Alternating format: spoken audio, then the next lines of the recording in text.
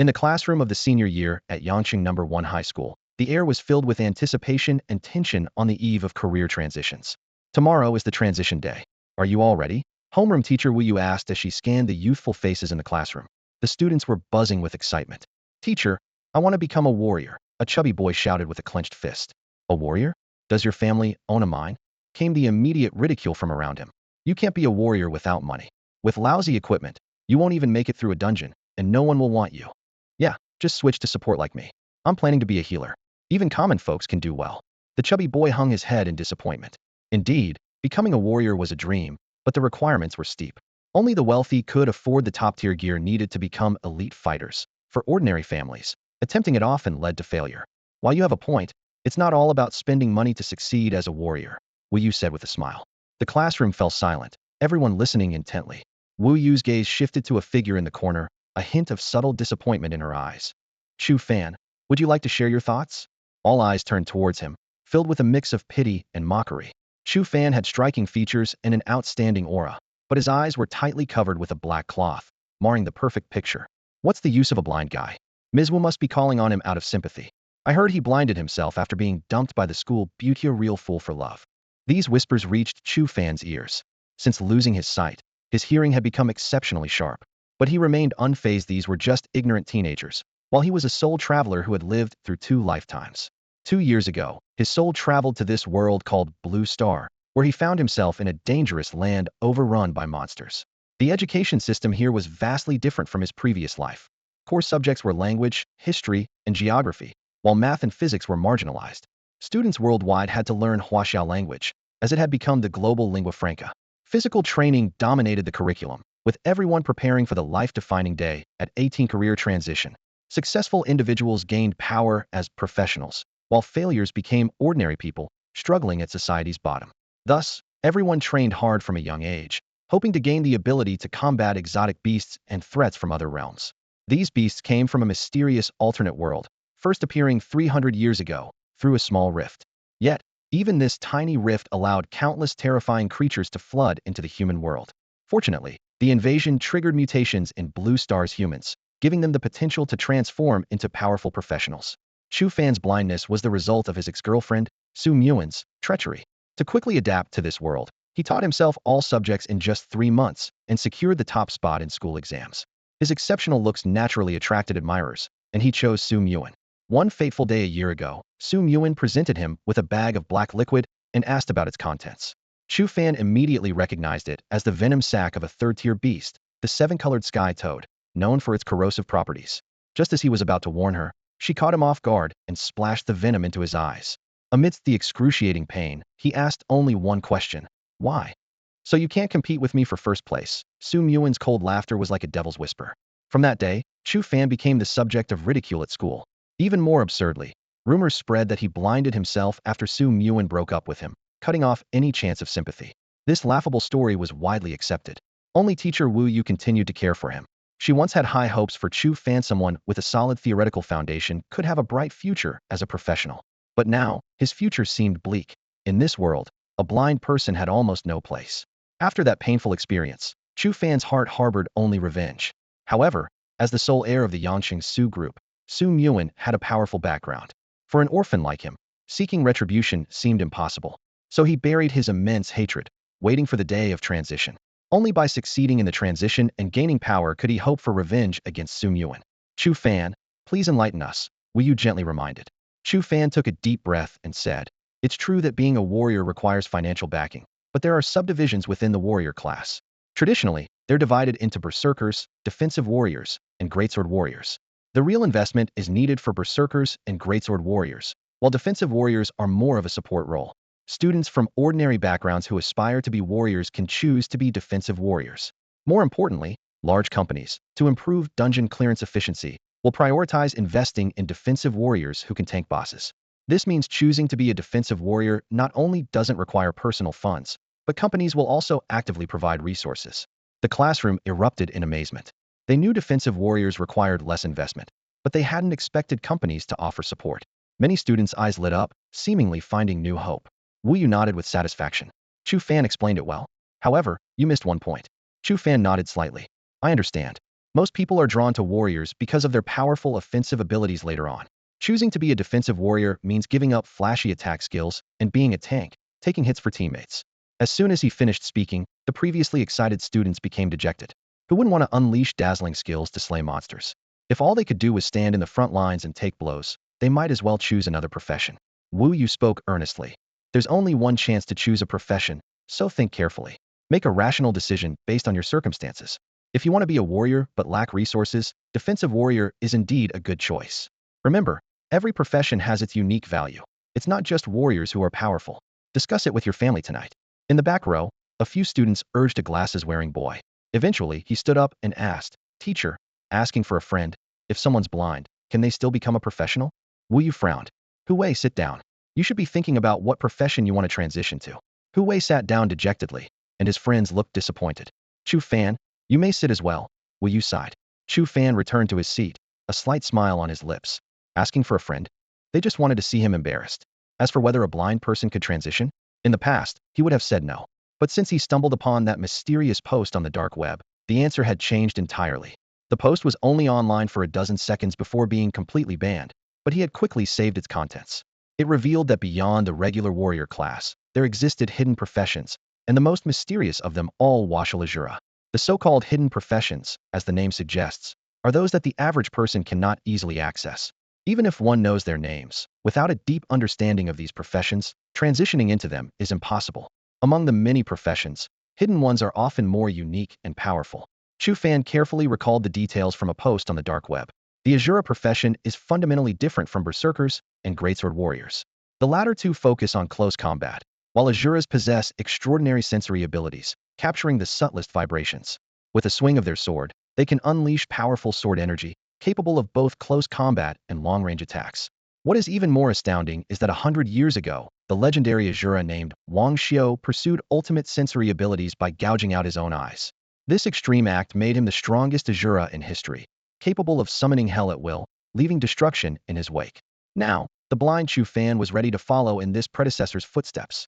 Asura, Chu Fan clenched his fist, having made his choice. The ringing of the school bell interrupted his thoughts. It was the last class of the day. Teacher Wu Yu reiterated some important points about transitioning professions, gave Chu Fan a meaningful look, and then left the classroom. Just as Chu Fan was packing up his things to leave, he noticed a sudden rush of air.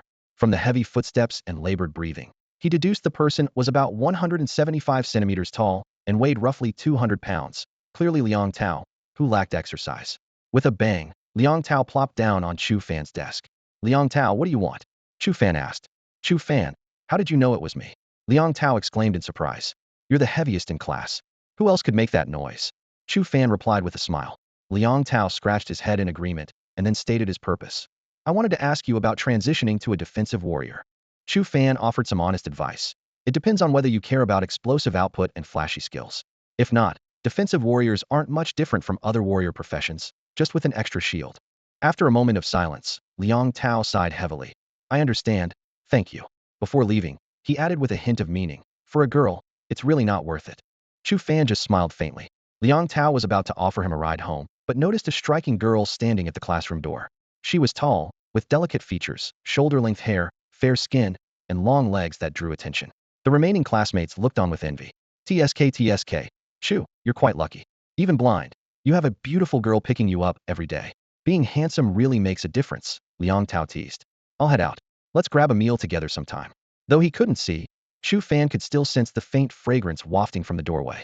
It was the scent of the Hermes Polar Ice Limited Edition, a subtle yet refreshing fragrance that belonged uniquely to Jiang Chua from Class 1, Grade 12. After Chu Fan arrived in this world, Jiang Chua was the first girl to pursue him, while Su Muan became his first official girlfriend. In the end, he chose the latter decision he later realized was his first mistake before losing his sight. After he went blind, Jiang Chua never showed disdain. Instead, she took even greater care of him. Every morning, she would appear punctually at the orphanage gate. Every evening, she would wait outside the classroom to escort him home, day in and day out, without fail. This persistence inevitably stirred emotions within Chu Fan. I'm changing my profession tomorrow. Jiang Chua stood before Chu Fan, her voice tinged with undisguised reluctance. She paused before adding, I will become a warrior, I will grow stronger, and then, protect you. Chu Fan was taken aback. You're going to become a warrior? He chuckled. All this time, I never knew what your family does. I mean, being a warrior is expensive. Don't worry, I can afford to spend a bit, Jiang Chuha replied softly. Chu Fan nodded silently. During their time together, he had noticed that Jiang Chuha came from a well-off family always dressed in designer clothes, generous with money. But he never probed further. Investigating behind her back was something he couldn't bring himself to do. In the schoolyard, Jiang Chua's tall figure guided Chu Fan gently, drawing countless curious stares. The surrounding whispers were harsh and sharp. Some mocked him for being blind, yet still favored by a beauty. Others predicted he would be abandoned again after changing professions, and some maliciously speculated whether he would harm himself again. These voices reached Chu Fan's ears clearly, causing him to pause slightly. What's wrong? Jiang Chuha asked with concern. Nothing. Let's go. Chu Fan shook his head. As night deepened, the two maintained their usual silence, walking home in mutual understanding. Half an hour later, at the gate of the Chiching orphanage, Jiang Chuha softly reminded him, get some rest, don't overthink. With that, she walked away, glancing back every few steps. Chu Fan waved goodbye with a smile. Once Jiang Chuha was out of sight, he suddenly changed direction, moving swiftly into the distance. His movements showed no signs of blindness, deftly avoided roadside trees, and effortlessly leaped over open manholes, his actions fluid and seamless. This was his nightly routine, training to enhance a special sensory ability known on the dark web as mind's eye. Wherever there is airflow. Chu Fan stood quietly in the night, fully concentrated on sensing the movement of air around him. Through long-term training, he had developed the ability to detect everything within a 10-meter radius by perceiving fluctuations in the air, even sensing small insects crawling on a tree 5 meters away. This ability originated from a mysterious dark web post that mentioned a hidden profession called Asura. The post was deleted after only a few seconds. By feeling the air's movements, Chu Fan could open a so-called mind's eye, as if unveiling a heavenly eye within his heart. Although he couldn't see, he could perceive every change around him. Chu Fan initially delved into the dark web searching for truths that were deliberately hidden by authorities.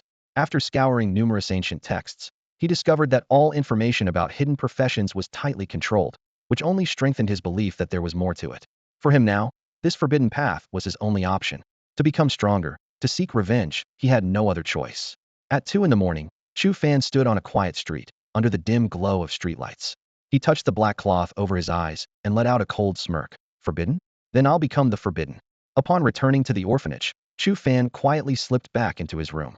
Morning soon arrived, bringing the noise of the street. He stood by the window on the second floor, sensing the presence of 8 people within 10 meters for adults taking 4 children to school. Today was the day of career transition, even more crucial than the college entrance exam. It determined not just one's future, but the direction of their life. Failure meant no future, while success meant a determined life path. As Chu Fan pondered, a rapid knock came at the door. Opening it, he found a wide-eyed little boy Xiao Hu.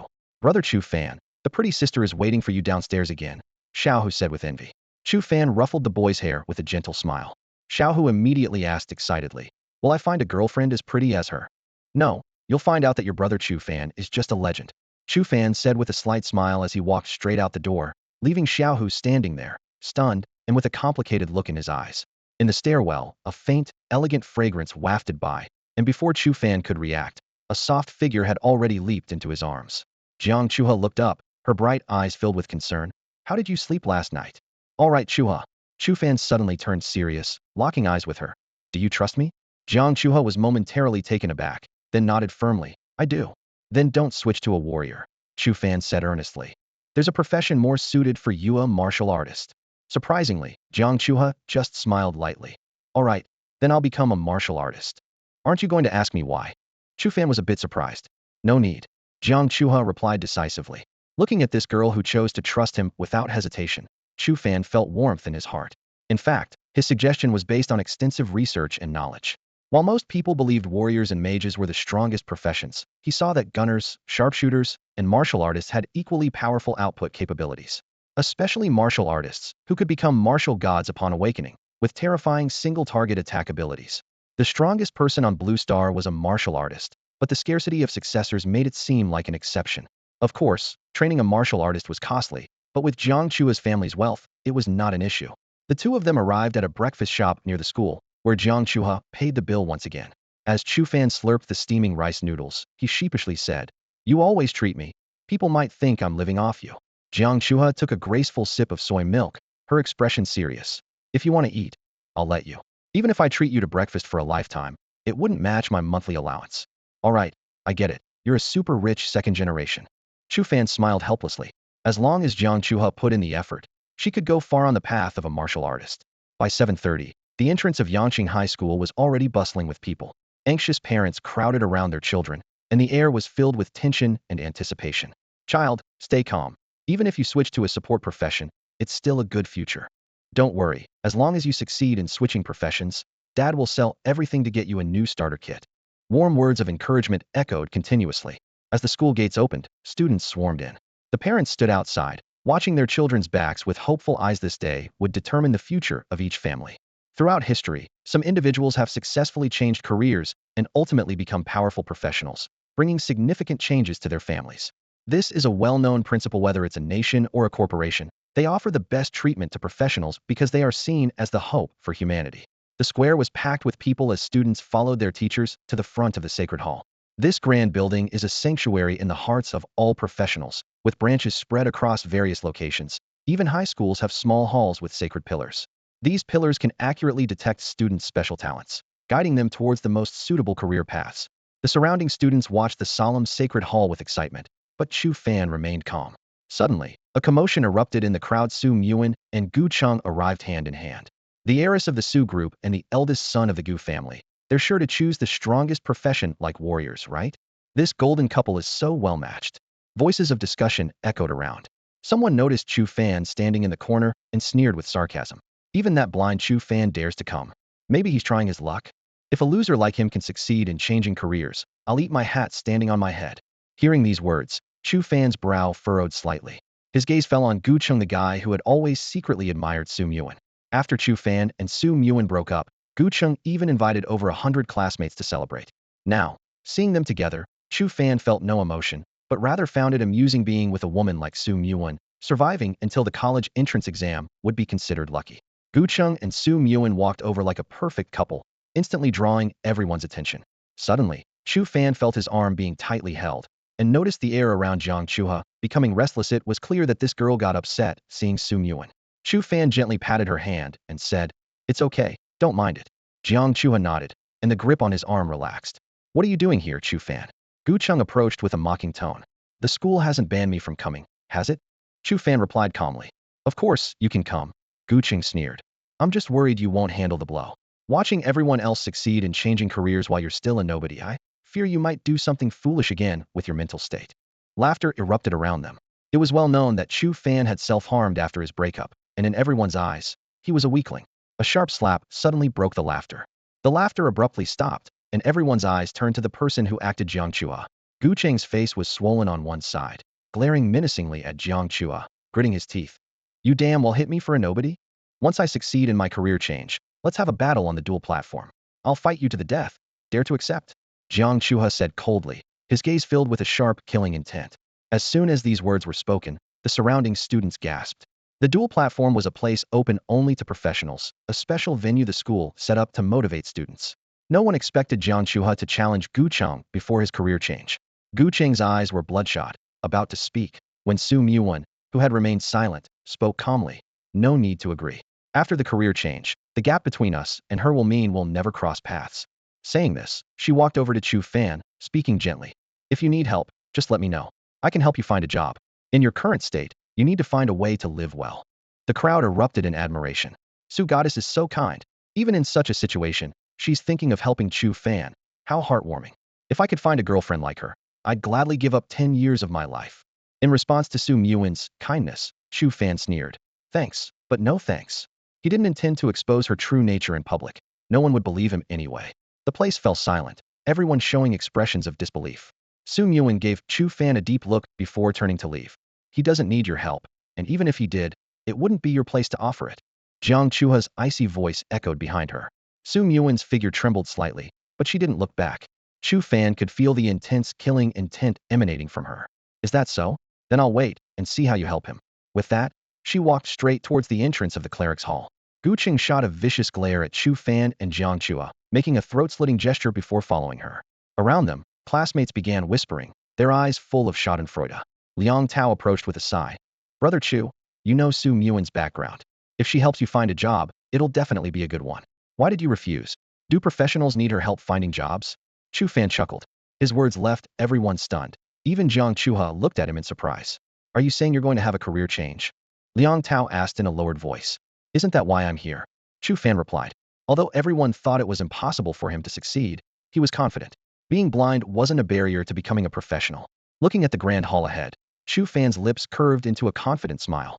Liang Tao saw that Chu Fan remained unmoved and sighed softly, choosing not to say more.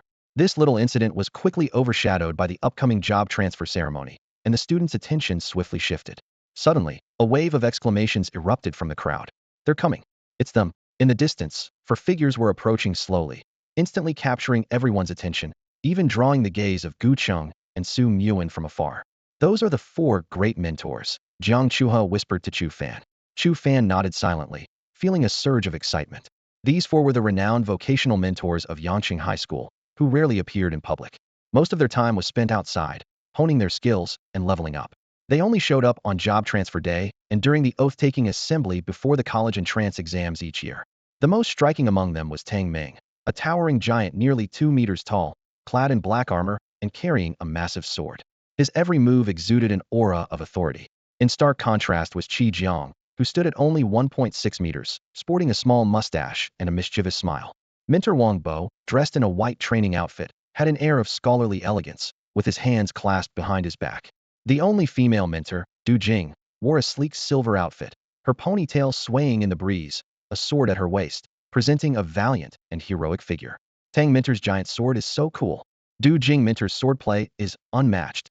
I want to become a martial artist like Mentor Wang Bo. The crowd was filled with admiration and exclamations. When discussing Mentor Qi Jiang, however, the students lowered their voices. The assassin profession seems a bit sneaky. Shoo, keep it down. Don't let Mentor Qi Jiang hear. As the strongest mentors of Yangqing High School, their legends were well known throughout the campus. Tang Ming was a level 25 giant sword warrior, Qi Jiang was an equally ranked master assassin, and Wang Bo was a leader in the martial arts world. Most awe-inspiring was Mentor Du Jing, the third strongest in the school, only surpassed by the principal and vice principal, and a level 26 berserker. After reaching level 20, advancing even one level was as challenging as reaching the heavens, requiring the accumulation of vast experience through life and death battles with beasts. This wasn't a game. There were no second chances. One mistake could mean the end. Today was the job transfer day, with 4 months remaining until the college entrance exams. The purpose of the four mentors' visit was to assess the students' talents, plan their futures in conjunction with the guidance of the Temple of Vocations, and assemble a sprint class for the final push towards the upcoming exams. In this dangerous world, many professionals face tough choices. Most of them choose to give up on the path of leveling up, opting instead for a stable job rather than risking their lives fighting beasts.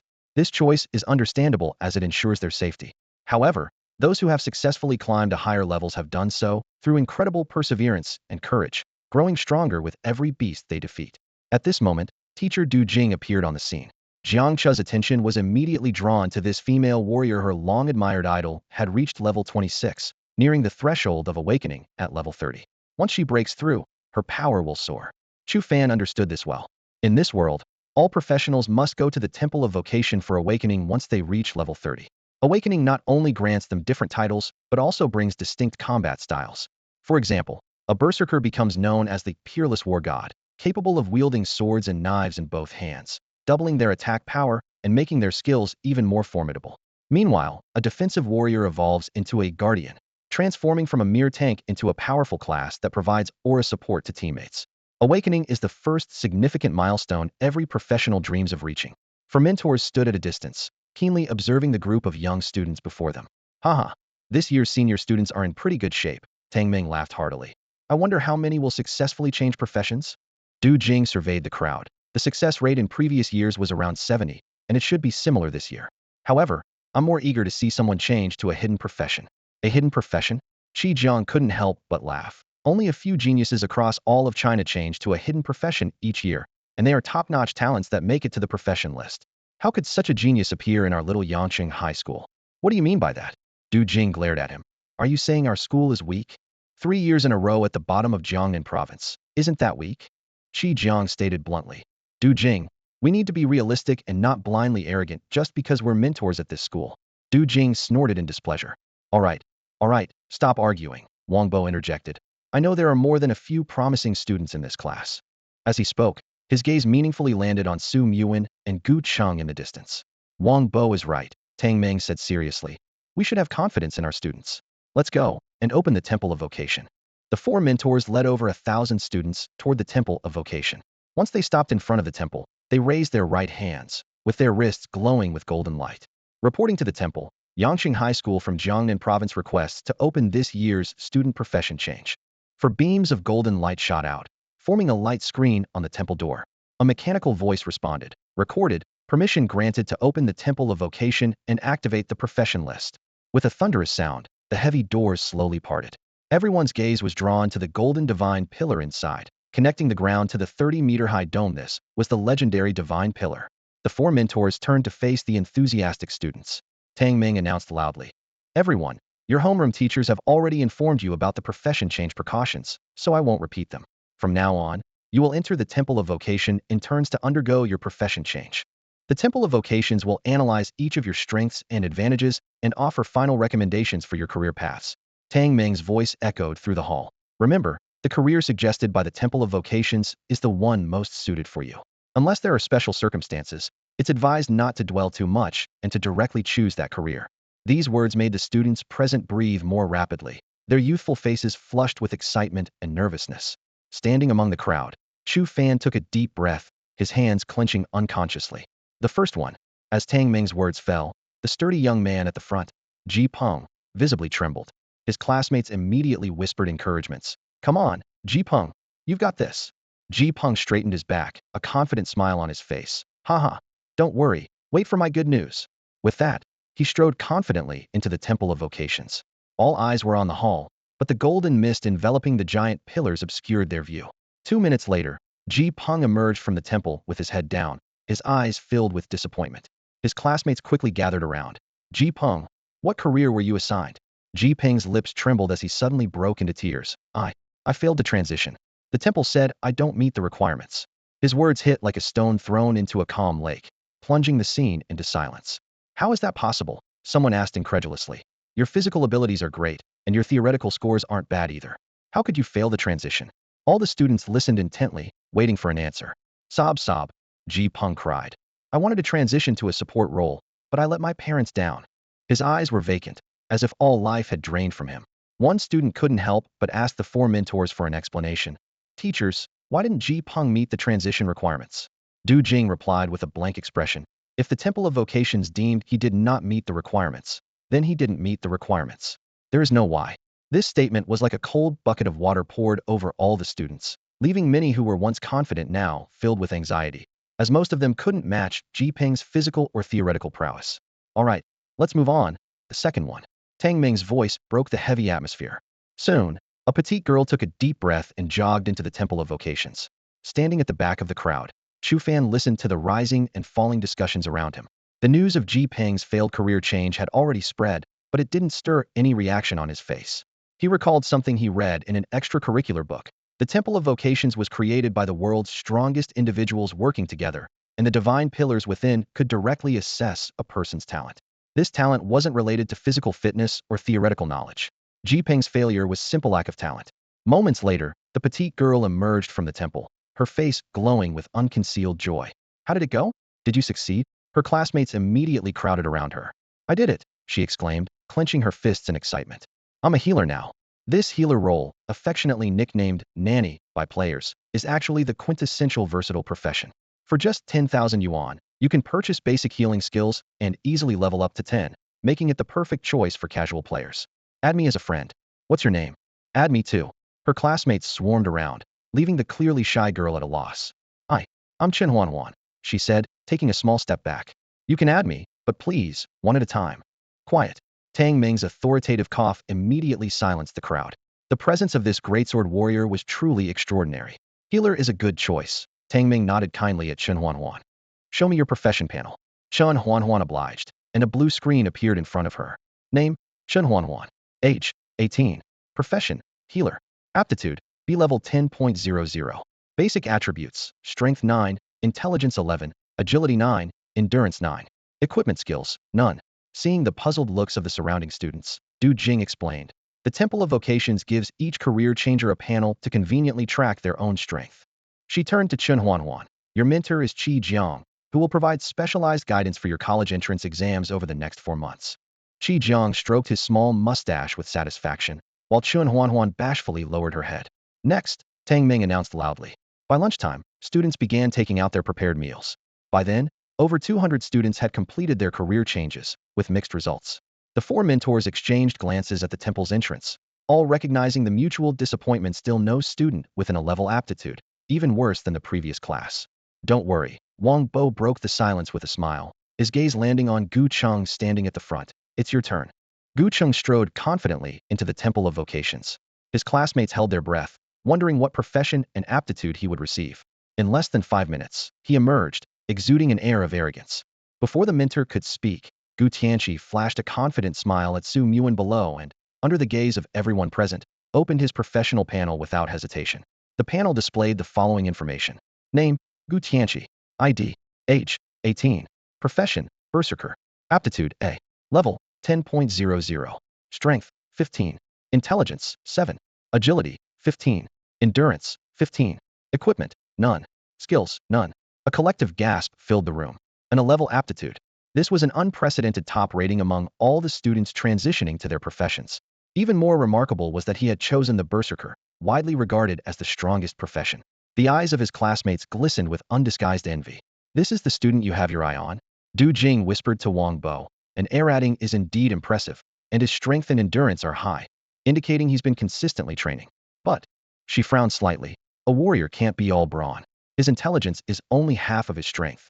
Wang Bo looked slightly embarrassed and quietly explained. His intelligence is indeed a bit low, but I have some connections with his father. How about I take responsibility for guiding him until the college entrance exams? Though Du Jing was the lead mentor for the Berserker profession, she agreed to this arrangement, and the other mentors had no objections. From today onwards, you'll follow me. I'll devise a detailed plan for you to acquire equipment and level up, Wang Bo said to Gu Cheng. Thank you, Uncle Wang. Gu Cheng replied, maintaining his smile. The students then proceeded one by one into the Divine Hall. Some failed, some succeeded, but none of the successful ones reached an A-level aptitude, and even levels were scarce. The disappointment in the mentors' eyes grew more apparent. I guess I was too greedy, hoping for a hidden profession to appear, Du Jing sighed softly. At this moment, Tang Ming's attention was drawn to the next student about to enter the Divine Hall. His eyes lit up. Are you Su Muan? Yes, mentor. Su Muan replied respectfully. Tang Ming nodded, signaling her to enter the Divine Hall, and then turned to the other mentors to explain. She is the only daughter of Su Changfeng from the Su group. Su Changfeng. Du Jing's eyes flashed with envy. I heard he has awakened as an unparalleled war god and possesses a rare level 30 set of equipment. She marveled at the advantage of wealth being a berserker herself. Even a rare level 20 set was hard to come by, let alone the exorbitantly priced level 30 set. But Su Changfeng had no shortage of funds. He could purchase materials to have items crafted or directly buy entire sets at high prices. The path of a professional is truly difficult without money. Du Jing sighed deeply, her gaze shifting to the Divine Hall. I wonder what level Su Changfeng's daughter will achieve. Su Muan remained in the Divine Hall for a full 10 minutes before emerging. Her entire demeanor had transformed, her eyes now sharp and confident. Muan, show us your panel, Tang Ming said with a smile. Su Muan looked at Tang Ming, shaking her head firmly. I apologize to the four mentors, but my panel is private, and I can't reveal it. This unexpected response caused a brief silence. The four mentors' expressions shifted from surprise to contemplation, while the surrounding students exchanged glances, clearly not anticipating someone daring to refuse a mentor's request. Humph, what's she pretending for? Jiang Chuha muttered quietly in the crowd. Standing next to her, Chu Fan smiled slightly. She might be pretending, but what she said is true. He recalled reading in a history book about a powerful summoner over a decade ago who was ambushed and killed in a dungeon after his panel revealed his pets and skills to his opponents. Still, refusing to even show a beginner's panel seemed overly cautious. Could she have a hidden profession? Chu Fan wondered to himself. He turned to Jiang Chua, advising in a low voice. Chua, remember, the most terrifying thing in this world isn't monsters, but human nature. Human nature? Jiang Chua blinked her big eyes, looking puzzled. Besides your parents, don't trust anyone easily. But I trust you, Jiang Chua said earnestly. Chu Fan just smiled in response, saying nothing more. In the center of the field, Tang Ming wasn't angered by Su Muan's refusal. Instead, he asked, so, what profession did you choose? Su Muan maintained her mysterious smile, clearly unwilling to disclose it. All right then, Tang Ming shrugged. I was hoping to give some advice based on your situation, but never mind. Which mentor's class would you like to join? As Su Muan glanced around at the four mentors, Du Jing suddenly spoke up. Tang Ming, you can have this student. Her personality doesn't quite fit with mine. Ha ha, then I'll gladly accept. Tang Ming laughed heartily. Su Muin frowned slightly at Du Jing, then said to Tang Ming, Minter Tang, I hope I can get into the Big Four under your guidance. The Big Four. Tang Ming chuckled. That's not easy, but having ambition is good. I'll do my best, and you should too. He thought to himself, it's been years since Yang City produced a student who got into the Big Four. Entering one of the top 12 schools would already be impressive. Although Su Muin never showed her panel, the mentor's reactions suggested her potential was extraordinary, possibly on par with Gu Cheng as a grade warrior. After her, the subsequent profession tests seemed lackluster in comparison. Aside from a few who failed to transition, the highest potential was only grade, with most being crate. During this time, the mentors frequently explained the importance of potential for professionals. The higher the potential, the greater the attribute boosts upon leveling up and the higher the chance of grasping professional essentials. Historically, cases of successful awakenings with crate potential were rare. Time passed quietly, and Tang Ming's voice rang out again. Next. Jiang Chuha released Chu Fan's arm and asked in a clear voice, do you want to go first, or should I? You go ahead, Chu Fan replied with a slight smile. Jiang Chua nodded and walked briskly into the clergy hall. Standing nearby, Gu Cheng watched with a cold smirk on his face. He stared intently at Jiang Chua's back, a malicious glint in his eyes. That woman dared to hit me earlier. After the job transition, I'll make sure she begs for mercy, he thought, his gaze lingering greedily on her long legs. Meanwhile, Su Muin appeared indifferent, sitting alone in a corner, engrossed in a book and seemingly oblivious to her surroundings. 3 minutes later, the doors of the clergy hall opened again, and Jiang Chuha walked out slowly. Are you willing to reveal your panel? Tang Ming asked, changing his approach after Su Muin refused to display hers. To everyone's surprise, Jiang Chuha didn't answer directly. Instead, she turned to Chu Fan in the audience and asked, should I show them? This action immediately caused a stir among the spectators. Isn't that a bit much? She's asking a blind guy for his opinion. Why does Chu Fan matter so much? The students whispered among themselves. Chu Fan smiled gently and said, go ahead. With his permission, Jiang Chua nodded, and a blue light appeared in front of her, revealing her attribute panel. Name, Jiang Chua. Age, 18. Profession, martial artist. Aptitude, S. Level, 10.00. Strength, 20. Intelligence, 20. Agility, 20. Endurance, 20. Equipment, none. Skill, hook punch tier 1-1. The room erupted in excitement. Level aptitude. The first one. She already has a skill, people exclaimed. However, doubts quickly followed. A martial artist? That's too weak. Not as good as a warrior or mage. Even with level aptitude, she chose the wrong profession. Several instructors, however, were intrigued. Wang Bo spoke first. Would you like to join my class? As a fellow martial artist, I can share all my experience with you. Other instructors also extended invitations. Once again, Jiang Chuha looked to Chu Fan for guidance. Which class should I join? Through the black satin covering his eyes, Chu Fan calmly replied. Choose the instructor you feel most comfortable with. I choose instructor Du Jing, Jiang Chuha decided, bringing joy to Du Jing while the other instructors looked disappointed. Wonderful. Chuha, I will do my utmost to nurture your talents, Du Jing said with a beaming smile. With level aptitude, Jiang Chuha stood out as one of the top talents not only in Jiangnan province, but also nationwide. As she appeared at the entrance of the Temple of Divinity, the atmosphere was instantly electrified. The students present gasped in shock, their eyes filled with awe. Achieving a level talent was a struggle for most, a level was rare, and a level was almost unheard of. Yet here stood a prodigy with level talent before them. Jiang Chuha maintained a calm demeanor as she gave a slight bow to the four mentors. Despite the intense gazes fixed on her, she seemed unfazed and walked directly toward Chu Fan in the crowd. Everyone watched as this exceptional young woman unhesitatingly took Chu Fan's arm, a proud smile on her face. So how is it? Jiang Chuha asked softly. Chu Fan gave her a thumbs up. Impressive. This scene left everyone dumbfounded, their expressions frozen in disbelief. Chu Fan lowered his voice and said to Jiang Chua, Chua, there are only 4 months left until the college entrance exams. This period is crucial for us to push forward. We need to seize every moment to level up and strengthen ourselves for our ideal universities. Yes, I understand, Jiang Chuha replied gently. But it doesn't matter to me whether the university is prestigious or not. I'll go wherever you go. Chu Fan was taken aback. What if I go to an ordinary university? Then I'll go to an ordinary university, Jiang Chuha replied without hesitation. All right then, Chu Fan thought to himself, shaking his head inwardly, thinking she might be too focused on romance. He then said seriously, from now on, you need to follow my lead entirely, including leveling paths and equipment choices. Is that okay? Jiang Chuha nodded obediently. In the distance, the boys watching them together were filled with regret and frustration. Gu Cheng stood among the crowd, his gaze dark and intense, while Su Muan looked down at her book, seemingly indifferent to everything happening around her. Next, Mentor Du Jing's voice broke the atmosphere. All eyes immediately turned to Chu Fan, standing next to Jiang Chua. The murmurs began. Here he comes. Chu Fan's up next. Huh. I can't wait to see him enter the Temple of Divinity. I failed my own class change. There's no way this loser will succeed. Ignoring the jeers, Chu Fan gently patted Jiang Chua's hand. Wait for me a bit. With that, he walked towards the Temple of Divinity. Student, your eyes. Mentor Du Jing noticed the black cloth covering Chu Fan's eyes, her tone hesitant. Despite having a good impression of him, seeing a blind person attempting a class change was unprecedented. The other three mentors also frowned. Gu Cheng seized the moment. Mentors, letting a blind person enter the Temple of Divinity is a desecration, isn't it? His words sparked an uproar among the students.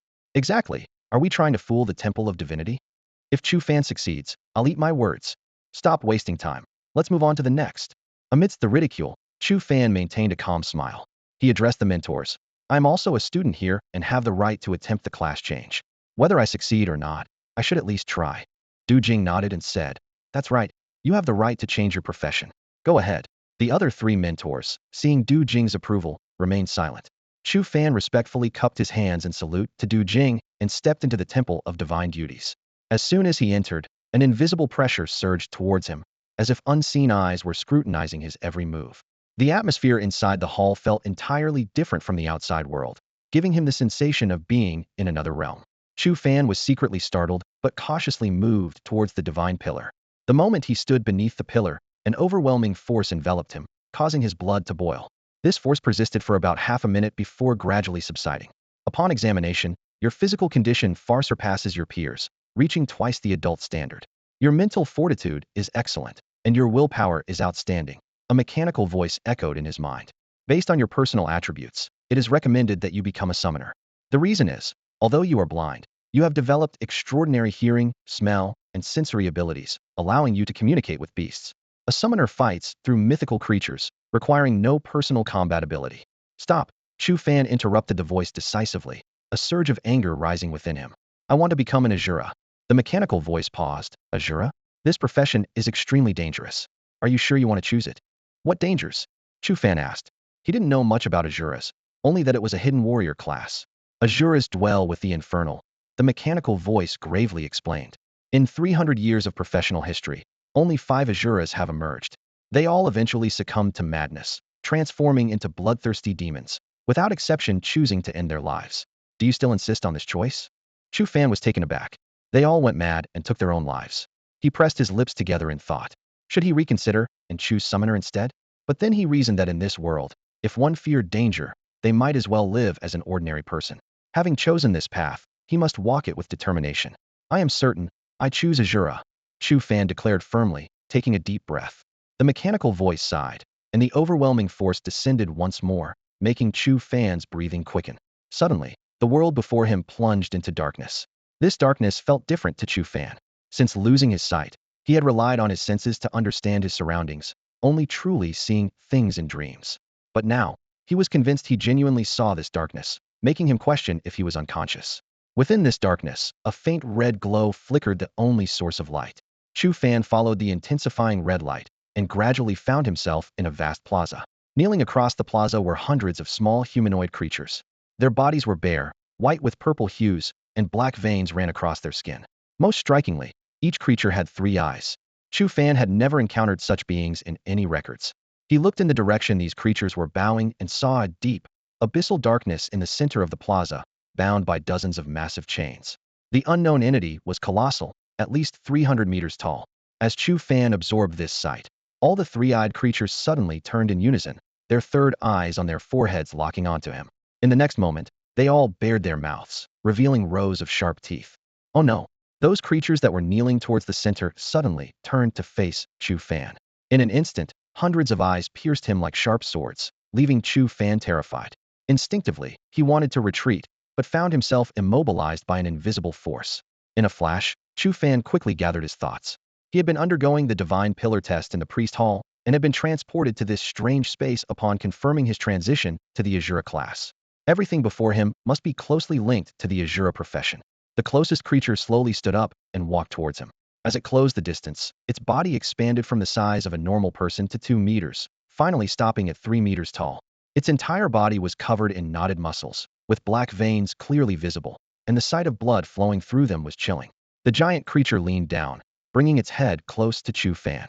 The third eye on its forehead kept rotating, as if probing for something. Chu Fan held his breath, not daring to make a sound. Ataska. The creature suddenly spoke, its voice deep and hoarse. It then turned around and roared at the distant kneeling tribe. Ataska.My. The group initially appeared confused, but after the creature's second shout, they all yelled in unison. Ataska.My. The deafening shout was filled with fervor and madness. Chu Fan read excitement and madness in their eyes, and just as he was puzzled, the world spun around him. The scene vanished, and he found himself back in the priest hall. The space he had just been in left him uneasy. Every creature there was far stronger than the 4 great mentors, and there were hundreds of them. More terrifying was the massive entity imprisoned in the center of the square. Its true nature, why it was worshipped by the three-eyed race, and why it was imprisoned there. All these questions swirled in Chu Fan's mind. As he pondered, a mechanical voice sounded, informing him of his successful transition to Asura, and asked if he wanted to hide his name on the transition leaderboard.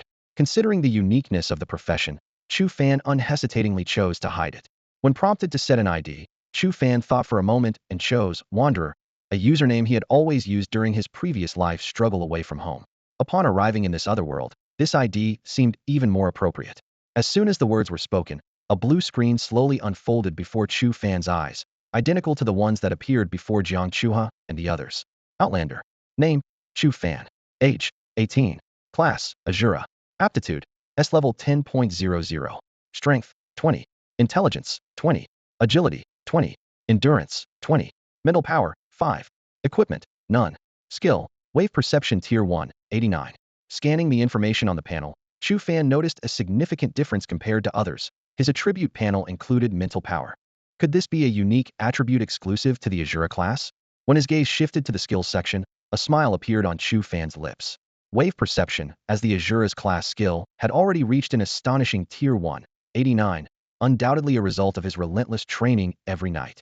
The only thing that slightly surprised him was the aptitude rating.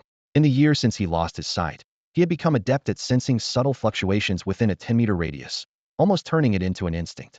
Although he hadn't reached the legendary Heart's Eye realm, such rapid progress should have warranted the highest SSS rating. The evaluation standards of the Divine Hall were truly perplexing. Would you like to view the class change rankings? A mechanical voice prompted. View.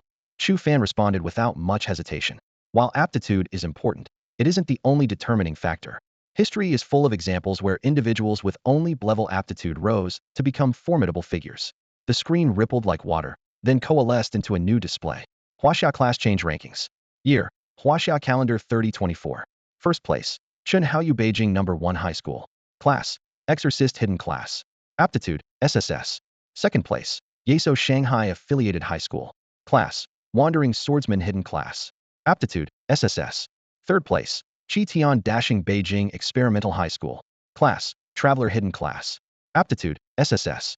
Fourth place, Liao Luoqing No. 5 High School. Class, Abyss Stalker Hidden Class. Aptitude, SSS. Looking at the names on the list, Chu Fan's expression turned serious. Yang City was ultimately too small, while Huaxia was full of talented individuals. Suddenly, a shocking realization struck him. Could see. Surveying his surroundings, a layer of eerie red mist enveloped the air, casting a somber hue over the scenery.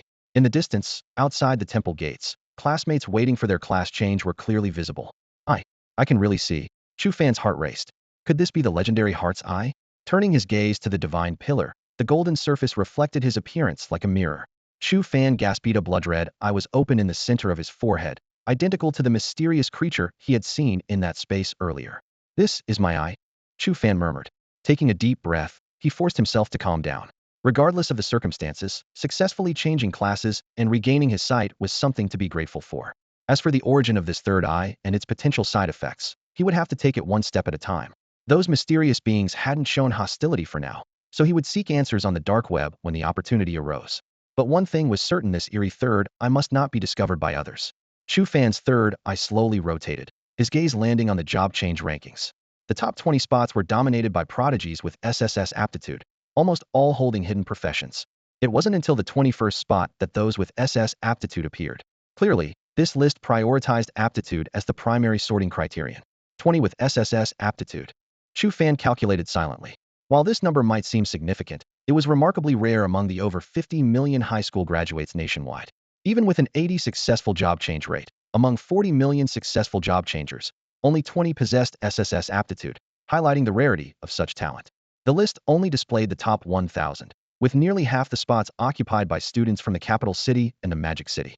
These two super cities, one home to the main temple of the Divine Hall of China and the other the headquarters of the Martial Alliance, naturally gathered many strong individuals. Speaking of the Martial Alliance, one must mention the legendary figure Wei Wuji. As the first person in a century to surpass level 70, this unparalleled individual began as a martial artist, rising to become a martial god, ultimately reaching the pinnacle of the martial extreme realm. His presence cemented China's unassailable position on Blue Star, compelling other nations to bow in submission. Students from the capital city and the Magic City, whether due to family background or growth environment, were far beyond comparison with those from other regions. In contrast, smaller cities like Yang City found it challenging to cultivate top-tier talents. Chu Fan continued browsing and soon found his own information at the 58th position. Yang City number 1 High School, Outsider, Asura Hidden Profession, Aptitude S. 58th. Not too bad, he consoled himself. At that moment, the information at the 60th position caught his attention. Yang City number 1 High School, Wenwan, Miko Hidden Profession, Aptitude S. Wenwan. Chu Fan's eyes turned cold, immediately recognizing this as Su Muin's alias. A heart like a viper's. Yet she chose the name, Wenwan. How ironic, he sneered. He hadn't expected her to transition into a Miko, a rare hidden profession. Although information about Mechs was scarce in the public domain, Chu Fan had come across relevant details on the dark web. This was a profession focused on mental attacks. Once powerful, a mere glance could throw someone into mental chaos, willing to sacrifice everything for you. Chu Fan pondered over this information and kept it in mind as he continued scanning the rankings. Soon, he found his target ranked 352nd, Jiang Chua from Yangqing number 1 High School. Aptitude, level, profession, martial artist. This silly girl, not even setting an ID and using her real name directly. Chu Fan chuckled, shaking his head. He recalled the moment outside the Divine Hall when he asked Jiang Chua to display her panel, not merely for showing off. Sometimes, revealing one's strength at the right moment could save a lot of unnecessary trouble. However, as one's strength grows, panel attributes should not be shown casually. Of course, if Jiang Chua had a hidden profession, he wouldn't have let her display it publicly. Ranked 352nd, the major universities should be interested in her, Chu Fan mused. The existence of the transition ranking was actually a collaboration between the education headquarters and the Divine Hall to improve the treatment of outstanding students. Being on the list meant being noticed by major universities. Next, these students might receive favorable conditions and be admitted in advance. To gain the favor of top universities, two rankings were crucial: the transition ranking and the level ranking. Being at the forefront of both almost guarantees early admission. Even if one doesn't excel in both, there's still the path of the college entrance examination. While he was thinking, a mechanical voice sounded. Congratulations, you are ranked 58th in the transition ranking. Chu Fan nodded slightly, quickly closing his third eye. The scarlet pupil merged into his flesh and disappeared without a trace. From now on, I am Asura, he said with a smile, stepping towards the hall's exit. As he reached the doorway, he sensed the sharp and turbulent aura outside. Among them, one gentle wave stood out. It was Jiang Chua's. Chu Fan smiled and nodded in her direction, watching her tense body relax.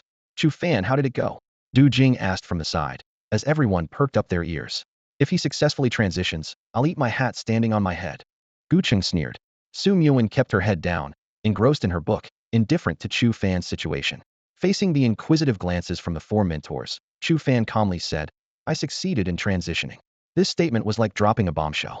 The scene instantly fell silent, with everyone frozen in place as if under a spell.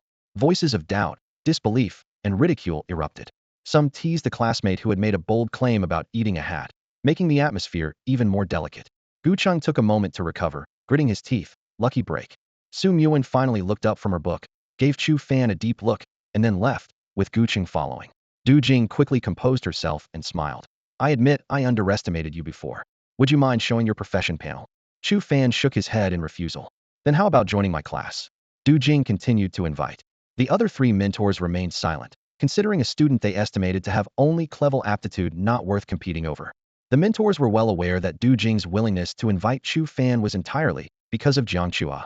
However, to everyone's surprise, Chu Fan smiled and shook his head at Du Jing's invitation, saying, Mentor Du, I'd like to study on my own. This decision stemmed from his unique circumstances, his mysterious profession, the presence of a third eye, and the existence of an unknown mystical square. These secrets could not be revealed, and self-study was undoubtedly the safest choice. Du Jing was stunned, her expression showing disbelief. The other three mentors' faces instantly darkened, a clear displeasure flashing in their eyes. In the history of Yangqing No. 1 High School, no student had ever dared to refuse a mentor's invitation. Self-study. One of the mentors sneered, "Do you think you have S-level aptitude?" The mentors' faces were filled with disappointment. In their view, students who were unaware of their limits and failed to recognize their abilities rarely achieved great success. Du Jing sighed softly, her gaze thoughtfully sweeping over Chu Fan, already considering whether to advise Jiang Chuha to distance herself from a classmate who might hold her back. "All right, I won't insist," Du Jing said flatly. "But I must remind you, there are only 4 months left until the college entrance exam. The benefits of having a mentor for targeted training far surpass self-study." "I understand. Thank you, Mentor Du." Chu Fan nodded in gratitude, and then turned to head towards Jiang Chua's location. While everyone was still in shock, no one noticed how Chu Fan accurately found Jiang Chua. "What profession did you switch to?" Jiang Chua asked in a low voice. "A hidden profession," Chu Fan replied with a mysterious smile. "Really? There are too many eyes and ears here. I'll tell you later." "Oh." Although Jiang Chua thought Chu Fan was joking, she nodded obediently. The job transfer ceremony continued until 7 p.m. The 4 mentors watched the students below the stage with solemn expressions. Du Jing stepped forward to summarize. "As you all have seen, changing professions is no easy task. Of the 510 participants today, only 320 succeeded, with a success rate of less than 65. Most of them have clevel aptitude, 23 are B-level, 2 are A-level, and only Jiang Chua has S-level aptitude. She is likely to enter the Huaxia job transfer list and attract attention from universities nationwide."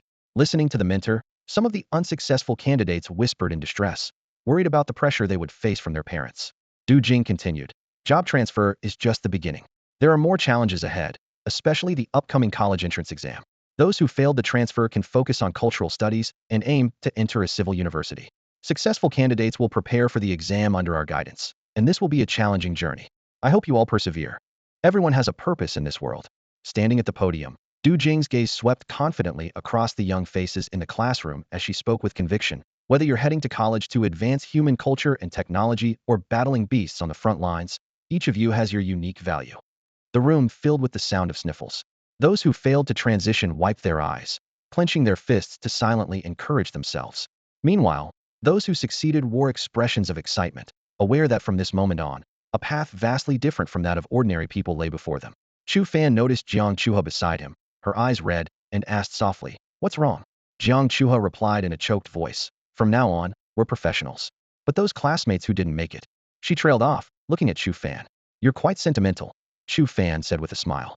"We won't be separated, right?" Jiang Chuha suddenly asked. Chu Fan was taken aback, his gaze drifting into the distance. The path of a professional was fraught with danger, and he couldn't guarantee he could always continue. Perhaps one day he might fall to a beast or disappear forever in a mission. The February night fell especially early. The bright moon hung over Wangyue Lake at Yangqing High School, its surface shimmering. The school's pride, Wangyue Lake and Pavilion, was usually a haven for couples to admire the moon and converse. But tonight, due to transition day, freshmen and sophomores had the day off, and seniors had left early, leaving the area unusually quiet. Su Yuen stood alone in the pavilion, staring at the moon reflected in the lake. Suddenly, her expression turned cold. "I didn't expect him to succeed in transitioning."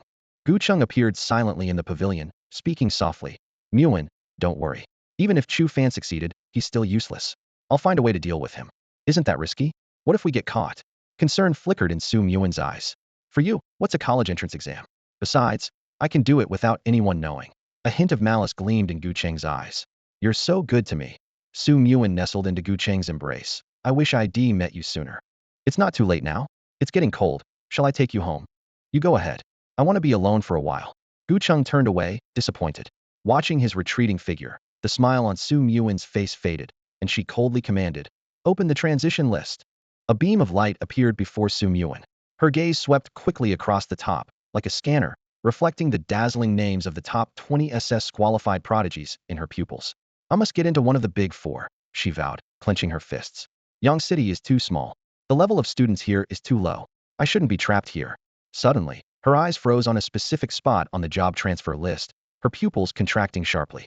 There it was, boldly written. 58th place, Yang City No. 1 High School, stranger, Profession, Asura hidden profession, qualification, S. Number 1 high school, S-level qualification, and a hidden profession, Asura. Su Yuan's expression instantly darkened. She had just come out of the Divine office and hadn't had a chance to look closely at the job transfer list, assuming she was unquestionably the top in Yang City. She hadn't expected there to be someone like this hidden in her own school. She quickly replayed the scenes from today's job transfer event in her mind. The most outstanding were none other than herself, Jiang Chua, Gu Cheng, and that boy Wu Haobai, who was immediately noticed by mentor Qi Jiang. Gu Cheng was an A-level qualified berserker. Jiang Chua had shown his S-level qualified martial artist panel. And Wu Haobai, that boy who never displayed his panel, always wearing that annoying smug smile. Is it you, Wu Haobai? Su Yuan suddenly stood up from her seat, her lips curling into a cold smile. Huh, an S-level qualified hidden profession, quite similar to me. Interesting. Meanwhile, inside the mentor building, this year's results are truly disappointing. The job transfer success rate is not even reaching 70%. Mentor Tang Ming wore a face of anger. Don't worry, there's still tomorrow, Wang Bo reassured with a smile. Tomorrow? Tang Ming snorted. Today, at least, we had 2 A-levels and 1 S-level.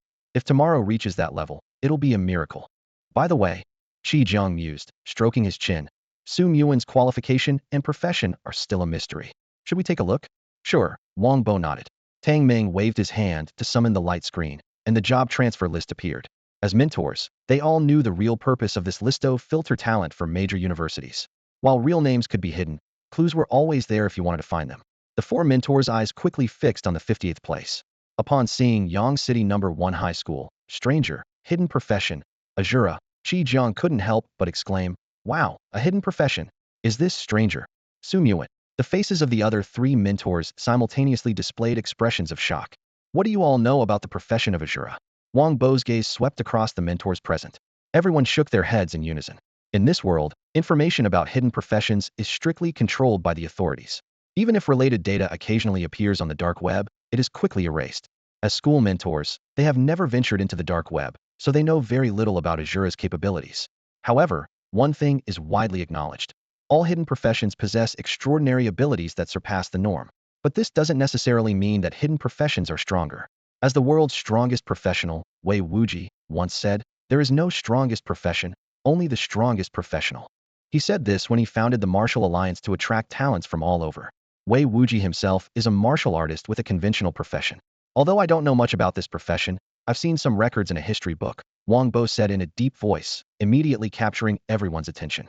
The characteristic of the Asura profession is slaughter, which can cause a person to develop a bloodthirsty nature. Bloodthirsty. The expressions of the mentors turned serious, especially Du Jing and Tang Ming, who frowned deeply. Only Qi Jiang laughed heartily. Why the long faces? To survive in this world, you have to be ruthless.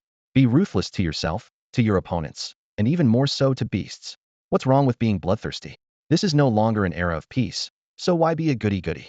These words made Du Jing and Tang Ming think deeply and nod slowly in agreement. Although the reasoning was sound, the term bloodthirsty still felt unsettling. Why not let me have her? Qi Jiang suddenly asked Tang Ming. Tang Ming shook his head decisively. No way, a student with great potential is a rare find, and he couldn't just hand her over. Besides, she ranked 58th on the transfer list, and with the current trajectory, she could likely enter one of the 12 top universities in 4 months. After graduation, she could either become a divine general in the Temple of Gods or join the Martial Alliance as a warrior. Just then, Qi Jiang suddenly shouted excitedly, whoa, look, another student from our school is ranked 60th. The other 3 mentors immediately shifted their gaze downward. Indeed, a student with the ID, Wenwan, was ranked 60th. This is amazing. One at 58, another at 60. Our school is on the rise. Qi Jiang said excitedly. Wenwan. Du Jing's eyes flickered. That should be Su Yuan, right? That's right. The group then turned their attention to the 58th ID. Stranger. Relieved that Su Yuan wasn't the Asura, Tang Ming exhaled and laughed. Haha. Inscribed potential priestess. Very good. I just didn't expect someone to rank ahead of Yuan.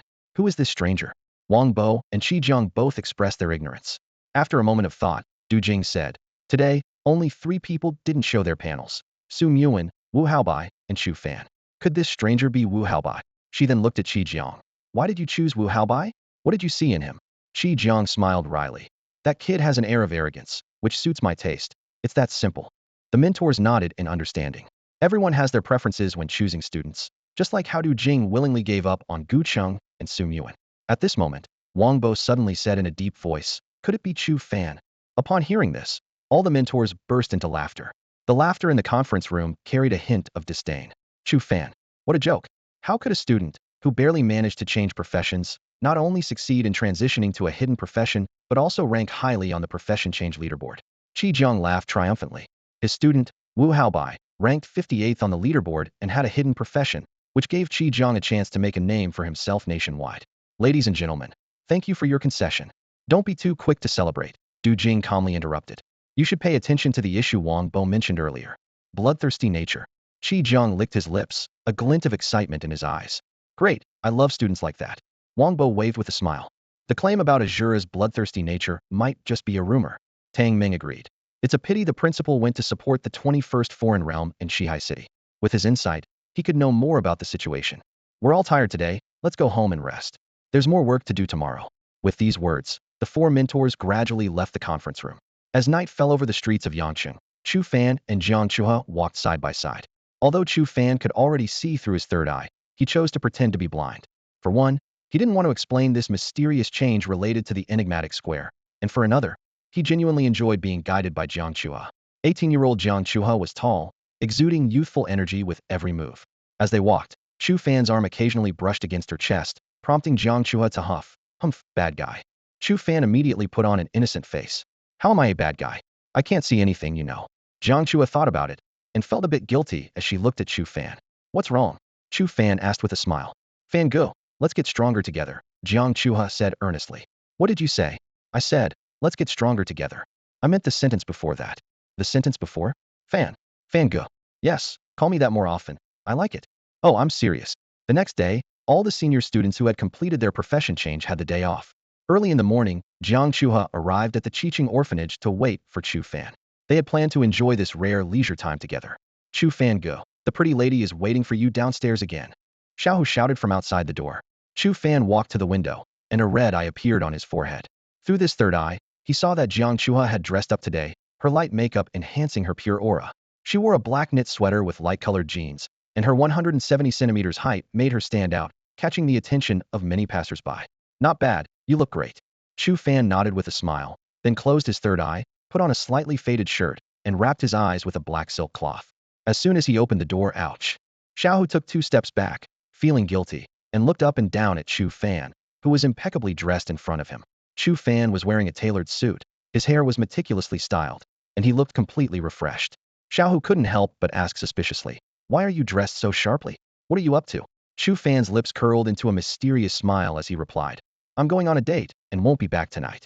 If the director asks, you know what to say, right? A date. Xiaohu swallowed hard, his eyes widening. So soon. Chu Fan lightly tapped Xiaohu's head, chuckling. Hang in there. When you're 18, you might be even faster. With that, he turned and walked away with a flourish. Regaining his senses, Xiaohu immediately dashed towards the director's office, shouting at the top of his lungs. Grandpa Li, something's wrong. Something's wrong. Brother Chu Fan, something big happened. His shout alarmed the boys and girls in the orphanage. These kids, around 10 years old, with innocent faces and clear eyes, poked their heads out at the noise and then chased after Xiaohu. Xiaohu, don't scare me. What happened to Brother Chu Fan? Right, yesterday and today are career transition days. Did Brother Chu Fan succeed? Brother Chu Fan can't see. How could he succeed? But it's okay. When I'm 18 and become a professional, I'll protect him. As the children chattered noisily, an elderly man with a stooped back and pale face slowly approached. Grandpa! The children called out in unison, crowding around him. Li Mu smiled kindly and asked, Xiaohu, what's going on? Xiaohu's eyes widened with a look of terror. Brother Chu Fan went on a date and won't be back tonight. Obviously, that pretty sister will. A little girl gasped, covering her mouth. Are you saying that Brother Chu Fan's energy will be drained by that pretty sister? Grandpa, didn't you say we can't date before 18? We'll be drained of energy and become listless, just like you. Please, save Brother Chu Fan. Li Mu's mouth twitched. This was indeed a story he made up to trick the children, to lay a good foundation for them. However, he had already received news from Yangqing No. 1 High School that Chu Fan had successfully transitioned to a professional status and no longer needed to follow his training methods. Looking into the distance, a gentle smile appeared on Li Mu's pale face. Youth is wonderful. Meanwhile, Chu Fan had already arrived in front of Jiang Chua. Where are we going? Chu Fan asked with a smile. Jiang Chua immediately linked her arm with his. She was already tall, and today she wore a pair of brown platform shoes, making her almost the same height as Chu Fan, who stood at 180 centimeters. Come with me. I'll take you to a great place. Jiang Chua said as she led Chu Fan forward, soon reaching a red sports car. Get in, Jiang Chua said, opening the passenger door and carefully helping Chu Fan into the seat. As he got into the car, Chu Fan was secretly amazed. Through his perception, he realized it was the flagship model of the Shanghai Group, the Thor 1 Pro version A technological marvel capable of both land and air travel. This car could accelerate from 0 to 100 km/h in just 1.2 seconds and fly at a top speed of 1000 km/h. In this world where technology far surpassed that of his previous life, high-tech cars and aircraft were common, but a vehicle like the Thor 1 that combined both land and air capabilities was extremely rare. Even more enticing was the fact that this car was never publicly sold. It could only be acquired with the personal approval of Qin Shanhai, the president of the Shanghai Group. Qin Shanhai, a level 30 professional and a member of the Martial Alliance, would only approve buyers of significant stature. Am I sitting in the car now? Chu Fan feigned ignorance, his eyes covered with a silk cloth, as he asked. Just a regular car, Jiang Chua replied casually while driving. It was a gift to my dad. After I successfully changed my profession, he passed it on to me. I picked it up to come get you. Hearing the word gift, Chu Fan couldn't help but gasp. What kind of background did Jiang Chua's father have to receive a Thor 1 worth tens of millions from Qin Shanhai? Hold on, I'm going to accelerate, Jiang Chua announced as she activated the flight mode, and the car soared into the air. As the powerful thrust pressed him back into his seat, a warning sounded from the announcer. Your speed has reached 820 km/h. You are over the speed limit. Please control your speed. Jiang Chua didn't mind and continued to push the accelerator. Hearing her rapid heartbeat, Chu Fan realized she was someone who loved thrills a side of her he hadn't seen before, a typical case of being both inexperienced and eager for excitement. 5 minutes later, the car gently landed in a parking lot. Where have you brought me? Chu Fan feigned alarm. You're not taking me to some deserted place, too? Jiang Chua rolled her eyes. What are you thinking? This is the professional traders market, where you can buy all sorts of common skills and equipment. We're heading into the dungeon tomorrow, so we need to prepare in advance. Chu Fan's interest was piqued. The professional traders market was the largest trading venue in Huaxia, offering almost everything a professional might need, except for hidden professions. It was his first visit. But, I don't have any money, Chu Fan said helplessly. I do, Jiang Chua replied decisively. At this moment, the crowd in the parking lot was drawn to the car. Wow, is that a Thor 1? It really is a Thor 1, a car money can't buy. Who's the owner? Amazing, there are only a few in the whole country, and it's right here in Yang City. Just then, a Lamborghini pulled up nearby. Su Muin and Gu Cheng were in the car. Gu Cheng looked at the Thor 1 that had descended from the sky, a flash of envy in his eyes. Not long ago, he had asked his father to contact Qin Shanhai to buy one, but was directly refused. Qin Shanhai's power and influence were undeniable, and if he chose not to show respect, not even his father could change that. This thought kept echoing in Gu Cheng's mind, making him increasingly restless. At that moment, he was standing with Su Muin in the parking lot of the professional exchange market. They originally came to purchase some equipment, but unexpectedly, he spotted the car that had been occupying his thoughts, the Thunder God 1. Its sleek design shimmered under the sunlight, drawing his gaze irresistibly. What are you looking at?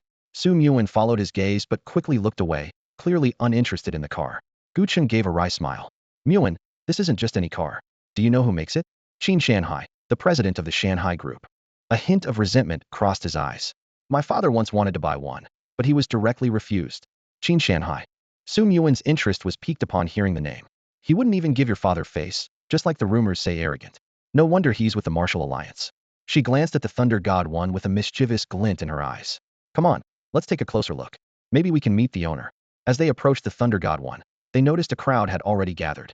Some people were taking photos with their phones, and a few streamers were broadcasting live, creating a lively atmosphere. Just then, the car door opened. A pair of slender legs appeared first, followed by a beautiful young face. Jiang Chua stepped out of the driver's seat, immediately drawing gasps of admiration. Isn't that Jiang Chua? Gu Cheng's eyes widened in shock. What surprised everyone even more was when Jiang Chua hurried over to open the door for the passenger side. A young man, blindfolded with a black satin cloth, was helped out by her, causing an even greater stir. A blind man. These days, can't rich people easily cure blindness? Why would such a beautiful girl open the door for a blind guy? Gu Cheng's expression grew darker. His father, Gu Tong, was a level 29 berserker, a powerful figure in Yang City who even the high-ranking officials of the Divine Temple had to respect. Yet, the car he couldn't acquire was now in Jiang Chua's possession. What did that imply? Su Muin stared coldly at the man being helped out of the car for a moment, then abruptly turned and said, "Let's go." Her voice carried a slight hint of anger, but Gu Cheng was too preoccupied to notice. His mind was consumed with one question. What kind of influence did Jiang Chua have behind her that even Qin Shanhai had to respect? Gu Cheng quickly caught up with Su Muan, an apologetic look on his face. Muan, I really didn't expect Chu Fan to show up here. I'm sorry. Su Muan took a deep breath and turned to face Gu Cheng. It's all right. Didn't you say you were going to make a move against him? When will you do it? Gu Cheng's lips curled into a confident smile. It's not easy to act in the city, but I've already made arrangements. It'll be tomorrow. I'll make sure that Chu Fan's first dungeon adventure becomes his final resting place. Don't underestimate the situation. Su Muan frowned slightly. Jiang Chua is always by Chu Fan's side. They might enter the dungeon together. Moreover, Jiang Chua has the power of Thunder God 1. Her background might not be simple. If it's too difficult, just forget it. Gu Cheng spoke softly. For you, I'm willing to do anything, no matter how dangerous. Why go through all this trouble? You're so good to me, Su Muan's eyes began to glisten with tears. Gu Cheng gazed at her deeply. I'm willing to give everything for you. Please make way. The crowd parted automatically, creating a path for Chu Fan and Jiang Chua. The two walked through the crowd and entered the towering and magnificent building ahead the Yangqing branch of the professional trading market. It was Chu Fan's first time here. As soon as he stepped through the door, he activated his wave perception. Within a 10-meter radius, he sensed 3 individuals with steady breathing and immense vitality, even stronger than his mentor Du Jing. Chu Fan was taken aback, but quickly understood the reason. In this world, professionals have 2 ways to purchase items. Through the trading market app at an auction, where they can't see the actual items, or by visiting the trading market in person to inspect the goods and avoid being deceived. Naturally, this place had become a favorite gathering spot for professionals. By carefully analyzing the blood and bone characteristics of these 3 individuals, Chu Fan deduced that they hadn't yet experienced their first awakening at level 30 and were likely between levels 27 and 28. This is the wonder of perception ability. If he activated his celestial eye, he could even see their exact strength. Interestingly, these 3 strong individuals hadn't noticed someone was observing them. Jiang Chua looked around and then quickly led Chu Fan in a specific direction. Soon, they arrived at a massive room spanning 5,000 square meters. The walls were covered in virtual screens displaying information about equipment, potions, skills, and other items. At least 1,000 people were gathered inside, all gazing up at the dazzling array of products on the large screens, while uniformed staff moved among them, enthusiastically introducing products to customers. This is the trading center of the market. There are a total of 21 rooms like this one, and we're in room 7, Jiang Chua explained in a low voice. Chu Fan was secretly amazed. Even in a small place like Yangqing, there were 21 such large-scale trading halls. The scale of the capital's headquarters must be even more astonishing. No wonder people say the professional trading market is incredibly wealthy. It seems to be true. What do you want to buy? Equipment or skills? Chu Fan turned and asked. With a slight smile on her lips and a cheerful tone, Jiang Chua said, I want all the equipment, skills, and potions, and I'm going to buy a set for you too. This left Chu Fan momentarily stunned, internally torn. If he accepted, it would be a favor hard to repay. If he refused, he might reject her good intentions. He had never relied on a woman before, so after careful consideration, he replied earnestly, I appreciate your kindness. I'll definitely pay you back once I earn some money. Jiang Chua wasn't bothered by his refusal and instead asked, So, what do you think we should buy? She gestured that money was not an issue. Chu Fan nodded slightly and began to analyze in detail. He had previously gathered a lot of information from the dark web and even consulted experts, compiling what he believed to be the most effective strategy for leveling up. With only 4 months until the college entrance exam, the universities available to a level 21 student were vastly different from those for a level 20 student. Falling behind, even a little, could have significant consequences. After a moment of contemplation, he explained, equipment is tiered every 10 levels, and right now we can only use level 1 equipment. To improve efficiency, I recommend buying a set of beginner gear for now and upgrading at level 10. Equipment comes in 6 qualities: common, good, superior, rare, epic, and legendary, and there's also a choice between individual pieces and sets. The initial set offers the best value. It's rare quality and has set effects, but it's quite expensive. Regular beginner gear costs 50,000 Huaxia currency, while the rare set costs 300,000. How much? Jiang Chua asked. 300,000, Chu Fan replied, his voice dropping slightly. Buy it, Jiang Chua said decisively. Chu Fan was taken aback and hadn't fully processed it when Jiang Chua confidently asked, what else do we need to buy? A rare beginner set is enough? Chu Fan regained his composure and continued. In terms of skills, you're a martial artist and already have a hook punch, so adding a dash skill would increase your safety. What about you? Chu Fan fell into thought. As an Asura, a hidden class, all related information was tightly controlled by the authorities. He hadn't found any guides despite extensive research. He decided to manage for now and focus on gathering information as he leveled up to make the most of his hidden class. The warrior's fury skill. He started. Buy it. Jiang Chuha interrupted again. I wasn't finished. Chu Fan said, half amused. We'll also need some potions. Vitality pills are a must, and we should get purification pills too. The miasma from beasts needs to be cleared quickly, or it will corrode us. With purification pills, we can tackle dungeons more often, leveling up faster. All right, we'll get them all. Jiang Chuha concluded decisively. Chu Fan's mouth twitched, truly didn't understand the world of the wealthy. Soon, a uniformed waitress gracefully approached the two of them. We need to purchase 2 sets of rare beginner outfits. The martial artist skill Instant Step, the universal warrior skill Fury, along with 30 vitality pills and 30 purification pills, Jiang Chuha calmly stated. The waitress blinked, seemingly doubting her ears. Beginner outfits? Are you sure? Yes, I'm sure. Jiang Chuha nodded decisively. The waitress's face lit up with surprise and delight. Rare beginner outfits were usually unpopular due to their low cost-effectiveness and short usage period. Yet, this beautiful woman in front of her was ordering 2 sets at once. Even more exciting were the 2 skills requested, both level, each costing at least 150,000 Huaxia currency. Adding the cost of the pills, the order easily exceeded the million mark. Thinking of the substantial commission she was about to earn, the waitress's smile widened, and her attitude became even more respectful. She first looked at Jiang Chuha as if she were a VIP, then gave an understanding smile to Chu Fan before quickly walking away. Moments later, she returned with a USB-like device and a delicate box. This is the skill storage device. She pointed to the USB, then gestured to the box. And here are the vitality and purification pills. The rare beginner outfits will be delivered. May I have your address? 2 different places, Jiang Chua said. One set to Xingqian Community, the other to Qiqing Orphanage. Orphanage. The waitress's gaze shifted between Chu Fan and Jiang Chua, as if she understood something, then resumed her professional smile. That will be 1.2 million total. Is card payment okay? The transaction was completed quickly. As they left, Chu Fan followed behind Jiang Chua, musing, no wonder so many people wanted to rely on someone else in the past life. This is what it feels like. As they departed, Su Muan and Guo Cheng entered room 7. Guo Cheng immediately pulled out a card. Here's 50,000. Tell me what they bought. The waitress hesitated. I'm sorry, but customer transaction information is confidential. 100,000, Guo Cheng offered. The waitress pocketed the card and began to detail the purchases. Outside the trading area, Guo Cheng angrily punched a stone pillar. Buying rare beginner outfits at level 1 is not how you spend money. This Jiang Chuha is something else. What do we do now? Su Muan frowned, asking, should we just let it go? Let it go. Guo Cheng exploded with anger. Impossible. I can afford rare outfits too. Since they've chosen the warrior profession, their next concern will only be skills. Su Muan remained silent. She had never considered Chu Fan a worthy opponent. Her true competitors were Jiang Chuha and Wu Haobai. Instead of wanting Guo Cheng to deal with Chu Fan, her real target was Jiang Chuha. After all, Chu Fan and Jiang Chuha will definitely enter the dungeon together. If Gu Cheng succeeds, Jiang Chuha won't fare any better. By then, even if Jiang Chuha has a strong background, she won't be able to hold it against her. It will all be related to Gu Cheng. The skill Fury has its flaws. After activation, it temporarily boosts speed and attack power, but soon leads to weakness. Su Muan glanced into the distance and spoke casually. Gu Cheng laughed, haha good. When he becomes weak, that's when he'll meet his end. Su Muan re-entered the trading arena. They bought cleansing pills, probably aiming to level up. We should buy them too. At the early stage, leveling up is crucial. Chu Fan and Jiang Chuha returned to the car. Shall we go eat now? Jiang Chuha looked at Chu Fan. Chu Fan shook his head. No rush, let's wait a bit. Wait.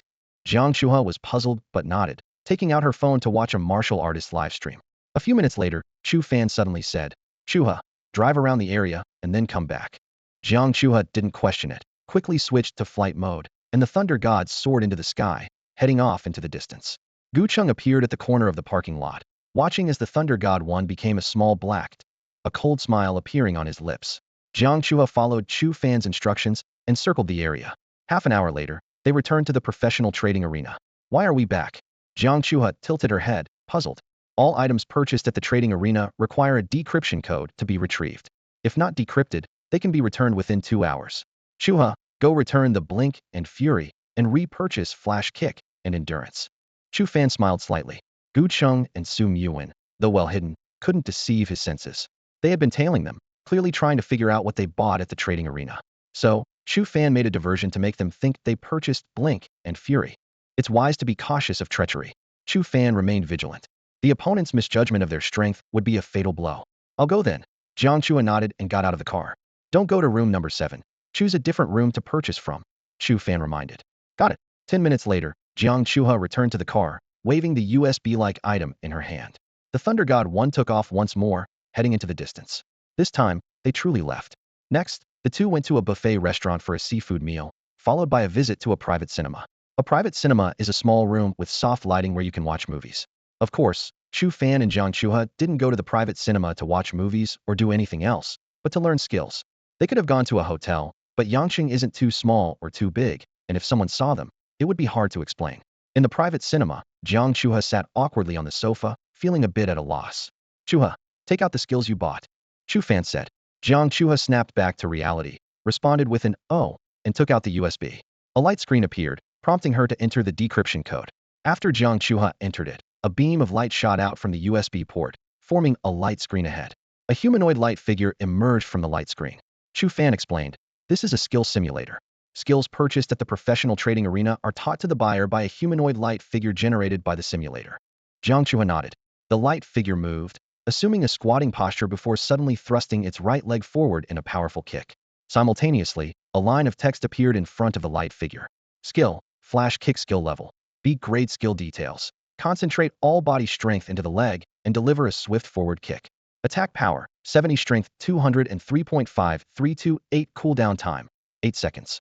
Jiang Chuha focused intently on the skill details, a glint of understanding flashing in her eyes. She nodded slightly, calculating in her mind. As a physical class, the martial artist's attack power is closely tied to strength. If equipped right now, her strength would certainly be higher, and the skill damage would increase accordingly. Exactly, Chu Fan said with a slight smile. The reason martial artists rank among the top damage dealers is due to their high skill bonuses. With the right high-level weapons and equipment, stacking strength properly allows for one-hit kills on boss-level monsters. Jiang Chua's eyes lit up at this, but Chu Fan gently reminded her, "Stay focused. Pay close attention to the movements of the light and shadow. This is key to mastering the instant kick skill." Jiang Chuha immediately refocused, concentrating fully on observing the light and shadow's movements. A slight squat to enhance leg grip, then channeling all her strength into her right leg, delivering a powerful forward kick. She practiced alongside the light and shadow repeatedly, her long legs swinging out and retracting, the crisp snap echoing in the air. Before long, she had mastered the essence of the instant kick, and the guiding light and shadow faded away. "Your turn, Fan," Jiang Chua said, holding up the USB stick towards the space in front of her. As golden light flickered, another light and shadow appeared, demonstrating the resilience skill. The skill panel appeared. Resilience level. Warrior universal skill. Effect. Increases stamina by 5, physical defense by 10, and magic defense by 10 after activation. Duration, 30 seconds. Cooldown, 1 minute. "Can I learn a warrior's universal skill?" Jiang Chuha asked timidly. Chu Fan shook his head and explained, "No. After a class change, the Divine Pillar has altered everyone's physical structure. The characteristics and flow of energy in each class differ. For instance, the resilience skill involves warriors adjusting their skeletal structure to maximize defense, but this state can't be sustained long. Martial artists excel at controlling their body's flexibility and unleashing power precisely. Even if I understand the principle of instant kick, I can't perform it because I don't have the physical traits of a martial artist. Similarly, you can't master a warrior's skill. That's the uniqueness of each class." Jiang Chuha listened intently and finally said, "Fan, you know so much. These aren't things you learn from books. No wonder you're at the top of the school, if it weren't for..." She suddenly stopped herself. "Theoretical knowledge is just a supplement. Strength is fundamental." Chu Fan replied with a calm smile, focusing again on the teaching light and shadow. After watching it twice, he mastered the resilience skill. Choosing this skill was a well-considered decision-enhancing self-defense was crucial before finding information about the Asura class, especially to guard against Gu Cheng and Su Yuan. Resilience is one of the strongest defensive skills in the early stages. Just then, Jiang Chuha's communicator chimed. She glanced at her wrist and said, "There's a message from the trading market. The beginner equipment has been delivered to my home. Do you want to head back?" Chu Fan asked. "Let's stay a bit longer since we're here. How about watching a movie?" So they sat across from each other, quietly enjoying this rare moment of leisure. Time passed quickly, and the sky gradually darkened. At the gate of the courtyard, Jiang Chuha stood in front of Chu Fan, her eyes shimmering with reluctance. "Fan, brother Fan," she said softly, her cheeks slightly flushed. "I had a great time today." "Yeah," Chu Fan was about to respond, when something soft suddenly pressed against his lips. The touch was cool and gentle, leaving him momentarily stunned. By the time he came to his senses and wanted to continue the kiss, Jiang Chuha had already pulled back swiftly. Good night," she said, her head lowered and her voice tinged with shyness. before turning and running off like a startled rabbit. Watching her retreating figure, Chu Fan's lips curled into a gentle smile. Good night. Instead of heading straight back to the courtyard, Chu Fan began his nightly routine of running practice. An hour later, he stopped to check his professional panel. Name, stranger. Age, 18. Profession, Asura. Aptitude, S. Level, 10.00. Strength, 20. Intelligence, 20. Agility, 20. Endurance, 20. Mental strength, 5. Equipment, none. Skills, wave perception level 1 at 90. Tenacity, level 1 at 2. Noticing that his wave perception had improved by 1, a glimmer of joy flashed in Chu Fan's eyes. He wiped the sweat from his forehead and chose a more challenging path filled with obstacles to continue his training. After half an hour, although his body wasn't yet exhausted, his mental strength was nearing its limit. Is this my limit? Chu Fan gritted his teeth with a smile. Enduring hardships is the way to success. Ever since he lost his sight, he had grown accustomed to facing difficulties. He tightened the black cloth over his eyes, took a deep breath, and continued running. Late at night, Chu Fan dragged his weary body into an internet cafe. Boss, overnight, please set up a computer, he said weakly. By now, his wave perception had reached level 1 at 92, and if his body could endure, he would have continued training. 20 huaxiao coins for the night, the cafe owner said. Taking the bill, Chu Fan handed over and glancing at the young man who chose a secluded corner, a look of pity in his eyes. There are always too many struggling souls in this world seeking refuge in the warmth of an internet cafe on a cold night. Settling into the empty corner, Chu Fan fought against his drowsiness. The skin on his forehead shifted, revealing a third eye. Skillfully, he opened the browser and entered a website address. Soon, a site with a dark red background appeared on the screen. The dark web. This address had been sent to him via text by a mysterious person 2 years ago.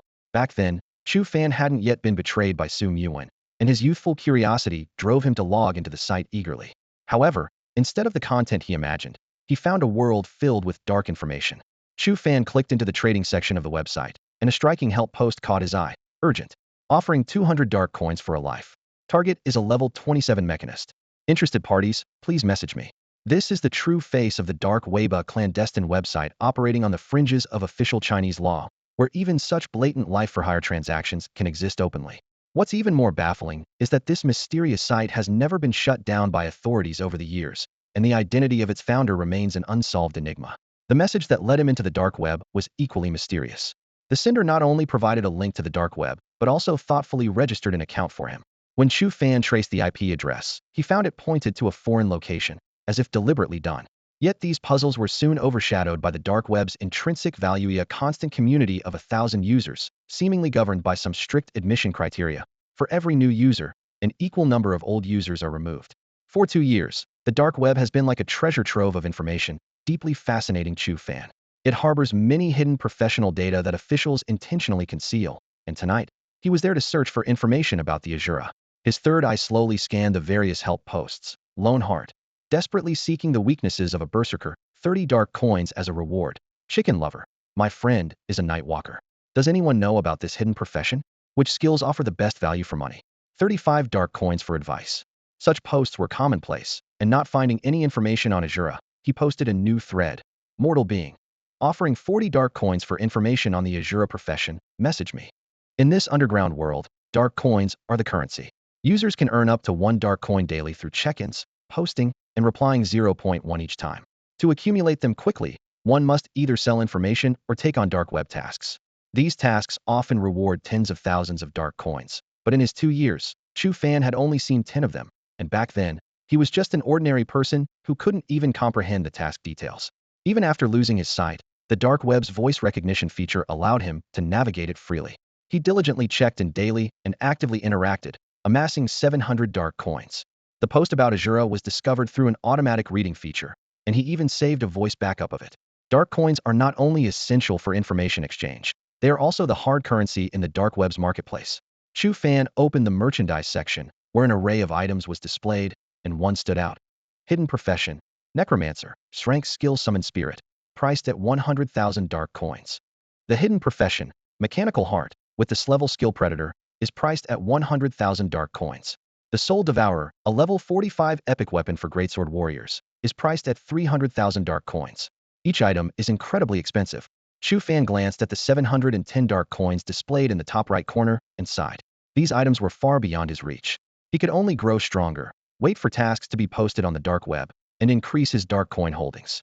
Chu Fan returned to the trading area, refreshing the page continuously, but still found no information related to Asura. He could only wait, hoping someone would reply to his post. Minimizing the dark web window, Chu Fan leaned back in his chair and soon fell asleep as a strong drowsiness took over. When Chu Fan woke up again, it was already dawn outside. He checked the time. It was 7:10 a.m. Damn. He jumped up from his chair, looked at his post, and saw no replies.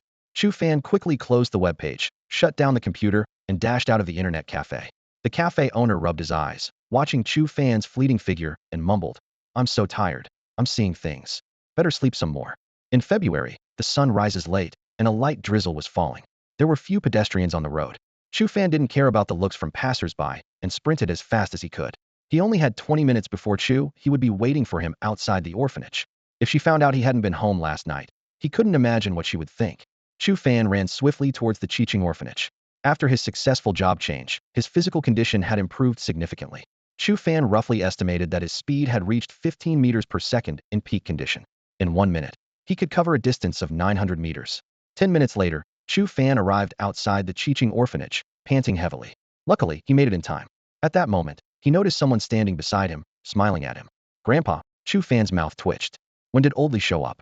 Li Mu, looking a bit pale, nodded with a smile, then waved his right hand, suddenly producing a long sword.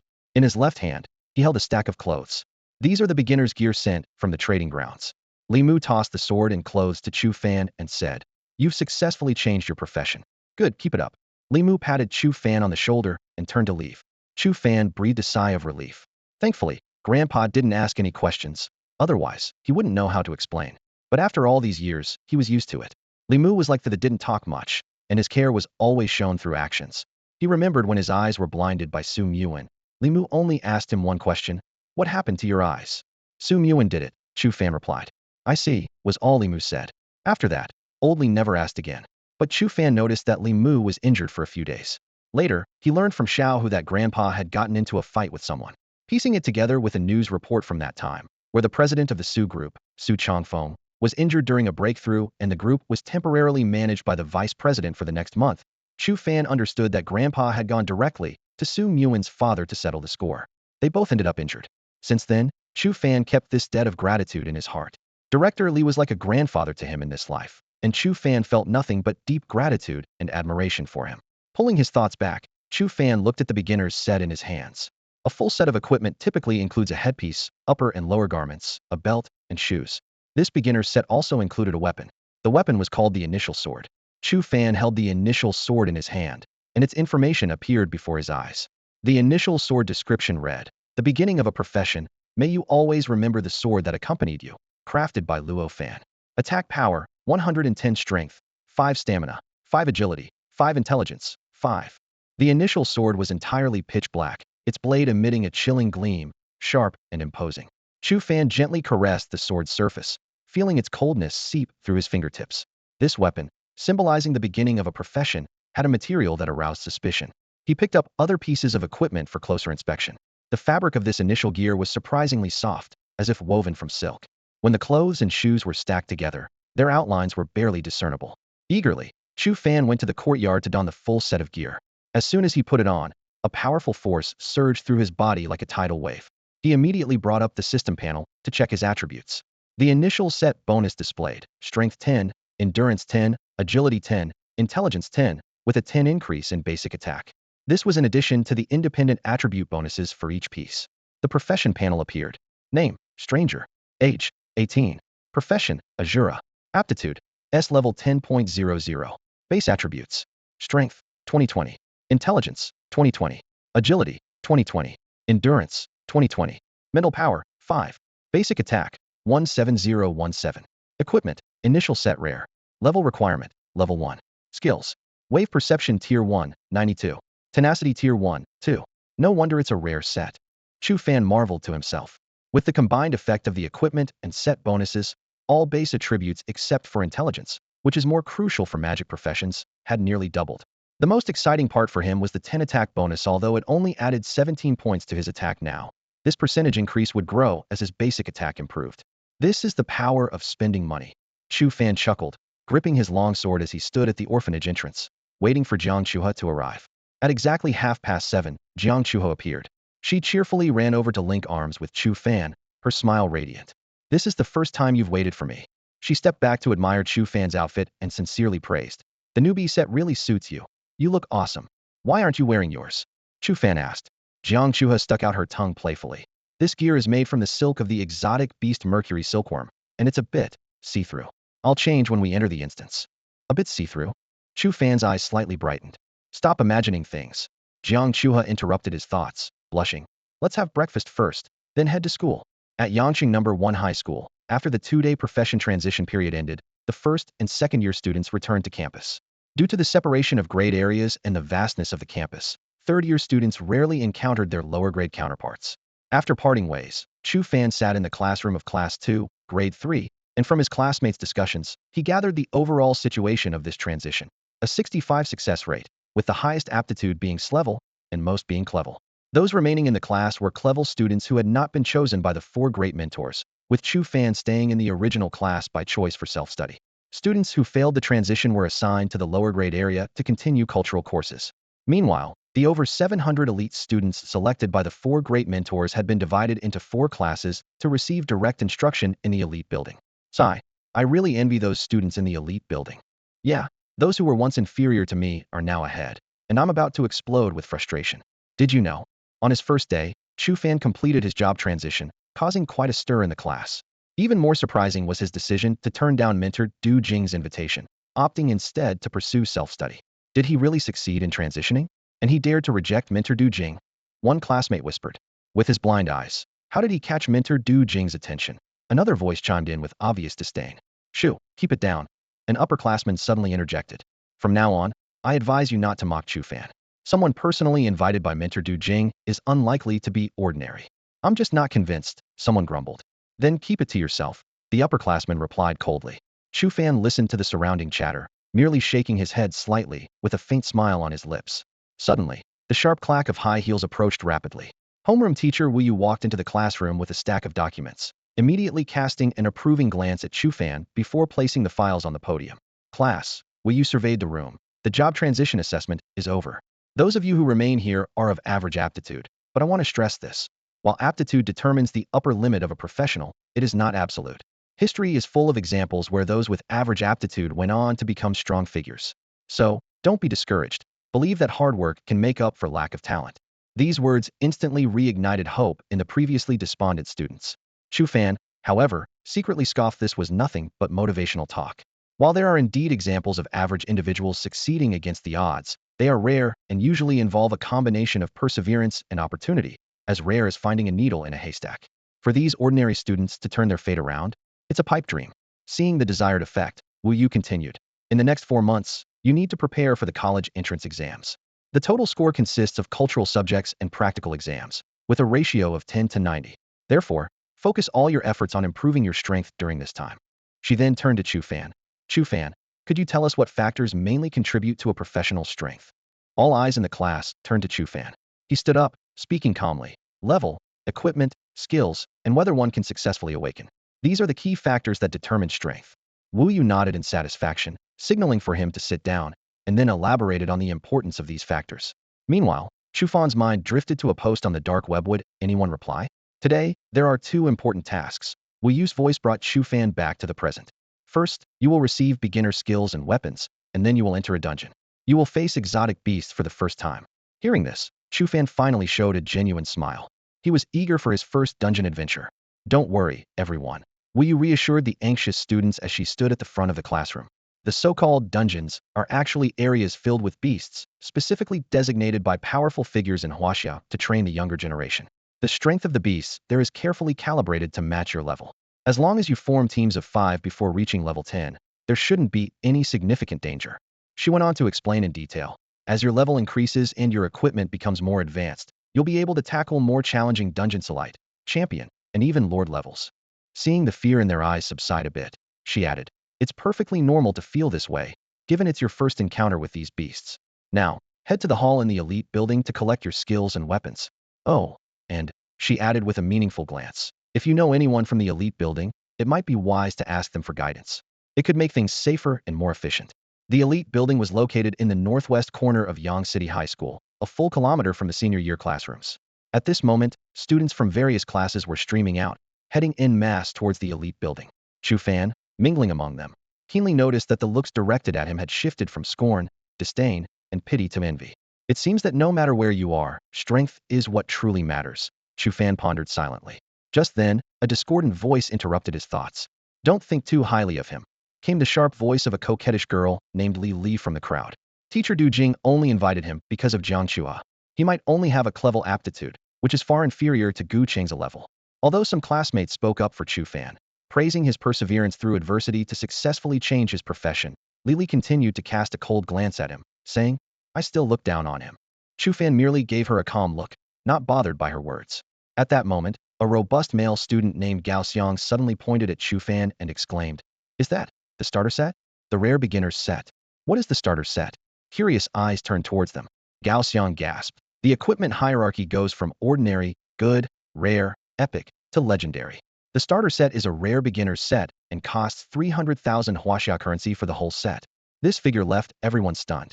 Gao Xiang quickly put on a friendly smile and sidled up to Chu Fan, saying, Brother Chu, I didn't expect you could afford the starter set. At that moment, everyone realized that Chu Fan was wearing the initial set worth 300,000. The exquisite material shimmered subtly under the lights, causing everyone present to hold their breath. Even the usually arrogant Li widened her eyes in shock, staring at Chu Fan. In response to the crowd's astonishment, Chu Fan simply smiled faintly and stepped forward. His movement immediately caused a stir as classmates swarmed around him. Chu, watch the steps. Here, lean on my shoulder. Let me help you. The enthusiastic boys surrounded Chu Fan. Li tried to push through the crowd, but was blocked outside, gritting her teeth and muttering under her breath. A bunch of useless sycophants. Chu Fan sighed inwardly. Money can indeed move mountains. He continued onward without a hint of emotion, ignoring the flattery around him. The classmates watched his steady, confident stride, exchanging puzzled glances. Was this truly a blind person? Soon, an imposing building came into view, the elite tower. Below, hundreds of elite students with level qualifications or higher gathered in small groups, their faces radiating superiority. In contrast, the ordinary class students around Chu Fan looked dispirited and subdued. Outside the hall, some recognized old classmates and eagerly left the ordinary class line to greet them. At this moment, Li also quickly approached a short boy engaged in conversation. Classmate Lu. She called softly. The boy turned, frowning. Li. Classmate Lu, can you take me through the dungeon? Li forced a sweet smile. Take you through the dungeon? Lu Meng pointed at himself, his voice rising sharply. Are you kidding? Weren't you the one who looked down on me before? I didn't. Li maintained her smile. I've always thought you were great, handsome, and unique, and especially gentle. Bullshit. Lu Meng shouted in anger. You fake girl, don't think I don't know what you said about me behind my back. You called me a cripple for being under 170 centimeters and spread rumors that I was your lapdog. The surrounding classmates watched the drama unfold with keen interest. Li's face turned deathly pale. Now that I'm in the elite class, you want to cozy up to me? Lu Meng sneered. Let me tell you, back then I was being kind to you, but you didn't appreciate it. Serves you right. The other boys gave Lu Meng thumbs up in approval. This is the confidence that comes with strength, no longer being a lapdog, but being admired instead. Chu Fan watched the scene, smiling slightly. Li's eyes reddened, but she was helpless. She knew that with her level qualification, she could never stand on equal footing with the elite class, and the gap would only widen in the future. At this moment, she finally regretted her past arrogance. Had she been kinder to Lu Meng, perhaps she could have sought his help now. Li retreated to the group, her tear-streaked makeup making her look like a ridiculous clown, with no one willing to spare her a second glance. Just then, a sudden exclamation arose from the crowd. Jiang is coming. The scene fell silent. A graceful figure emerged from the elite tower, Jiang Chua, clad in a sleek black outfit, her perfect curves accentuated beautifully. Taking advantage of the absence of others, Chu Fan discreetly opened a narrow slit in his third eye, directing his gaze toward Jiang Chua. What he saw left him stunned. Chua's potential far exceeded his expectations, and her perfect figure made him secretly grateful. He couldn't help but wonder how breathtaking she would look in the initial outfit. As Chu Fan was lost in his daydreams, Jiang Chua approached with graceful steps. Her face was as cold as ice, exuding an aura of nobility that made the crowd instinctively part to make way for her. Yet, when she reached Chu Fan, her aloof demeanor melted away, revealing a sweet and charming girl next door quality. Fan, what are you doing here? Jiang Chua playfully shook Chu Fan's arm. We don't really need these skills and weapons the school is handing out, do we? Her sudden display of affection caused the nearby boys to swallow involuntarily, and even Chu Fan was momentarily taken aback. He quickly saw through her little scheme. She was deliberately displaying their closeness to deter admirers and, in the process, draw some envy toward him. Free stuff is always worth taking. Chu Fan replied with a light chuckle. Just then, Gu Cheng and Su Muin emerged from the elite building, causing a stir. Su Muin glanced at Chu Fan indifferently without saying a word, while Gu Cheng shot a cold look in their direction. The two quickly moved to a secluded corner, distancing themselves from the crowd. The head teacher, Luo Ning, is here. Quiet down, a student whispered. A middle-aged man in black armor, exuding authority, strode over with four instructors following closely. They stopped in front of the hall where weapons were stored, organizing students to receive their beginner skills and weapons one by one. Half an hour later, the distribution was complete. Some received long swords, others got gauntlets, and some were handed daggers. Everyone was enthusiastically admiring their new weapons. Additionally, each person received a smart wristwatch. You have 2 hours to learn your skills and form teams. In 2 hours, the dungeon will open, Luo Ning announced. As soon as he finished speaking, the place erupted with the sounds of students searching for teammates. Level mage here, looking for a team. We need a healer and a tank. Hey man, can I join you? You're Clevel? Go team up with other Clevels, don't try to leech. Who do you think you're looking down on? I'll form my own team. Clevels, gather here, priority for warriors and healers. Su Muin and Gu Cheng kept their distance from the crowd, scaring off anyone who tried to approach with just a look from Gu Cheng. Meanwhile, Chu Fan was surrounded by people, or more accurately, by those drawn to Jiang Chua. Seeing her beside Chu Fan with such a gentle demeanor, everyone understood joining this team meant winning over Chu Fan. Chu Fan, I'm Xia Hang from Class 5, senior year. We used to play games together, remember? Xia Hang? Don't know you. Chu Fan replied bluntly. Xia Hang left dejectedly, seeking other opportunities. Chu Fan, I'm Li from Class 3, senior year. I'm a healer. Can I join your team? Another voice chimed in. Li somehow removed her makeup and reapplied a light layer, deliberately putting on a pitiful appearance. She knew Chu Fan couldn't see, so she intentionally spoke in a soft, delicate voice. Chu Fan let out a cold laugh, but before he could speak, Jiang Chua interrupted coldly. No, Jiang, Chu Fan hasn't even refused yet. Li retorted, glaring at Jiang Chua. Chua's decision is mine as well. Leave. Chu Fan's tone was icy. Living off a woman and acting so self-important. Li muttered under her breath as she turned to leave. Soon after, two more classmates approached Chu Fan. One was Liang Tao, a defensive warrior with a level qualification, and the other was Chun Huan, the first to successfully switch to a healer role, also with a level qualification. Defensive warriors and healers are crucial in a team, one taking hits at the front line, the other focusing on healing and support. However, Chu Fan politely declined them. In the early stages of dungeon runs, the main goal is to level up quickly, and too many people would only split the experience points. He and Jiang Chua were already a sufficient team. To Chu Fan's surprise, there was another person surrounded by a lot of attention. That's Wu Haobai, Jiang Chua explained in a low voice. He's rumored to have switched to a hidden class, Asura, with level qualification, placing him in the top 100 of the job change rankings, even surpassing Su Mubai. Chu Fan was slightly taken aback upon hearing this. Then a smile played on his lips. Not far away, Wu Haobai, dressed in white, was at the center of attention, exuding confidence. Gu Cheng and Su Mubai's gazes were also drawn to him. So that's Wu Haobai, the outsider who became an Asura? Gu Cheng squinted his eyes.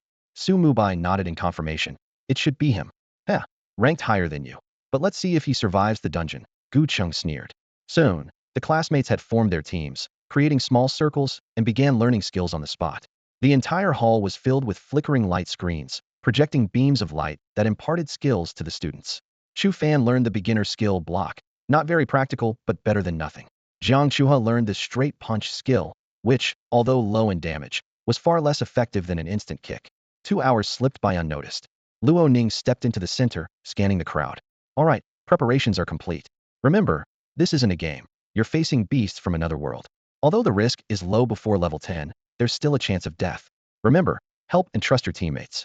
Staying alive is the most important thing. With that, Luo Ning activated his smart bracelet, emitting a beam of light. In the center of the hall, a 3-meter-high, 2-meter-wide black portal slowly appeared, deep and mysterious, like a miniature black hole. This is a teleportation array, Luo Ning announced loudly, leading to a low-level dungeon, the Dark Forest. Inside, powerful beings have corralled a group of weak beasts called shadow beasts. Your task is to enter the dungeon, kill the shadow beasts along the way, reach the Lord's location, and defeat the Lord. After defeating the Lord, another teleportation array will appear at the Lord's location, allowing you to return here. Of course, if anyone gets seriously injured during the mission, they can press the red button on their smart bracelet to be instantly transported out of the battle. The headmaster's words had barely faded when Chu Fan's brow furrowed slightly. His gaze fell on the smart bracelet, but his mind was pondering another question: the dark forest. In previous years, the beginner's quest was always the basic thorn jungle, so why the sudden change this year? Although this didn't affect him much personally, for the other students, the danger level of the dark forest was undoubtedly much higher than that of the thorn jungle. Everyone. Instructor Tang Meng's voice echoed through the hall. Remember, only by defeating the beasts can you become stronger. You must overcome your fears, and I look forward to your triumphant return from the dark forest. Triumphant return. Fight. I want to grow stronger. Most of the students raised their fists, faces brimming with excitement and anticipation. However, there were a few whose lips trembled slightly. The dark forest, shadow beasts, these names were intimidating enough. Moreover, the risk of death in the beginner's quest had never been mentioned before. Despite some wanting to back out, it was too late to turn back now. All right. All teams, proceed through the teleportation array in order, Tang Meng continued. Make sure to hold each other's hands so you won't get separated after the teleportation. Soon, groups of 3 to 5 students stepped into the teleportation array and disappeared in the light. Chu Fan turned to Jiang Chua, extending his hand. Let's go in too. In the distance, Su Muan and Gu Cheng exchanged a glance and silently followed. Once all the students had vanished, Director Luo Ning and the 4 instructors remained standing there. Du Jing gazed at the teleportation array and softly said, I hope the mortality rate is lower. The education department's sudden change to this beginner's quest, I wonder why? Wang Bo asked with a frown. Luo Ning waved his hand. The quests are determined by the higher-ups. We just execute them. Besides, although the shadow beasts are strong, they're among the weakest of the beasts. If these students, who are becoming professionals, can't even handle shadow beasts, what future do they have? True, Du Jing sighed. But they have no combat experience. Facing shadow beasts, the mortality rate will definitely be higher than in previous years. Tang Meng's expression was serious. This will test their teamwork. If they work together, shadow beasts are manageable. If not, they're likely to fail. The 4 instructors fell silent, watching the dark entrance of the teleportation array. After a long pause, the array shrank to a line and then disappeared. In the heart of Yang City, a towering, fortress-like black building stood majestically. Its surface gleamed with a metallic sheen, dotted with holes where metal cannons protruded, resembling a dormant iron beast. This was the Yang City Education Department building. At this moment, in the conference room on the 99th floor, 5 men and 1 woman were looking down at Yang City through the panoramic glass. The elderly man with glasses and graying temples, Ho Chang, the leader of the Yang City Education Department, smiled and said, the first quest for this year's seniors has finally begun. Minister Ho, why was this year's beginner's quest in Yang City changed to the dark forest? The middle-aged man dressed in black asked sharply. Ho Chang straightened his back and admitted, it was my suggestion. The meeting room erupted in shock. Everyone exchanged glances, frowning. Increasing the difficulty of the novice dungeon would be like pushing the students of Yangqing into the fire. However, Ho Chang wore a confident smile. Do you know why Yangqing has always been at the bottom in the college entrance exams? The problem lies at the starting point. We choose simple dungeons like the Thorn Jungle, while students from other cities battle in high-difficulty dungeons like the Dark Forest. Facing stronger beasts naturally accelerates their growth. But the risk? A young man hesitated to continue. Once you choose the path of a professional, you can't always put safety first, Ho Chang said seriously, tapping his fingers on the mahogany conference table. Professionals who can't withstand challenges, like flowers in a greenhouse, hold no meaning for Yangqing. Besides, our strength has improved significantly this year, and continuing to choose low-difficulty dungeons will only hinder the student's development. His words left everyone in deep thought. Indeed, focusing too much on safety had kept Yangqing at the bottom in Jiangnan Province, a fact that couldn't be denied. Minister Ho, someone broke the silence. Which students do you have high hopes for on the career transition list this year? A glint appeared in Ho Chang's eyes. This year is a bumper harvest, with 36 students making it into the top 1,000, a feat unimaginable in previous years.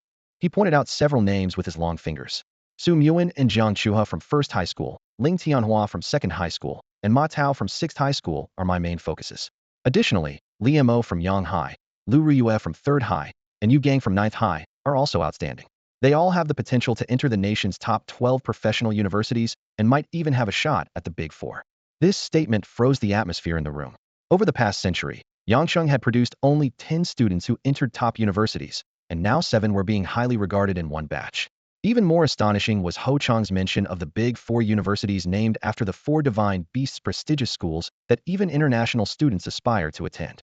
Entering these schools would mean limitless prospects, whether it be joining the Divine Hall, becoming a high-ranking member of the Martial Alliance, or achieving positions as military officers, corporate executives, or even regional governors.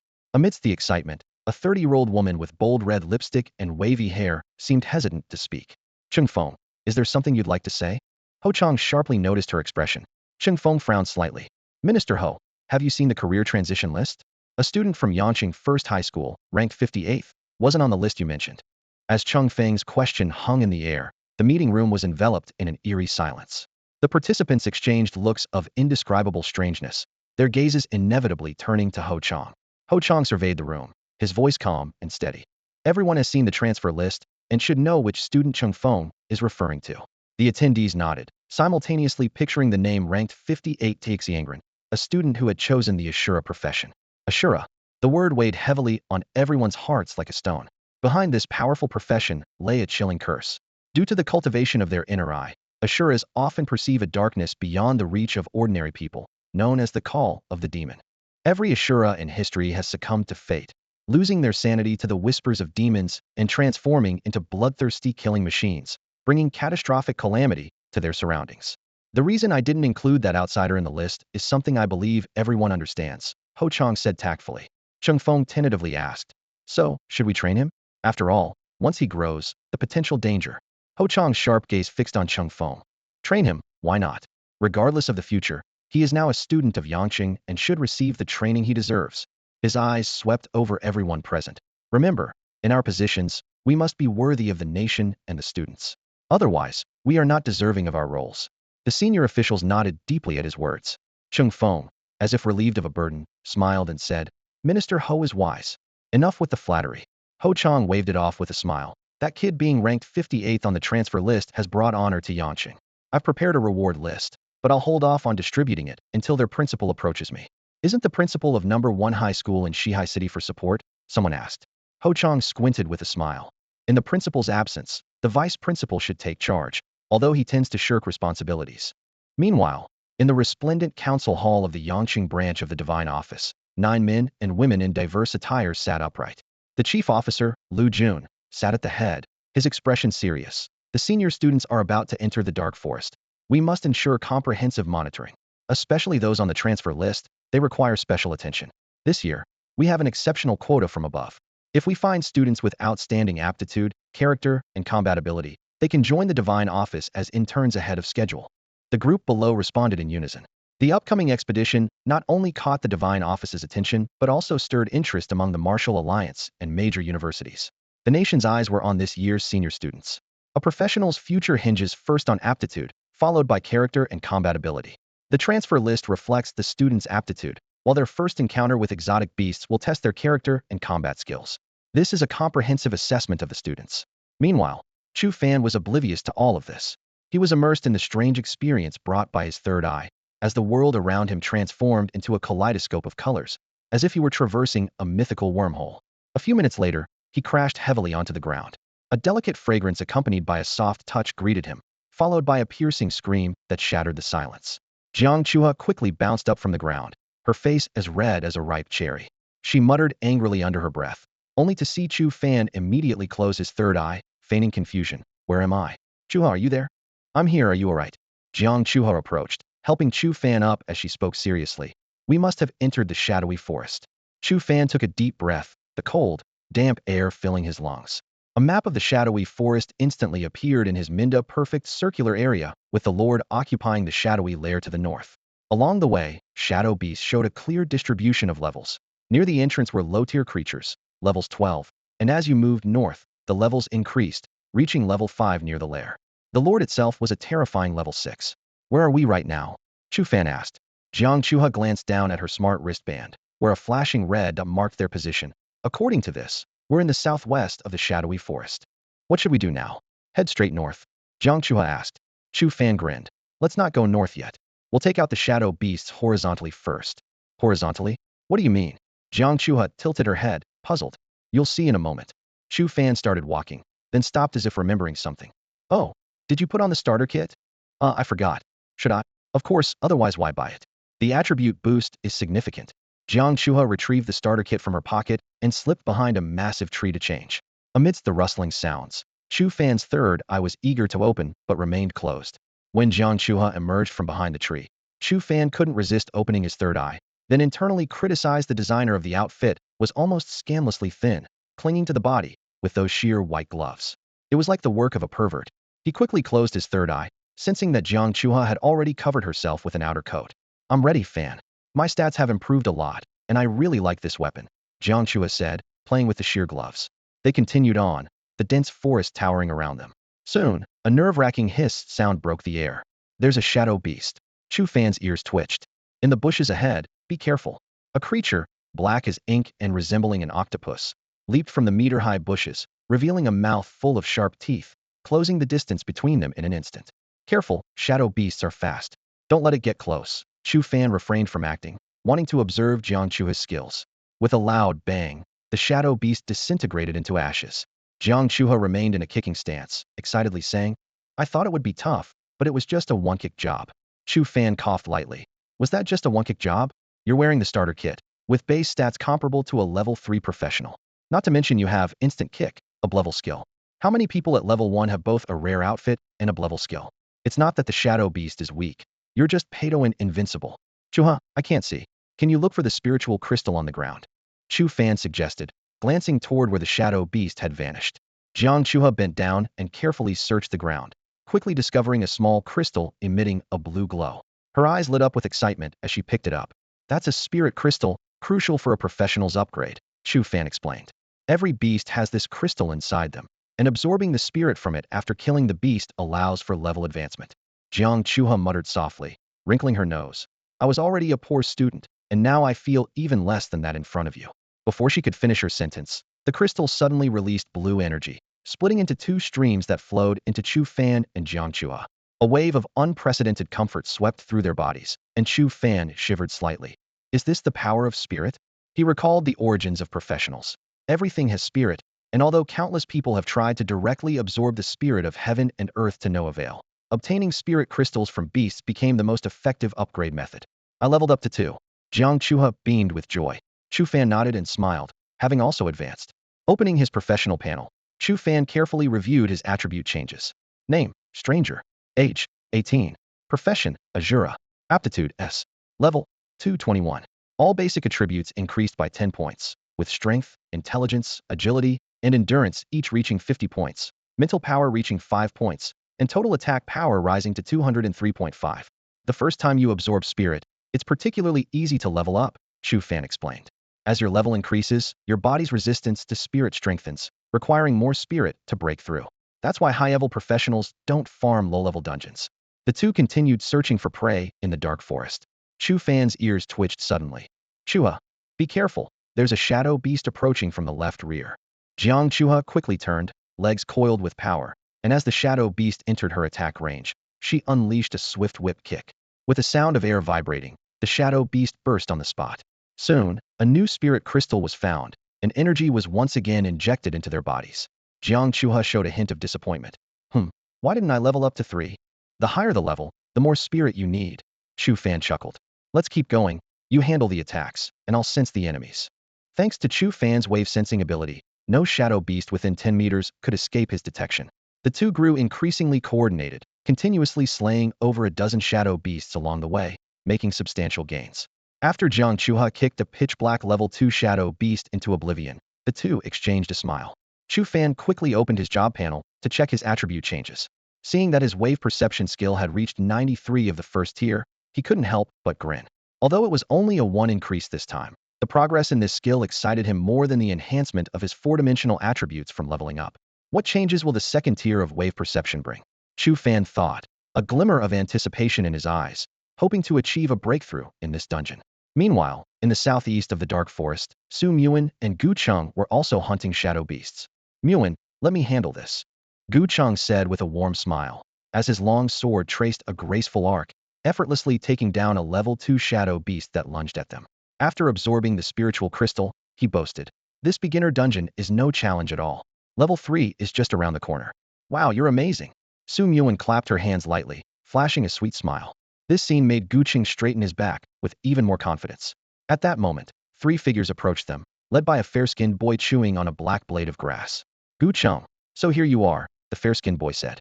Li Mo. Gu Cheng was surprised to see that Li Mo had already reached level 3. You're leveling up faster than me? Li Mo smirked. I'm an grade qualified mage. Isn't it normal for me to level up quickly? You should know why I'm here. Gu Cheng lowered his voice. Rest assured, as long as Chu Fan dies in the Dark Forest, the promised benefits will be yours. That guy is easy to recognize with the cloth wrapped around his eyes. But be cautious, his team has enscraved martial artist, Jiang Chua. Li Mo's eyes twinkled. Enscraved martial artist? That'll cost extra. 1 million Huaxia currency. 2 million, plus a level 10 rare weapon. Li Mo continued to bargain. And the money needs to be transferred now. Despite feeling the sting, Gu Cheng agreed.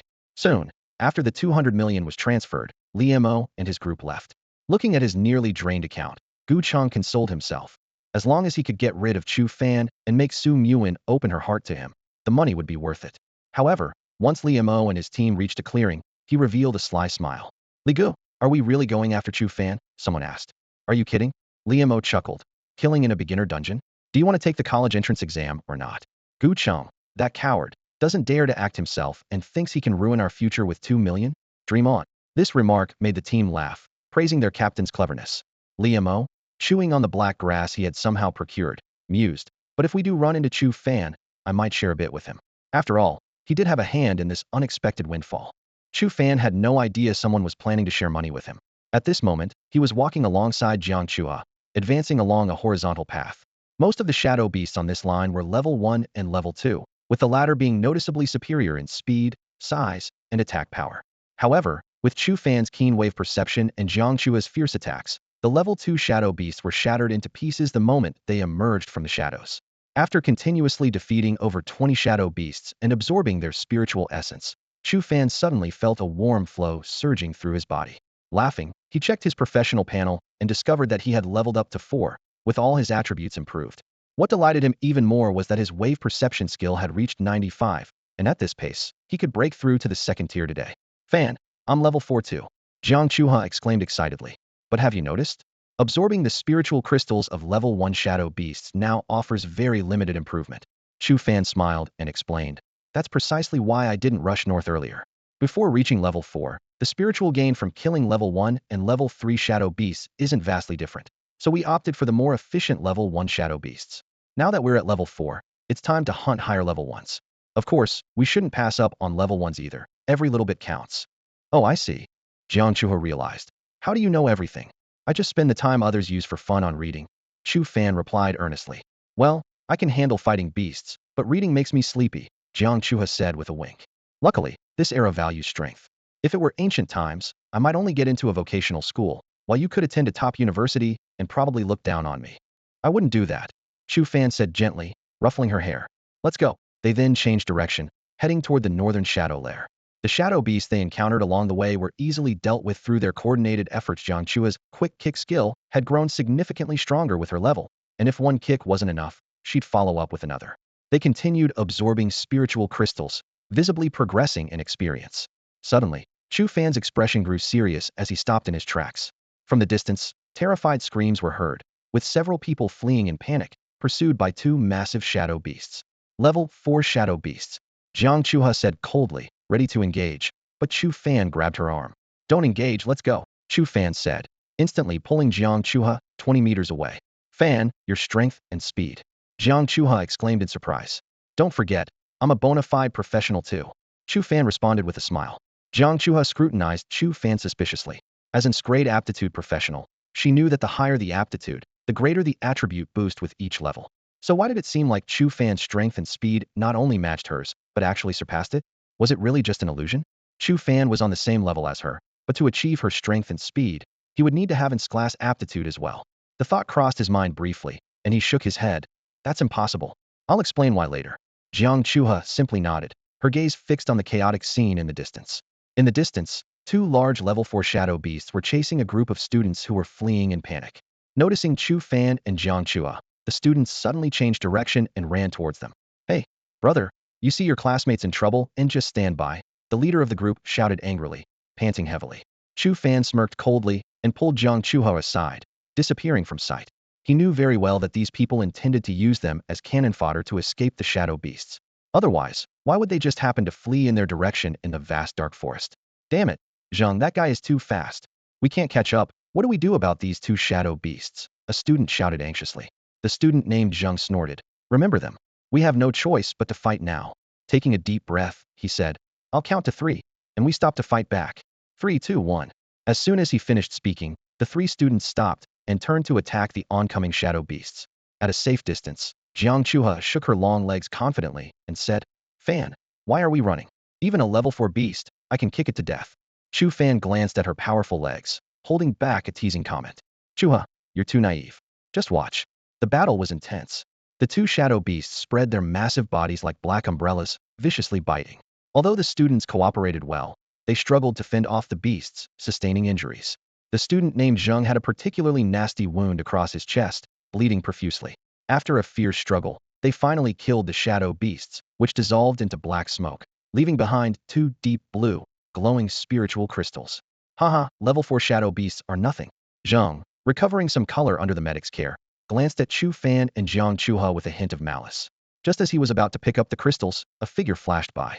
Jiang Chuha was already standing there, playing with the crystals in her hand. What do you mean by this? Chu Fan approached, taking the crystals from Jiang Chuha with a calm demeanor. Isn't it obvious? We're clearly robbing you. You're asking for it. Zheng roared in anger, lunging at Chu Fan. He never imagined that the spoils he risked his life for would be snatched by the 2 he intended to use as decoys. Arrogant. Too arrogant. Zheng Yuan's eyes were bloodshot, his anger nearly erupting. He forcibly halted his forward momentum, a hint of caution flickering in his eyes. After pausing momentarily on Jiang Chua, he coldly said, I'll give you one last chance.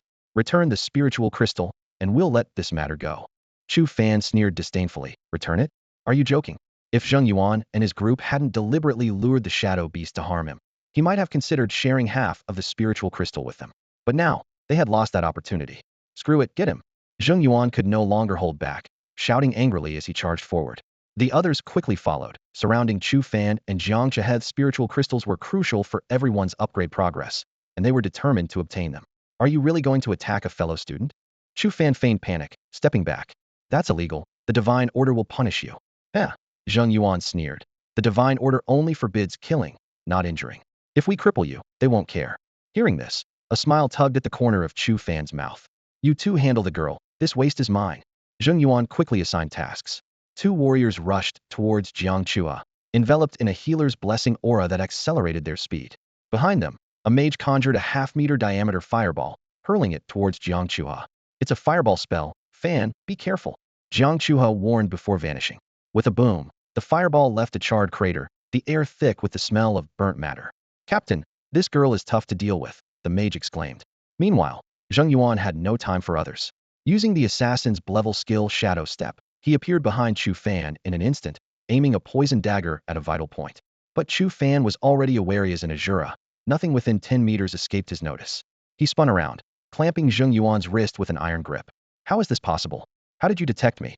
Zheng Yuan was terrified to find himself immobilized. Chu Fan seized the opportunity to snatch the dagger and plunged it into Zheng Yuan's thigh. Although assassins were incredibly fast, they lacked Chu Fan's strength. Moreover, Chu Fan's initial gear bonuses made him several times stronger than Zheng Yuan. The poison quickly numbed Zheng Yuan's lower body. My leg, you'll die a horrible death. Zheng Yuan realized he had been struck by his own poison, letting out a piercing scream. As an assassin, applying poison to weapons was standard practice, but now he had been caught in his own trap. No assassin would carry an antidote, as their strikes are always meant to be lethal. Zheng Yuan's face was ashen, and cold sweat trickled down his forehead. The paralyzing toxin was rapidly spreading through his lower body, and he knew clearly that without an antidote, he would soon become a paraplegic. Help me. Someone help me. Zheng Yuan shouted desperately to his teammates. But when he turned to look at the battlefield, he was thunderstruck. His teammates were all collapsed on the ground, groaning in pain. Meanwhile, the seemingly frail girl stood there unscathed. Not even a hem of her dress was ruffled. How is this possible? Zheng Yuan's eyes widened in disbelief. They were a well-equipped 4-member team, with a berserker, a defense warrior, a mage, and a healer, yet the opponent was just one person. A girl, taking on all 4 of them? Jiang Chua elegantly walked over to Chu Fan and lightly kicked her leg. You have S-level aptitude, Chu Fan said with a slight smile. Help me. Zheng Yuan's voice trembled. The Divine Hall is watching all of this. If you dare to harm a classmate, the Divine Hall won't let you go. Chu Fan sneered. The Divine Hall only prohibits killing. They never said you can't hurt someone. Crippling you is none of their business. He returned Zheng Yuan's earlier words verbatim. Watching Chu Fan and Jiang Chua's retreating figures, Zheng Yuan was filled with deep regret. Fan, I never thought they could be so bad, trying to use us as cannon fodder, Jiang Chua said. wrinkling her nose after hearing Chu Fan's explanation. Raised with a silver spoon, she was experiencing the treachery of human nature for the first time. As long as we're strong enough, no amount of treachery can harm us, Chu Fan replied with a smile. Does being strong mean you can ignore everything? Jiang Chuha murmured softly. You could say that. No matter how terrifying people's hearts are, they can be crushed by absolute strength, Chu Fan said, stopping to look into the distance. Chuha, do you see that big mountain? The Lord is in the dark lair at the base.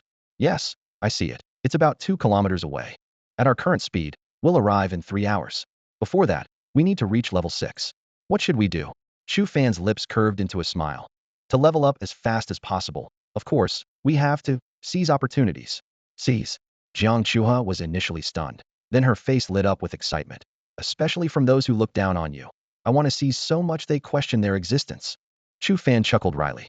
The two continued northward, but the further they went, the stronger and rarer the shadow beasts became. Coupled with the competition from other students, they managed to find only 3 level 4 shadow beasts. After swiftly defeating them and absorbing their essence, Chu Fan checked his progress. Level 4, 76. It's still too slow.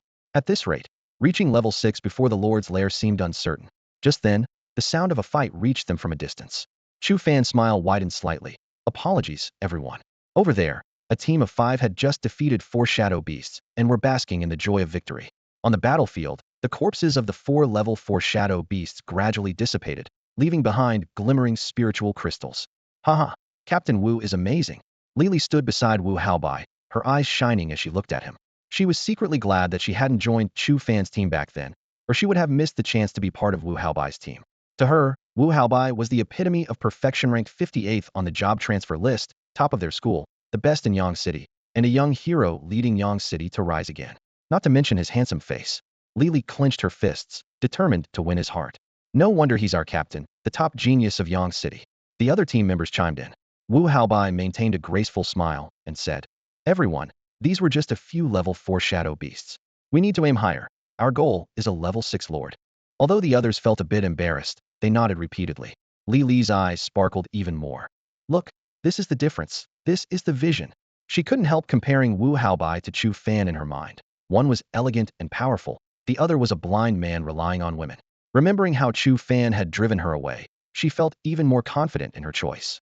Wu Haobai walked towards the spot where the shadow beasts had disappeared and looked at the 4 translucent spiritual crystals on the ground, a slight smile on his lips. This identity is really useful.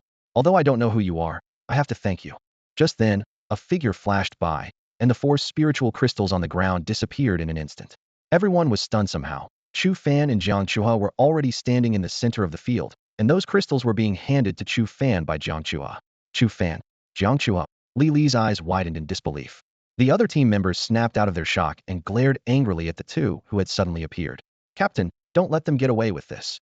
How dare they steal from Yang City's number 1? They're asking for trouble. Even if Jiang Chuha has level talent, she can't be a match for the captain.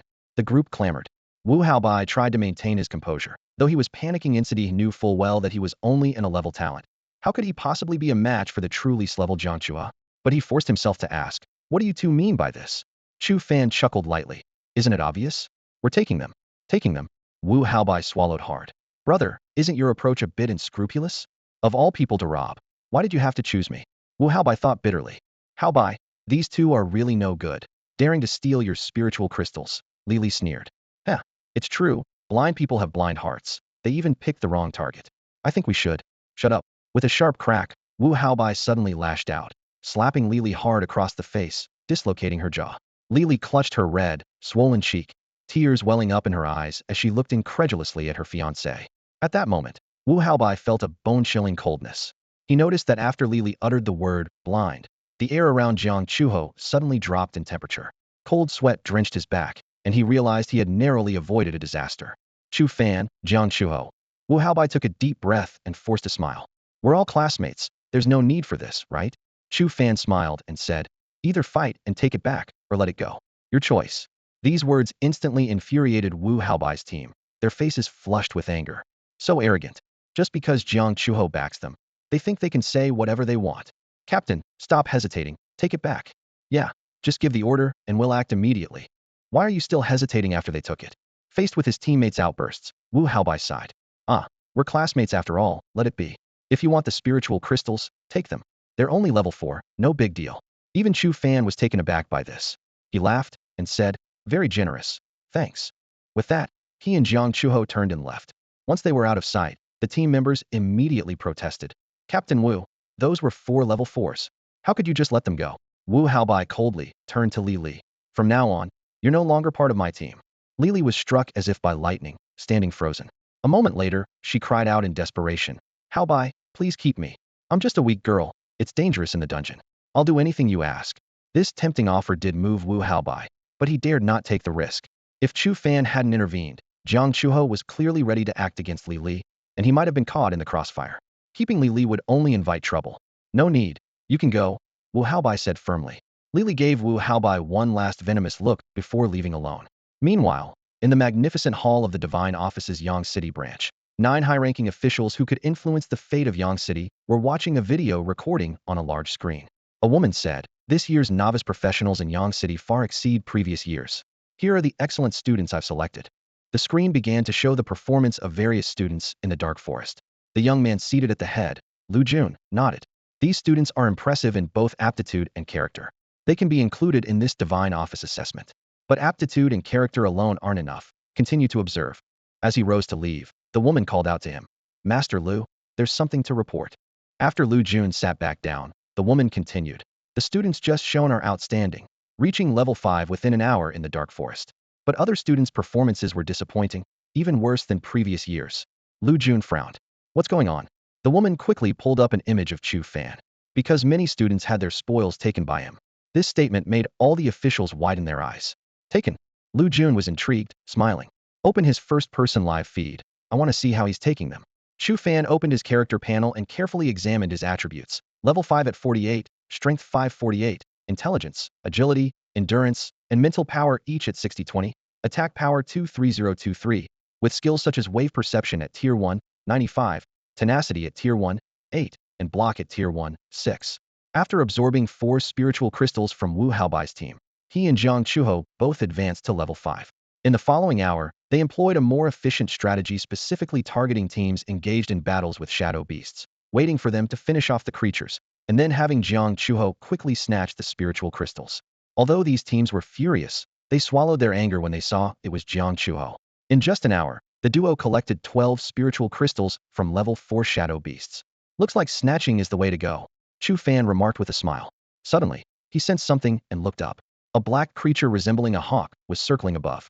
Is that the eagle eye from the Divine Hall? Am I being watched? He wondered, but then relaxed. As long as he didn't kill anyone in the novice dungeon, it wasn't against the rules just taking spiritual crystals. The two continued towards the shadowy nest. Shadow beasts were noticeably scarce in this area, and any level 5 giant shadow beasts that appeared were swiftly taken down by Jiang Chuho. However, their real target wasn't the beasts, but other adventuring teams.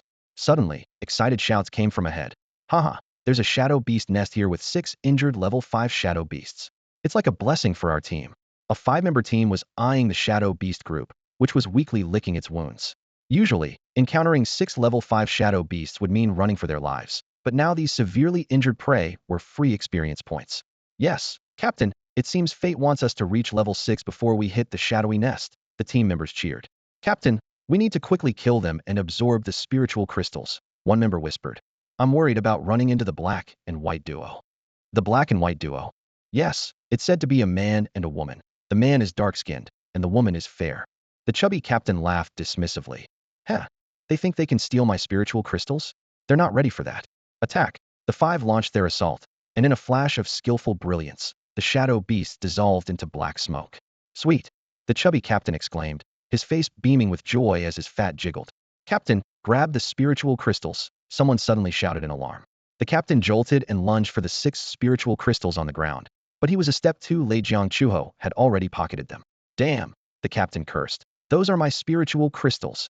Chu Fan took the crystals from Jiang Chuho, wearing a gentle smile. The black and white duo. The captain took a deep breath. I'm Yu Gang from Jiuzhong. We have no quarrel with you. Why are you robbing us? Chu Fan grinned, showing his white teeth. Just giving you a taste of the harsh realities of society.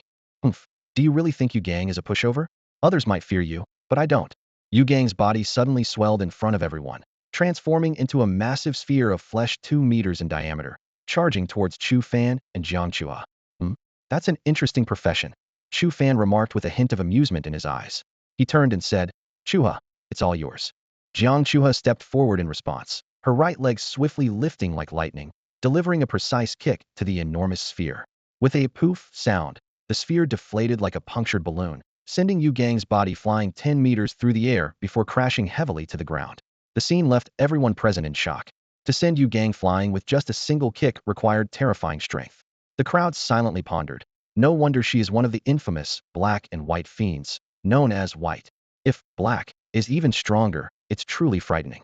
No one dared to make a move, all frozen in place. Thanks, Chu Fan chuckled softly, turning to leave with Jiang Chua. Captain. The others hurried to Yu Gang's side, asking, Are you alright? Yu Gang lifted his shirt, revealing a clear footprint on his stomach, and replied irritably, My belly's been kicked a size smaller. You call that alright? The others couldn't help but swallow nervously at the sight of his noticeably sunken belly. Had the attack somehow come with a weight loss benefit? Only Yu Gang felt secretly relieved. He clearly sensed that Jiang Chuha had held back, focusing the force on his belly's fat. Had it been a full-strength blow, even with reinforcement, his organs would have suffered serious damage, not just the surface. Just then, 3 spiritual crystals suddenly landed in front of him. Yu Gang quickly picked them up, looking towards the distant figures of Chu Fan and Jiang Chua, murmuring, Thank you. Brother Fan, that Yu Gang is from another school and has nothing to do with us. Why did we take from him? Jiang Chua asked in confusion as they walked. Chu Fan smiled and replied, Didn't we return 3 to him? Do you believe he'll thank us for it? Seeing Jiang Chua shake her head in confusion, Chu Fan merely smiled without elaborating. He had long noticed Jiang Chua's restraint towards Yu Gang and didn't object. After all, his target was the spiritual crystals, not causing harm. Chu Fan took out 3 spiritual crystals. Let's absorb them. The powerful spiritual energy surged into their bodies, bringing a sensation as refreshing as a cool drink on a hot day. I'm at level 6 now, how about you? Chu Fan asked with a deep breath and a smile. So am I, Jiang Chua replied with a sweet smile. Chu Fan nodded in satisfaction. At this moment, his professional panel showed that his wave perception had reached 96 of the first level, just a step away from advancing. The mountain where the dark lair is located is just ahead. We can get there in 5 minutes, Jiang Chua reminded. Alright, let's take down a few more shadow beasts before we head over. Chu Fan took a step forward. He aimed to enhance his wave perception to the 2nd level before entering the dark lair. Meanwhile, in the council chamber of the Sun City branch of the Divine Temple, the high-ranking officials were watching a video of Chu Fan. Wow, the black and white fiends. Oomph, they're leveling up fast by taking things, but it's unfair to the other students. They should be punished. The Divine Temple doesn't prohibit taking, does it? Exactly, the spiritual crystals of a lord are meant to be contested for. That's an unwritten rule. These kids are just starting the contest early. The senior official who suggested punishment looked displeased, but said nothing further. Speaking of which, what profession is that boy? We haven't seen him make a move. But I do like that little girl. She's a martial artist like me. A man in training clothes said with satisfaction. Branchmaster, is this boy on the job transfer list? All eyes turned to the head seat, where Lu Jun sat. Lu Jun tapped his fingers on the table, smiling. Sun City's number 1, ranked 58th on the job transfer list as Asura, that's him. What? He is the outsider. A sudden gasp erupted from the crowd. Their eyes were filled with shock as the top student of Yangcheng, known by the ID outsider, and the mysterious hidden class Asura, finally revealed his true identity. Although he attended Yangcheng number 1 high school, apart from the sub-temple master, no one knew his real identity. After the initial shock, a wry smile appeared on the faces of the high-ranking officials present. Who could have imagined that this genius teenager, ranked 58th on the national job transfer list and breaking Yangcheng's records, would act in such a way in the dungeon? If I saw correctly, that chubby guy just used the Devourer's exclusive skill Enhance, which can double one's physical attributes, one high-ranking official analyzed. Indeed, he is a hidden class Devourer, able to gain spirituality just by eating, which explains his physique, another added. Huh, even so, he was still kicked away by that little girl. Are martial artists really that strong? A man in a martial arts uniform interjected. Let me remind you, the world's strongest, Wei Wuji, is a martial artist. This statement brought a brief silence to the scene. The speaker quickly realized he had touched on a taboo subject and fell silent. As the founder of the Martial Alliance, Wei Wuji led the only organization capable of rivaling the Divine Order Hall. Within the Divine Order Hall, his name was considered taboo. Lu Jun promptly shifted the topic. Alright, back to the main point. Having observed the performance of Yangcheng students, who do you think deserves the sole spot in the Divine Order Hall this year? The high-ranking officials fell into contemplation. There were many outstanding students in Yangcheng this year, with several hidden classes emerging, making the decision difficult. At this moment, the high-ranking official who previously advocated punishing Chu Fan and the others spoke up. He wore a black mask, with a scar extending downward from his right eye. Subtemple Master. The Asura class is too unique. It can hear the call of demons and may fall into demonic ways at any time. Gao Chuan, what are you trying to say? Lu Jun stared at the scar-faced man. Clearly, the spot cannot go to him. To avoid bringing negative influence to the Divine Order Hall, Gao Chuan stated bluntly. Lu Jun's voice turned cold. There's something I haven't asked you yet. Who allowed you to disclose this person's information to the main hall without permission? This statement left everyone shocked, turning their gaze to Gao Chuan. Such an act of bypassing the Subtemple Master and reporting directly to the main hall clearly showed a lack of respect for the Subtemple Master. Gao Chuan remained unfazed. I'm doing this for the benefit of the Divine Order Hall. Subtemple Master, I suggest you think carefully. If you recruit a potential threat, your position might be hard to maintain. With that, he stood up to leave. Is that a threat? Lu Jun said coldly. Gao Chuan did not answer and walked straight out of the room. Lu Jun furrowed his brow, his gaze like lightning as it swept across the meeting room and finally landed on Li Yan, who was responsible for playing the video. Li Yan, report to headquarters immediately. This year's spot goes to him. Li Yan was momentarily stunned, then nodded respectfully. Understood, Deputy Hall Master. Deputy Hall Master, what Gao Chuan said just now does make some sense. Shouldn't you reconsider? A member stood up, but was silenced by Lu Jun's piercing stare. Who's in charge here, me or Gao Chuan? Lu Jun said coldly. This meeting is over. Dismissed. Before the words were fully out of his mouth, he vanished from his seat, as if he had never been there. The atmosphere in the meeting room grew tense. People exchanged glances and began whispering among themselves. I think there's someone powerful backing Gao Chuan, eyeing the Deputy Hall Master's position. Humph, Gao Chuan has been with us for so long, always elusive. I haven't even seen what he looks like. Lu Hall Master is straightforward and open.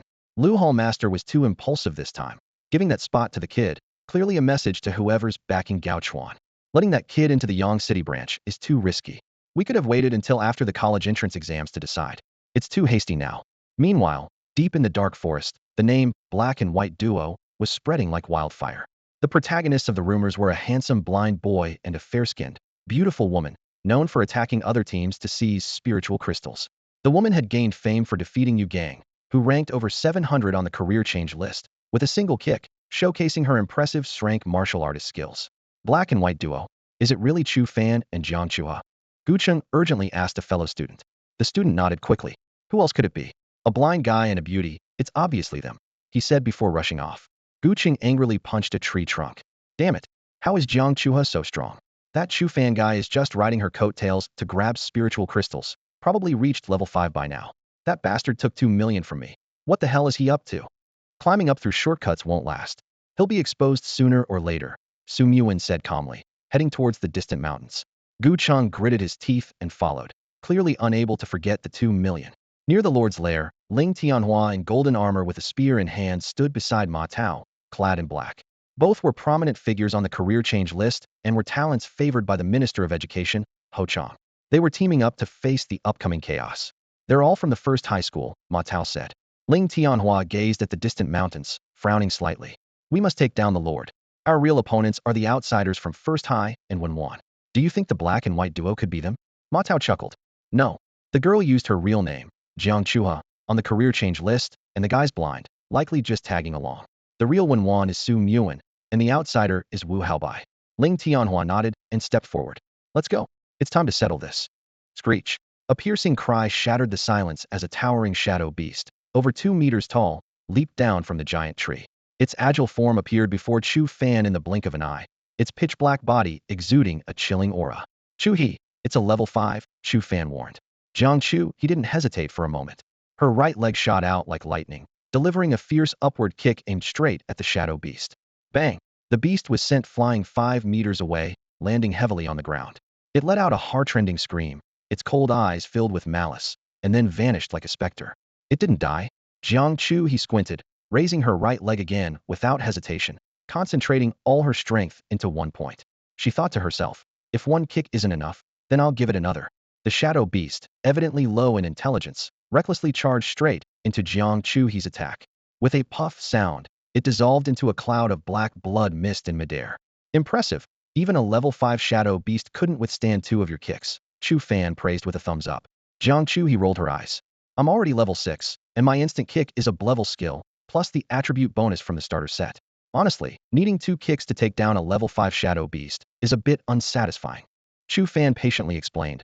That's already quite impressive. At the same level, beasts are generally stronger than humans, which is why so many people fall victim to them. Early on, attribute increases are small. The fact that you can take it down in 2 kicks, while only one level ahead surpasses 99 of newcomers. Many professionals need to reach higher levels and rely on attribute boosts and high-level equipment to one-shot lower-level beasts. What you did is pretty close to that. Really, Jiang Chu he couldn't help but smile at Chu Fan's praise. Chu Fan nodded, explaining the characteristics of their professions. Every profession has its own strengths. You're a martial artist, so your strength and agility increase the most with each level. I'm an Asura, a balanced class, with all attributes increasing, but naturally not as much as your pure damage class in strength and agility. My strength is currently at 90. Yours should be around 100, and with a high-burst skill like Instant Kick, it's understandable you can take down a level 5 Shadow Beast in 2 kicks. Oh, by the way, Chu Fan suddenly noticed something. Your skill is Instant Kick, but your starter set weapon is a pair of gauntlets, which doesn't quite match. He glanced at the thin silk gauntlets on Jiang Chu-he's hands. Actually, Jiang Chu-he hesitated, then simply said, "Never mind, let's absorb the essence quickly." She swiftly moved to where the shadow beast had vanished and picked up the essence crystal. 2 blue lights immediately floated out and entered their bodies. Chu Fan silently checked his professional panel, feeling a surge of joy. His level had reached 6 with 10.28 progress, and his 4 main attributes increased to 90 points. What excited him the most was that his wave perception had finally broken through to the 2nd tier, granting him a 30-meter perception range and the ability to sense weaknesses. This meant he could use wave perception to identify opponents' weak points, making this a significant gain. The increase from a 10-meter to a 30-meter perception range was crucial for him. Just like the shadow beast hiding in the tree earlier, if it had been beyond his perception range, he wouldn't have been able to react in time and would have been injured due to the beast's speed. With a 20-meter perception range, Chu Fan felt as if he had an invisible shield around him. However, this wasn't the most significant ability he had acquired. With a subtle movement of his fingertips, a faint, fluctuating aura appeared and then vanished in the air. Chu Fan understood this was sword energy power that required a suitable medium to be truly unleashed. And a sword was the perfect choice. He turned his gaze to Jiang Chuha and activated his weakness detection ability. In his perception, Jiang Chua's figure was clear, with several black dots circulating on her body, the largest located at her heart. These black dots were likely the opponent's fatal weaknesses. "Fan, when are we heading to the Lord's Lair?" Jiang Chua asked. Chu Fan withdrew his perception ability and gave a confident smile. Right now, both of them had reached level 6, making it the perfect time to hunt for the Lord's head. At that moment, at the northernmost edge of the dark forest, hundreds of professionals gathered at the foot of a giant mountain. They formed small teams, but stood at a distance from the intimidating cave entrance. The cave was 100 meters wide and long, dark and deep, like a giant mouth ready to swallow life. This was the Shadow Lair, the rumored dwelling of the Lord. Some classmates died in there. I struggled to get here, but I don't dare to take a step inside. What a coward. We're only level 5.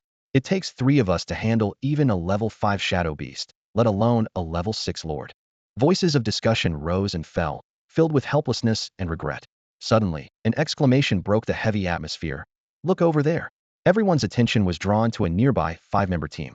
3 confident young men and 2 graceful young women, each exuding an extraordinary aura. The one in golden armor is Ling Tianhua from 2nd High, Strength Aptitude, ranked 306 on the transfer list. The one in black is Ma Tao from 6th High, a defense warrior ranked 601. That one's Su Muan from 1st High, even more impressive, ranked 60. Most importantly, that's the number 1 ranked outsider, Wu Haobai. And the last one is Lu Ruyue, the school beauty from 3rd High, also a renowned healer. The murmurs of discussion rose again, everyone awestruck by this team, arguably the strongest in Yang City. The combination of these 5 talented youths undoubtedly represented the city's current highest combat power. The 5 of them attacked together, and a level 6 lord wouldn't last even a breath against such a lineup. Just as everyone was calculating that the battle was a foregone conclusion, footsteps from afar caught everyone's attention. "Hey, isn't that Chu Fan and Jiang Chua?" someone exclaimed. A man and a woman were approaching slowly, none other than the well-known Chu Fan and Jiang Chua. Their appearance immediately caused a stir among the crowd. "Wow, it's the infamous black and white duo. These 2 dare to show up here. Don't you know the black and white duo? They've stolen prey from many teams, leaving a lot of people stuck below level 6. Exactly, those bastards are the reason I'm still stuck at 90 of level 5. Voices of discontent and ridicule filled the crowd, aimed at the duo. "Haha, are they here to snatch the Lord's spiritual crystal? That blind guy? The useless freeloader hiding behind Jiang Chua. Right, Jiang Chua's strength isn't even as good as the weakest one in that team over there, Lu Riyue, and they think they can take on those 5 geniuses? The crowd looked at Chu Fan's calm smile and couldn't help but mock. Look at that blind freeloader, putting on airs. Who gave him the courage? With Jiang Chuho backing him, he probably doesn't even know his own limits. Chu Fan's ears twitched as he absorbed all the chatter around him. I'm overestimating myself, not knowing my limits, he sneered internally, thinking, what a bunch of frogs in a well. At this point, Chu Fan turned his attention to Ling Tianhua's team. The five of them glanced over but quickly looked away, clearly not taking Chu Fan and Jiang Chuho seriously. Su Muan furrowed her brows, seemingly in thought.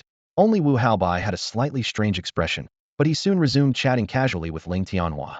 Chu Fan quietly activated his wave perception, and the information about the five became crystal clear in his senses, as if all their disguises had been stripped away. A defensive warrior, a witch, a healer, a berserker, and Ling Tianhua in golden armor, a magic lancer.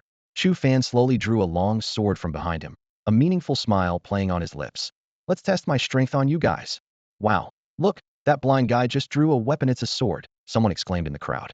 Huh, is he trying to be a berserker? Another person mocked, sparking a flurry of discussions among the onlookers. Anyone from Yizhong here? Can you shed some light on this?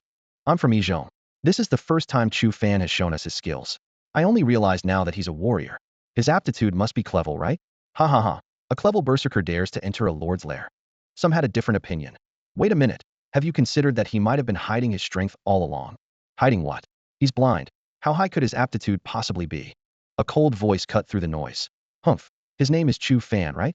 He dared to take my spiritual crystal, and I'm not going to forget that. In a shadowy corner at the back of the crowd, Gu Cheng watched everything unfold with a grim expression. He had originally come with Su Moen to take down the Lord, but when Ling Tianhua casually invited her, Su Moen joined Ling's team right in front of him. Before leaving, Su Moen explained that the Lord was too dangerous and teaming up with Ling Tianhua would lower the risk. Watching Su Moen interact closely with Ling Tianhua filled Gu Cheng with rage. Seeing Chu Fan arrive safely only added to his frustration. Just wait until I get stronger. I'll make each of you beg for mercy at my feet, he vowed silently, opening a portal and leaving. Soon, the five-member team that Su Moen joined completed their pre-battle preparations. Lu Ryue cast a level skill, Blessing Aura, enveloping the team in golden light and enhancing their attributes. The team headed toward the massive cave, appearing small before it, but no one doubted their strength. They were the strongest newcomers from Yang City. Let's go in too, Chu Fan said to Jiang Chuho. Are we going to compete for it again? Jiang Chuho whispered. Of course, Chu Fan replied confidently. Jiang Chuho nodded silently. Although the strength of those five far exceeded any team they had faced before, and she wasn't sure they could win, she would support Chu Fan's decision unconditionally. As they watched the pair enter the cave, the surrounding crowd sneered. They actually went in. Ha ha. I hope Ling Tianhua doesn't let them come back alive, avenging us. It's forbidden to kill here. But what if they die at the hands of the Lord? You're just as devious as I am, thinking the same thing. Inside the dim lair, the air was thick with a foul stench.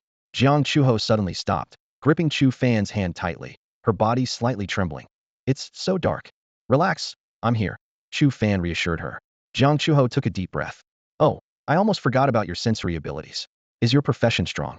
As they walked, Chu Fan explained. Every profession has its strengths. Mine allows for both close combat and ranged attacks. My sensory ability not only helps avoid danger, but also reveals opponents' weaknesses. You can see weaknesses? Jiang Chuho asked in surprise. Then can you sense what my weakness is? Just as Chu Fan was about to reveal his weakness, his expression suddenly changed, and he quickly shouted, Chu He, right in front of you. Ah. Jiang Chu He was startled by the sudden exclamation, appearing completely different from her previous decisive and strong demeanor. Chu Fan immediately swung his sword, and a sharp sword aura cut through the darkness, leaving a fleeting silver-white trail. What was that? Jiang Chu He instinctively clung tighter to Chu Fan. Is it a shadow beast? Chu Fan pondered, noting that such a timid reaction was unlike the usual Jiang Chu He. No, it's not a shadow beast, it's a tentacle, Chu Fan said in a deep voice. A tentacle? Jiang Chu He's face turned pale, and she stammered. I'm terrified of soft-bodied creatures. By the way, what was that you just unleashed? It's my ability. I can release sword energy. Sword energy? Jiang Chu He, leaning against Chu Fan, exclaimed in surprise. It was her first time witnessing Chu Fan's power. What kind of profession is that? Chu Fan didn't explain. Discussing it wasn't the priority. He immediately activated his third eye, scanning the surroundings. The red mist illuminated the massive cavern like a searchlight. Every 20 meters or so, a jet-black tentacle emerged from the ground, resembling eerie subterranean plants. What do you sense? Jiang Chu He, unable to see Chu Fan's third eye, thought he was merely sensing his surroundings. The one I cut earlier was likely the Lord's tentacle. Chu Fan said gravely. There are a total of 25 tentacles in this cave. So many. Jiang Chu he withdrew slightly. Follow me. Chu Fan led Jiang Chu he forward, sword in hand, slicing through any tentacles they encountered. Soon, they stopped at a certain point in the cave. Chu he, there's another opening ahead. The Lord should be below. Let's go down. How high is it? I'm afraid of the dark. Jiang Chu he clung tightly to Chu Fan. Don't worry, it's only as high as a 3-story building. With our current physical condition, it's no problem. Hold on tight. Chu Fan reassured her, patting her shoulder. Jiang Chu he nodded and held on to Chu Fan. Feeling her fragrance and soft touch up close, Chu Fan was momentarily taken aback. What's wrong? Nothing, I'm jumping. Okay. Chu Fan leaped into the opening, quickly reaching the bottom. It was a 10-meter-high spacious area, covered by rocks above. Unlike the upper dark environment, this space was brightly lit by numerous luminous pearls embedded in the walls. I can see now. With the light, Jiang Chu he felt much more at ease. She freed herself from Chu Fan's embrace and marveled at the glowing pearls on the wall. These pearls are so beautiful. Chu Fan quickly closed his third eye and excitedly said, "This is moonlight sand, used for crafting armor. Chu he, we've struck it rich. Moonlight sand is an essential material for crafting armor. Even high-level epic gear requires it. In the professional trading market, a single piece is worth 20,000 Chinese yuan. There are at least 100 pieces here, worth over 2 million. Chu Fan's eyes sparkled with excitement, as this was the largest sum of money he had ever seen. Over 2 million? That's okay. Jiang Chu he nodded calmly. But why is there so much moonlight sand here? Chu Fan's mouth twitched. Over 2 million was just okay. After calming down, he analyzed. I'm not sure. Maybe the moonlight sand attracted the Lord, making it its lair. Or perhaps the Lord collected it. But after today, all this moonlight sand will be ours. Haha, let's take down the Lord first. Right. Jiang Chu he looked ahead, where a massive creature stood, an 8-meter-tall black mass, covered in at least 100 densely packed tentacles. About 20 of them had pierced the rock above, clearly trying to ambush the intruders above. This was the intelligence of a Lord-level beast, far surpassing ordinary beasts. Even a level 6 Lord knew how to use the terrain to set ambushes. No wonder the books said high-level beasts' intelligence rivals humans. Chu Fan was amazed. At that moment, he sensed something amiss and immediately activated his second-tier wave perception, encompassing everything within a 30-meter radius. Fan, I'm going in. Jiang Chu he clenched her fist, ready to charge. Wait. Chu Fan grabbed her arm, lowering his voice. Don't rush in yet. Chu Fan pulled Jiang Chu back. In front of them, the Shadow Beast Lord let out a deafening roar, its blood-red eyes fixed intently on the intruders, while its thick tentacles flailed wildly. However, each time the tentacles reached about 3 meters away, they rebounded as if hitting an invisible wall. Huh, it seems trapped by something, Jiang Chuho observed, squinting. That's a beast confining barrier, Chu Fan explained. These dungeons are actually real places where powerful beings capture beasts to serve as training grounds for professionals. In lower-level dungeons, the lords are restricted by these barriers, which only disappear when a professional approaches. It's a protective measure for beginners. He continued, in major cities like the capital and Magic City, elite students even request the removal of the beast-confining barriers in the Lava Lands dungeon. At this, Chu Fan couldn't help but marvel. It's like top students deliberately seeking more challenges, while weaker ones try every means to make things easier. Why did you pull me back? Do you think I can't handle it? Jiang Chua asked. Chu Fan cautiously scanned the surroundings. That 5-member team entered before us, but is nowhere to be seen. With their strength, they couldn't have been defeated by the Lord so quickly. Activating his wave perception, he added, there are 5 people behind the large boulder to the left. Sure enough, 5 figures emerged from behind the boulder, led by Ling Tianhua, clad in golden armor and wielding a long spear. So you're the notorious duo who advanced by snatching spiritual crystals. Ling Tianhua sneered. Hiding outside hoping to pick up our leftovers, but retreating like cowards? Chu Fan responded calmly. Weren't you also hiding behind the rocks, waiting to use us to test the Lord? Smart. Ling Tianhua pointed his spear at Chu Fan. Now, I command you to enter the barrier. Forget it, we can't beat this Lord, so we'll leave it to you. Chu Fan pretended to teleport away. Courting death. Ling Tianhua dashed forward in a flash. Bang. With a loud crash, Ling Tianhua was sent flying backward. Standing firm, Jiang Chuha retracted her outstretched leg, her gaze fierce. Want to fight? I'm game. This scene left Su Muin and the others dumbfounded. The genius ranked 306th on the job change leaderboard. Ling Tianhua was kicked away with a single blow. Though he might have underestimated his opponent, it was nonetheless astonishing. Are you all right, Tianhua? Ma Tao quickly approached, lowering his voice with concern. Ling Tianhua slowly got up, his gaze as sharp as a knife sweeping over Jiang Chuha and Chu Fan. He took a deep breath, his voice tinged with suppressed anger. I'm fine, I was just careless. Chu Fan's eyes narrowed. For Ling Tianhua to take a direct hit without a scratch, his strength was formidable. Tianhua, maybe we should let it go? Lu Ryue, dressed in a light blue gauze dress, stepped in to mediate. We can directly deal with the leader. There's no need to involve classmates. Shut up. Ling Tianhua interrupted harshly, a flash of malice in his eyes. The other party not only dared to refuse him, but also dared to strike. This debt needed settling. Lu Ryue silently stepped back, saying no more. Ling Tianhua fixed his gaze on the two, his voice icy. Don't think you'll walk out of this dungeon. Before his words could settle, his aura changed abruptly, his black hair moving without wind, and the spear in his hand gleamed coldly, like a demon god descending upon the world. That's the A-level skill demon god transformation of the demon spearman. Ma Tao exclaimed. It's said to temporarily boost power. Tianhua's strength might now be at level 7. Level 7. Su Muin's beautiful eyes flickered as she spoke up to warn. Tianhua, besides the skill you just saw, Jiang Chuha also has a level uppercut and instant step. Be cautious. As for Chu Fan, he only has the fury skill.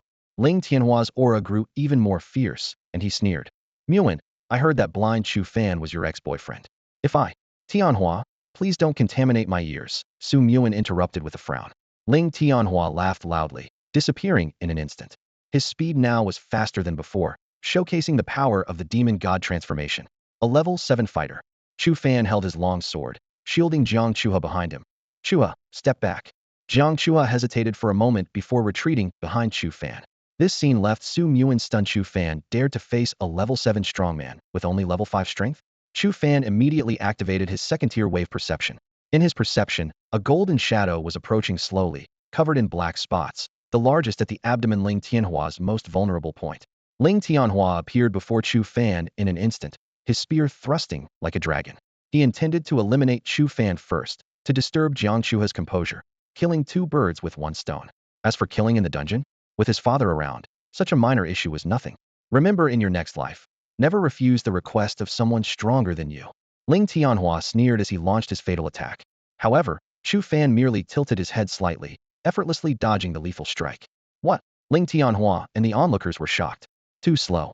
After evading the attack, Chu Fan calmly brushed the dust off his shoulder. Is that supposed to hit anyone? Chu Fan's words were not an exaggeration. With his second-level wave perception, Ling Tianhua's movements indeed appeared to be slowed by at least twice, making them unusually sluggish. This scene left everyone present speechless in shock. Su Muin's eyes widened in disbelief as she stared at Chu Fan's back, her heart in turmoil. Jiang Chuha, standing behind Chu Fan, was also taken aback by what she witnessed. Although she was aware of Chu Fan's exceptional abilities, the strength he displayed at this moment far exceeded her expectations. Her gaze quickly settled on Chu Fan's upright figure, and a smile involuntarily formed on her lips. Just like last time, Chu Fan stood like a towering mountain, securely shielding her, and this sense of safety warmed her heart. Ling Tianhua missed his thrust, his face filled with astonishment. He couldn't believe that his opponent managed to evade his attack in the demon god state. The demon god transformation was a special enhancement skill among A-level skills, significantly boosting the user's four-dimensional attributes. Currently, his attributes had reached level 7, with his speed more than doubled, yet Chu Fan effortlessly dodged his attack. Where did this kid come from? Ling Tianhua's instincts screamed danger as he instinctively stepped back to create distance. Though arrogant, he knew when to retreat. Chu Fan remained calm, gently waving his sword. The air vibrated sharply, and a fierce wave of sword energy shot towards Ling Tianhua. What kind of skill is this? Ling Tianhua's expression changed drastically. The sword energy was too fast. By the time he reacted, his abdomen had already been pierced. Blood gushed out, and the intense pain, accompanied by fear, swept over him. I'm done for. Ling Tianhua screamed in agony. Chu Fan nodded in satisfaction with the sword energy's power. Even a level 7 demon gunner couldn't withstand it. Its power was indeed impressive. Do you know who Tianhua's father is? Ma Tao said in a trembling voice. You've cut off his lineage. His father will never let you go. Chu Fan shrugged and replied. I didn't want to make a move. He attacked first. I was merely defending myself. Self-defense. Everyone was bewildered by this explanation. You cut off his manhood, and you're calling it self-defense? You all saw it. He attacked first. Chu Fan's gaze swept over the crowd. I was forced to retaliate, and you are all witnesses. Under Chu Fan's gaze, everyone lowered their heads to avoid eye contact. If anyone asks, you wouldn't give false testimony, would you? Chu Fan smiled as he swung his sword, and the sword energy instantly reduced a distant boulder to dust. No, we won't. You were indeed defending yourself. Everyone, except Su Muin, nodded repeatedly. At this moment, Su Yuan's eyes were covered with a layer of blood red as she stepped forward to face Chu Fan directly. Chu Fan, you're the outsider, aren't you? Her words left even the injured Ling Tianhua stunned. Ma Tao and the others glanced back and forth between Wu Haobai and Chu Fan, unsure of who the real outsider was. Chu Fan shook his head, his gaze steady. Does it matter who I am? Su Yuan stared at him intently, a complex emotion flickering in her eyes. She hesitated, sighed softly, and then silently retreated back into the group. I don't care who you are, Chu Fan. If you dare to cut off my descendants, then die. Ling Tianhua roared, pulling out a blood-red pill and swallowing it without hesitation. It's the bloodburst pill. Ma Tao exclaimed in shock. Chu Fan's eyes narrowed. The bloodburst pill, a forbidden drug that accelerates a warrior's blood circulation, can significantly boost one's power in a short time. Even with severe injuries, the boiling blood numbs the pain. However, the side effects are severe. It was clear Ling Tianhua no longer cared about the consequences. The moment the pill entered his mouth, Ling Tianhua's skin turned a bizarre shade of red, and his blood vessels bulged and writhed like worms. Demon God transformation, he shouted, unleashing his secret technique once again. His blood-red hair whipped around wildly, and the spear in his hand exuded a chilling, killing intent. Tianhua's power is now close to level 8. Ma Tao said in shock. This news made Lu Riyue and Wu Haobai's faces turn pale. The gap of 2 levels was something even Chu Fan would struggle to counter. Brother Fan, let me handle this, Jiang Chuha said solemnly, stepping in front of Chu Fan. Chu Fan gently pushed her behind him with a slight smile. Don't worry, I know what I'm doing. Die! Ling Tianhua shouted, charging at Chu Fan like a cannonball. In the darkness, Chu Fan activated his wave perception. Ling Tianhua's movements slowed in his eyes. Just as Ling Tianhua's spear was about to pierce him, Chu Fan simply sidestepped, perfectly avoiding the deadly strike. Everyone was stunned. Even at level 8, Ling Tianhua couldn't touch a hair on Chu Fan, who was only level 6. Was this the strength of Yang City's number 1? Ling Tianhua was furious, his spear thrusting repeatedly, each strike accompanied by a fierce wind that sent debris from the cave walls flying. Yet Chu Fan remained calm, dodging effortlessly amidst the onslaught. 10 minutes passed, and Chu Fan's wave perception had increased to second stage, 10. Seeing his goal achieved, he smiled slightly, deliberately exposing a flaw and moving towards Ling Tianhua's spear tip. Bang! Chu Fan clutched his chest, his face pale as he fell to the ground. Gasping for breath, Ling Tianhua approached, his voice cold. Dodge, keep dodging. Even if you're Yang City's best, if I kill you here, no one will know. You want to kill me? Chu Fan feigned surprise. Ha, do you think I'm joking? Die. Ling Tianhua sneered, thrusting a killing blow. At the moment he thought victory was his, a sharp sword aura sliced through the air. Ling Tianhua's head flew into the sky, his eyes wide with a smug smile that lingered until his consciousness faded, never understanding how he, who had dominated the fight, was so swiftly defeated by Chu Fan. Thud, the head hit the ground, kicking up a cloud of dust. Ling Tianhua's head hit the ground heavily, his eyes filled with regret. He was supposed to have a bright future thanks to his father's status. He was guaranteed a spot in a top university after the college entrance exams, destined to become a powerful figure. Yet now, all of that had turned to dust. He had died in the beginner's dungeon, at the hands of Chu Fan, whom he had always looked down upon. If only he had known Chu Fan was the Outlander, perhaps the outcome would have been different. The cave was eerily silent. Only the distant roar of the Shadow Beast Lord echoed. Everyone stood in stunned silence. Ma Tao broke it with a trembling voice. Did you really kill Ling Tianhua? Lu Riyue and Wu Haobai shivered, shocked by the terrifying power the Outlander displayed. What was most astonishing was that he had actually killed. Su Yuan stood among the group, her eyes gradually taking on a strange red glow. Chu Fan looked up, his voice cold. You all heard it. He was the one who wanted my life. I was just defending myself. Puffed. Jiang Chuha couldn't help but laugh. Exactly. If Fan hadn't acted first, he'd be the one dead. She lifted her chin, pointedly looking at Su Yuan. Now, it's time to settle the score with you. Before she finished speaking, Jiang Chuha sprang towards Su Yuan with lightning speed. Chuha, come back. Chu Fan shouted, but it was too late. Jiang Chuha was upon Su Yuan, ready to kick. At this critical moment, Su Yuan's eyes changed. Suddenly her eerie red pupils split into 4, emitting a mesmerizing light. Jiang Chuha's movement slowed. Her consciousness began to fade. No, Her eyes became vacant. Chu Fan's heart tightened. This reckless girl had committed a major mistake for an adventurer attacking a hidden class, without preparation. These classes had extremely unpredictable abilities, and reckless aggression was the worst approach. Let her go, Chu Fan said in a deep voice. Su Yuan spoke softly. We just broke up not long ago, and now she's all you care about? I'll say it one last time, let her go. Chu Fan gripped his initial sword. Don't use your skills on me. I can't see them. They're ineffective against me. A sharp sword aura whistled through the air, aimed straight at Su Yuan. Really?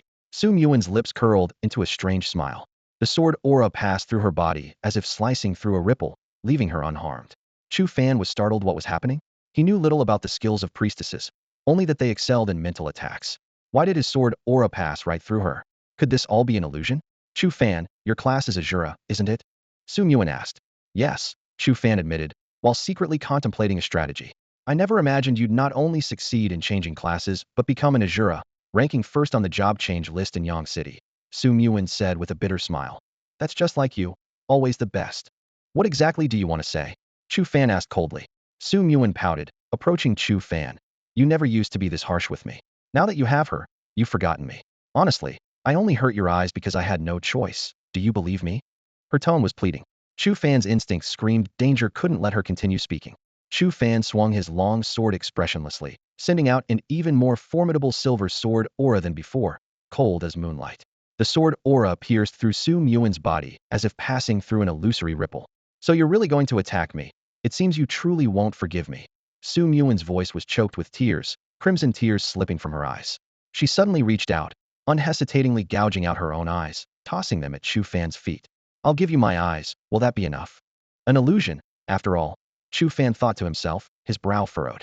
They say a day as a couple is worth 100 days of grace. Yet after all this time, your attitude towards me is worse than towards Jiang Chua. Su Yuan's voice suddenly sounded behind him. Chu Fan immediately turned and swung his sword, a sword aura slashing backward. What a scumbag. This time, Su Yuan's voice came from above. Which, Chu Fan took a deep breath. No wonder you can use mental control. In an instant, the surroundings abruptly shifted. Chu Fan found himself in a dim little room. A playful and cute Su Yuan walked in, holding a bag. Chu Fan, look at this. This is the venom sac liquid of the 7-colored poisonous toad? The venom of a third-tier exotic beast, with power comparable to a level 20 professional. Where did you get this? Hee hee, look at the small print on the bottle. What small print? Before he finished speaking, scenes from the past flashed before his eyes. Chu Fan seemed to return to the moment when Su Yuan blinded him. Despair and fear surging like a tide. Yuan, why? Chu Fan's heart ached. I'm sorry, I didn't want to either. Su Yuan wept. Someone threatened me. You'll forgive me, right? She looked at Chu Fan pitifully, her eyes beautiful as stars. Chu Fan reached out to caress her cheek. Of course, I'll forgive you. He suddenly changed his tone. Which Su Yuan? A blood-red eye suddenly opened on Chu Fan's forehead. You, what is this? Ah. Su Yuan screamed in terror, struggling desperately, but Chu Fan's hands held her head like a vice. The illusion shattered like broken glass, and Chu Fan returned to the Lord's cave. The illusion is broken? I didn't expect the third eye to have such an effect. In the shadowy lair, Su Yuan clutched her eyes, letting out a piercing scream. My eyes. What was that? What was that? Chu Fan walked to her side without a word, swinging his long sword. The sword aura cleaved through the air, slicing Su Yuan's body in two. He looked at her corpse, his heart unmoved. It was over. From the moment Su Yuan blinded Chu Fan, this revenge was destined. Chu Fan thought he would have to wait a long time, but to his surprise, he achieved his goal in the first mission. With a swift motion, Chu Fan's blade fell, and Su Yuan's body was cleanly severed in two, collapsing to the ground. Ma Tao and his two companions trembled at the sight. First Ling Tianhua, now Su Yuan. This man was like a god of death. Jiang Chuha regained her senses at that moment and stared at the corpse on the ground. Did you do this? She asked softly. Chu Fan nodded. Oh, Jiang Chuha murmured, her expression complex. Suddenly, Chu Fan's gaze sharpened as he looked ahead. The Shadow Beast Lord was furiously ramming the barrier, its countless tentacles flailing wildly, even retracting those embedded in the rocks above. With a rumbling sound, the rocks began to collapse, and debris rained down. This place is going to collapse, let's go. Chu Fan grabbed Jiang Chuha's hand to flee, but suddenly remembered something, glancing around. Where's the moonlit sand? The moonlit sand on the cave walls had vanished, leaving only a few remnants around the Lord. Don't worry, I have it all, Jiang Chuha said proudly, patting her chest. While you were fighting Ling Tianhua, I collected everything I could. Her words left Chu Fan astonished. Without further delay, Chu Fan seized Jiang Chua's wrist, leaped to the upper level of the cave 9 meters high, and sprinted towards the exit.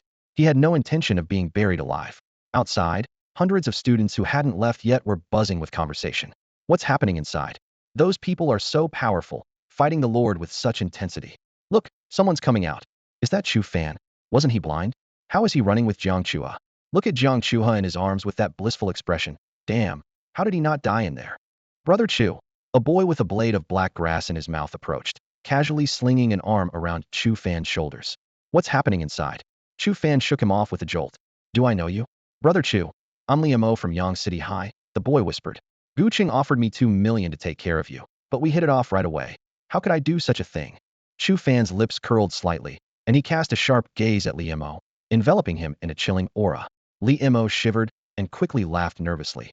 Brother Chu, give me your bank card, and I'll transfer the whole 2 million from Gu Qing to you, deal? Without a word, Chu Fan handed over his account details, and Liamo promptly transferred the money.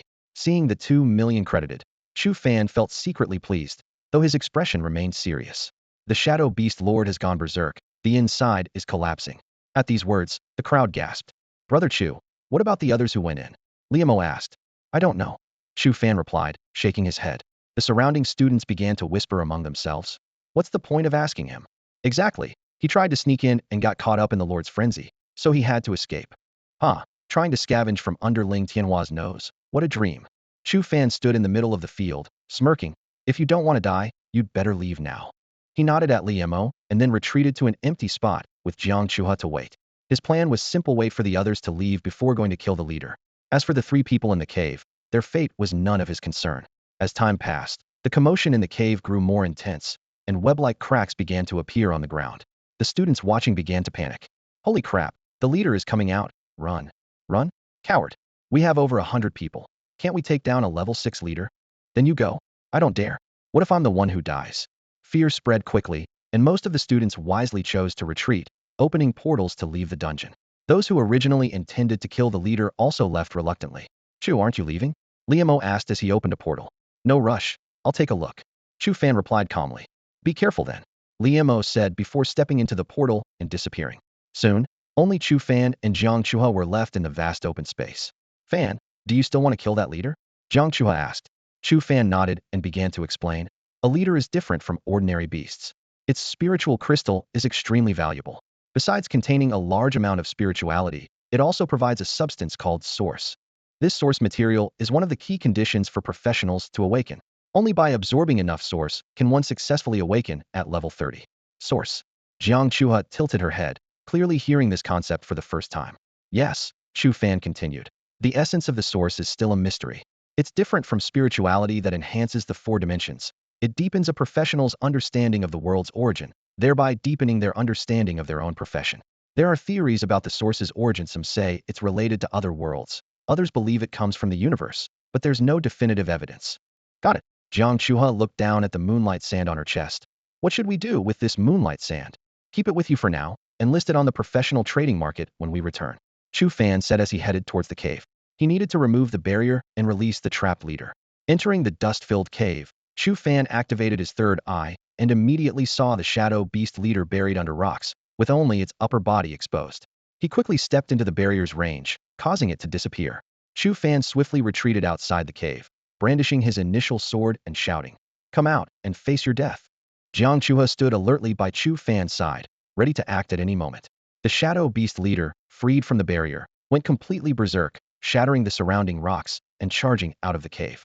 As it moved, the cave collapsed with a thunderous crash. Roar! With an earth-shaking roar, the shadow beast leader finally burst out of the mountain. Its eyes were blood-red, fixated on the 2 insignificant humans before it, with its body tentacles writhing like deadly black snakes. Chuha, attack! Chu Fan ordered in a deep voice. Both of them moved swiftly. Chu Fan quickly analyzed the shadow beast lord's weakness. Its back houses the central nervous system that connects all its tentacles. I'll distract it while you attack its weak spot from behind. Jiang Chuha understood the plan, and with a ghost-like grace, she slid towards the side of the shadow beast lord. Dozens of dark tentacles lashed out at her like venomous snakes, but with the agility of a martial artist, she deftly weaved between them, evading the attack effortlessly. Meanwhile, Chu Fan brandished his longsword, unleashing crescent-shaped sword energy that howled through the air. The shadow beast lord hastily extended its tentacles to block, but they were no match for the sword's initial sharpness. As the tentacles were severed, they dissipated into wisps of black smoke. The shadow beast lord let out a pained roar, unaware of the greater threat closing in. Jiang Chuha had silently maneuvered behind it, her left leg stepping forward, twisting her waist, and using a martial artist's unique softening technique to channel all her strength into her right fist. This was an A-rank skill punch strike that her father had specifically prepared for this mission, known for its explosive power far surpassing that of a quick kick.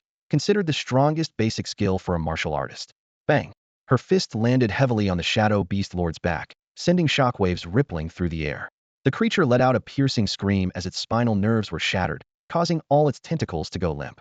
Seizing this fleeting opportunity, Chu Fan leaped 9 meters into the air, bringing his sword down with all his might. A massive, 3-meter-wide sword energy sliced through the air, cutting precisely across the Shadow Beast Lord's neck. Black blood spurted out as its massive body collapsed and transformed into a cloud of black mist, dissipating. The battle ended, leaving Chu Fan pale and breathless. The continuous use of sword energy in the cave, along with the final powerful strike, had left him utterly exhausted, barely able to stand. He understood the unique nature of the Asura class where skill power depended not only on the 4 attributes, but also on mental strength. In the early stages, when mental strength was generally low, it was challenging for an Asura to fully utilize their potential. It was said that a century ago, the legendary Wang Xiu could drag enemies into the Asura realm with just a thought, the true pinnacle of mental strength. Fan, that sword energy was awesome. Is that an Asura skill? Jiang Chuha excitedly approached Chu Fan. Gasping for breath, Chu Fan replied, your skill is stronger, the rank punch strike. Yeah, pretty cool, right? Jiang Chuha giggled playfully. Amazing. Chu Fan genuinely praised, silently adding in his mind, having money in the family sure is an advantage. A moment later, he walked to the spot where the Shadow Beast Lord had vanished and picked up a small blue crystal the size of a pea from the ground.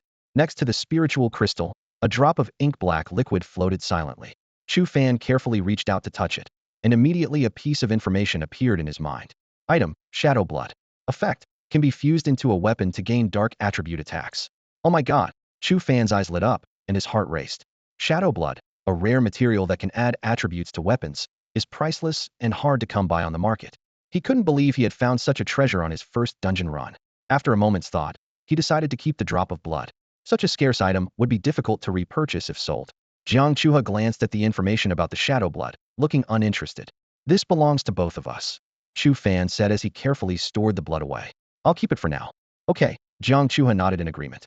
Chu Fan then picked up the spiritual crystal and began to absorb it. Instantly, an unprecedented feeling of comfort swept through his body. Both of them involuntarily let out a soft sigh. Jiang Chua's cheeks flushed red, and she sneaked a glance at Chu Fan. Chu Fan felt the power surging through him, washing away his fatigue. At the same time, a mysterious sensation flashed in his mind, fleeting but profound. He quickly checked his panel and saw that his perception had increased from 10 to 11. What surprised him even more was a line of blue text at the bottom of his class panel. Source power, 1. So that mysterious feeling was source power. It seemed there was still a long way to go to accumulate it to 100. Fan, what are you daydreaming about? Jiang Chuha waved her hand in front of him. Hee, I've reached level 7. How about you? I'm level 7 too, Chu Fan replied with a smile. Defeating that boss gave us an instant level up. Yeah, did you see the small text on the class panel? Jiang Chuha asked. Is that the source you mentioned? Just as Chu Fan was about to answer, both of their smart bracelets lit up, and a mechanical voice announced. The Lord of the Dark Forest has been slain. Killers, the Outsider, Jiang Chuha team. Time taken, 4 hours 20 minutes. The dungeon will close soon and reopen in 2 hours. At the same time, students who had left the shadowy forest were gradually returning to their respective schools. The campus was abuzz with chatter. Damn it, I'm only level 5, and it's all because of those 2 troublemakers. One student complained angrily, pounding the wall. Haha, you're just unlucky. I didn't get robbed and smoothly leveled up to 6, a nearby classmate gloated. But those 2 are really bold, trying to take on the top 5 group. Hopefully, Ling Tianhua and his group will teach those 2 a lesson, maybe even cripple them as payback. Across various schools, the students who had been robbed were seething with anger, wishing Chu Fan and his partner would meet their demise in the dungeon. Just then, everyone's smart wristbands lit up, and a cold, mechanical voice echoed throughout the campus. The shadowy forest lord has been slain. Killers, the Outsider, Jiang Chua's team. Time taken, 4 hours and 20 minutes. The dungeon will close shortly and reopen in 2 hours. This announcement hit like a sledgehammer, leaving all the students momentarily stunned. The Lord was killed, and the killers are the Outsider and Jiang Chua's team. A collective gasp spread through the crowd. The fact that the Lord was defeated wasn't surprising, but the identity of the killers certainly was. Did Ling Tianhua's group get robbed too? Are those 2 really that strong? Wait, is that blind guy's ID the Outsider? No way. Chu Fan is the Outsider. All the schools fell into an eerie silence. The image of the blind boy following behind Jiang Chua popped into the minds of all the vocational students. They had assumed that the strength of the duo came mainly from Jiang Chua, and Chu Fan was just a tag-along. Little did they know, Chu Fan, who had never shown his hand, was actually the stronger one. The students who had been robbed felt a strange sense of relief. Being robbed by the number one in Yang City. Maybe it's not so bad. In the hall of Yang City number 1 high school, the girls gathered in animated discussion. So he's the outsider. I knew it. Even though he can't see, he has an extraordinary aura. I was right. I can't believe my idol is him. I should have asked for his contact in the dungeon. Come on, he's got Jiang Chuha as his girlfriend, beautiful and ranked on the job change list. You don't stand a chance. He took my spiritual crystal. Oh well, I forgive him. After all, he's my secret crush. The title of the number one in Yang City had long spread across the city, making the outsider the idol of many girls. Now knowing that the outsider was Chu Fan, and recalling the remarkable boy from the dungeon, many hearts started to stir. So what if he's blind? As long as he has strength, being unable to see doesn't matter. In a corner, Gu Cheng's face twisted in rage, and he punched the alloy floor. Even as his fist turned red, he seemed oblivious. The news that Chu Fan was the outsider hit him harder than death. Look at him fume. It's hilarious. Heh, Gu Cheng always envied Chu Fan. He couldn't match him before, and now even less so. What does he have to compare with my idol Chu Fan? Just Su Muen's lapdog, thinking he's something special. Amidst the buzzing discussions, Chu Fan and Jiang Chuha emerged from the portal. The room fell silent, and all eyes were on Chu Fan. Some offered smiles, others nodded respectfully, and a few couldn't hide the admiration in their eyes. Ignoring the attention, Chu Fan walked to a corner of the hall with Jiang Chuha, sitting cross-legged. He played with a drop of shadow blood at his fingertips, a smile on his lips. Chuha, after absorbing the Lord's spirit, we've both advanced to level 7. This should be the highest among the freshmen in Yang City. He continued, we have another chance to enter the dungeon today. We can't miss it. In these 2 hours, those big shots will restock the shadow forest with beasts. As long as we take the clearing pill, we can kill the Lord again and gain another chance for source power. Jiang Chuha suddenly understood. So that's how they replenish the beasts in the dungeon. Yeah, for those big shots, restocking beasts is no big deal. Chu Fan replied softly. Meanwhile, outside the Lord's lair in the shadow forest, a man and woman suddenly appeared. The man was around 40, and the woman, in her early 20s, had a voluptuous figure. Their clothes were disheveled, indicating they had rushed there. The woman, fastening her blouse, said bitterly, it's all because you delayed the boss's task. If anything happens to the young master, we're done for. The man looked grimly at the collapsed cave.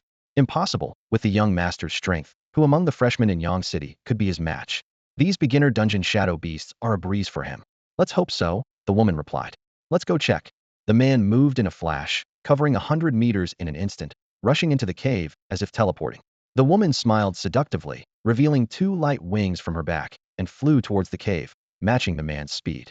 Inside the cave, the woman saw the crushed head on the ground and panicked. What do we do? The young master actually died in the beginner dungeon, and his head was chopped off. Fear filled the man's face, knowing how much Ling Tianhua's father doted on his son. It's all because you insisted on those 10 minutes. Now, we can only take the culprit's head to plead guilty to the boss. You're willing to harm Yang City students? Aren't you afraid of the Ministry of Education's retaliation? The woman asked, covering her lips. Fear flickered in the man's eyes. Do we have a choice? I'd rather die at the hands of officials than the boss.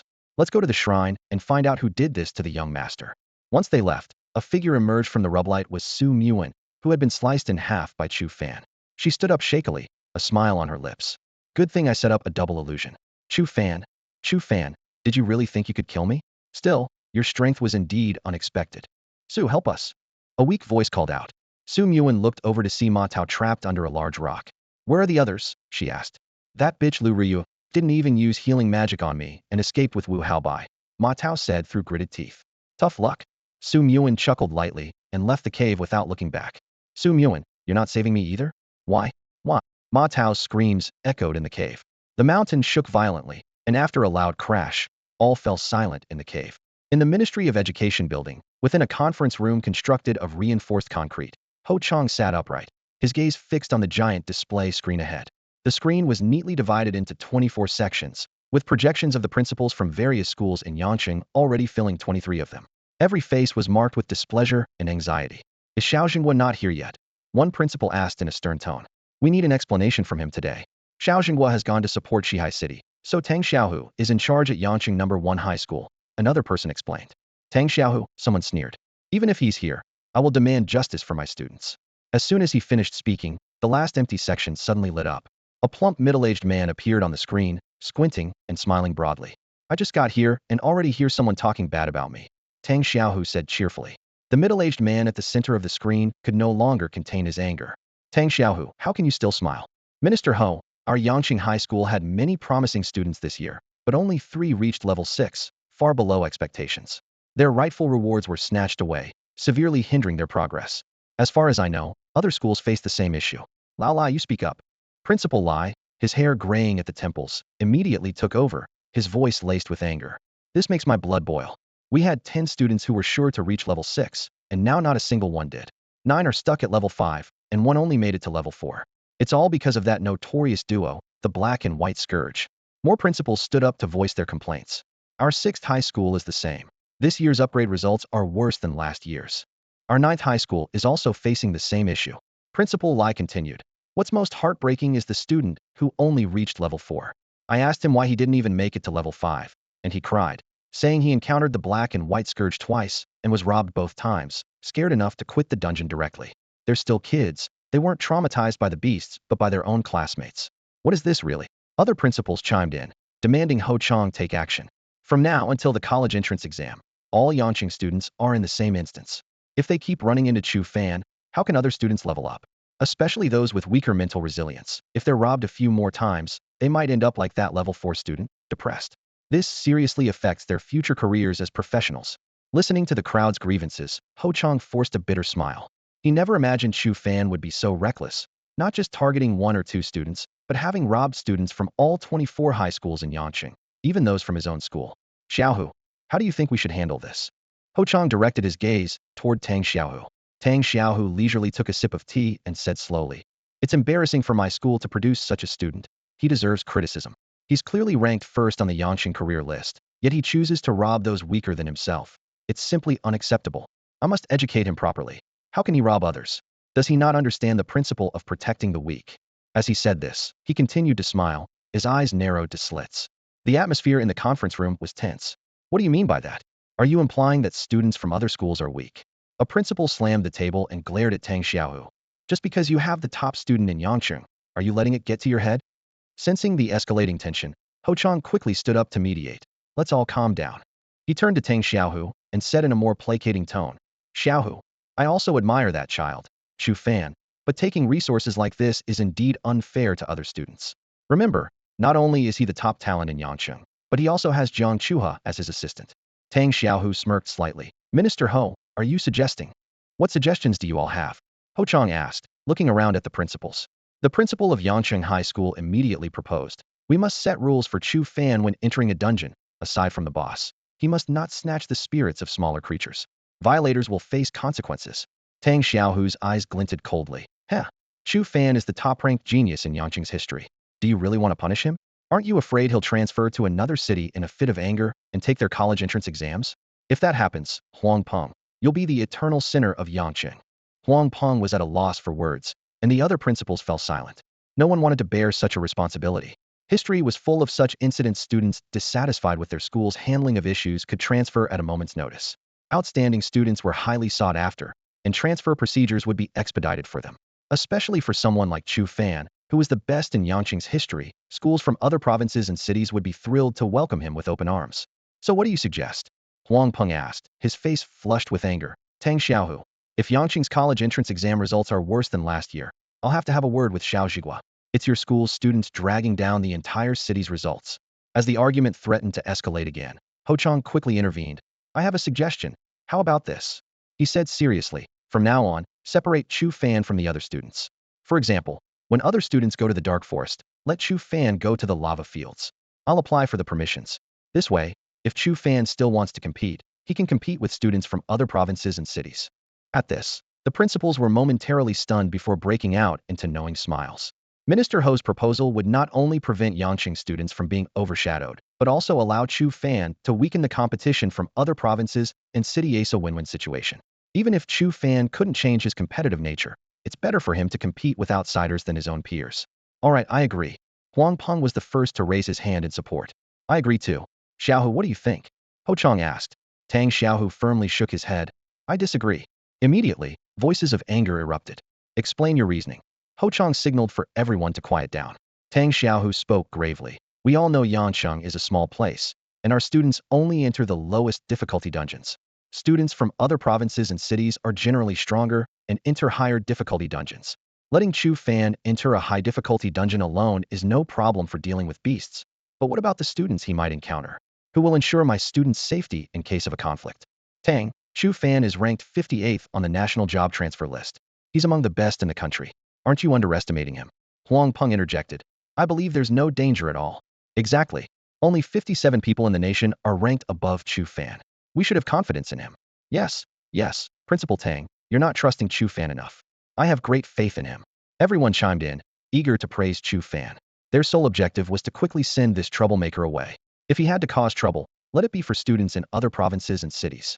Listening to the flattery from the crowd, Tang Xiaohu slowly shook his head, frowning slightly. The risk is too great. He's not from your school, so you don't care. But he's a student from my school, and I can't take that risk. A gleam flashed in Huang Peng's eyes as he nodded with a smile. I understand. But Xiaohu, your perspective is too narrow. This small place, Yangcheng, is not his stage at all. His real competitors are the geniuses nationwide. You can protect him for a while, but can you protect him forever? Ho Chang watched the scene quietly, saying nothing. At this moment, Tang Xiaohu sighed heavily. Sigh, you're all right. But Chu Fan is an orphan, with no money or influence. How can he compete with students from big cities? With what? These words left even Ho Chang stunned. He immediately sensed something was wrong, his face changing as he tried to signal a warning. But the principals on the other side of the screen were fully focused on Tang Xiaohu, not noticing his hints. After a moment of contemplation, Huang Peng's eyes flashed with insight. How about this? It's rare for a student like Chu Fan to appear in Yangcheng. To better train him, I'm willing to represent Yangcheng High School to sponsor Chu Fan. We at 9th High are also willing to sponsor. 3rd High seconds that. The other principals chimed in one after another. Tang Xiaohu widened his eyes, feigning shock. You all, well, since everyone is so enthusiastic, I can't let your goodwill go to waste. I'll go find Chu Fan and tell him about Yangcheng's expectations for him. With that, Tang Xiaohu decisively ended the call. The group breathed a collective sigh of relief.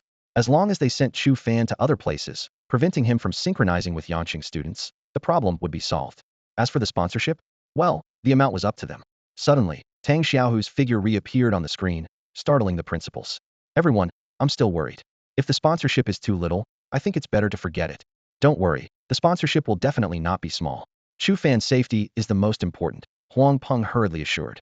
Yes, Principal Tang, rest assured, the sponsorship will definitely satisfy you. The others echoed. Tang Xiaohu beamed. With all of you here, Yangcheng is truly fortunate. With that, he disappeared from the screen.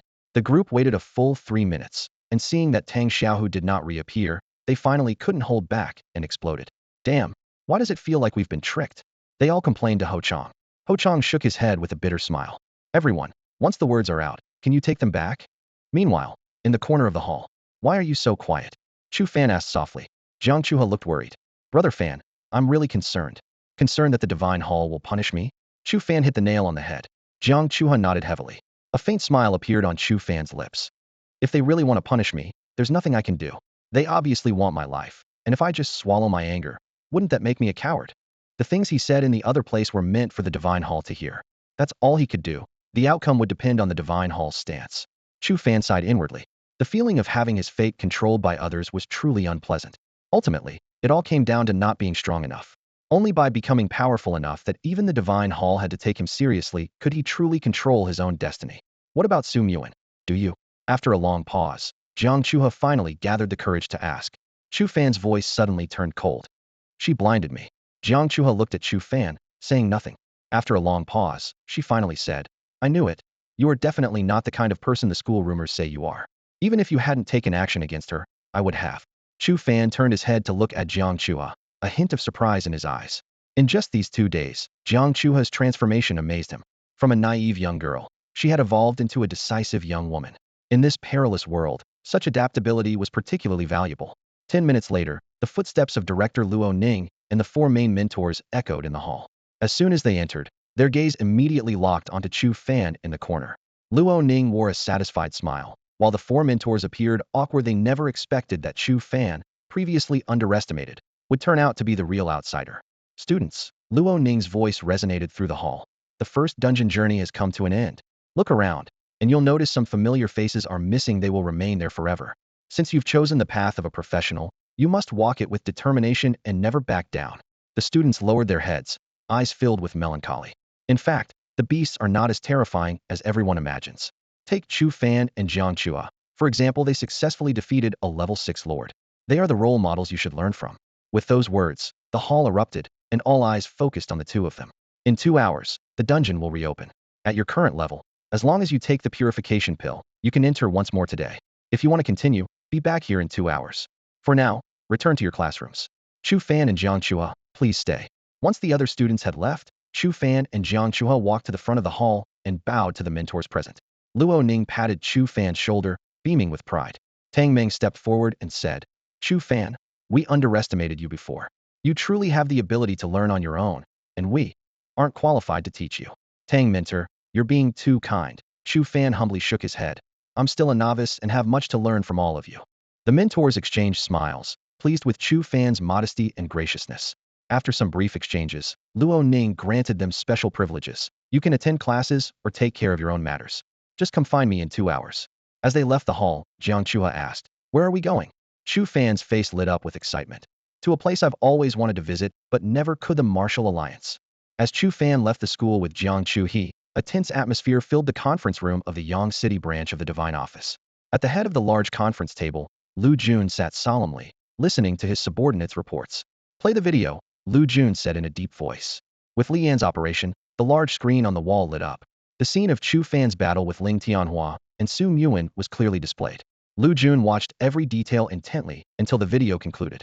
Su Muin is not dead, Lu Jun said slowly. Chu Fan did not kill the two of them. The other senior members in the room were visibly surprised by this revelation. In the video, there's an abnormal change in Su Muin's eyes, a characteristic of illusions. Lu Jun pointed to the screen and explained.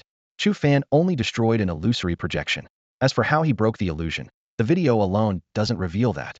What about Ling Tianhua? Someone asked. Lu Jun replied seriously.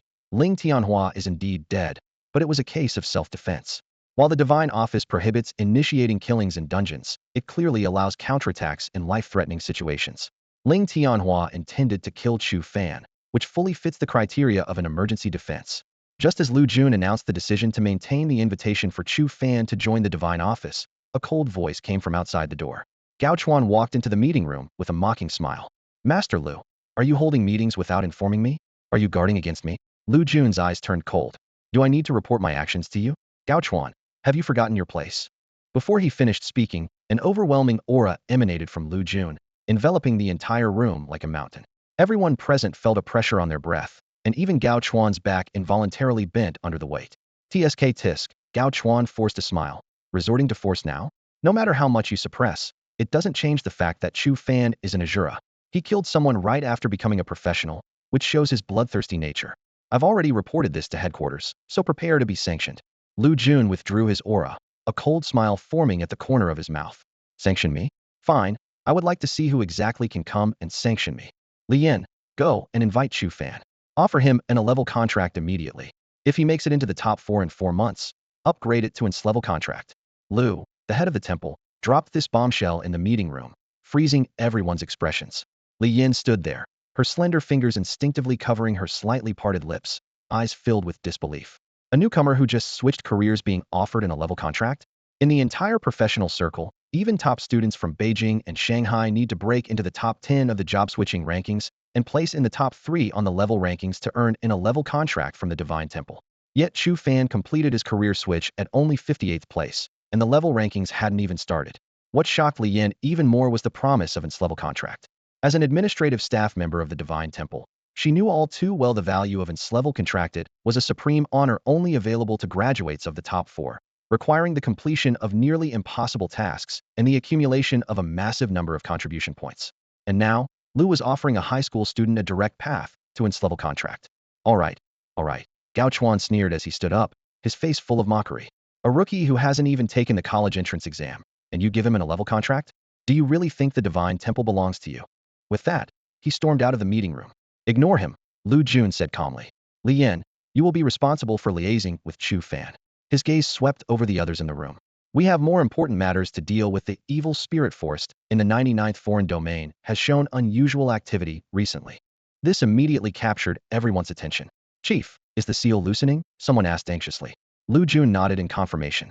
Yes, I suspect some evil spirits have already escaped and infiltrated the urban area of Yang City. This news made everyone gasp, and the atmosphere in the meeting room turned tense. Foreign domains are different from ordinary dungeons. Dungeons are training grounds where humans tame and raise beasts, while foreign domains are actual interdimensional rifts. Globally, over 2,000 interdimensional rifts have been discovered, with some of the beasts either roaming freely or settling around the rifts, their strength soaring under the nourishment of miasma, forming foreign domains. There are 168 foreign domains within China, numbered from 1 to 168 by danger level, with smaller numbers indicating greater threats. Although the Evil Spirit Forest, as the 99th foreign domain, is considered middle to lower level in terms of overall risk, if the evil spirits within are allowed to wreak havoc in the city, they could level the entire Yang city. The senior members of the Divine Temple present were acutely aware of the gravity of the current situation. Some powerful individuals have attempted to destroy these otherworldly realms, only to discover a harsh reality. No matter how strong a human is, once they enter, their bodies are quickly corroded by the foreign energies. Even top-tier warriors at level 60 are not spared.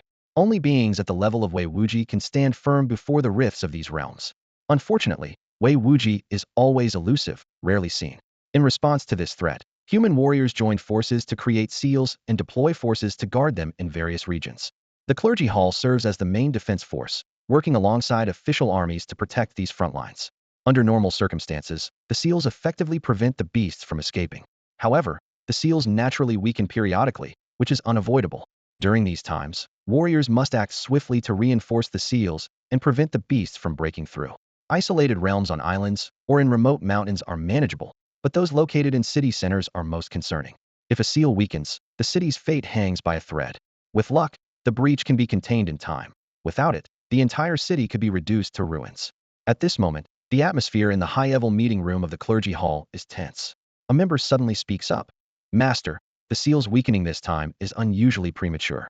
It usually lasts at least 5 years, but this happened in just 3. Lu Jun's gaze is sharp as a blade. I inspected it myself.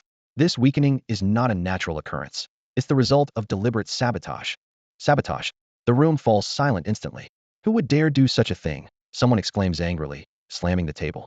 Lu Jun says gravely, while it's just a theory, it's likely the work of that organization. The Illuminati. The mention of it incites anger among the leaders. Those lunatics. How dare those vermin lurking in the shadows call themselves illuminated? Lu Jun raises a hand for calm. This is a preliminary assessment and needs further verification. The priority now is to control the situation. Team 16 will accompany me to the evil forest, and Team 79 will conduct a citywide search, focusing on any large-scale death occurrences. Remember, these beasts are highly intelligent and adept at hiding. Do not underestimate them. Also, immediately contact the authorities and the Martial Alliance. A threat of this scale requires comprehensive cooperation. He looks out the window, his brow furrowed. With the college entrance exams approaching, let's hope it doesn't escalate to the worst-case scenario. Meanwhile, unaware of all this, Chu Fan is sitting in Jiang Chuha's Thunder God 1. The car stops in front of a grand nine-story ancient building with the words, Yang City Martial Hall, elegantly displayed on the roof. We're here, Jiang Chuha says as she turns off the engine and gets out. You've been here before? Chu Fan is a bit surprised. Jiang Chuha hesitates slightly before nodding.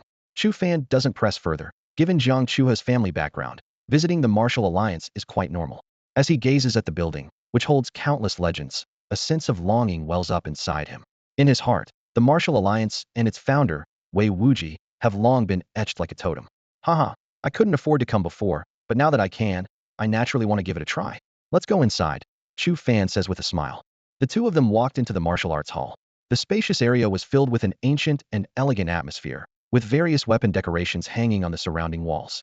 The waiting area was crowded, with hundreds of professionals lining up. The entire hall buzzed with activity.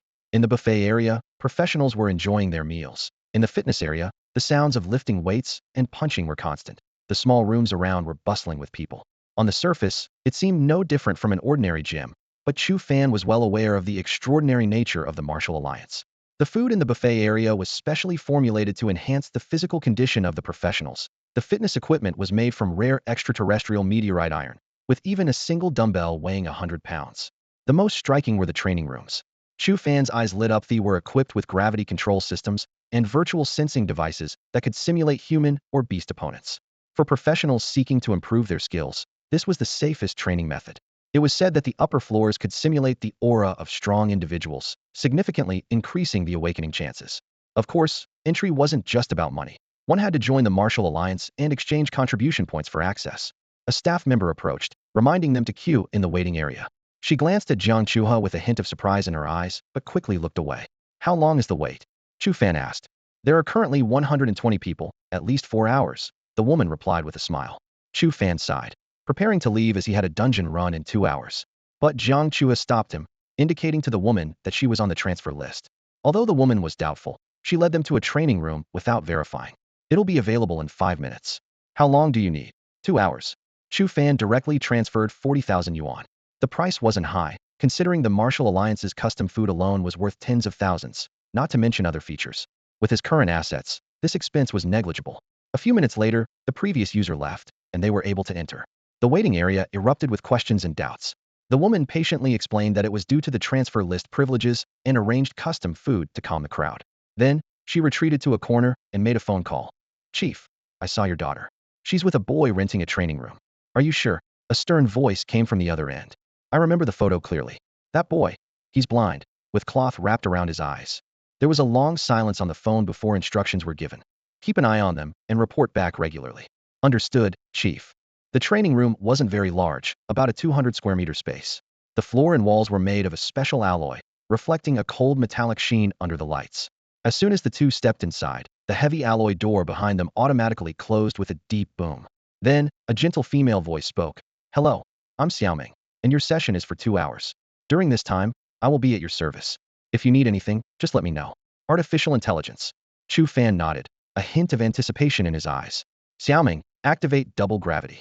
It was his first time at the Martial Alliance, and he was eager to try it out. All right. With Xiaoming's response, an invisible pressure instantly enveloped them. Chu Fan and Jiang Chuha's knees involuntarily bent, and their bodies slightly sank. Is this what double gravity feels like? Jiang Chuha asked in surprise. Chu Fan chuckled. Haha. Doesn't it feel like you're wearing a 100-pound suit with extra weights on your limbs? It really does. I can hardly move my legs. Jiang Chuha nodded with difficulty. Let's get used to it first, Chu Fan suggested. 3 minutes later, they finally acclimated to the pressure, and their movements gradually became smooth and free. Chu Fan opened his profession panel, and his eyes lit up. His four-dimensional attributes had each increased by 1 point. It seems the four-dimensional attributes can be enhanced not only through leveling up, but also through training. Chu Fan mused to himself. However, with my current physical condition, improving the 4 dimensions through ordinary training would be challenging. This was precisely why he chose to come to the Martial Alliance, as the gravity control system here was practically tailored for enhancing a practitioner's 4 dimensions. Chuha, check your profession panel. Any improvements? Chu Fan asked. Wow, my strength and endurance both increased by 2 points. Jiang Chuha exclaimed with delight. 2 points, huh? Chu Fan's mouth twitched. That's the advantage of a melee output profession. However, for him, the advantage lay not in the 4-dimensional attributes, but in the 5th attribute mental power. But now that he's already reached level 7, his mental power was still stuck at 5. Xiaoming, is there any equipment for training mental power? There is no such equipment, but I can provide you with a free mental power recovery potion, the AI responded. Chu Fan silently noted this information and then signaled to continue training. While maintaining double gravity, they had Xiaoming activate the exercise equipment. The ground beneath them began to move like a treadmill. Haha, Xiaoming, increase the speed. Chu Fan said excitedly. Received, ground speed set to 2.0 times. The ground beneath them suddenly accelerated, and they both nearly lost their balance and fell. Jiang Chuha barely managed to get up, only to be tripped again by the fast-moving ground. Chu Fan wasn't doing much better, but he persisted through gritted teeth. It's a big help in improving the 4 dimensions. Sweat quickly soaked through their clothes. Jiang Chuha, wearing her initial outfit, had her clothes cling to her body, outlining her curves. Suddenly, Chu Fan lost his balance and was thrown back by the fast-moving ground, crashing heavily into the alloy wall. Fan! Jiang Chuha exclaimed in alarm. Xiaoming, stop the exercise equipment. The ground gradually came to a stop, and Jiang Chuha quickly rushed to Chu Fan's side. Seeing blood trickling from his nose, she said worriedly, Look at you. Even your nose is bleeding. Let's take it step by step and not rush things. Chu Fan wiped the blood trickling from his nose, waving his hand somewhat awkwardly. No need, I'm already used to it. But I do need to change clothes. These are soaked. Jiang Chuha glanced down at her sweat-drenched clothes, her cheeks immediately flushing red. Thankfully, the training room was equipped with a dedicated changing area, and the two quickly changed into the brand-new martial arts uniforms provided by the Martial Alliance. Back on the training ground, Chu Fan signaled Xiaoming to adjust the gravity to double. After just half an hour, he felt his strength, agility, and endurance each increase by 1 point. Just as he was about to continue training, a service robot quietly slid up beside him, carrying a tray with a transparent drink emitting a faint blue glow. Refreshing. Chu Fan downed most of the glass in one gulp, the icy cola flavor bursting in his mouth. Even more surprising was the subtle spiritual essence within the drink, instantly dispelling his fatigue. Haha, no wonder so many people want to join the Martial Alliance. This is money well spent. Meanwhile, in the monitoring room, Chief, Chua and that boy are currently training. With the equipment set to double gravity and double speed, the female supervisor reported over the phone while watching the screen. Double gravity, double speed? How are they doing? The man on the other end inquired. They're adapting quickly. Wait, the female supervisor suddenly noticed with surprise. That boy has already adjusted the speed to triple. Chief, Chua ranks over 300 on the transfer list, so it's normal for her to adapt well, but the boy seems to be on par with her. Oh, and he's blind. Yeah, the man chuckled softly. If I'm not mistaken, that boy is the outsider ranked 58th on the transfer list, the top in Yangqing. It's normal for my daughter to be outmatched by him for now. But in the future, who knows? What? The top in Yangqing. The female supervisor stared at the screen in shock. In the future, the first floor of the Yangqing Martial Hall is open to them for free. Charge it to my account. Understood. The female supervisor replied immediately, her eyes gleaming with excitement. Providing services for Jiang Haixing's daughter, the chief of the Jiangnan Province Martial Hall, could easily lead to a promotion with a mere word from him. 2 hours flew by. Ding. Time's up if you wish to continue. Please renew at the front desk. Xiaoming's soft voice chimed in. The gravity field vanished instantly, and the swiftly moving ground beneath them gradually came to a stop. Chu Fan felt as if he had shed hundreds of pounds, his entire body feeling light enough to float away. 2 hours later, Chu Fan sat in the lounge area, his eyes focused intently on the professional panel before him. After intense training, all his four-dimensional attributes had increased by 5 points, filling him with a sense of joy. Normally, leveling up would only yield a 10-point increase, so achieving half of that in just 2 hours was a satisfying accomplishment. Once they were ready, the two of them washed up in the shower rooms and dried their sweat-soaked clothes before putting them back on. As they parted ways, the female supervisor's attitude had noticeably changed.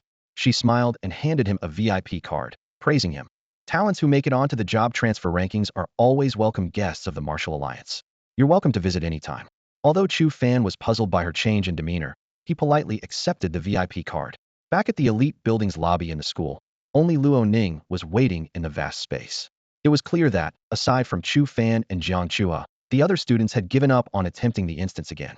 Luo Ning approached quickly, smiling. The vice principal wants to see you in his office. The vice principal wants to see me? Chu Fan was slightly taken aback and turned to Jiang Chua, saying, wait for me a moment. With that, he headed directly upstairs and stopped at the door of Office 201. Knock, knock, knock. Come in. Upon entering, Chu Fan saw Vice Principal Tang Xiaohu seated behind the desk. Have a seat, Tang Xiaohu gestured.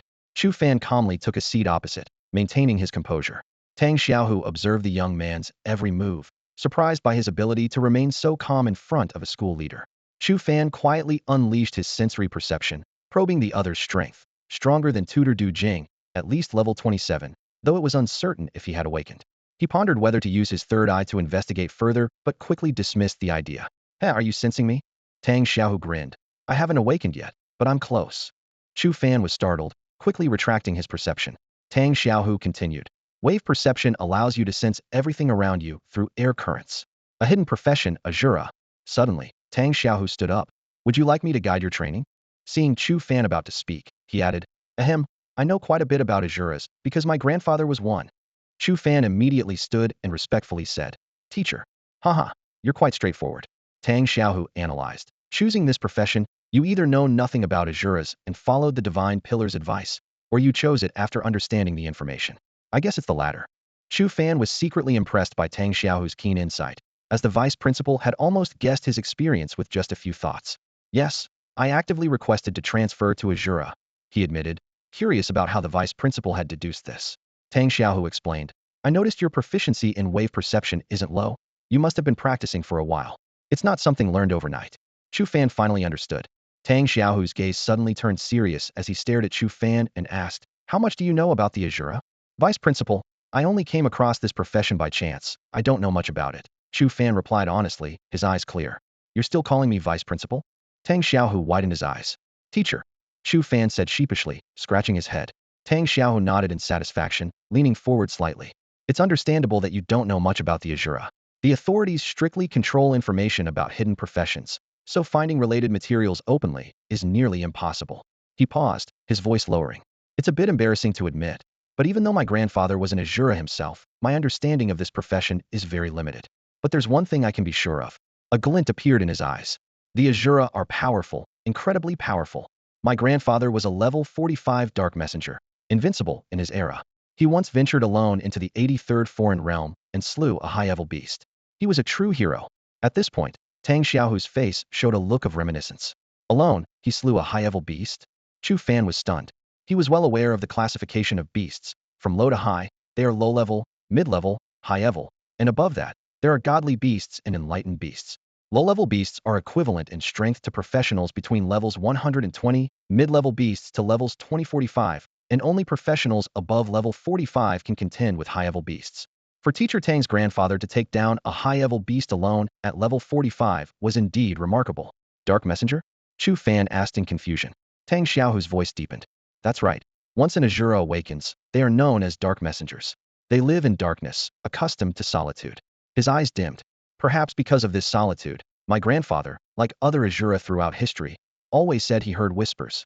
In the end, he couldn't escape his fate. Chu Fan's heart tightened. Fate? Did that mean the teacher's grandfather also chose to end his own life? Tang Xiaohu suddenly turned to look directly at Chu Fan. Chu Fan, I hope you can agree to a request. Please, teacher, go ahead. Chu Fan nodded. Help me uncover the secret of the Asura. Tang Xiaohu's voice was heavy. I want to know what really caused my grandfather's death. What were those whispers he heard? Feeling the intensity of Tang Xiaohu's gaze, Chu Fan's heart sank. This request was a heavy burden for him. Teacher, I don't even know when I might follow in their footsteps, Chu Fan said with a bitter smile. Tang Xiaohu fell into a long silence before speaking slowly. Do your best, and I will do everything I can to help you grow stronger. He paused. You don't have any Asura skills yet, do you? Seeing Chu Fan shake his head, Tang Xiaohu retrieved a USB drive from his drawer and handed it to him. I copied this from my grandfather when I was a child and have kept it ever since.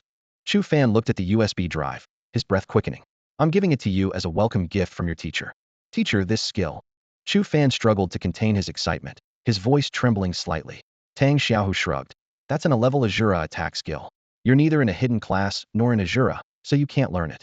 An A-level attack skill. A flicker of desire flashed in Chu Fan's eyes. It was exactly what he lacked.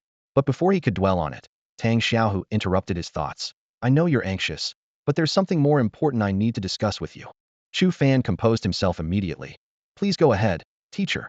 Tang Xiaohu tapped on his smart wristband, and a blue holographic screen appeared in the air. This is the national ranking of high school seniors. You're currently ranked 5,283rd. 5,283rd. Chu Fan frowned slightly. The ranking was indeed unexpectedly low. The screen clearly displayed newcomer level rankings. First, Beijing number 1 High School, Shun Haoyu, Exorcist, level 850.3. Second, Shanghai Affiliated High School, Yasuo, Wandering Swordsman, level 842.6. Third, Beijing Experimental High School, Sun Wukong, Traveler, level 831.5.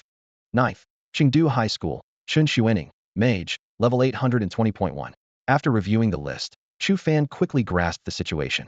Only a little over 100 had reached level 8, mostly from Beijing and Shanghai. He recognized these names from the class change rankings. Below level 8, thousands had reached level 7. Feeling a lot of pressure? Tang Xiaohu asked. Chu Fan shook his head. Not really. They've had better education and exposure since childhood, so starting higher is normal. But starting high doesn't mean they'll go further. Tang Xiaohu smiled approvingly. Haha, it's good to think that way. I got this data from the inside. It hasn't been released yet. The ranking will officially be published after level 10. For you, this ranking is crucial. Chu Fan nodded. He had seen related discussions on the professional forum. The class change ranking reflects potential, while the level ranking shows compatibility. Although they usually correlate, there are exceptions. For example, Chun Xuening, a regular mage, ranked 9th, despite not having the aptitude of those in hidden classes. At the current pace, most newcomers will reach level 10 in 3 days, and the ranking will officially begin. Tang Xiaohu continued. The ranking lasts for a month, and I want you to be in the top 20 in the final ranking. Top 20. Chu Fan's expression was serious. From the first dungeon, it was evident that he had just reached level 7, while the top ranks were already at level 8, 50 inches. The gap was significant. Catching up to these elites in a month would be challenging. What? Feeling the pressure now? Tang Xiaohu asked, a meaningful smile on his face. Chu Fan examined the leaderboard closely, his brow slightly furrowed. Have you noticed anything special about these rankings? Tang Xiaohu asked, his eyes bright as he looked at his student with his hands clasped behind his back. Most of the top spots are held by students with SS grade aptitude, Chu Fan analyzed. This suggests that higher aptitude leads to greater enhancement of four-dimensional attributes, giving them an advantage in early-stage leveling. However, he paused. I'm curious about Chun Xuening, who ranks ninth. Her position on the job transfer list should be lower than mine, yet she's far ahead of me on the level leaderboard. Why is that? A hint of approval flashed in Tang Xiaohu's eyes. What do you think the reason is? Her profession, Chu Fan said decisively. It must be related to her profession. Excellent. Tang Xiaohu's smile deepened. Your observational skills are indeed sharp. Chun Xuening is an grade aptitude mage with area damage skills. While other professions are still taking down beasts one by one, she can eliminate 5 at once, significantly boosting her efficiency. He continued. Of course, leveling speed also depends on team configuration and dungeon difficulty. For instance, the dark forest entered by students from Yang City is less challenging than the Lava Land or Misty Town in other major cities. The stronger the beasts in a dungeon, the more spirit you gain from defeating them, and the faster you level up. Chu Fan silently noted these key points. By the way, Tang Xiaohu changed the subject. You're ranked 58th on the job transfer list, bringing pride to Yang City. The Ministry of Education and principals from other schools see you as Yang City's hope. Knowing your family's financial situation, they've offered to assist you. Chu Fan was momentarily stunned, but before he could think further, Tang Xiaohu continued. Including our school's reward, the total comes to 5 million Chinese yuan, a set of level 10 rare gear, and... He paused. A spatial ring. There's something else, but I'll tell you once I've secured it. A spatial ring? Chu Fan's eyes lit up. This was a precious item crafted by alchemists using space beasts, with the smallest on the market starting at 10 million. Tang Xiaohu explained with a smile. Ho Chong from the ministry initially wanted to give you the smallest one, but after my persistent persuasion, he agreed to one with a 10 square meter space. With that, he waved his hand, and a ring flew towards Chu Fan. Holding the ring, Chu Fan felt a surge of joy. Not only had he obtained a spatial ring, but he also received the Asura skill. In comparison, the 5 million yuan and level 10 rare gear seemed less significant. Thank you, teacher. Chu Fan stood and bowed slightly. What are your plans next? Tang Xiaohu asked. I'd like to hear your advice. Tang Xiaohu laughed heartily. I suggest you head straight to the Lava Land dungeon and compete with those geniuses. It will only benefit you. So, should I go to Lava Land today? Chu Fan asked eagerly. He had already considered challenging a higher-level dungeon, where the flame serpents were tougher than shadow beasts, offering more spirit and faster leveling. Not so fast. Tang Xiaohu shook his head. Your current level is relatively low. Practice more in the dark forest today and head to Lava Land tomorrow. Remember, the students there are different from those in Yang City, proud and powerful. Don't compete for spirit like before. Safety first. Chu Fan nodded emphatically, committing his teacher's words to memory. Hearing this, Chu Fan's throat involuntarily tightened, and his body tensed up. Tang Xiaohu noticed his nervousness and immediately waved his hand. Don't worry, the head of the Yangqing branch of the Divine Temple has already informed me. Since the other party attacked first, your actions were completely justified. These words were like a calming balm, and Chu Fan's tense body relaxed immediately. He then shifted the topic to a question that had been lingering in his mind, and began to ask Tang Xiaohu about Asura. Tang Xiaohu's expression became serious as he lowered his head slightly, as if recalling something. I was very young then, so I don't remember much. I only know that my grandfather was an Asura, and he was quite a formidable figure in the Jiangnan province. He paused and continued. After my grandfather passed away, I overheard my parents saying that it was only after his awakening that he started to show abnormalities. Before awakening, he would sometimes mutter in his sleep, but he appeared normal on the surface. It wasn't until he became a dark messenger that things took a drastic turn. He often talked to himself in the middle of the night, repeatedly mentioning Ada. Athaska. Chu Fan was taken aback and asked tentatively. Tang Xiaohu looked up sharply, surprise in his eyes. How do you know about that? Teacher, I've heard it too. Chu Fan said, taking a deep breath. When did this happen? Tang Xiaohu asked urgently. About 1 or 2 months ago, Chu Fan replied evasively. He wasn't intentionally hiding anything. It was just that the bizarre plaza, the three-eyed creatures, and the unknown entity trapped by the massive chains could all potentially cause chaos in Yangcheng if revealed. It's better to keep these matters to himself for now. Frowning, Tang Xiaohu quickly took out a notebook. After unlocking it with his fingerprint, he swiftly jotted down some notes. A moment later, he looked up and said seriously, if you hear the muttering again, you must inform me immediately. I'll consult experts to decipher the meaning of Athaska. If it weren't for your reminder, I wouldn't have remembered the last few words, Tang Xiaohu said with a hopeful expression. Now that we have the complete term, those experts should be able to make something of it. Teacher, Chu Fan suddenly spoke up. Besides Athaska, I heard another word, Chu Fan said solemnly. Tang Xiaohu jumped up from his seat. What? There's another word. Moa. Chu Fan pretended to ponder. Yes, that's it. Athaska Moa. After returning to the hall, Chu Fan confirmed with Luo Ning that he could enter the quest before 6 in the afternoon. Then, he and Jiang Chuha left the school again. He was anxious and increasingly eager to become stronger. It was astonishing that both his teacher's grandfather and he had heard the same term, implying that all Asura might be hearing the same words. What could this mean? Too weak. Chu Fan clenched his fists. To escape the fate of the Asura, he must continually grow stronger to see a glimmer of hope. Brother Fan, aren't you going to the quest? Jiang Chuha asked while driving. There's no rush, there's something more urgent, Chu Fan replied. Before re-entering the quest, he decided to focus on learning skills first. Leveling up could wait, but mastering skills was a priority. What did Vice Principal Tang want with you? Jiang Chuha asked. He wants me to be his student, Chu Fan replied. Jiang Chuha was visibly surprised. He wants to mentor you personally? Yeah. I never thought the smiling tiger would appreciate talent like this, Jiang Chuha said with a smile. Brother Fan, don't underestimate him. He's not simple. Her grandfather used to be the deputy governor of Jiangnan province, but Jiang Chuha mentioned it lightly. She continued, his parents are also officials in the province now. It said that Tang Xiaohu came to Yang City to prove to his parents that even without their help, he could make something of himself. Is that really the case? Chu Fan looked surprised. Where did you hear that from?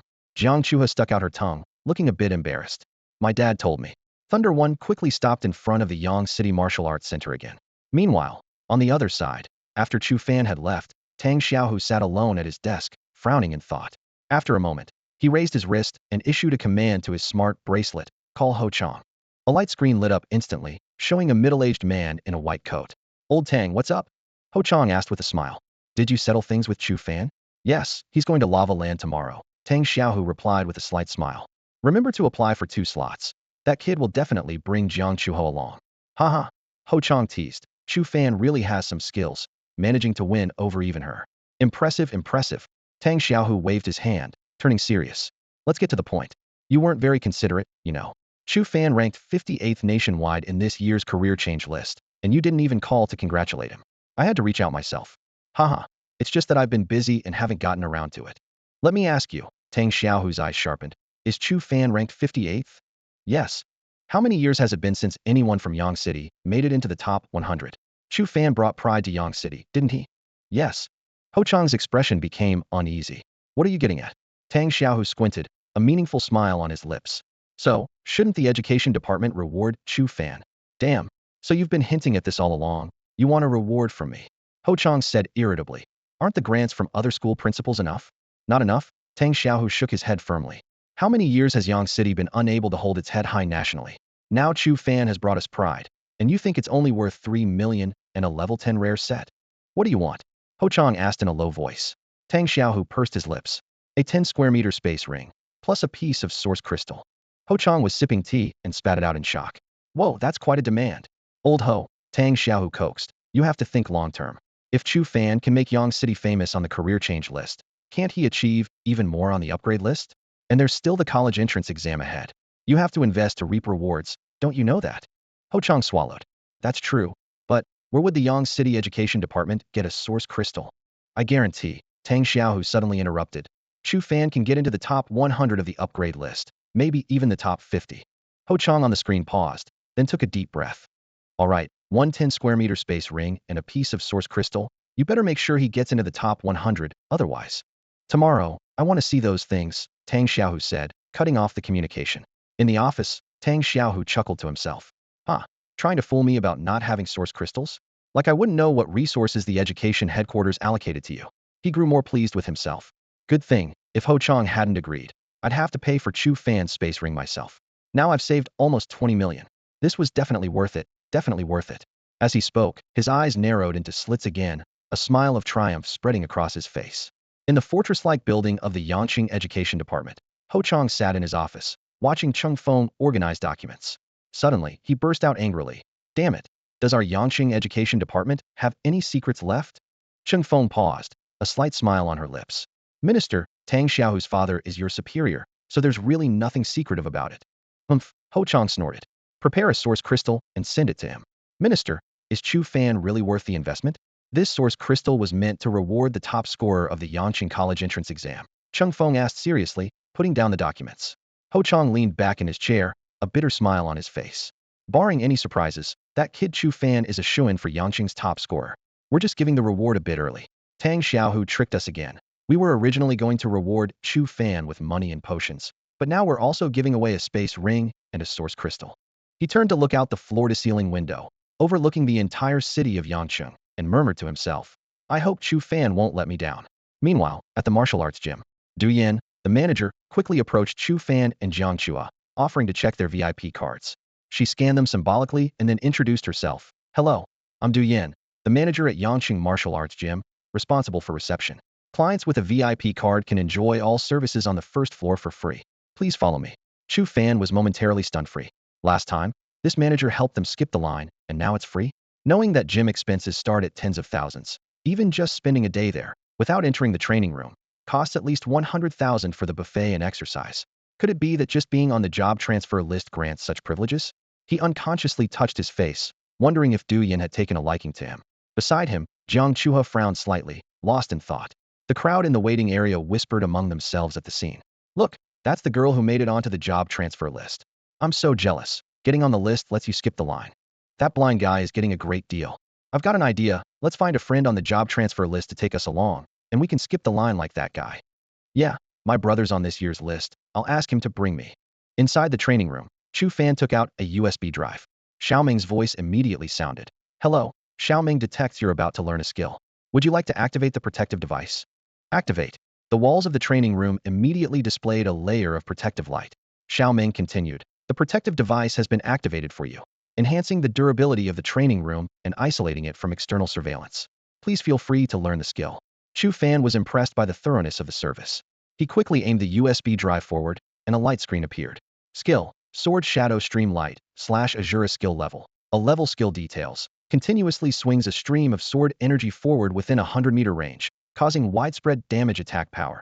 294.8 panel attack, 105 strength 10 note. Sword Shadow Stream Light, / consumes a large amount of mental energy. Please use cautiously. Reading the skill description, Chu Fan was astounded. How do you determine if a skill is strong? Look at the value multipliers. You know, Jiang Chua's instant kick only has a value of strength 3.5, and it can take down a shadow beast in one hit, Chu Fan said, glancing at the skill panel with a hint of surprise in his eyes. But this Sword Shadow Stream Strike has a value that's 10 times the strength. Just as he marveled at the power of this level skill, the description screen slowly faded away. A golden figure appeared out of nowhere, hovering in the air. The figure spoke, I am Jin Kuan, a level 42 Dark Emissary. Today is June 7th, 2083, and I record this here. Chu Fan was not surprised by the appearance of a mentor's image within the skill. It was a teaching image stored using technology. However, the strength of a level 42 Dark Emissary was indeed astonishing. Chu Fan sighed inwardly, thinking that even such a powerful predecessor likely could not escape the fate of Asura. This is my self-created a level skill, Sword Shadow Stream Strike. Watch closely, young one. Jin Kuan suddenly conjured a sword of light and began swinging it in rapid succession. Each slash shot out like a meteor, imbued with incredible power. Chu Fan held his breath, committing every movement of Jin Kuan to memory. After demonstrating the technique 3 times, Jin Kuan stopped and left a final piece of advice. Remember, young one, feel the darkness, embrace the darkness. Ultimately, become the darkness. With those words, the golden figure dissolved into sparkling starlight. Feel the darkness, embrace the darkness? Chu Fan pondered for a moment but quickly refocused, drawing his initial sword to begin practice. Whoosh! The first strike sent a beam of light crashing into the protective barrier. Then, Chu Fan quickened his pace, his sword ablur, unleashing 20 consecutive strikes that filled the training room with dazzling light. Jiang Chua watched in awe, exclaiming, That's incredible. Breathless after the demonstration, Chu Fan knew his mental strength needed improvement. Yet the power and area effect nature of this A-level skill filled him with confidence for climbing the ranks in the future. After a brief rest, he resumed his sword practice. Jiang Chua, concerned, offered him a meal, gently asking, Do you really need to push yourself this hard? I must, Chu Fan replied firmly. If I don't push now, I won't have the chance later. Watching Chu Fan's determination, Jiang Chua quietly stepped aside to repeatedly practice her instant kick and punch. The third eye on Chu Fan's forehead appeared, and he smiled knowingly at Jiang Chua's dedication to training. Once his mental strength recovered, Chu Fan dove back into practice. As his skill proficiency increased, his control over the Sword Shadow Stream Strike became more refined. At last, his long-stagnant mental power began to break through. Exhausted from mental exertion, Chu Fan gasped for breath and quickly retrieved a nutritional meal from his storage ring to replenish his energy. Once he recovered, he immediately dove into another round of training. This cycle continued, with sweat soaking through his clothes and pooling on the floor. An hour and a half later, Chu Fan put away his initial sword and wiped the sweat from his forehead. His professional panel appeared before him. Name, Ren. Age, 18. Profession, Asura. Aptitude, S. Level, 70.1. Strength, 8,520. Intelligence, 8,520. Agility, 8,520. Endurance, 8,520. Mental power, 6. Attack power, 26,826.8. Source power, 1. Looking at his attribute panel, a smile crept onto Chu Fan's face. The increase in his mental power from 5 to 6 was particularly encouraging, proving that his training method was indeed effective. Additionally, his proficiency in the sword shadow flowing light slash had reached 2 of the first stage. There are 2 ways to enhance mental power, Chu Fan mused to himself. One is to push it to the limit as I am doing now, and the other is to buy potions. After a moment of thought, he made a decision to invest all his funds in purchasing mental power potions. As for equipment, his current starter set would suffice until level 10, after which he had a rare set gifted by his teacher. Regarding skills, as a holder of a hidden profession, he didn't need to worry these skills couldn't be bought, even with money. Thinking of this, Chu Fan couldn't help but laugh. At this moment, Jiang Chuha finished her training, wiping the sweat from her brow. Fanch, all my skills have improved. Instant kick is at 93 of the first stage, punch is at 56, and hook punch has even reached 8 of the second stage. The hook punch is already at the second stage? Chu Fan was slightly surprised but nodded approvingly. Not bad, you're working hard. Get ready, tomorrow we'll tackle the Lava Land dungeon. Ah, okay. Jiang Chuha looked surprised but quickly nodded. For her, as long as she was with Chu Fan, it didn't matter where they trained. Let's go back to school, Chu Fan said.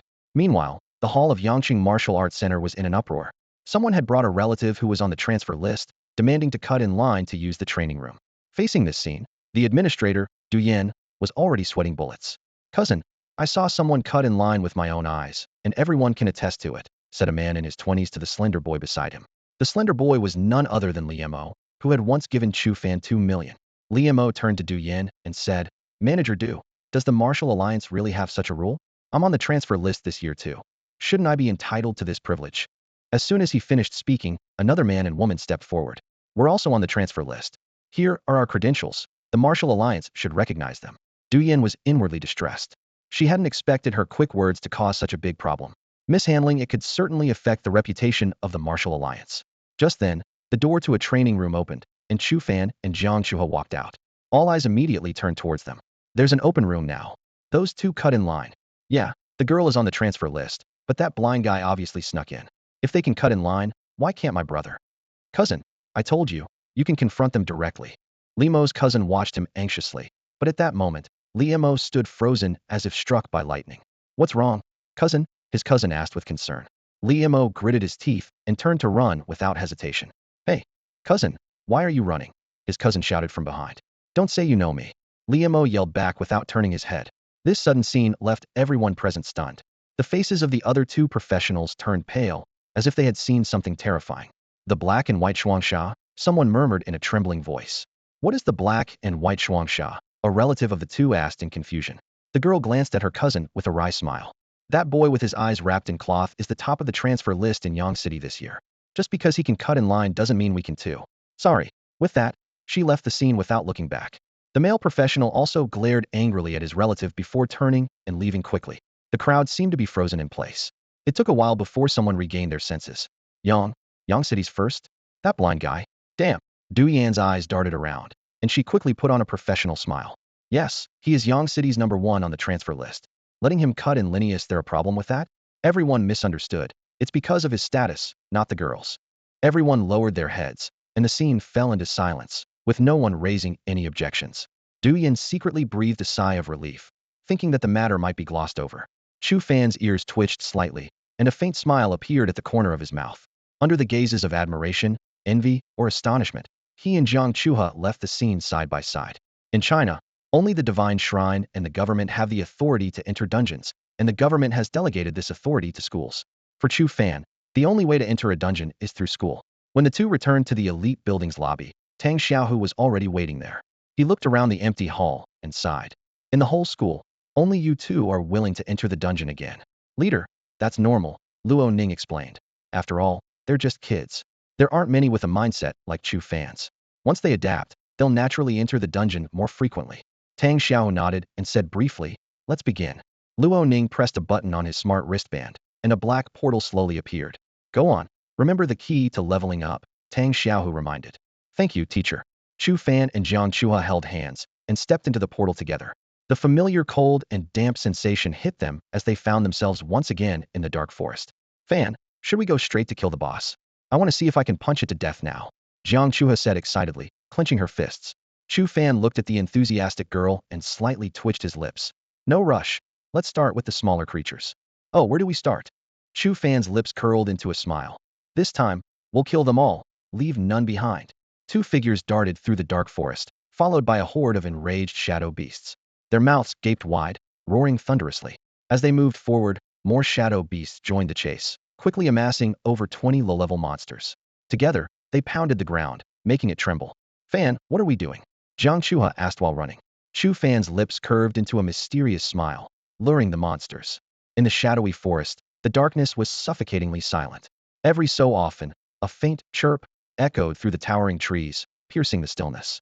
A young girl, dressed in a black combat outfit, cautiously made her way along the forest path. She appeared to be around 18, tightly gripping a professional-grade phone mount. Moonlight filtered through the leaves, casting dappled shadows and lending a silver sheen to her delicate features. Who? The girl arrived at a clearing, took a deep breath, and quickly adjusted her expression to flash a sweet smile at the phone camera. This was a live stream in progress, with the viewer count surpassing 100,000 and comments scrolling like a waterfall. Sakura felt a thrill of delight. The gimmick was indeed working. She glanced at the steadily increasing viewer numbers. Which dungeon is this? It looks so eerie. Isn't this the dark forest that students from Yang City often visit? Sakura is so cute, but isn't she being too cautious? Suddenly, a comment flashed. Sakura, there's a beast on your head. Ah! Sakura shrieked, swiftly drawing a pistol from her waist and aiming it overhead. Seeing only moonlight, she patted her chest in relief and scolded. Come on, don't joke like that. It scared me to death. The comments erupted. Ha, Sakura got quite a fright. Sorry, I'll help clean up the mess. Get lost, you perverts. Sakura coughed lightly, pretending to be calm. Afraid? I've already been here once today. How could I be scared? She skillfully spun the gun in her hand. I'm a certified level 4 professional sharpshooter, not here to joke around with you. The audience started cheering. All right, since you're a professional, show us by taking down a beast. Help us dreamers who failed to change jobs. Sure. Sakura nodded in agreement. But first, no more scary comments. She planned to hunt a level 1 shadow beast to boost her stream's appeal. As she moved closer to the forest's depths, rustling sounds soon reached her ears. Sakura's eyes narrowed as she aimed her gun at the source. Squeak! A pitch-black shadow beast suddenly leaped out. Bang! The bullet pierced the shadow beast's skull with precision.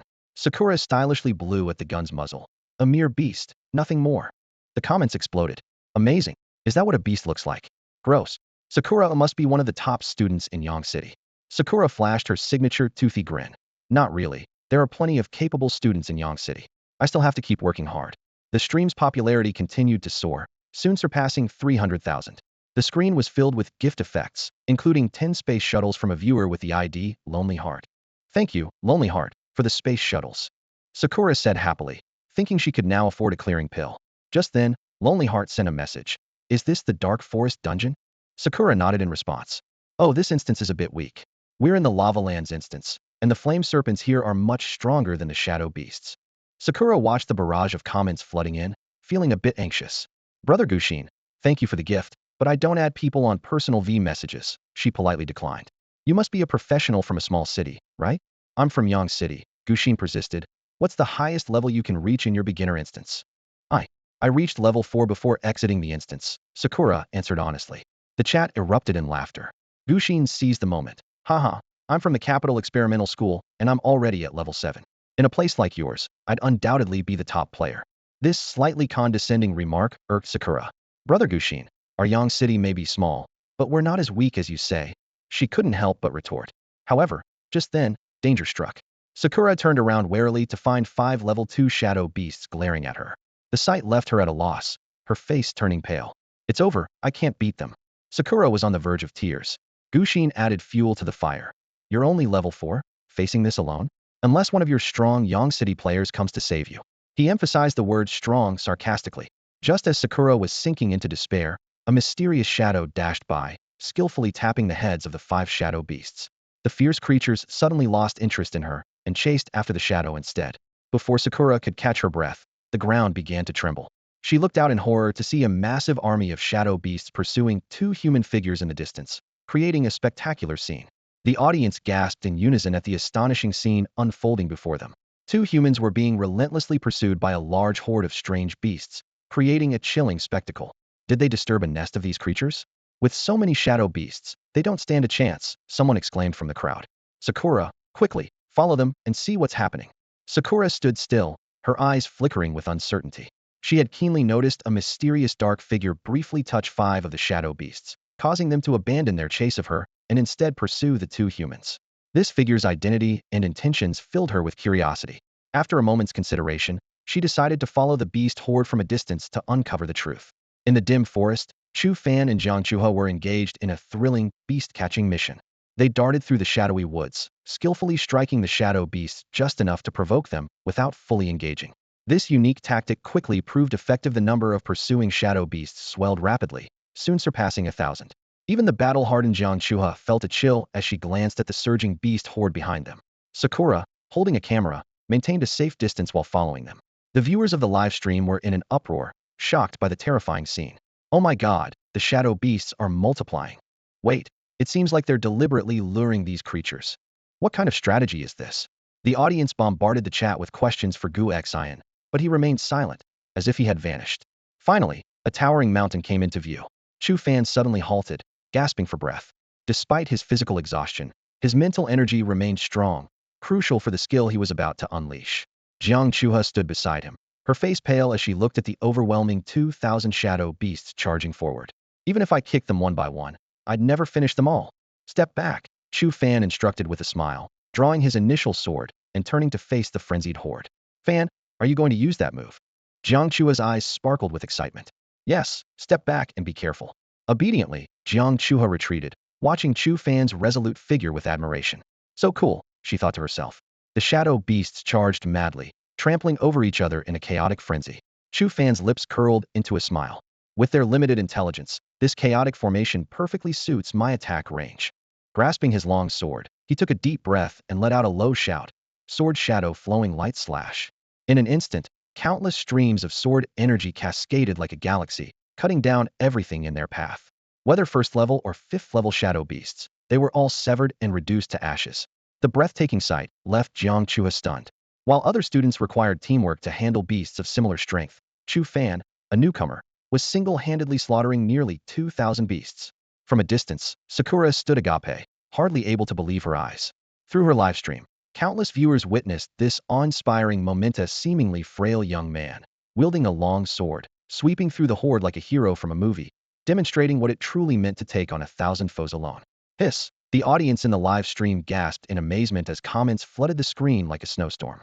I never expected that he intentionally gathered these shadow beasts together to fight them all at once. The chat erupted with excitement. This is unbelievable. It wasn't that he stumbled into a beast's lair and was chased. It was a meticulously designed trap. I've watched countless videos of newcomers hunting beasts, but I've never seen tactics like this. Is he really a newbie? High-level professionals don't even come to these beginner dungeons. Could he really be a new student from Yanqing this year? It doesn't make sense. Viewers repeatedly asked the earlier commenter, Guxin, but they had gone silent. Someone joked, stop calling for them. They just claimed Yanqing couldn't produce strong fighters, and now they're proven wrong. No wonder they're embarrassed to show up. Xiaoying, do you know who he is? A viewer asked. Xiaoying took a deep breath, barely able to hide her shock. I have no idea. This completely defies logic. I struggle against 5 level 2 shadow beasts, yet he can take on 1,000, including powerful beasts from levels 3 to 5. She allowed herself a small smile, feeling genuinely proud to see Guxin proven wrong. At the center of the battlefield, Chu Fan's sword flashed with a dazzling light, sending out waves of lethal energy that formed a deadly web over the shadow beast horde. Not a single beast could breach the sword's barrier. They all fell to ashes, leaving behind a field of glowing blue spirit crystals. When the last shadow beast fell, Chu Fan planted his sword into the ground, breathing slightly heavily. This sword technique had indeed taken a toll on his mental strength. Chu He, start absorbing the spirit crystals, he called out. Jiang Chu He stared at him in awe. You are incredible. Nearly 2,000 shadow beasts. Even the top 10 students couldn't do that, right? Chu Fan shook his head with a smile. Every profession has its strengths. Anyone who makes it to the top 10 isn't weak. We just need to focus on getting stronger, and one day we can surpass them. They began sorting through their spoils, categorizing and collecting them by spirit level. As strands of blue light infused his body, Chu Fan felt the familiar sensation of leveling up, followed by another wave of upgrade notifications. He opened his profession panel in surprise, seeing his level displayed as 9, with the experience bar still climbing. 10, 11.2, 12.5. After absorbing nearly 2,000 spiritual crystals, Chu Fan's level data panel displayed level 9, 28. As he stared at the number, a flicker of disbelief crossed his eyes. Advancing 2 levels in such a short time was an achievement that placed him at the top of the internal leaderboard shown by Tang Xiao, even surpassing the exorcist Chun Haoyu by a full level. But Chu Fan didn't let this success get to his head. He knew all too well that in this competitive world, everyone was constantly improving. I wonder if I can make it into the top 100, he murmured to himself. Beside him, Jiang Chua had also broken through to level 9, her face alight with undisguised excitement. She playfully grabbed Chu Fan's arm, shaking it as she teased, "Brother Fan, I'm sticking with you from now on. You can't refuse." "No problem, I'll take you with me," Chu Fan replied with a smile, affectionately tapping her nose. The two quickly cleared out all the shadow beasts and entered the dark lair without hesitation, heading straight for the beast's barrier. The shadow beast lord let out an angry roar, but before it could fully emerge from the barrier, Jiang Chua delivered a swift kick that instantly killed it. Against a level 9 powerhouse, the lord stood no chance. Soon, they absorbed the lord's spirit essence. Chu Fan checked his attribute panel. Level 9, 31.2. Strength 10,520. Intelligence 10,010. Agility 10,520. Endurance 10,520. Mental power 6. Attack power 297.5, 29.8. Source power 2. Looking at these stats, Chu Fan shook his head silently. Although his source power had increased by 1, the level 6 lord only provided a 3-level boost, which was disappointingly low. I must head to the lava lands, he thought to himself. He then looked around the walls, a hint of regret in his eyes. Jiang Chua, noticing his expression change, curiously asked, "What's wrong?" Chu Fan smiled wryly and explained, "I thought that when the instance resets, the environment around the lord would reset too. I was overthinking it." Jiang Chua immediately understood his thoughts and couldn't help but roll her eyes. "So you were planning to exploit a bug. If the environment reset and you could enter the dark lair twice a day, you could harvest moonlight sand twice, earning millions daily." Those big shots caught another shadow beast lord to throw in here and repaired the collapsed mountain interior, but didn't bother to refill the moonlight sand. So stingy. Chu Fan complained before he and Jiang Chua stepped into the teleportation array, returning to Yangqing High School. Meanwhile, an important meeting was underway at the headquarters of the Ministry of Education in the capital. Sitting at the head of the table, Director Yang Jun smiled. "It's that busy time of year again. But for us, the busier, the better." Everyone nodded in agreement. A woman responsible for data statistics stood up to report, "Director, according to our statistics, this year's beginner instances have the highest consumption of exotic beasts. The lava lands consumed 1,563 flame serpents. Misty Town consumed 1,245 shadow spirits. Werewolf Canyon consumed 1,039 werewolves, and the shadowy forest consumed 839 shadow beasts." Yang Jun nodded with satisfaction. "Good. Based on the number of exotic beasts consumed, this year's freshmen are stronger than the last. Quickly fill the gaps in each instance to prevent delaying the freshmen's progress." "Understood." The group quickly stood up to leave, as their main duty was to replenish the instances with the reared exotic beasts. In the control room, a woman was reporting data when she suddenly widened her eyes, her fingers hovering above the virtual keyboard. Everyone immediately returned to their seats, their eyes focused on her. "What happened?" Minister Yang Jun asked with a frown. The woman quickly tapped on the virtual keyboard, her voice slightly trembling. "Minister, there's an anomaly in the data for the Dark Forest instance. Just a moment ago, all 1,873 shadow beasts in the instance were killed." The meeting room fell into a dead silence. "What?" Someone broke the silence. "Oh, come on. Minister, I've been saying we need to upgrade our equipment." "Haha, it seems we do." Yang Jun chuckled wryly, turning to the woman. "Restore the normal data quickly." The woman immediately got to work, her fingers flying over the virtual keyboard. 5 minutes later, she stopped, disbelief etched on her face. "Minister, there's no problem with the data. Someone really managed to eliminate all the shadow beasts in the dark forest in an incredibly short time." The meeting room fell silent again, everyone exchanging bewildered looks. "That's impossible. You must be joking. Isn't the access to the dark forest limited to Yang City? How could there be such a student there? Forget Yang City, even in the capital or Shanghai, we've never seen an instance completely cleared of beasts." Yang Jun said in a low voice, "Contact the Divine Hall and request the video footage from the Dark Forest instance." The scene shifts to the Yang City branch of the Divine Hall. Master Lu, we just received a communication from headquarters requesting the video footage from the Dark Forest, Li Yin reported as she hurried into the master's office. Lu Jun's face was grim. So soon? Did they give a reason? It seems the Ministry of Education suspects there's an issue with the instance and wants to verify. Issue with the instance? Lu Jun frowned deeply. Not because of Chu Fan's actions? Li Yin shook her head. Lu Jun breathed a sigh of relief. All right, come with me to the control room. In the control room, the staff swiftly pulled up the virtual map of the Dark Forest. The screen was empty, with no red dots marking the usual shadow beast tracks. Show the instance footage from an hour ago, Lu Jun ordered. The footage played quickly. Two small figures running in the foreground, pursued by a large group of relentless shadow beasts. Chu Fan. Seeing the leading figure, Lu Jun's eyes widened. Are those two being chased by so many shadow beasts? Li Yin exclaimed, her eyes fixed on the screen. Lu Jun's lips curled into a confident smile. Just watch. The complete annihilation of the shadow beasts in the Dark Forest is likely connected to those two. The footage continued to play. Chu Fan, weapon in hand, moved swiftly through the dense pack of shadow beasts. With each flash of his sword, several beasts fell. In no time, he had slain over 1,000 shadow beasts. Lu Jun couldn't hold back any longer and burst into laughter. Let's see who dares to question my decision now. The stronger Chu Fan's display of power, the more satisfied Lu Jun felt. Even if someone at headquarters gave him trouble in the future, these achievements would secure his position. The Lord truly has an eye for talent. No wonder he was invited to join the Divine Hall, Li Yin said, covering her mouth, her eyes shining with amazement. Meanwhile, the video of Chu Fan single-handedly defeating over 1,000 shadow beasts caused a sensation online. Is this something a human can even do? His name is Chu Fan, from Yangcheng, ranked 58th in the national job transition list this year. Yangcheng? Isn't that a small, insignificant city in Jiangnan province? This year, such talent has emerged. However, amidst the praises, there were doubts. Shadow beasts are the weakest of the exotic beasts. What's there to praise?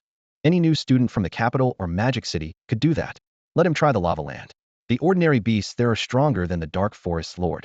Meanwhile, in a luxurious villa in the capital, Chen Haoyu, who was meditating, was interrupted by the phone ringing. Seeing the caller ID, his frown relaxed. The projection showed a girl with twin ponytails. Chen Haoyu, have you seen the viral video online? Someone took down over 1,000 shadow beasts, the girl said excitedly. The competition among the new students is intense this year. Keeping your top spot on the level board won't be easy. Chen Haoyu chuckled lightly. Just shadow beasts, nothing more. Both you and I could do that. The Dark Forest is just a simple beginner's quest. The shadow beasts there are only level 1 to 5, and their lord is just level 6. If you really want to compare, let's see who can achieve something in higher difficulty quests. He felt a bit annoyed, extremely displeased with people comparing students from small cities to him. In his view, they were on entirely different levels. The Lava Earth's flame serpents are formidable, with the weakest being at level 3, most around level 8, and the Lord reaching level 10. This indicates they are constantly challenging above their level. In the projection, the twin-tailed girl was his childhood friend. Despite feeling slightly uneasy, Chen Haoyu's expression remained calm. Chen Haoyu, you've already secured the top spot on the job change ranking. Don't mess up on the level ranking. The twin-tailed girl teased with a playful wink. Chen Haoyu smirked slightly. No one can take my number 1 spot, except you. Humph, show off, the girl huffed lightly. I won't say more. I'm heading to the Lava Earth now. Still have one more run today. Go ahead. The communication ended, and the projection disappeared. Chen Haoyu gazed at the spot where the projection vanished, a rare softness in his eyes. Then, he opened the job change ranking, scanning the top names, and murmured, trying to take the top spot from me? Not so easy. Meanwhile, in various cities, freshmen were buzzing about Chu Fan's video. Initially, it caused quite a stir, given the impressive visuals. But once it was revealed that Chu Fan had only defeated low-level shadow beasts, most freshmen lost interest, dismissing it as mere showboating. Tang Xiaohu sat in his office, watching the Yedobi officially Ali opened level ranking with bated breath. Chu Fan's ranking was skyrocketing, jumping 2 levels to reach level 9. Asura indeed. Tang Xiaohu nodded in satisfaction. On the level ranking, Chu Fan was in 172nd place. The frontrunner, Chen Haoyu, was at level 9 with 76. The 50th place was at level 9 with 53. And the 100th place was at level 9 with 41. The competition was exceptionally fierce this year. Suddenly, a commotion erupted outside.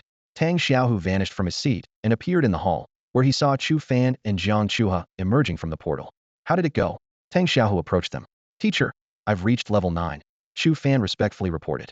Tang Xiaohu squinted. Very good, as expected from my student. What rank am I now? Chu Fan inquired. Tang Xiaohu's smile broadened. Haha, currently at 628. Keep this pace, and you might break into the top 20. 628? Chu Fan was a bit surprised, then sighed. He had expected that after defeating all the shadow beasts in the dark forest, he would at least make it into the top 100, not just over 600. You're sighing? Climbing from 5283 to over 600 is already amazing. Tang Xiaohu patted Chu Fan's shoulder. Take your time, don't rush. Chu Fan nodded in agreement. He had indeed underestimated the prowess of the other talents in China. While he was working hard, others weren't standing still either. To surpass them, he needed to push harder, strive further. Vice Principal Tang, what about my rank? Jiang Chuha, who had been silent, couldn't help but ask. Tang Xiaohu glanced at her. You've been with Chu Fan the whole time, so your progress is similar. You're also at 628 nationwide. Quite impressive, keep it up. Jiang Chuha beamed, linking her arm with Chu Fan's unabashedly. Hee, whether I try hard or not doesn't matter, as long as he's leading the way. Watching the young pair, Tang Xiaohu's lips curled into a smile. Youth was wonderful, not yet burdened by the harshness of reality. He wondered how Jiang Haixing would feel knowing his precious daughter had given her heart entirely to Chu Fan. In a rundown, low-rent apartment in Yangcheng, Su Muan sat alone in a dimly lit room. The smart ring on her hand projected a video of Chu Fan defeating a shadow beast. Her eyes were cold and focused, bloodshot with traces of dried blood. Chu Fan, you hid your true capabilities well, she murmured, lightly touching her eyes with a chilling smile. That third eye is your real trump card, isn't it? To break through my double illusions, and even harm my illusionary eye within the dreamscape. She licked her lips, a glint of greed flashing in her eyes. If only I could obtain that eye. Just then, Gu Cheng burst through the door, quickly embracing Su Muan. Muan, Chu Fan just got lucky. I will become stronger than him and prove my worth to you. Su Muan let out a cold laugh and played the video. Gu Cheng's expression shifted from confident to shocked, finally twisting in disbelief. This can't be Chu Fan. It's impossible. The evidence is right before you, and yet you refuse to accept it? Su Muan's voice dripped with deliberate mockery. You'll never measure up to him. I regret breaking up with him. Gu Cheng looked as if he'd been struck by lightning, his voice trembling. Muan, how can you say that? How am I any less than him? Su Muan met his eyes directly. Tell me, do you want to become stronger than Chu Fan? I do. Gu Cheng's gaze gradually became vacant. Good. I like a brave man, Su Muan said, clapping her hands as a figure dressed in black silently appeared at the door. Take him to the lab, she ordered coolly. Gu Cheng rubbed his hands excitedly. Once I'm stronger, I'll make Chu Fan kneel before you and apologize. Su Muan waved her hand dismissively, signaling for them to leave. Through the dark underground passage, the figure in black led Gu Cheng to a door that opened with an iris scan, then kicked him inside. The room was pitch black, filled with a nauseating stench. When the lights suddenly came on, Gu Cheng collapsed to the floor. The vast space was filled with horrifying beasts and restraints, a two-headed red beast, a giant serpent with a human face, and a black orb covered in eyes. They emitted terrifying howls, appearing even more menacing under the bright lights. What is this place? Gu Cheng trembled all over, his voice thick with fear. Gu Cheng's pupils contracted violently, and his whole body trembled at the sight before Hema shadow beast, barely visible in the darkness. Correct, a soft chuckle echoed. A man wearing gold-rimmed glasses and a pristine white lab coat emerged slowly from a small door in the shadows. Who are you? What do you want? Gu Cheng's mind gradually cleared, his voice laced with caution. The man in the lab coat took a test tube from his pocket, the black liquid inside flowing slowly against the glass. Don't you want to become stronger? Inject this, and you will gain power. No, I don't want to be stronger. Gu Cheng trembled all over, cold sweat soaking through his clothes and pooling on the ground. You don't have a choice, the man in the lab coat grinned. Number 8, come out. The small door opened again, and a small figure stumbled out. It had the shape of a human but was covered in black fur, with the most chilling feature being its rat-like face. Squeak. Master, what should I do? Keep him restrained. He will soon be one of your kind. Squeak, squeak, all right. The rat creature bared its sharp teeth, its tail extending like a snake, wrapping around Gu Cheng in an instant. The tip of the tail forcibly entered Gu Cheng's mouth, silencing his cries. Gu Cheng's eyes bulged with despair and terror. He struggled desperately, but could only produce muffled whimpers. The man in the lab coat leisurely approached and injected the black liquid into his body. Number 9, welcome to the Illuminati. The man's laughter echoed in the empty room. Meanwhile, at the headquarters of the Ministry of Education in the capital, an emergency meeting was underway.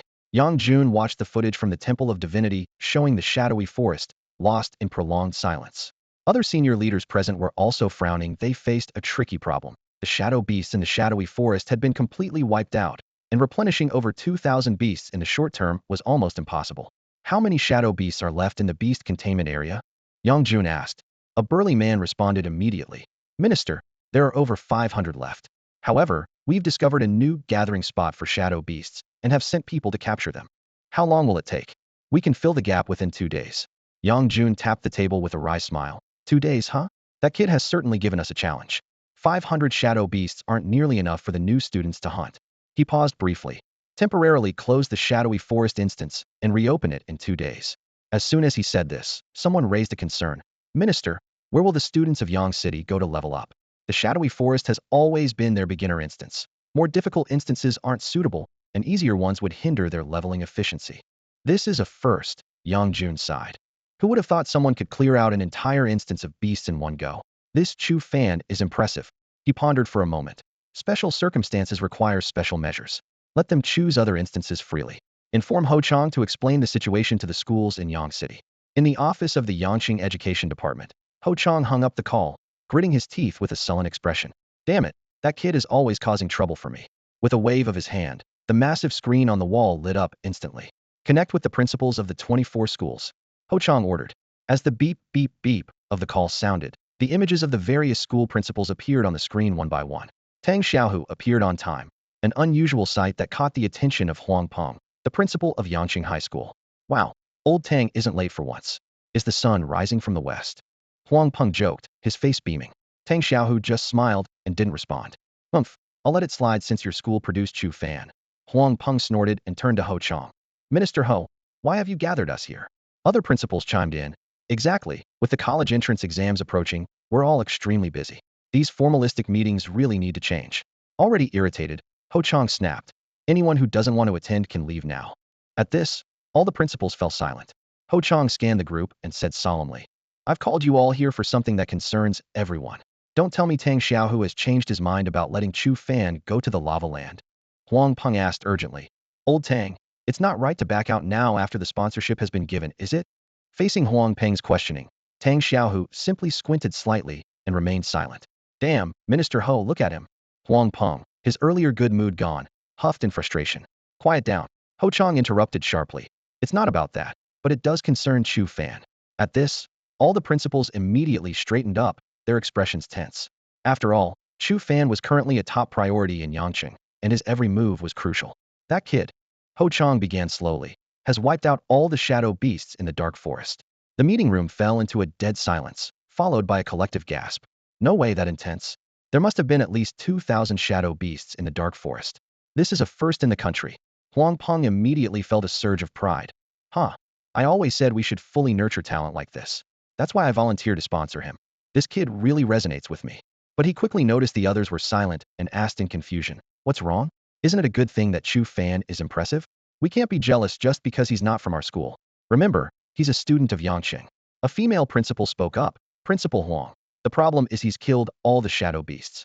Our students have no beasts to kill, so how will they level up? Huang Peng was taken aback, his face turning red, and he took a deep breath. That's the education headquarters issue. They'll replenish the shadow beasts in the instance. Ho Chang frowned and added, the education headquarters said they currently don't have enough shadow beasts in reserve. It'll take 2 days, and in the meantime, the dark forest instance will be temporarily closed. Damn, Huang Peng slammed the table and glared at Tang Xiaohu. You need to give us an explanation. Tang Xiaohu, still smiling, shrugged. Didn't you just say Chu Fan resonates with you? Now you're demanding an explanation from me so soon. Damn, did I say that? Huang Peng jumped up, fuming. You said it, just a moment ago. The headmistress shook her head speechlessly. The atmosphere in the conference room was heavy, with everyone frowning, their frustration evident. For a novice, 2 days was a critical deadline. Falling behind, even a little, could lead to a cascade of setbacks. Huang Peng's chest heaved violently before he managed to calm himself and asked in a deep voice. So what do we do now? Are we really going to send our Yangqing students into a high-difficulty novice dungeon? Ho Chang looked around at everyone. The reason I've gathered you all here is to discuss this issue. In 2 days, we need to decide whether to tackle the high-difficulty dungeon or to lower the difficulty and return to the Thorn Jungle. Let's vote. The room fell silent instantly. When Ho Chang changed the novice dungeon from the Thorn Jungle to the Dark Forest this year, most principals opposed him. Although he insisted that increasing the difficulty was necessary to change Yangqing students' last-place status in the province, the increased mortality rate this year had already caused discontent among the principals. Let's go back to the Thorn Jungle, someone suggested. We all know our students' capabilities.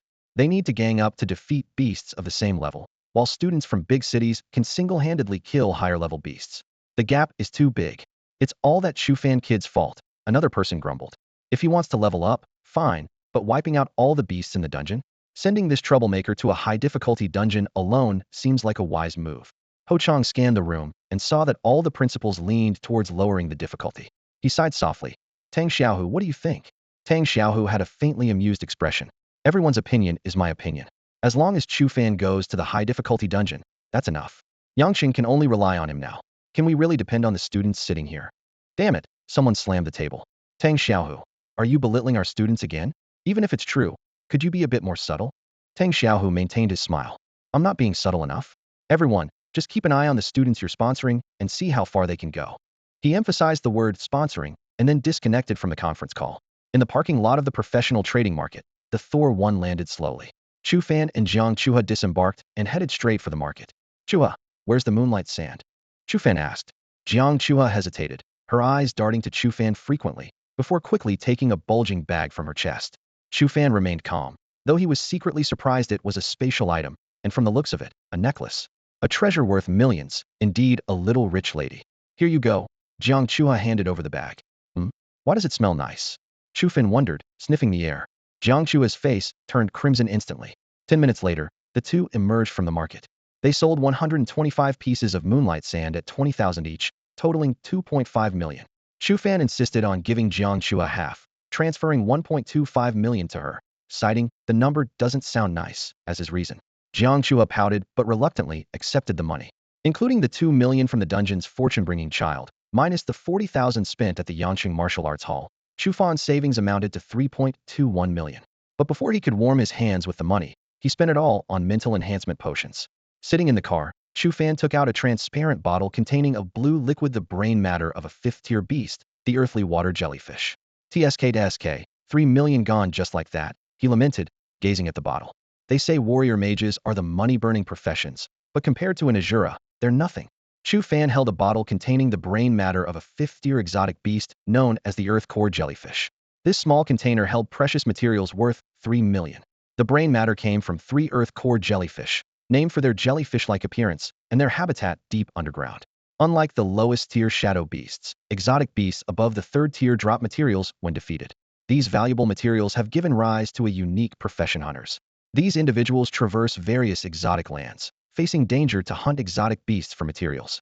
Some become wealthy, while others are lost forever in these lands. Apart from ordinary exotic beasts, the boss-level creatures in dungeons are mutated beasts. They can drop rare items, like the shadow blood Chu Fan once acquired, and also provide source energy. Gazing at the brain matter, Chu Fan fell into deep thought. Surviving in this world is indeed challenging, and he hoped that this significant investment would be worthwhile. Humans exposed to exotic beasts contract miasma, which can be cleansed with miasma pills. However, due to their side effects, they can only be used once a day before reaching level 30 awakening. This limits new professionals like Chu Fan to entering dungeons only twice a day. Fortunately, the school didn't require Chu Fan to attend classes after all. He was already the top in Yang City. After leaving the professional trading market, Chu Fan suggested buying a phone. Jiang Chua happily agreed and took him to the largest phone store, where they picked out 2 matching phones, with Jiang Chua generously covering the cost. I'll just pop to the restroom, Chu Fan said with a smile, noticing Jiang Chua's delighted demeanor. Once inside, Chu Fan quickly activated his third eye and used the new phone to log into the dark web to check his post. It showed thousands of views, but they were all useless replies, making him sigh.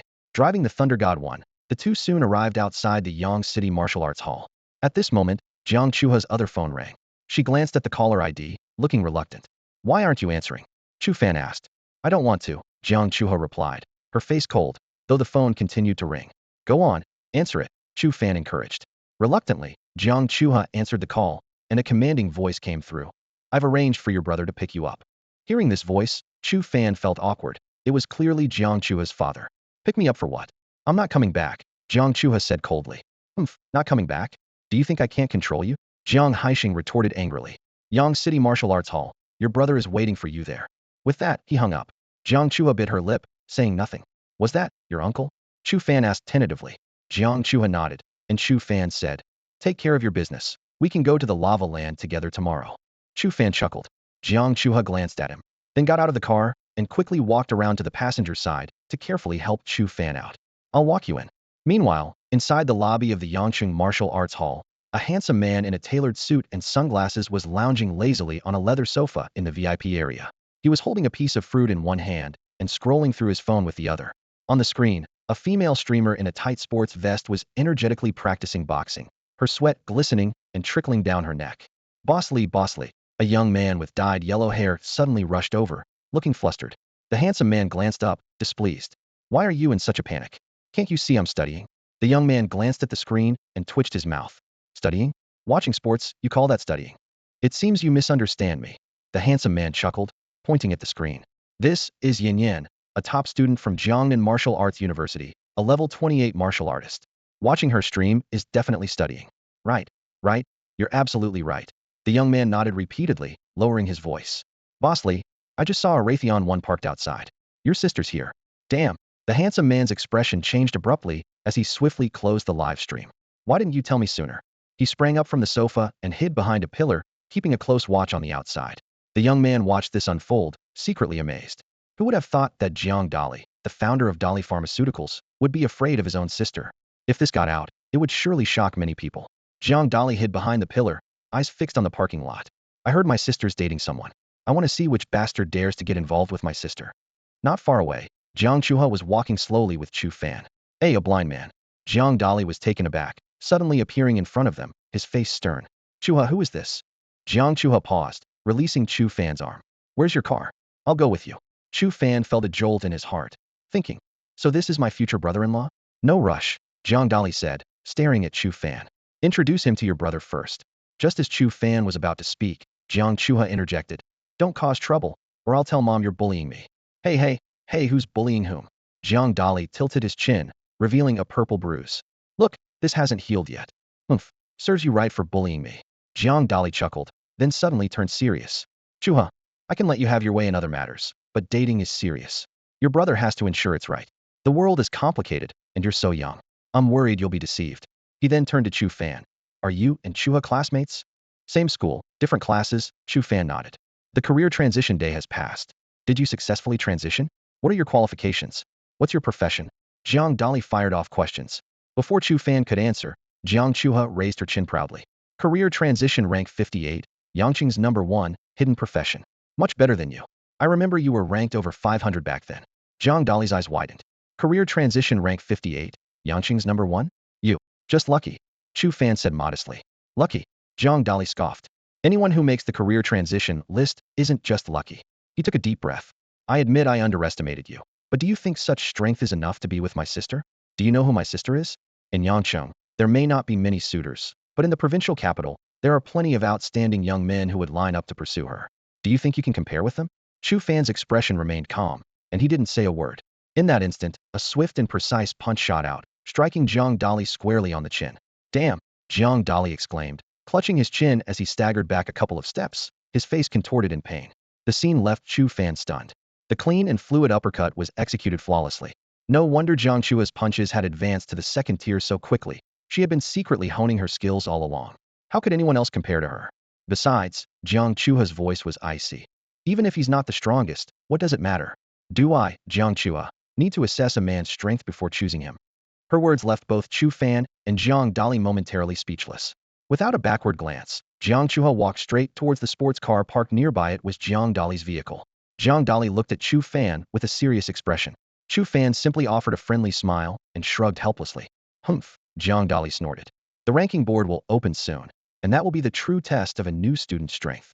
I wonder where you'll rank nationally on the upgrade board. With that, he turned and headed towards the car. Boss Lee, here's your medicine. A blonde-haired man jogged up, handing over a bottle. Jiang Dali expertly applied the ointment to his chin, a strange glint in his eyes. My sister's punch is much stronger than before. Boss Lee, the blonde-haired man cautiously suggested. Your chin gets injured every so often, and constantly applying medicine isn't ideal. Maybe you should learn a skill to strengthen your chin. Get lost. Jiang Dali slapped him. Investigate who is ranked 58th on the transfer board. I want their name, background, and results by today. Also, keep an eye on the upcoming upgrade board. I want to see what qualifies that guy to be my sister's boyfriend. Chu Fan opened his third eye, seeing everything shrouded in a faint red mist. Through it, he saw Jiang Chuha sitting in the passenger seat, her face cold and silent, while Jiang Dali tried to appease her. Closing his third eye, Chu Fan smiled wryly. Such a melodramatic scenario was unfolding around him. But it made sense. Given Jiang Chuha's extraordinary status, her family standards would naturally be high. Pushing aside these thoughts, Chu Fan headed into the martial arts hall. Nothing else mattered. When you're weak, it feels like everyone is against you. But once you become strong, those enemies turn into allies. So, he had one goal: to become stronger. As Chu Fan entered the Yang City Martial Arts Hall, a man and a woman observed from a high-rise rooftop across the street, their expressions grim. That little girl finally left. The man exhaled heavily. The woman smiled coldly. If she stayed by his side, we'd have a hard time making a move, considering her father is someone even our boss won't mess with. But now, the time has come. Hee hee, the man sneered. The Divine Hall confirmed. His name is Chu Fan, an orphan with no background. Even if he's ranked first on Yang City's transfer board, his death would mean nothing. Tonight, when he leaves the martial arts hall, will be the end for him. Unaware that he was being watched, Chu Fan focused on his training in the practice room, swinging his sword repeatedly, executing the sword shadow flowing light slash. His mental energy was depleting rapidly, but Chu Fan gritted his teeth and persevered, knowing that in other areas, he might not match up to the geniuses from big cities. When it comes to perseverance, Chu Fan is confident that he is second to none. He understands that becoming strong is never a matter of chance. Even a naturally gifted genius must put in effort. Otherwise, they will fade away like a meteor in the sky. Soon, his body reached its limit once again. After consuming a meal to restore his mental energy and soaking in a nutrient solution for a while, Chu Fan eagerly took out the brain matter of the deep-sea jellyfish and consumed it without hesitation. As the icy liquid slid down his throat into his stomach, a chilling cold swept through his entire body. Chu Fan trembled violently, clenching his teeth to resist the bone-chilling cold. Your body temperature is abnormally low. Would you like to activate the heating system? Xiaoming timely reminded him. No need, Chu Fan replied, his voice trembling yet firm. I can handle it. Time passed by slowly as Chu Fan sat motionless, a thin layer of blue ice gradually covering him, making him resemble a delicate ice sculpture. Beep, beep, beep. An urgent alarm suddenly sounded in the training room. Your body temperature has fallen below the critical level. Activating emergency rescue system. Xiaoming's voice was anxious. At that moment, cracks appeared in the thin ice covering Chu Fan, and it shattered and fell away. He smiled triumphantly. Xiaoming, there's no need, thank you. Scans indicate your physical condition is good. I was worried for nothing, Xiaoming said, relieved. Chu Fan immediately opened the professional panel to check. Name, Exile. Age, 18. Profession, Asura. Aptitude, S. Level, 931.2. Strength, 10,520. Intelligence, 10,520. Agility, 10,520. Endurance, 10,520. Mental power, 8. Attack power, 297.5 to 9.8. Source power, 2. Equipment, initial set rare. Level requirement, 1.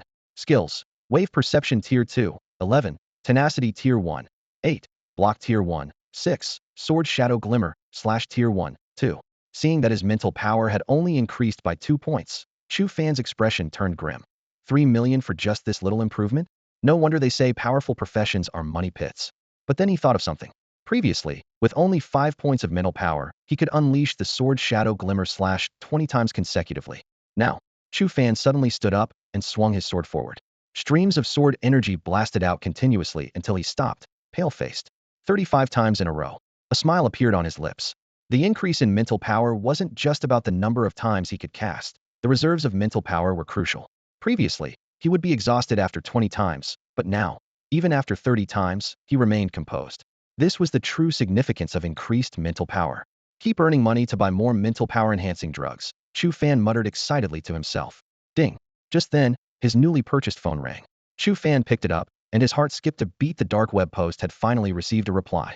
In the VIP section of the Yangqing Martial Arts Club, a meticulously crafted private room ensured complete privacy. Chu Fan sank comfortably into the leather sofa and accessed the dark web. A few prominent red dots in the lower right corner of the screen immediately caught his attention. He quickly opened the reply section, and a conversation unfolded. No at all, I have information on the Asura profession. 40 dark coins is too little, my final offer is 100 dark coins. No at all, are you there? I'm here, deal. Transfer the dark coins first. Let me verify the goods first. The other party soon sent an encrypted folder. After Chu Fan entered the password, a description of the Asura appeared. Asura, a profession shrouded in darkness, can sense fluctuations and unleash sword energy to fend off enemies. The strongest Asura in history, Wang Xiao, was said to have summoned the Asura hell with a single thought. Rumor has it that an Asura who becomes a dark messenger can summon a dark domain and transform into a true Asura. This information made Chu Fan's heart race. The mention of the Dark Messenger title confirmed the authenticity of the information. Without hesitation, he completed the transfer of 100 dark coins. A system prompt flashed. You are about to spend 100 dark coins to purchase information from Know-It-All. Do you confirm? Upon confirmation, a second folder arrived. As he delved deeper into its contents, Chu Fan's brow furrowed more and more. The document revealed a startling revelation: the existence of the Shura race. This race from beyond the other realm was annihilated for their bloodthirsty nature that angered the gods. Their powerful members were eternally imprisoned in a lightless place. Reflecting on his own experiences at that eerie plaza, Chu Fan couldn't help but gasp. The document also disclosed that hidden professions like Asura, exorcist, and necromancer were closely linked to races from beyond this realm. This was a hypothesis made by the influential figures based on various phenomena following the appearance of interdimensional rifts. 20 minutes later, Chu Fan slowly closed his third eye and exhaled deeply. From the information provided by Know-It-All, the most noteworthy point was that the creatures on that plaza were very likely the legendary Shura race. Chu Fan's thoughts raced through various clues. Historically, the Asuras have been known to lose their sanity and kill their own kin, or even themselves. This must be the influence of the Asura clan. My teacher mentioned the murmurs his grandfather often heard after awakening, which is likely the Asura clan at work. All signs point to that plaza and those mysterious creatures. His breathing became rapid. Although he hadn't heard any murmurs yet, that could change at any moment. What concerned him more was the excitement and agitation the Asura clan members showed upon seeing him. And what did the mysterious phrase Ataska Mua mean? If he could decipher it, perhaps he could uncover the true intentions of the Asura clan. Gathering his thoughts, Chu Fan focused on the vital information provided by the all-knowing source. There are only two ways to acquire skills and equipment for hidden professions: either by entering one of the top 12 national academies, or the 4 prestigious schools, which have the most comprehensive resources, or by using the dark web and trading with dark coins. However, the entry barrier for the dark web is high. Singles-level skill costs 100,000 dark coins, and the price of exclusive weapons is astronomical. Accumulating this amount through daily transactions and check-ins is nearly impossible. Although dark web tasks can quickly earn dark coins, they are often fraught with risk and uncertainty. What if he received a task to assassinate a member of the Divine Hall or the Martial Alliance? After weighing the pros and cons, Chu Fan made a decision. Prioritize excelling in various rankings to prepare for the college entrance exam while closely monitoring the dark web dynamics. Meanwhile, in a villa in Jiangnan City, Jiang Chuha returned home with a stern expression, greeted by her father, Jiang Haixing's chiseled face. The transfer procedures are complete. Starting tomorrow, you'll attend Jiangnan City First High School, Jiang Haixing stated bluntly. Why? I won't go, Jiang Chuha protested, biting her lip stubbornly. Jiang Haixing's gaze softened. As long as you go, I'll give you the 50 million yuan for the essence you wanted. Oomph, you're making me transfer because. Jiang Chuha pouted and complained. It's not what you think, Jiang Haixing explained. I don't oppose your relationship with Chu Fan. It's just that Yangcheng is too small for your growth. I originally wanted you to study under Xiao Xinghua, but he's left Yangcheng. And since you've already switched to the martial artist profession on your own, staying there would only limit your potential. Really? Jiang Chua's eyes sparkled. You really don't oppose me being with Chu Fan? Seeing his daughter only concerned about this, Jiang Haixing couldn't help but smile wryly. He sighed inwardly. Daughters are truly hard to manage. I thought you looked down on Chu Fan, Jiang Chuha said softly, a hint of apprehension in her eyes. Jiang Haixing smiled gently. Look down on him? Not at all. He's not only made it onto the career advancement list, but also ranked in the national top 100. Plus, he's quite good-looking, a good match for you. He paused. Even though he has some issues with his eyes, I've already given you the essence of flowing heart, so that minor flaw is no longer a concern. Hearing her father's approval, Jiang Chuha beamed with joy and jumped into his arms. You're the best, Dad. You little rascal. Jiang Haixing chuckled indulgently, but his expression soon turned serious. Dad, Jiang Chuha looked up at him, then shook his arm playfully. Can I not transfer schools for now? How about we consider it after I reach level 10-inch? All right. I know you want to spend more time with Chu Fan. That's fine. Jiang Haixing agreed warmly. After Jiang Chuha left, an elegant woman walked in. It was Jiang Chuha's mother, Fan Xinyun. She looked straight at Jiang Haixing and got straight to the point. Why do you want Chuha to transfer schools? Knowing you, the reason can't be that simple. Jiang Haixing walked to the floor-to-ceiling window and gazed at the distant skyline, his voice low. There's a problem with Domain 99. Yang City is in grave danger. What? Fan Xinyun's face turned pale. How serious is it? The Temple of Divinity has classified this crisis as S-level, Jiang Haixing said gravely. Fan Xinyun gasped. Past level crises had left cities with unhealable scars and significant casualties. Just as she was about to speak, Jiang Haixing continued. Madam, I can't elaborate on the specifics. But you heard my conversation with Chuha. Xiaojing absence from Yang City changed my plans. Transferring Chuha is mainly to ensure her safety. And Chu Fan. Fan Xinyan asked. I have high hopes for that boy. But he's an Asura, Jiang Haixing sighed. Asura. Fan Xinyan's eyes widened in shock. You're right. It's best for Chuha to end this early. Once she's back in Jiangnan City, she'll find there are many boys better than Chu Fan. As night fell, the clock struck 8. In the training room of Yang City Martial Hall, Chu Fan wiped the sweat from his forehead and put away his starter sword. He looked at the career panel in front of him, a slight smile on his lips. Career panel display. Name, Stranger. Age, 18. Profession, Asura. Aptitude, S. Level, 931.2. Strength, 10,720. Intelligence, 10,710. Agility, 10,720. Endurance, 10,720. Mental strength, 9. Attack power, 30030. Source power, 2. Equipment, rare starter set, level requirement 1. Skills, wave perception tier 211. Tenacity tier 18.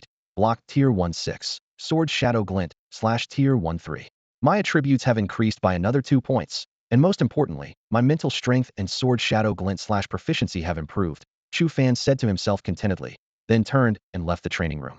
After nearly 10 hours of training, Chu Fan was feeling extremely exhausted both physically and mentally. Despite the assistance of nutritional meals and supplements, he could still feel the soreness throughout his body. I need a good rest tonight since I'm heading to the Lava Lands dungeon tomorrow, he thought to himself. Meanwhile, on the rooftop of a tall building opposite the Yang City Martial Arts Hall, a man and a woman were intently watching the building. That kid's been in there for almost 10 hours, the man said anxiously. How can an orphan afford such expensive training? He was worried that their target would stay inside the hall indefinitely. He's coming out, the woman suddenly exclaimed, her eyes lighting up. Don't rush, the man whispered. Yang City Martial Arts Hall is full of experts. Let's wait until he's further away before we make our move. With that, the two silently left the rooftop. As Chu Fan exited the martial arts hall, he decided to practice his wave perception on his way back. Activating his second-level wave perception, all the details within a 30-meter radius became crystal clear to him. With a swift movement, he easily avoided obstacles on the road and sprinted forward. The pair kept a safe distance, trailing him from afar. Is this the Asura's perception ability? The man asked in a low voice. Yes, the woman replied cautiously. Keep your distance. His range should be limited.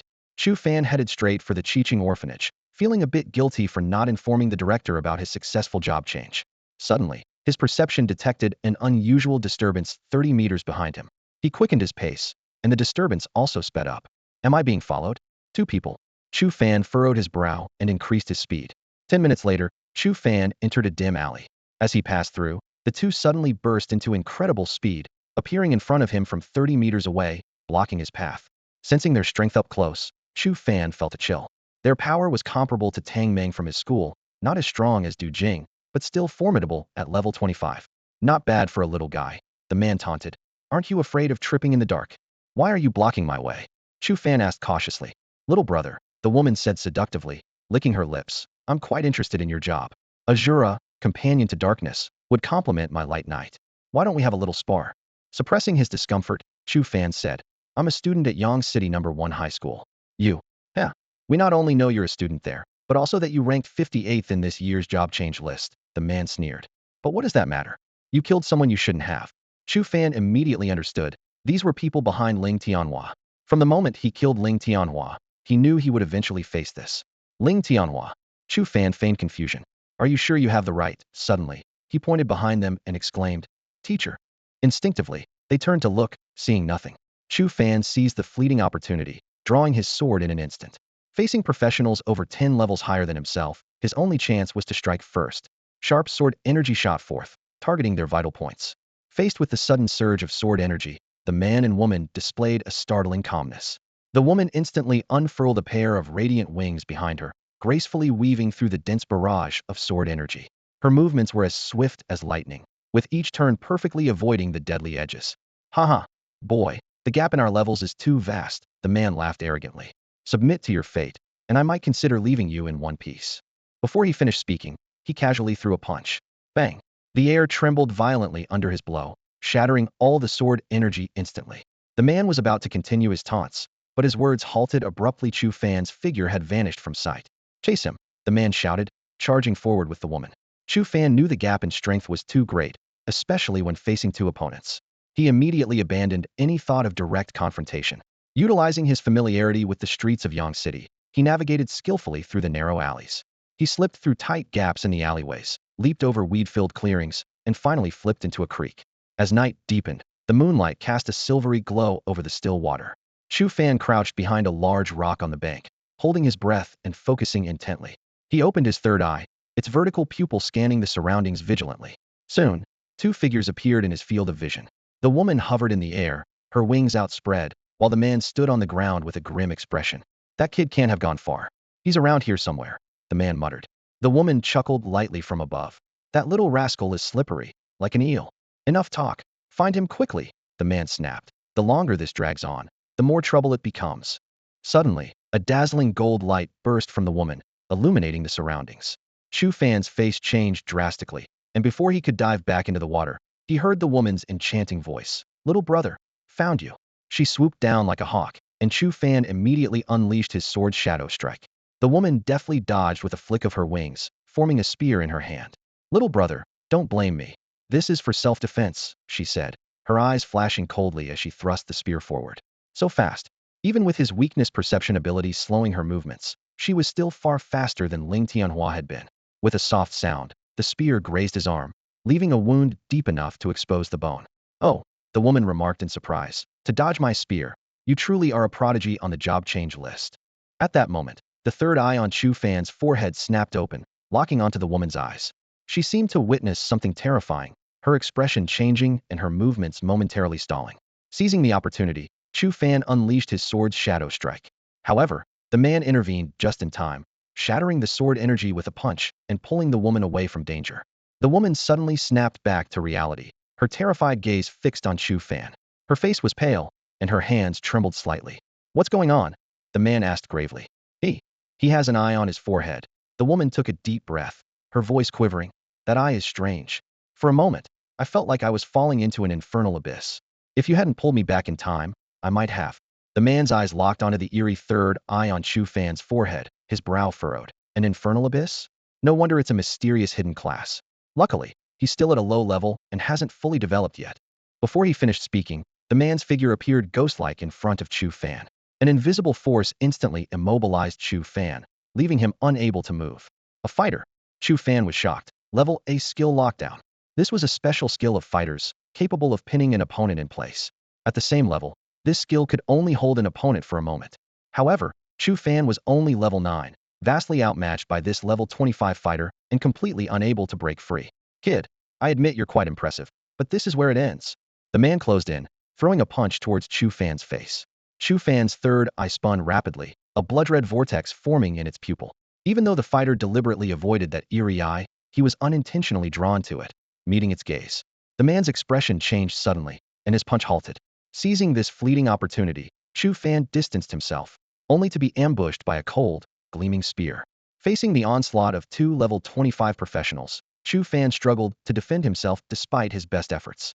With a thud, the spear grazed his chin, its immense force flipping him to the ground. The pair pursued him relentlessly, giving him no chance to breathe. As Chu Fan's anxiety peaked, the blood-red vortex in his vertical eye spun more violently, transforming into a sea of blood. A chilling voice echoed in his mind. Let me take over your body. I'll kill them for you. Who? Chu Fan tensed up, warily scanning his surroundings. Haha, no need to look around. I exist within your consciousness, the voice continued. Just let go of your awareness, and I can temporarily control your body. Chu Fan's expression changed dramatically as a dreadful thought surfaced. Is this the legendary whisper? Don't hesitate, or it'll be too late. The voice was filled with murderous intent. Leave it to me. Let me kill them all for you. Kill, kill, kill.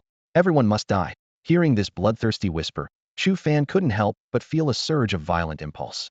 He forced himself to remain calm, thinking quickly. Is this the whisper heard by all Asura throughout the ages? Did they all surrender their consciousness under such circumstances, becoming bloodthirsty puppets, even turning on each other? Kid, what are you still hesitating for? The cold voice grew more urgent. These people deserve to die. If you don't kill them, you'll die? Leave it to me. Let me handle everything. Get lost, Chu Fan shouted, firmly resisting the seductive temptation.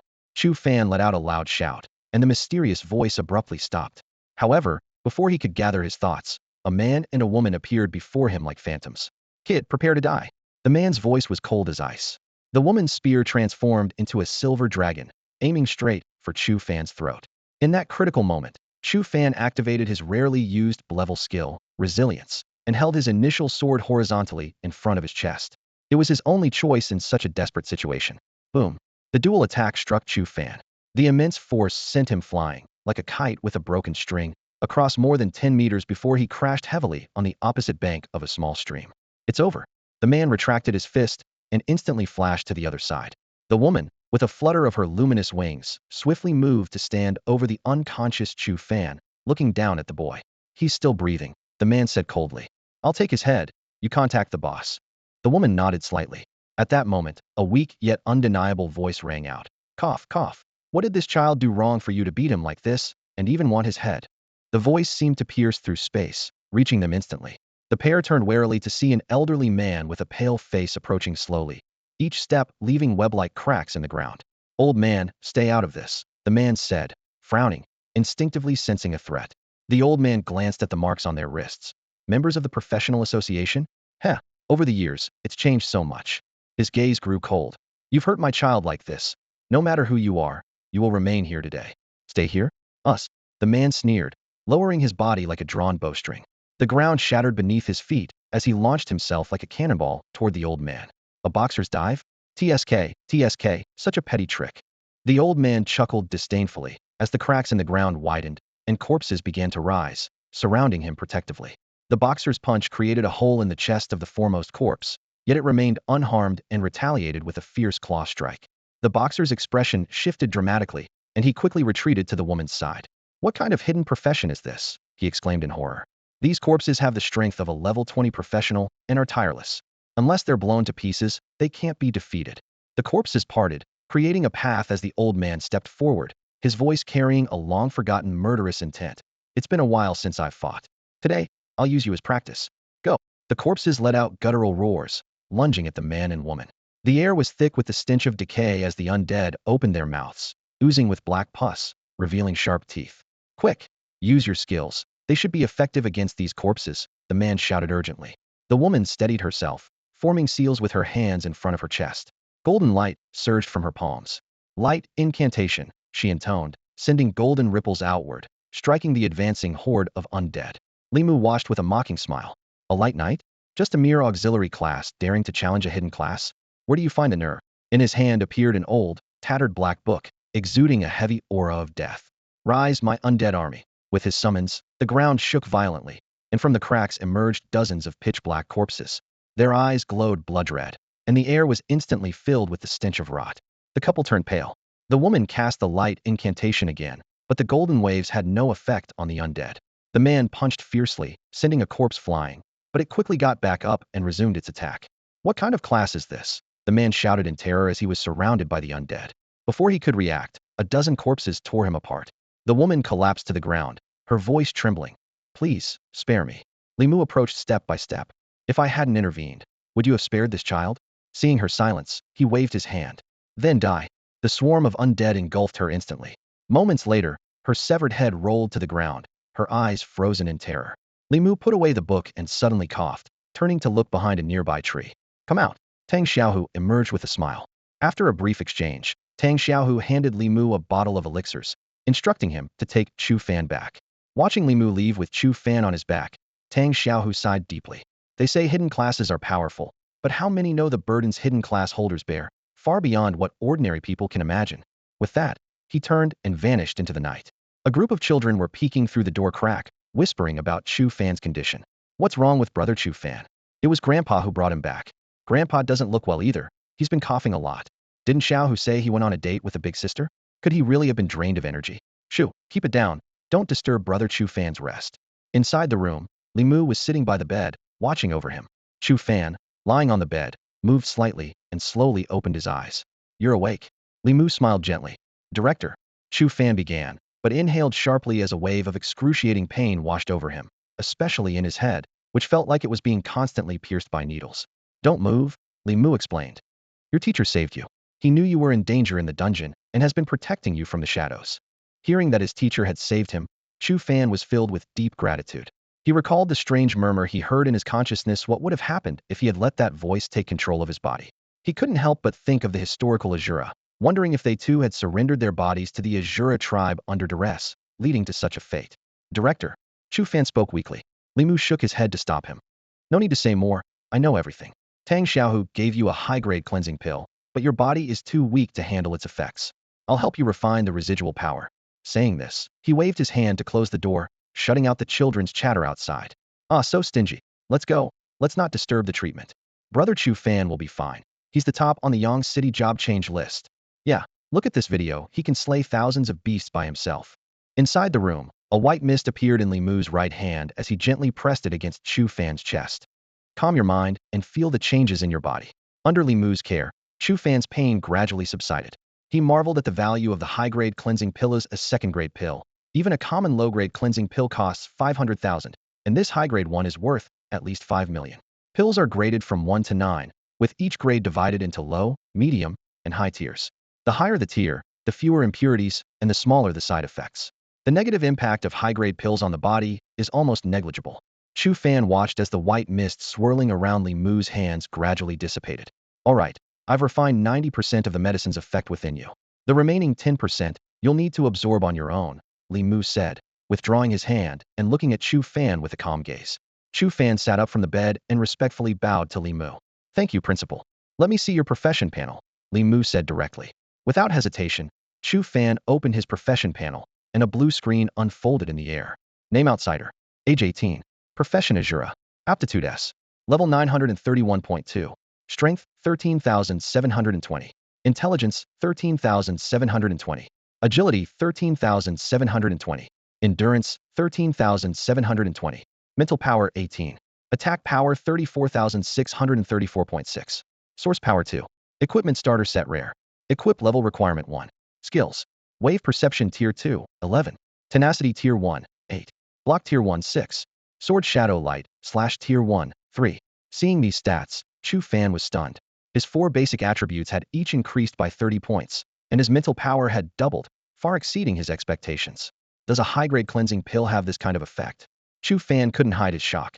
Normally, leveling up would only increase an attribute by 10 points. Yet this single pill equated to a 3-level attribute boost. Even more surprising was the mental power increase previously. He had spent a fortune on the brain marrow of a deep-sea jellyfish to gain just 2 points, but now he had gained 9 points at once. If I had known, I would have spent the money on cleansing pills instead of the jellyfish, Chu Fan thought regretfully. Li Mu commented, your 4 basic attributes are impressive, higher than those of warriors at the same level. With a mental power of 18, it seems you've indeed used some substance to boost it? Yes, Principal, I used the brain marrow of a deep-sea jellyfish, Chu Fan replied honestly. In hindsight, it wasn't the best investment. Li Mu gave Chu Fan a meaningful look. High-grade pills aren't easy for you to come by. Most available on the market are low-grade and full of impurities, so don't try them lightly. Seeing Chu Fan nod, he continued, when you have more funds, you can purchase purer substances to enhance your mental power. These are safer than pills. By the way, where did you get this money? Chu Fan recounted his experiences in the beginner's dungeon. Quite lucky, Li Mu chuckled, finding a stash of moonlit sand, and even having someone give you money in a beginner's dungeon. Principal, besides the jellyfish's brain marrow, are there any other ways to quickly boost mental power? Chu Fan inquired further. Li Mu chuckled. Quick boost? It's not that simple. Do you know how difficult it is to increase mental power? A portion of deep-sea jellyfish brain marrow costs 3 million, and higher quality substances are astronomical. Many hidden professions earn desperately just to buy these, but it becomes harder to improve as you go. Principal, you seem to know a lot about this. Are you, by any chance, someone with a hidden profession that uses mental power? Chu Fan asked suspiciously. Li Mu gave him a stern look. Don't try to pry. Your priority now is to get your mental power to 20. Seeing Chu Fan's puzzled expression, Li Mu explained, once your mental power reaches 20, you can learn mental attack skills. Mental attack skills. A trace of surprise flickered across Chu Fan's face. As someone who knew conventional professions inside out, he was well aware of the importance of the 4 primary attributes for each profession. Warriors rely on strength and endurance, assassins on agility, and mages on intelligence. But it wasn't until he switched to the Asura class that he realized some hidden professions had a 5th crucial attribute, mental strength. For professions like priestesses and Asuras, mental strength is the foundation of their combat power. Indeed, mental strength is crucial for you. Li Mu's voice was steady and powerful. He began to explain the role of each attribute in detail. Strength determines skill damage, agility controls reaction and movement speed, and endurance relates to how much damage you can withstand. but strong mental strength allows you to cast more skills in battle. Chu Fan nodded thoughtfully. This was precisely why he had always wanted to enhance his mental strength. Being in a hidden profession, if his mental strength was weak, he would be exhausted after casting a few skills, while his opponent remained vigorous. How could he win a fight like that? The role of mental strength goes far beyond that. Li Mu's eyes gleamed with a certain light. Once your mental strength reaches 20, you can directly use it to attack your enemies. Isn't a skill like that expensive? Chu Fan asked instinctively. Li Mu gave a mysterious smile. Hee, your grandfather happens to have a mental attack skill ready. Do you want it? Yes. Chu Fan replied without hesitation. Who wouldn't want such a skill? When you reach level 10 and your mental strength hits 20, I'll teach it to you, Li Mu said with a smile. Can't you give it to me now? Chu Fan wondered silently, but his face was already beaming. Having a mentor is great. Not only does he have a teacher, but also a grandfather. One provides Asura skills, and the other offers mental attack skills. Isn't this Chu Fan's unique advantage? Although it might not compare to the big shots in the capital or the Magic City, it's still his own opportunity. Thank you, Grandpa. Chu Fan said sincerely. Li Mu nodded in satisfaction, but then his expression turned serious. Your teacher mentioned you have a third eye? This question made Chu Fan's heart tighten. Without hiding anything, he directly opened his third eye in front of Li Mu. Where did this eye come from? Li Mu asked, taking a deep breath.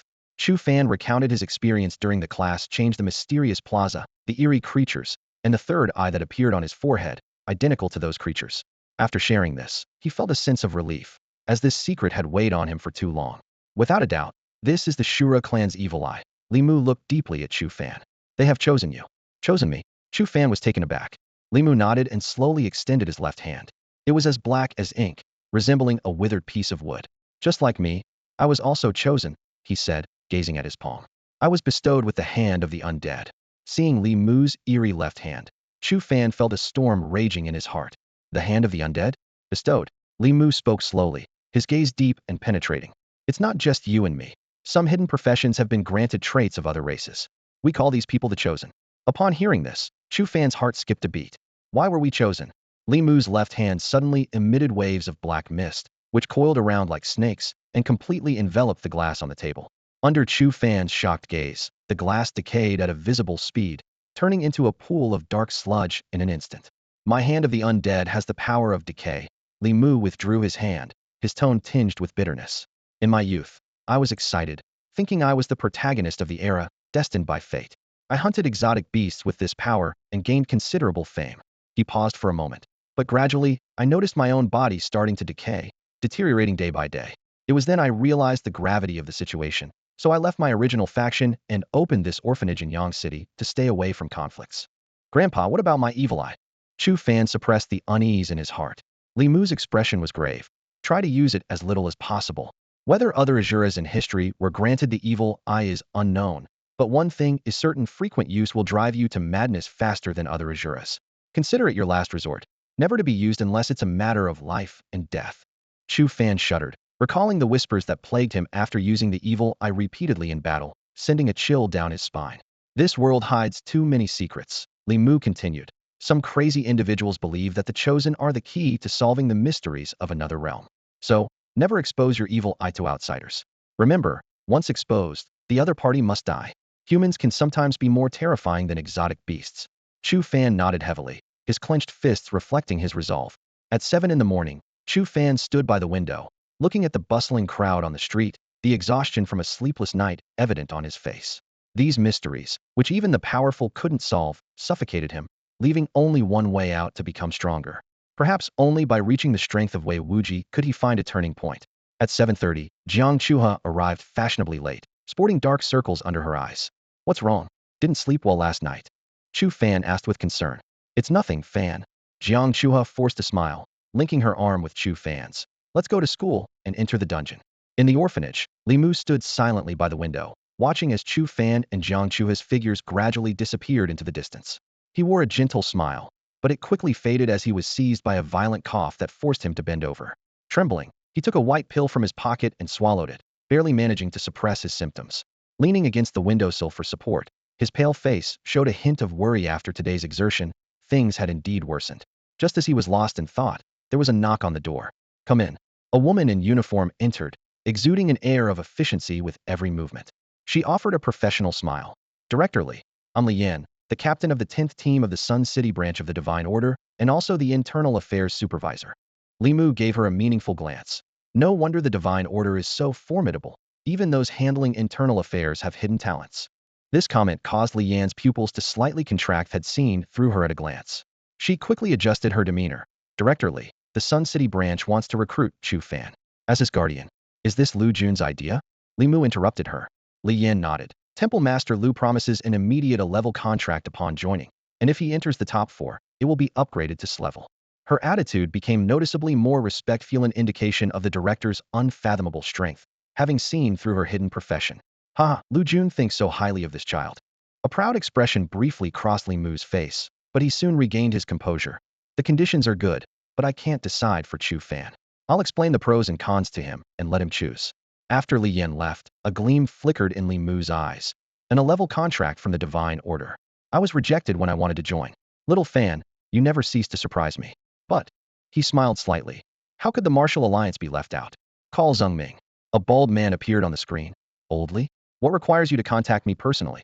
I have a talent to recommend to the Martial Alliance. Haha, anyone you recommend must be exceptional.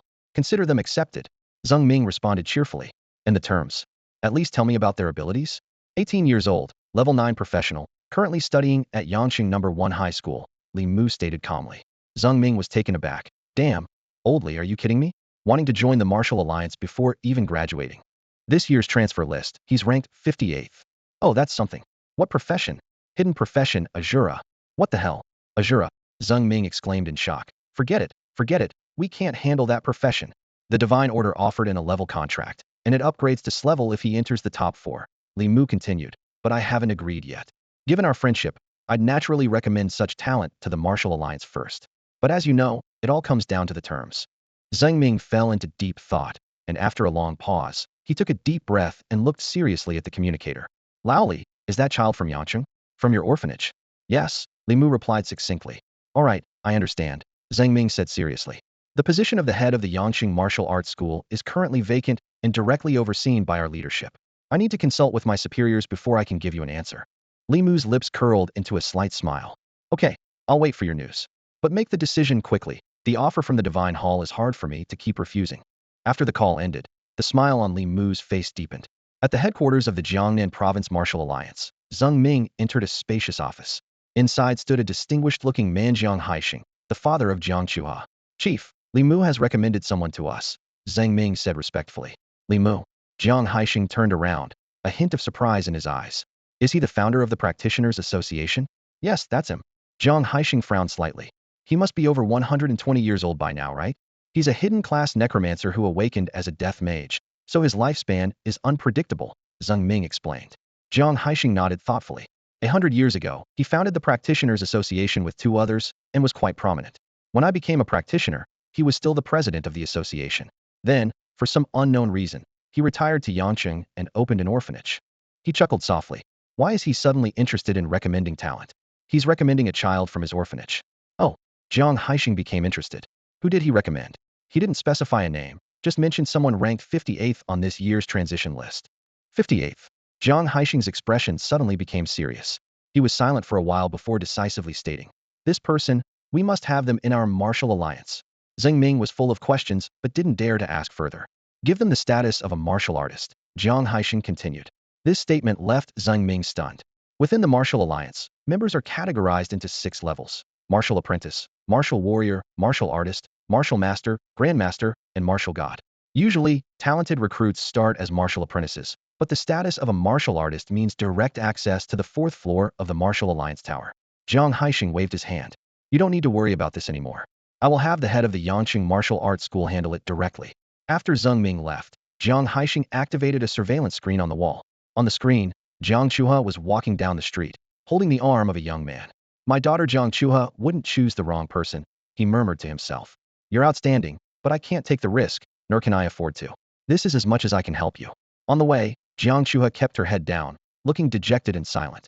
Chu Fan noticed her unusual behavior, but considerately refrained from asking questions, simply staying by her side. Chu Fan, is that you? Suddenly, a loud call broke the silence. They both stopped in their tracks as a group of students quickly gathered around them, their faces brimming with excitement. Wow, it's really Chu Fan.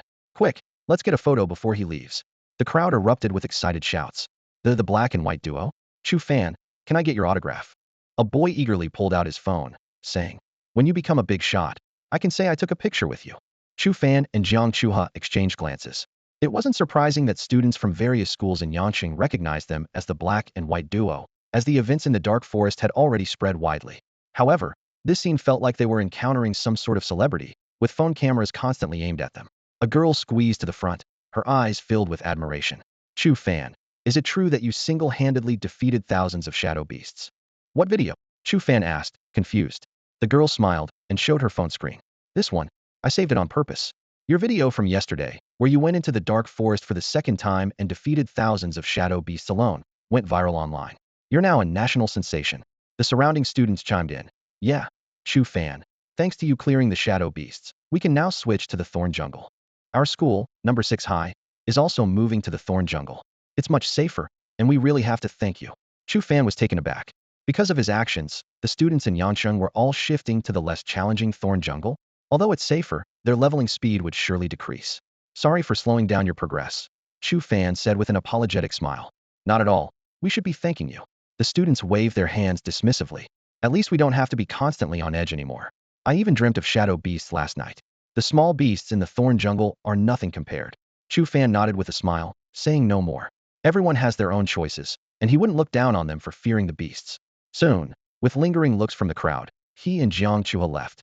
As they walked away, Chu Fan's expression gradually turned serious. What's wrong? You're famous now, but seem unhappy. Jiang Chua teased. Chu Fan shook his head. The tallest tree catches the wind. This video going viral isn't good for us. Seeing Jiang Chua's confusion, he explained, don't forget, we're heading to the Lava Land dungeon next. The students there far surpass those in Yancheng in terms of talent, strength, and insight. They might think it's nothing special. Jiang Chua pondered. Exactly, Chu Fan nodded. It's not that difficult. Many top-ranking students with area effect skills could do the same.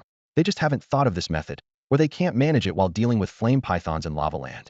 Seeing someone seemingly inferior being praised might make them feel a bit indignant. Those with a broad perspective laugh it off, while those with a narrow view always feel the need to prove something. Jiang Chua listened to these words, her brows slightly furrowed, and nodded as if she somewhat understood. Standing beside her, Chu Fan cautioned seriously. Chua, we need to be extra cautious this time in the Lava Land dungeon. Let's try not to attract too much attention. In the bustling lobby of the elite building at Yangqing First High School, Tang Xiaohu, Luo Ning, and the 4 main instructors were already waiting at the front. Luo Ning scanned the crowd and announced loudly, I trust everyone has received the news. For the next 2 days, except for special arrangements, all students will be entering the Thorn Jungle Dungeon. Upon hearing this, the students felt a wave of relief and joy spread across their faces. Luo Ning observed this and sighed softly, then pointed to Chu Fan and Jiang Chua. You too, come over here. The rest of the students, gather at the back. Teacher, aren't they going to the Thorn Jungle? Someone in the crowd perked up, and instantly everyone was all ears. This reaction was understandable, given how they had been outdone by these two in previous dungeons, not sparing even their own schoolmates. Luo Ning shook his head with a smile. They have a different task. They are going to the Lava Land. The moment these words were said, the place erupted with excitement. Great. Even though Chu Fan is my idol, I really don't want to be outdone by him again. Let him go to the Lava Land and compete with others, just not us. However, someone quickly realized, wait, the Lava Land. Isn't that a dungeon for students from big cities like the capital and the Magic Metropolis? It's the most challenging among beginner dungeons. Luo Ning gestured for silence, then nodded to Tang Xiaohu, who proceeded to open a portal at the back of the hall. The students entered in single file, their faces relaxed, causing the 4 instructors to shake their heads repeatedly. Soon, only Chu Fan and Jiang Chua remained in the hall. Tang Ming solemnly reminded, Chu Fan, this time in the Lava Land, you need to be more restrained. The students there are far more capable than those from Yanqing. Understood, teacher. Chu Fan nodded seriously. Tang Xiaohu, however, smiled and said, being restrained doesn't mean you have to swallow insults. Act when you need to. Everyone smiled knowingly. He then tapped on his smart wristband, and a blood-red portal appeared in the hall. Before they left, Du Jing approached to remind them. Chu Fan, Chua, be careful. Hee, don't worry too much, have confidence in your students. Qi Jiang laughed. Teachers, we're heading in now. Chu Fan said with a slight bow, stepping into the portal with Jiang Chua. The instructors stood there for a long time. Du Jing, worried, said, Vice Principal, you must have seen that video, right? Seeing Tang Xiaohu nod, she continued. Over the years, students from big cities have always carried a sense of superiority, whether in mindset, knowledge, or dungeon choices. Chu Fan is very noticeable, and if someone recognizes him as the student who single-handedly killed over 1,000 shadow beasts. Tang Xiaohu furrowed his brows and sighed deeply. That's human nature, unavoidable. But looking on the bright side, maybe this dungeon trip will help Chu Fan realize the gap between himself and those students, which might not be a bad thing for him. The land of lava stretched out before them, a sea of blood-red earth scattered with pools of molten rock. In the distance, a volcano pierced the sky, belching thick, rolling smoke. Standing amidst this hellish landscape, Chu Fan and Jiang Chua couldn't help but question the reality of their surroundings. Is this really the lava land? Jiang Chua gazed at the otherworldly scene before her, her voice tinged with undisguised awe. That's what the books say. Chu Fan replied with a slight smile.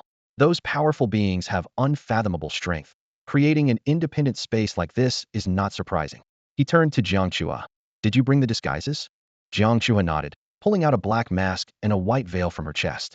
Chu Fan quickly donned the black mask, leaving only his deep-set eyes visible. Jiang Chua gently tied the white veil, adding an air of mystery to her presence. The mask suits you. Looks pretty cool, Jiang Chua said with a smile. This way, no one will recognize us. Chu Fan nodded silently. The appearance of that video made him extra cautious, and preparing disguises in advance was a way to avoid unnecessary trouble. Scorching heat waves emanated from the cracks in the ground, and soon, beads of sweat appeared on their faces. Chu Fan immediately activated his wave perception, scanning the surroundings warrior reflex that had become second nature to him. Where are we now? Chu Fan asked. Jiang Chua glanced at the flashing red dot on her smart wristband, northeast direction. The closer to the center of lava land, the higher the level of the beasts, Chu Fan explained. It said that the Lord resides in the massive lava pool at the center. Here, the flame pythons are at least level 3, generally ranging from level 6 to 9. Anything below level 6 is of little use to us. Let's head straight to the center. They moved swiftly, occasionally encountering tumterlong flame pythons with exposed fangs, wrapped in flames and looking fierce. They didn't go out of their way to hunt these low-level pythons. When one blocked their path, Jiang Chua dispatched it with a swift kick, collecting the spiritual crystals as she went. Although these crystals, below their level by 3, offered minimal enhancement, they didn't want to miss any. Soon, a churning lava pool came into view, its intense heat distorting the air above it. Jiang Chua surveyed the area and pointed, "We can go around that way." Just as Chu Fan was about to move, his expression changed abruptly. "Watch out." With a roar, a massive, 3-meter-long flame python burst from the lava pool, sending a spray of lava that sizzled as it hit the ground, immediately eroding it into several pits. Jiang Chua nimbly dodged the attack. "It's a level 7. Be careful," Chu Fan warned. Without hesitation, Jiang Chua kicked the flame python. The giant snake let out a piercing screech but didn't fall. Instead, it swiftly retaliated against Jiang Chua. This surprised Chu Fan after all. Jiang Chua was a level 9 professional, 2 levels above this python. Chu Fan was surprised to find that his swift kick wasn't enough to take down the flaming python. He nodded slightly, assessing the creature's power. Compared to the shadow beasts he had encountered before, this one was indeed much stronger, which explained why this place was known as the toughest beginner's dungeon. The flaming python charged at them with fury. Jiang Chua stood her ground, her expression unyielding. She stepped forward with her left leg, her body twisting swiftly, and delivered a powerful rank skill punch right to the python's head. With a dull bang, the python's head exploded into a mist of blood, and its body quickly turned to ash and vanished. A deep blue spiritual crystal fell from the air, and Jiang Chua quickly picked it up. 2 beams of blue light entered their bodies, and a wave of refreshing energy made them sigh with relief. Chu Fan felt this energy, much stronger than that of the shadow beasts, and checked his progress on the profession panel. His experience had increased by 3. At this rate, we only need to hunt down about 20 more of these flaming pythons to reach level 10, Chu Fan thought, a gleam of excitement in his eyes. His plan was simple: quietly level up to 10, at which point he could equip a rare set and learn a mental attack skill. With his increased strength, he wouldn't fear exposure of his identity. Meanwhile, 100 meters away, 5 people were quietly observing them from behind a rock. "Captain, there's only 2 of them." One member began to speak, but was interrupted by the handsome young man. "They've concealed their identities. Don't act rashly. If they dare to come to the lava land with just 2 people, they must be formidable. Keep observing. If they're who we suspect, acting hastily would be unwise." He then ordered softly, "Follow them." Chu Fan and Jiang Chua skirted around a giant lava pool, continuing toward the central area. Soon, they encountered another massive flaming python, over 4 meters long. Jiang Chua once again led with a punch, followed by 2 swift kicks, finally taking down the level 8 python. After absorbing the spiritual energy, Chu Fan was pleased to find that this level 8 python granted a 4 experience increase. Jiang Chuha dusted off her hands, raising her chin slightly with pride. These little snakes aren't all that tough. Yeah, mainly because you're amazing. Chu Fan laughed. Of course, Jiang Chuha nodded, then reminded him. Your sword aura skill is too conspicuous. Let me handle the rest. You hold back for now. Chu Fan agreed, planning to follow her lead until he reached level 10. 100 meters away, the 5 observers were astonished by Jiang Chuha's easy defeat of the level 8 python. Who is she? How can she defeat a level 8 python so easily? Someone whispered in surprise. She might be one of the top 100 talents on the job change rankings, the handsome youth speculated. But she's wearing a veil, so we can't see her face. Captain, could you do that? One of them asked. The handsome young man chuckled dismissively. I could kill a level 8 python with one move. She needed 3. Upon hearing this, the team members all laughed. Everyone present was a level 9 professional, fully aware of the vast difference between executing one move and 3. Much like the chasm between scoring 190 on a test, the captain could achieve a perfect score because the maximum was 100, while Jiang Chua's ability was only at a 90 level. Captain, why don't we go for it? One team member said, eyes gleaming as they stared at a distant target. The handsome young man turned to the only girl in the team, his expression serious. Xiaolin, are you sure that person is wearing a spatial ring on their finger? Xiaolin's eyes sparkled as she fixed her gaze on Chu Fan's finger 100 meters away. Captain, I'm positive. The handsome young man nodded slightly and whispered, if I'm not mistaken, that girl used the martial artist's instant kick skill. Check the job ranking list. Are there any martial artists in the top 100?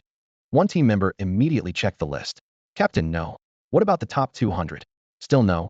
The team member said in surprise. No way. With such strength, she hasn't even made the top 200? Continuing to search, he soon exclaimed excitedly. Captain, there are 5 martial artists between ranks 200 and 300. That girl must be one of them. The other team members' eyes lit up. With that level, the 4 of us are enough, not to mention having you, Captain. Right, as long as she's not a genius like Chun Haoyu, it's worth the risk. Captain, what we lack most now are spatial items. All eyes were on the handsome young man, waiting for his decision. The handsome young man took a deep breath. Let's do it. The 5 swiftly emerged from behind the rocks, charging toward Chu Fan and his companion. Chu Fan sensed something amiss. Someone's coming. Jiang Chuha turned, seeing 5 people approaching quickly, 4 men and 1 woman, all with extraordinary demeanor. She quickly realized they were all level 9 professionals, with the handsome young man in the middle being the strongest. In Chu Fan's perception, the young man's vitality far exceeded the others. 5 level 9s. Jiang Chua frowned, standing by Chu Fan's side, clenching her fists. The handsome young man waved a hand, and the 5 stopped in front of Chu Fan and Jiang Chua. Don't be nervous, classmates, the handsome young man said with a smile. I'm just curious why you're wearing masks to hide your identities. Why do you care? We're allergic to the heat here. So what? Jiang Chuha retorted coldly. The handsome young man spoke slowly. We mean no harm and don't want your spiritual crystals. Just hand over the spatial items, and we'll let you go. How about it? Chu Fan touched the spatial ring on his hand, realizing his oversight. He had forgotten the principle that having a prized possession could attract unwanted attention. What if we refuse? Jiang Chuha replied icily, thinking they were after her spatial necklace. The handsome young man's expression changed abruptly. Refuse? Then we'll have to beat you until you can't enter the instance. Remember, my name is Liang Hao. Before finishing his sentence, he had already moved, leaving only a shadow behind. So fast. Chu Fan was startled, the initial sword appearing in his hand instantly. Fan, don't. Jiang Chuha stepped forward. Leave it to me. Jiang Chuha stood still as a fierce straight punch sliced through the air.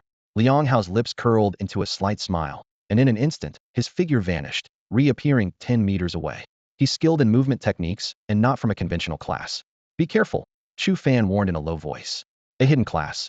Jiang Chuha nodded gravely, then suddenly propelled herself forward like an arrow. Chu Fan quietly activated his perception ability. In his view, Liang Hao's movements slowed by half, revealing clear black dots all over his body. Weak points detected. A slight smile appeared on his lips. Hey, don't look over there. We're your opponents. Another 4 surrounded Chu Fan leisurely, their tone mocking. Wearing a mask is intimidating, but are you as strong as that girl? Chu Fan silently gripped his initial sword, saying nothing. The 4 were in no hurry to attack, evidently planning to wait for their leader to deal with Jiang Chuha before taking on this mysterious masked man together. On the other side of the battlefield, Jiang Chuha and Liang Hao's fight grew more intense. Her attacks were like a storm, heavy punches, sweeping kicks, charging strikes, and rapid kicks perfectly linked, each move fierce and powerful. Chu Fan nodded inwardly. Her recent training sessions had indeed enhanced her skill mastery. Jiang Chuha pressed forward relentlessly, while Liang Hao continuously dodged. Suddenly, she burst forward with a sudden increase in speed, twisting her waist and landing a heavy punch squarely on Liang Hao's chest. It's over, Jiang Chuha said calmly. However, Liang Hao merely grinned as his figure dissipated. An afterimage? Jiang Chuha's brows furrowed, instinctively turning to execute a rapid kick. Where are you kicking? Liang Hao's voice suddenly came from above her. TSK, a martial artist's attack power is indeed strong. Even I have to be careful. But if you can't hit, what's the use? Jiang Chuha's expression shifted slightly, and she threw an uppercut. Yet Liang Hao's voice came from behind her again. Useless, you can't hit me. Against a hidden class, your conventional class has no advantage.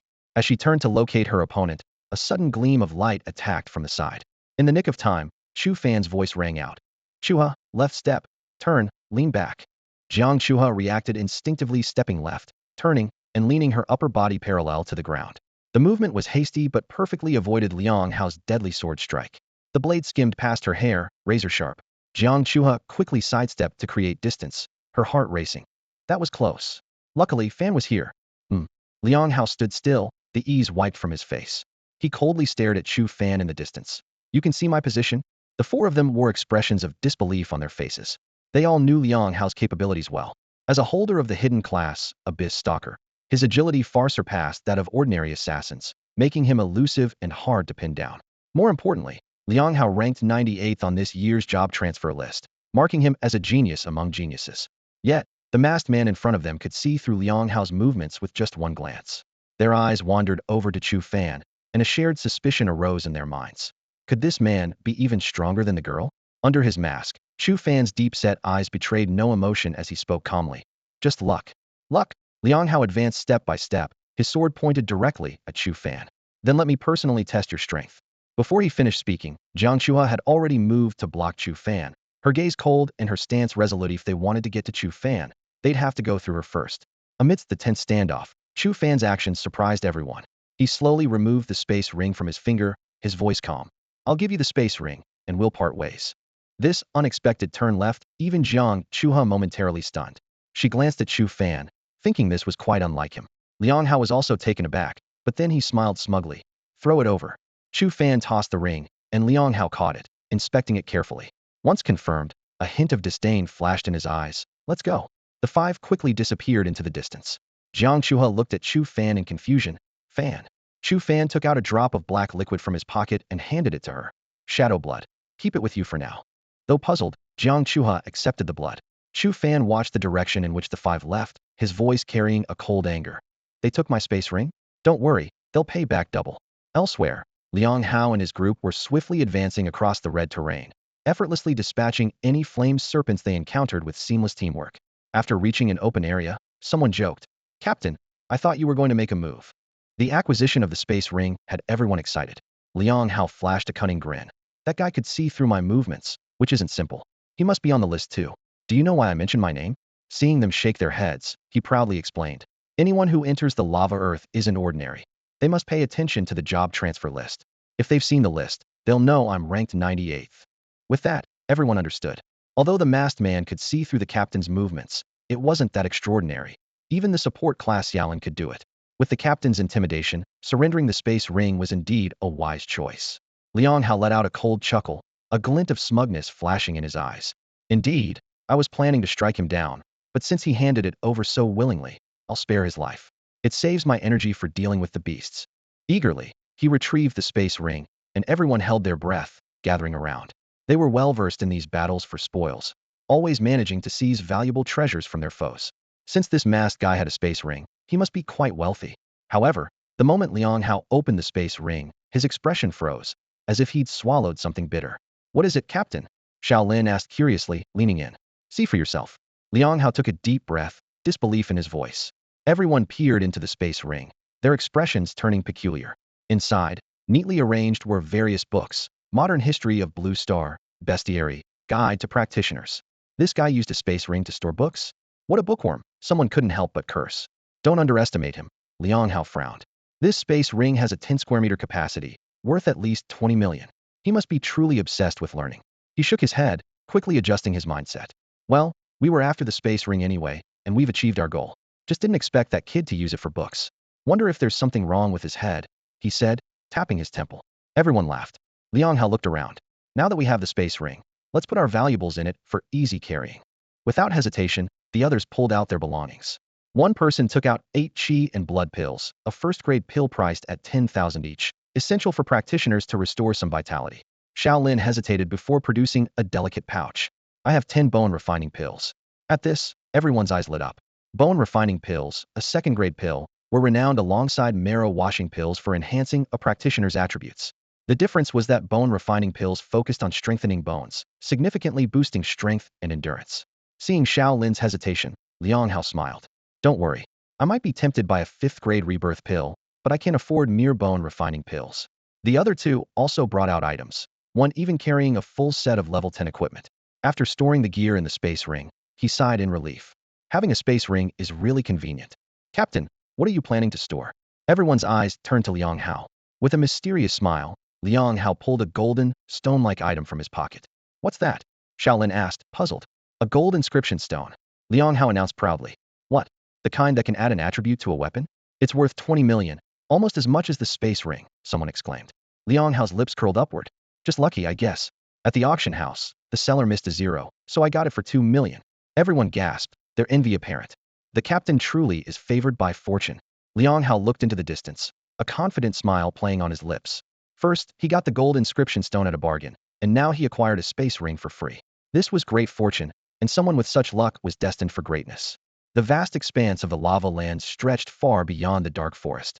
On the scorching ground, Chu Fan and Jiang Chuha steadily advanced through the central area, surrounded by an unusual silence, as they encountered no other adventurers. They soon discovered a pattern. Most of the flame serpents lay dormant in the lava pools, with only a few surfacing for air. With Chu Fan's keen sense of fluctuations, he could accurately determine the number of serpents in each pool. The two of them began an efficient hunting routine. Chu Fan would lure the prey out, and Jiang Chuha would execute swift attacks to kill them. One lava pool after another, they cleared the area of flame serpents like a harvesting machine. During this process, Chu Fan's ability to sense fluctuations significantly improved. Although he refrained from using the sword Shadow Streamlight slash to avoid exposure, his resilience and blocking skills continued to grow. Over there, Fan. Jiang Chuha excitedly pointed to a new lava pool in the distance. She was fully immersed in the thrill of adventuring alongside Chu Fan, cherishing every moment of their teamwork. Same plan. I'll lure. You kill. Chu Fan said with a smile. The two figures raced across the fiery red ground, with the blood-red sunset casting long shadows behind them. After taking down the 5th flame serpent, they rested briefly on a large rock. Jiang Chuha leaned against Chu Fan's shoulder, her expression suddenly turning somber. Chuha, is something on your mind? Chu Fan asked gently, noticing the change in her mood. Just if, Jiang Chuha murmured. One day I'm not around anymore. Would you miss me? Why ask that all of a sudden? Chu Fan felt a pang in his heart, sensing something beneath her words. Oh, just asking casually, to see if I matter to you. Jiang Chuha replied, trying to sound lighthearted. I would. Chu Fan nodded earnestly. That's good to hear. Jiang Chuha happily linked her arm with his, and took out their matching couple's phone. Let's take a picture. With a click, the moment was forever captured. A unique scene of Chu Fan in a black mask, Jiang Chuha in white gauze, and the blood-red horizon in the background.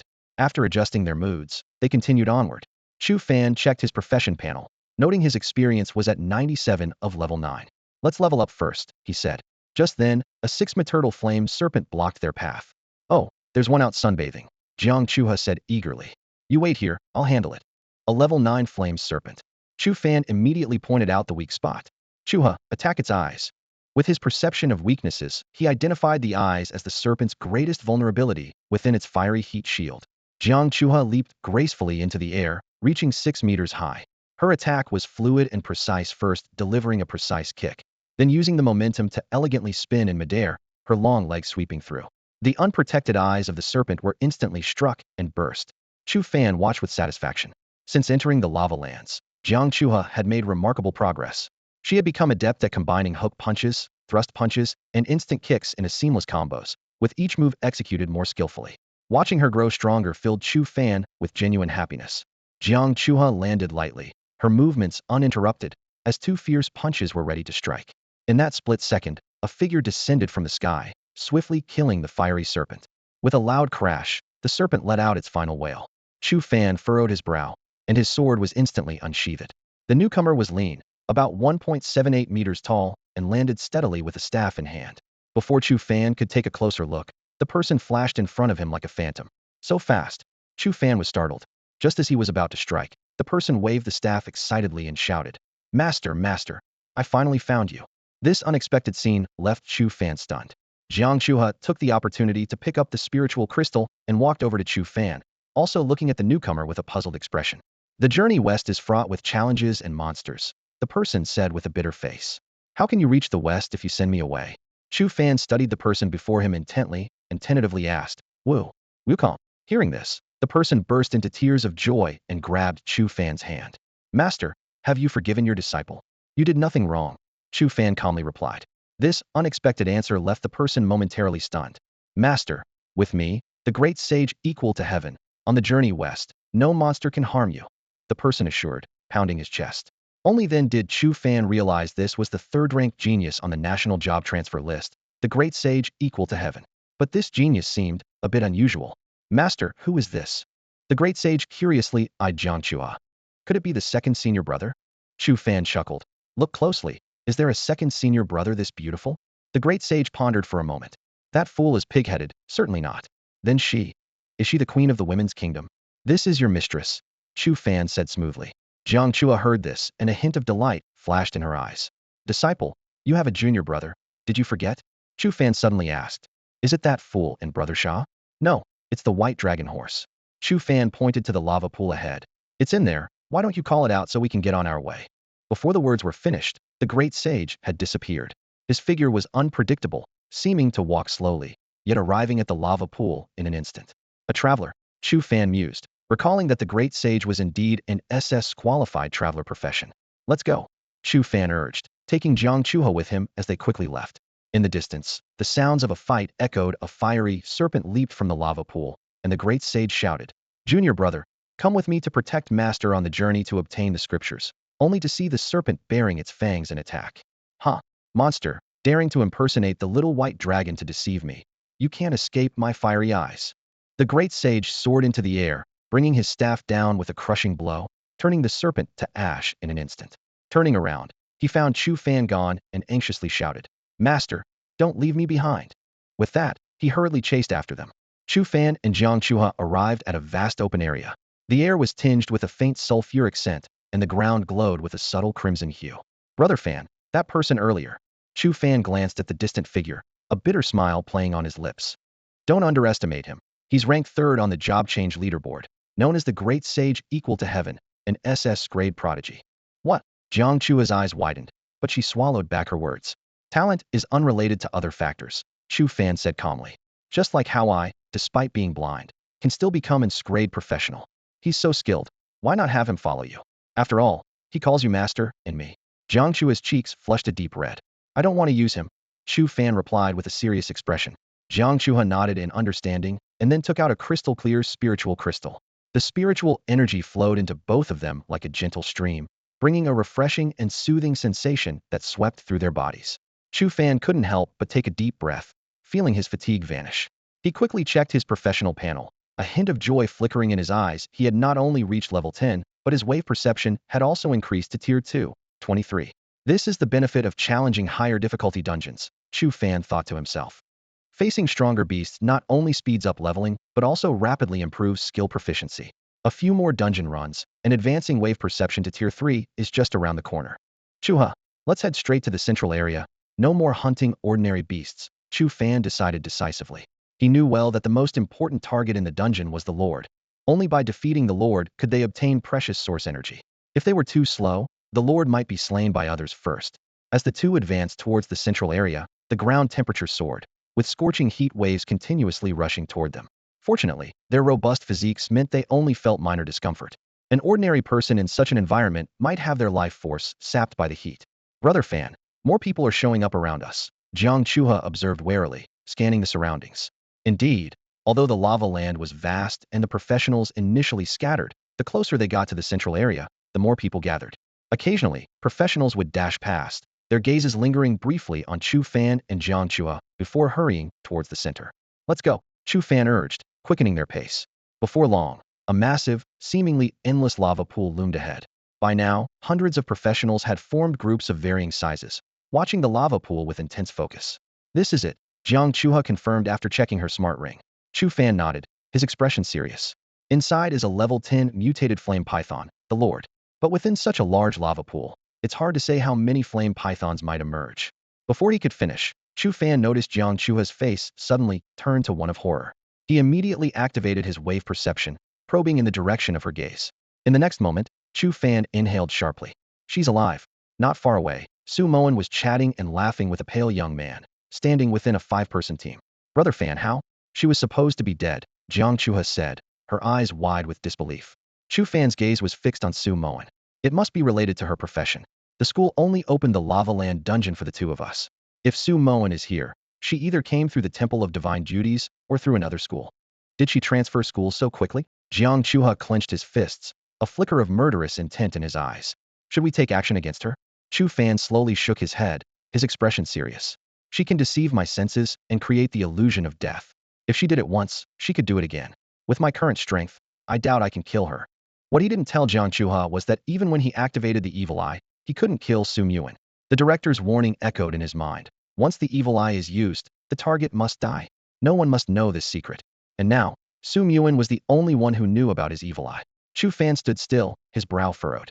After a long pause, he withdrew his senses and said in a deep voice, "Let's go and take a look, find an opportunity to seize the spiritual crystal." As they approached the lava pool, the intense heat hit them. The scorching red magma bubbled continuously, and in the center of the pool on a rock, a small blood-red flower emitted a dazzling array of colors: red, orange, yellow, green, blue, indigo, violet. So beautiful, it was mesmerizing. Everyone stared at the flower, their eyes burning with greed. "You wish," came a mocking voice from the crowd. "Can you even jump onto that rock? You'd be turned to ash by the lava before you landed. Don't forget, there's a guardian in this lava. If you want the flower, you'll have to get past it first." "Humph. Even if you kill the guardian, do you think you can keep it all to yourself? Do you think we're just air?" The air was filled with murmurs of discussion. Chu Fan gazed at the flower, his breathing suddenly quickening. The 7-colored blood flower. It grows alongside the earth's fire, gaining a new color each year, taking 7 years to mature. This was a 5th-grade heavenly treasure, capable of helping a professional break through bottlenecks and level up rapidly. He recalled a legend from a century ago, a professional who, by chance, consumed the 7-colored blood flower and soared from level 31 to level 41. In the later stages, where leveling up becomes increasingly difficult, such a treasure was nothing short of a shortcut to the pinnacle. No wonder every time a heavenly treasure appeared, it led to bloodshed. Chu Fan suppressed his excitement and spread his senses to survey the surroundings. The professionals present were all around level 10, each a renowned talent in the country. Trying to snatch the 7-colored blood flower from these geniuses was akin to taking food from a tiger's mouth. This 7-colored blood flower was something he was determined to obtain. In the lava pool, a deep red hue radiates with terrifying heat. A creature resembling a giant eagle hovers in midair, its sharp eyes fixed on a multicolored blood flower growing on a rock below. The flower blooms quietly, its 7-colored glow interwoven like a pearl in the darkness, capturing the attention of everyone present. Professionals begin to arrive at the scene, and the crowd gradually gathers. A newcomer laughs and says, "What are you all standing there for? Waiting for me to defeat the boss." As he finishes speaking, he notices the multicolored blood flower, and greed flashes in his eyes. Liang Hao's team arrives shortly after. Liang Hao gives a disdainful glance at Chu Fan before turning his attention to the lava pool, looking serious. Questions arise from the crowd. Does anyone know what this flower is? No one answers. A burly man licks his lips and says, "Who cares what it is? It's mine. Yours? Did I agree to that?" Another person immediately retorts, "Then let's fight for it." Just as tensions rise, a pair of individuals approaches from afar. The man has a striking presence with sharp eyebrows and bright eyes, while the girl, with a ponytail, curiously examines the multicolored blood flower. The expressions of those present turn cautious. "Chun Haoyu," the fair-skinned man standing beside Su Moen, Li Ao, says angrily, "Yesterday, you and Yasuo each took a boss's spiritual crystal from 2 dungeons. This little flower isn't yours." Chun Haoyu smiles calmly. "Li Ao, do you know why you're always defeated by me? Because you're too foolish to understand. May the best person win." Li Ao is about to retort, but Su Moen holds him back. "Yasuo," Chun Haoyu suddenly calls out, "I can't handle this multicolored blood flower alone. Want to team up?" "Sure." The response comes from a 20-meter-high stone pillar in the distance. A long-haired swordsman in a linen robe stands there, his garment flapping in the scorching wind. The crowd grows even more tense. The top-ranked SS-grade exorcist Chun Haoyu and the second-ranked SS-grade wandering swordsman Yasuo have decided to join forces. Among them are also the 4th-ranked abyss stalker Li Ao and other renowned talents. Chu Fan observes silently, knowing that apart from the great sage equal to heaven, the top 4 experts on the ranking have all arrived. When someone explains that the multicolored blood flower can significantly enhance a professional's level, the eyes of everyone present burn even brighter. A battle for the multicolored blood flower is about to erupt. Chu Fan stood still, his gaze fixed on the distant multicolored blood flower, gripping his initial sword a bit tighter. He was well aware of his own abilities. He neither underestimated himself nor arrogantly believed he could surpass Chen Haoyu and the others. However, for the sake of that multicolored blood flower, he was willing to give it a try. Such rare treasures were hard to come by and were far more valuable than the Lord's essence obtained in every instance. Suddenly, his eyes landed on the rock where the blood flower grew, and a subtle smile appeared on his lips. Brother Fan, these people are too strong. I'm afraid I can't be of much help, Jiang Chuha said softly, a hint of disappointment in her voice. Chu Fan gently patted her head, comforting her. It's okay. Are you going to give up? No. Chu Fan shook his head. I will make a move, but you only need to do one thing. What is it? Run. Chu Fan lowered his voice. When I make my move, you immediately run far away, out of the battle range, and then leave through the portal.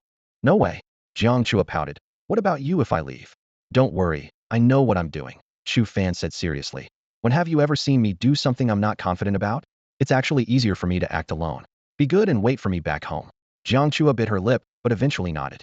At that moment, Yasuo leaped down from the stone pillar and walked over to Chen Haoyu, saying coolly, we'll split the multicolored blood flower. The Lord's claim will depend on our skills. Chen Haoyu agreed with a smile. In the next instant, they both made their moves. Yasuo, surrounded by a fierce wind, lightly tapped his toes, shooting toward the rock in the lava pool like an arrow. Meanwhile, Chen Haoyu used Dragon Walk, with golden light flowing around him, transforming into the shadow of a giant dragon that carried him into the air. The spectacle left everyone present in awe. The swift step of the wandering swordsman and the dragon walk of the exorcist, 2 great skills, appeared simultaneously. Damn, don't let them get it, someone shouted angrily from the crowd. In an instant, various skills exploded like fireworks. Some people sprouted wings of light and soared, others leaped into the air like cannonballs, and some vanished only to reappear above the lava pool. Jiang Chuha watched in shock. When will you make your move? Chu Fan tightened his grip on his initial sword, a slight smile on his lips. No rush, the real battle is just beginning. Chen Haoyu and Yasuo were the first to land on the rock. The brown rock was about 20 meters long and 4 meters wide, with molten lava churning below. The multicolored blood flower was growing at the very front of the rock. Yasuo held his long sword horizontally, proudly facing the approaching professionals. Leave these people to me. Chen Haoyu nodded and quickly moved toward the multicolored blood flower. Just then, Li Ao's figure suddenly appeared, coldly saying, do you think you can take the multicolored blood flower without asking me? As Li Ao's words faded, an eerie green light appeared in the air, enveloping Chen Haoyu and Yasuo like a toxic mist. Just as Chen Haoyu was about to pick the colorful blood flower, his pupils contracted. He quickly retrieved a pill from his chest, swallowed it, and sat cross-legged to begin meditating. Yasuo's eyes narrowed, and he shouted Gale. Instantly, a barrier made of wind elements formed around him. The moment the green light touched the barrier, it was blown away, unable to reach them. In a small space fight like this, I'm in my element. Li Ao's figure flickered, and he appeared next to the colorful blood flower in an instant. Get lost. Chen Haoyu's eyes shot out golden light as he struck with his palm, forming a giant golden handprint that reached for Li Ao. Impressive, you can still use the devil's hand in my toxic domain. I underestimated you. Li Ao sneered as he tossed his dagger into the air. The dagger spun rapidly, splitting into 2, then 4, and in the blink of an eye, transformed into 32 blades, encircling Chen Haoyu and Yasuo. How bold to challenge the 2 of us. Yasuo swung his long sword, conjuring a small tornado that swept up the daggers. The blades hummed in the fierce wind before succumbing and falling to the ground. Sensing trouble, Li Ao was about to retreat when a golden barrier suddenly appeared around him, trapping him inside. A rank skill cage. Chen Haoyu smiled confidently. Meanwhile, other adventurers arrived at the top of the rock. The quicker ones had already landed, their eyes bloodshot as they rushed toward the colorful blood flower. The limited space on the rock quickly filled up. Those who were a bit slower were still in the air, their expressions changing drastically. Get down, shouted a young man standing on the rock, summoning a shower of icy rain that pelted those in the air. With the advantageous position, he held the upper hand. The airborne adventurers struggled to fend off the icy rain while trying to secure a foothold. A burly young man was struck by the icy rain, screamed, and fell into the lava below, disappearing instantly. This sight sent chills through everyone present, and a girl with light wings turned pale, retreating quietly to the shore. However, not everyone could retreat safely. Many adventurers without flight capabilities were trapped in the air, left with no choice but to fight desperately. Damn it, let's go for it. Dozens of adventurers, eyes red with determination, charged toward the rock. Those already on the rock launched skills to fend them off, and a few more were hit and plunged into the lava, their screams quickly silenced. In the chaos, no one cared about the rules of the Divine Hall. The scene was utter madness. Just as Chu Fanyu and Yasuo were preparing to act, more than 10 adventurers surrounded them. Gentlemen, if it were just the Lord's spirit, we might let it go, but we can't give up this colorful blood flower, the leading young man said solemnly. Chu Fanyu and Yasuo wore serious expressions, their eyes scanning the battlefield like lightning. Their opponents were none other than Wang Lei, Hu Li, Zhang Danfeng, and others. The showdown between the top 3 and top 10 of the career ranking was about to commence. Let's see just how big the gap is between the top 3 and the top 10. Chu Fanyu shouted angrily and made the first move. About 200 professionals stood motionless on the riverbank, their faces a mix of relief and awe. Chu Fan quickly sensed his surroundings and realized, like him, these people lacked confidence in their agility. Chu He, now's the time. Give me a kick for momentum, Chu Fan suddenly said to Jiang Chu He. Jiang Chu He was momentarily stunned, but then understood, and kicked Chu Fan squarely on the back. The powerful force surprised Chu Fan. Run! Chu Fan whispered and shot toward the rocks in the lava pool like an arrow. Be careful! Jiang Chu He looked on, full of worry as Chu Fan neared the battle center. She quickly retreated and opened a portal to leave the area. The professionals on the bank were puzzled by Chu Fan and Jiang Chu He's actions, but were soon distracted by the intense battle. On the battlefield, Chu Fanyu and Yasuo were surrounded and locked in a stalemate with a dozen opponents. A radiant, multicolored blood flower floated quietly, unnoticed, as the rock beneath it trembled slightly. As soon as Chu Fan landed on the rock, a massive fireball came roaring toward him. Thanks to his wave perception, the fireball's speed seemed halved, allowing him to dodge it easily and charge toward the multicolored blood flower. How dare you! Even while fending off 5 attackers, Chu Fanyu managed to cast a spell at Chu Fan. Chu Fan twisted his body, deftly avoiding the massive handprint. Someone's trying to take the multicolored blood flower, a voice shouted.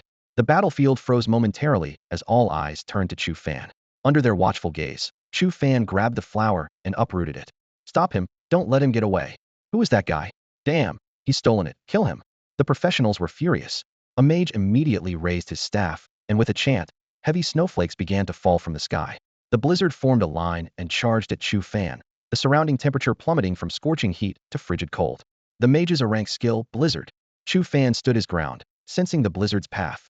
In his unique perception, the snowstorm's speed seemed significantly reduced. He dodged left and right, effortlessly avoiding the blizzard's pursuit. The onlookers gasped, who is this guy? How can he dodge a blizzard? I'll handle this.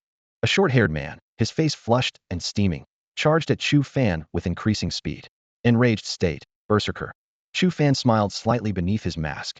The Berserker closed the distance in an instant, his long sword slashing down.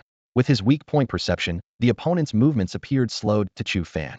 Left, Chu Fan tilted his head slightly, effortlessly dodging.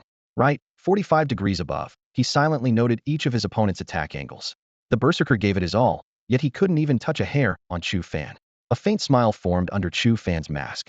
Having the nerve to snatch food from the jaws of so many national geniuses, his greatest asset was his ability to sense weaknesses. Chu Fanyu and the others also paused their fighting. They weren't in a rush to act. In their eyes, no matter how much Chu Fan stirred up trouble, it was impossible for the 7-colored blood flower to end up in his hands. They were simply curious about who this person really was. Both the mage who had attacked earlier and the berserker currently assaulting Chu Fan were well-known figures. Yet Chu Fan faced them without even striking back, effortlessly dodging their attacks. Such composure and skill surely didn't belong to someone unknown. Who do you think he is? Chu Fanyu asked Yasuo. Yasuo, with his sword held across his chest, shook his head and replied, I've never seen this movement style before. He must be from a hidden profession. I haven't seen him in action before, otherwise, I'd remember. Chu Fanyu nodded and smiled. True, whoever he is, it's about time to wrap this up. With that, Chu Fanyu and Yasuo began walking toward Chu Fan. Friend, hand over the 7-colored blood flower. It's beyond your control, Chu Fanyu said calmly. I don't want to hurt you. Yasuo stood firm, staring intently at Chu Fan, saying nothing. The others also closed in on Chu Fan. Chu Fan chuckled. These people, each so proud, always thought of themselves as the chosen ones.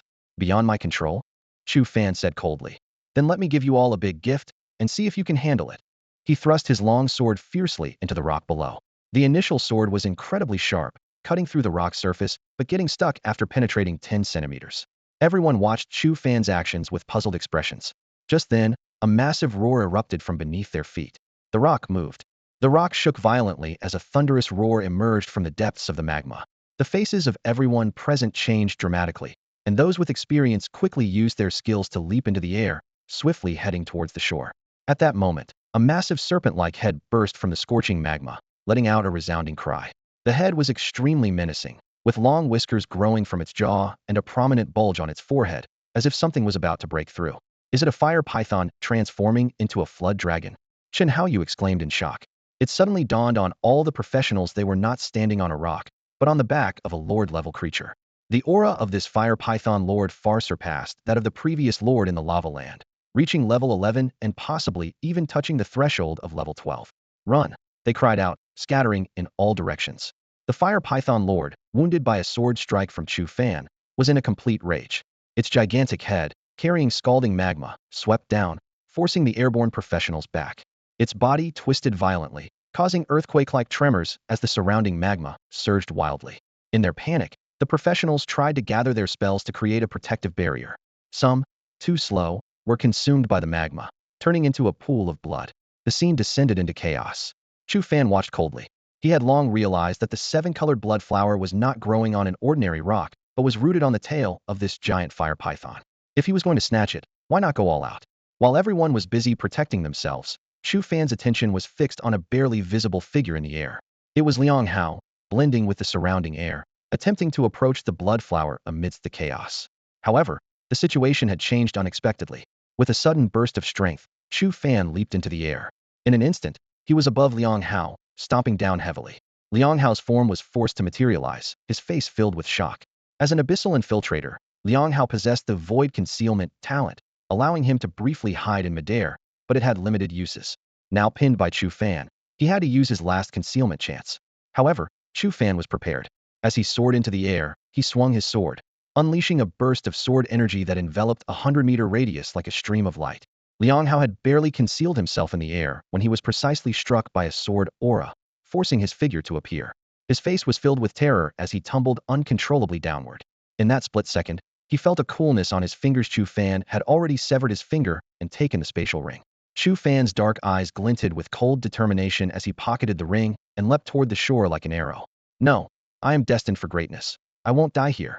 Liang Hao's desperate scream echoed in the air, but the next moment, his body plummeted heavily into the magma.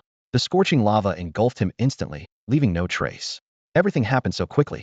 Most people were preoccupied with dealing with the frenzied lord and didn't notice the sudden turn of events. It wasn't until someone shouted, "He's escaping. The seven-colored blood flower is in his hands. Stop him." A voice roared from the lord's back. "I remember, he has a female companion. Capture her and force him to comply." The crowd on the shore watched in shock as Chu Fan landed steadily. They were left speechless, with only one thought in mind. This man is incredibly strong.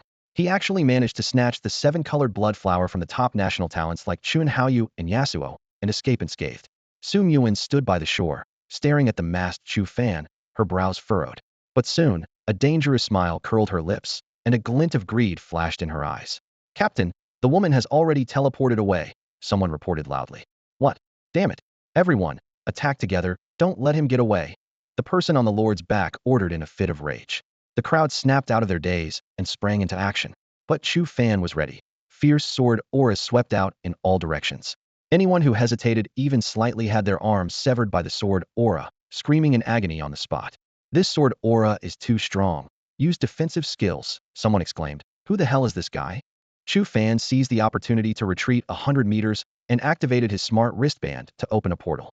"Goodbye, everyone," he chuckled as he stepped toward the portal. At that moment, two figures darted in like lightning. Blocking his path hit was Chen Haoyu and Yasuo. "Trying to run?" Chen Haoyu said coldly. "You should be proud that you made both Yasuo and me chase you. But this is the end of the line." As he spoke, an overwhelming aura erupted, even causing Yasuo to be taken aback. Class skill Dark Sever. With a low shout from Chen Haoyu, a massive black circular blade, 100 meters in diameter, appeared above Chu Fan's head. The blade's edges were razor sharp, and as it spun rapidly, it shredded the ground below into dust, its power terrifying. Distant professionals watched in awe and fear. In class skill, this is what a true powerhouse looks like. That masked man dared to steal their seven-colored blood flower. He's courting death. Yasuo drew his longsword. pointing its tip directly at the colossal wheel. With a low shout, swift, a fierce gust of wind erupted, enveloping the giant wheel entirely. Under the influence of the wind, the wheel's power surged, its rotation speed increased dramatically, and the air around it was rapidly frictioned, producing a piercing zzz sound. Chun Haoyu's lips curled into a haughty smile as he spoke coldly. I told you, the rainbow blood flower is not something you can take away. It's good to seek attention, but you should know if you have the strength for it. With my wind here, don't even think about escaping. Yasuo said expressionlessly, his voice as cold as ice. The giant will descended like a judgment from the heavens, aiming to slice down on Chu Fan. He tried to step into the teleportation array, but the surrounding fierce wind held him back, preventing him from taking that crucial step. In that tense moment, there was a sharp crack as the mask on his face finally gave way and shattered. The scene plunged into a dead silence, everyone staring blankly at Chu Fan's revealed face. Whispers rippled through the crowd. Who is this? Never seen him before. Look at his eyes.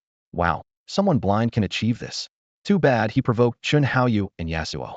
Upon seeing Chu Fan's face, Chun Haoyu's pupils shrank abruptly. It's you. His hands pressed down fiercely, and the wheel accelerated, bearing down on Chu Fan's head in no time. Damn it, Onion if you dare. Chu Fan roared. Let's see if I can't beat you two bastards.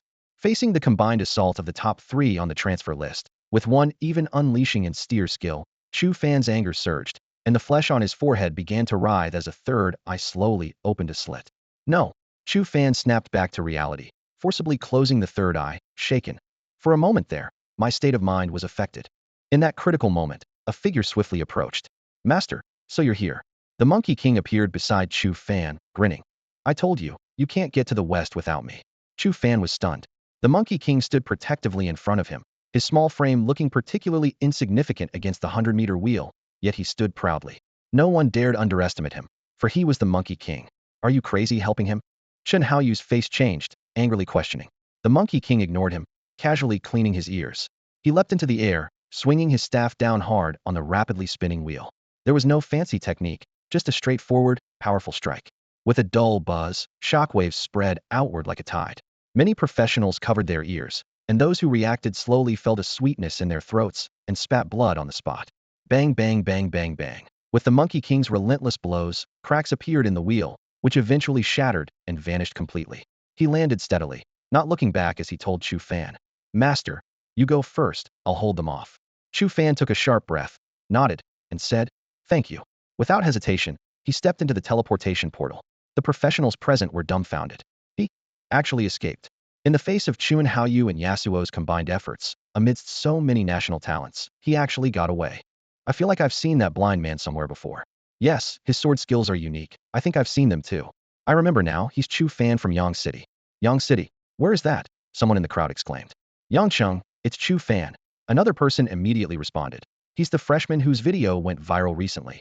The one who single-handedly killed over 1,000 shadow beasts. I didn't expect him to come to the lava land. Many professionals exchanged glances, their expressions serious. While the rumors of Chu Fan defeating thousands of shadow beasts had them skeptical, witnessing him seize the rainbow blood flower from the nation's top talents and escape confirmed his strength, courage, and determination, leaving them no choice but to take him seriously. Su Muan stared in the direction where Chu Fan had disappeared, a peculiar light in her eyes. He managed to achieve this without even using his trump card. She murmured to herself. On the other side of the field, Chun Haoyu and Yasuo stood side by side, their eyes fixed intently on the Monkey King opposite them. Chun Haoyu's chest heaved with fury. Madman, that kid took the rainbow blood flower that was supposed to be mine, and you dared to help him? To ensure success, he had gone so far as to use the class skill, Dark Slash. However, this madman's sudden interference had completely disrupted his plan. Yet, even in his extreme anger, Chun Haoyu and Yasuo could only stand still, wary of making any rash moves. They were acutely aware of the true strength of the figure before them, far superior to any of them. As for the Monkey King being ranked only third on the job transfer list, perhaps the rumors were true that the Divine Pillar had deliberately lowered his score due to his mental state. But no one doubted that if he got serious, no one could rival him this year. The Monkey King grinned, a hint of arrogance in his eyes. What nonsense, rainbow blood flower, you all gang up to bully my master. You better ask my staff first if it agrees. Master? Old man. The crowd wore peculiar expressions. Chun Haoyu couldn't help but ask. You call everyone you meet master, yet no one dares to accept you as a disciple, fearing you'd cripple them. Why did you recognize him as your master, and even help him? The Monkey King ignored them, resting his golden cudgel on his shoulder as he turned and stepped away. He recited loudly. Who hasn't loved freedom? Who hasn't walked alone? His voice carried both solitude and defiance. With each step he took forward, a layer of white aura gradually surrounded him, causing the space around him to tremble. Chun Haoyu and Yasuo exchanged a glance, shock evident in their eyes. That's source energy. He actually comprehended source energy on his own. Chun Haoyu exclaimed. Yasuo nodded, a trace of envy in his eyes.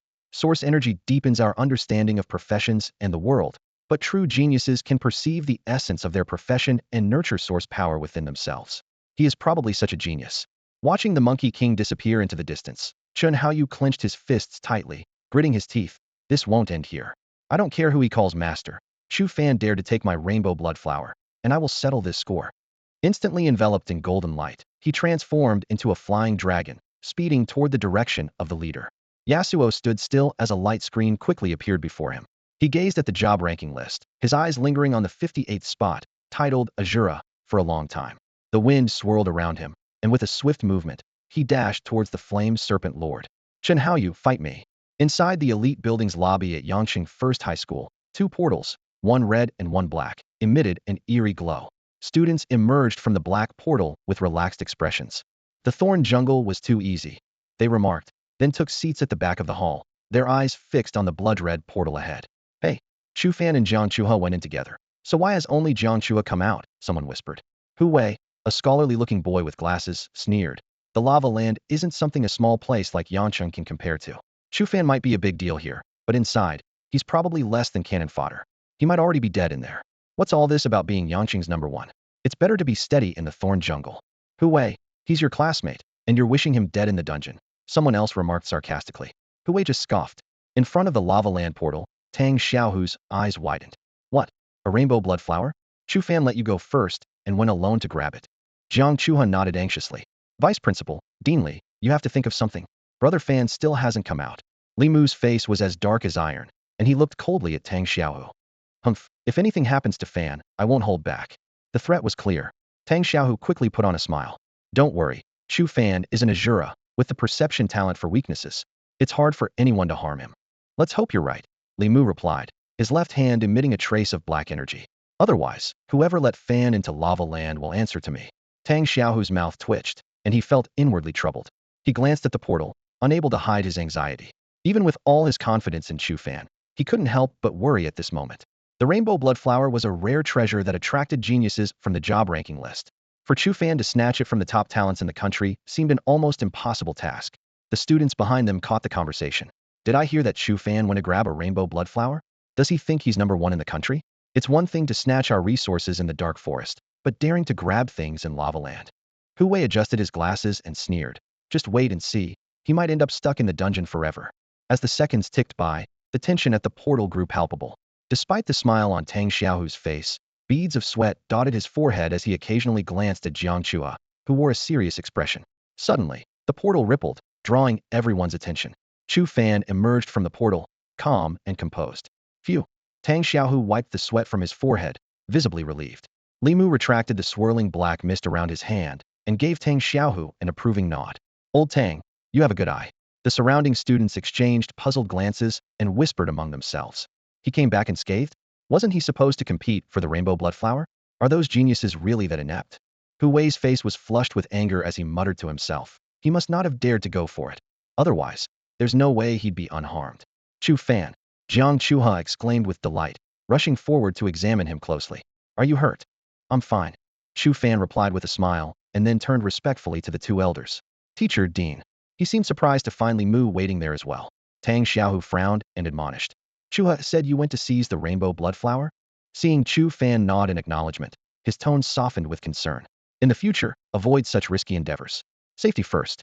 Competing for such rare treasures can attract too much attention and danger. He paused before continuing. But it's good that you're back safe. Don't be discouraged if you didn't get it. Remember the gap between you and those top geniuses. Li Mu agreed. Fanner, your teacher is right. It's okay if you didn't succeed this time.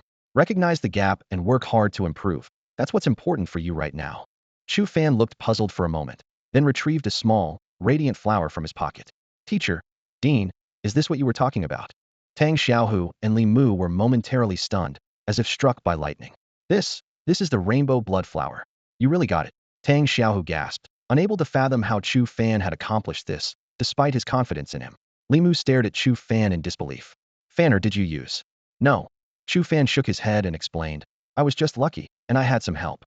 Tang Xiaohu's gaze shifted between Chu Fan and Li Mu. Used something? What did they mean? It seemed both were hiding something from him. The surrounding students gaped at the glowing rainbow blood flower, their eyes wide with disbelief. That's the legendary rainbow blood flower. He really got it?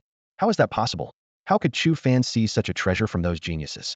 Hu Wei gritted his teeth, his face etched with defiance. Tang Xiaohu frowned deeply, his gaze like lightning sweeping across the group of students before him. With a thunderous shout, he commanded, "Get to class, all of you." Before the words had even fully left his mouth, the students scattered like startled animals, hastily leaving the hall. In an instant, the large hall was quiet again. Li Mu turned to Chu Fan with a serious expression and said, "Don't rush to consume this seven-colored blood flower yet. With your current level, you can't withstand the power of the earth fire within it. When is the best time to use it?"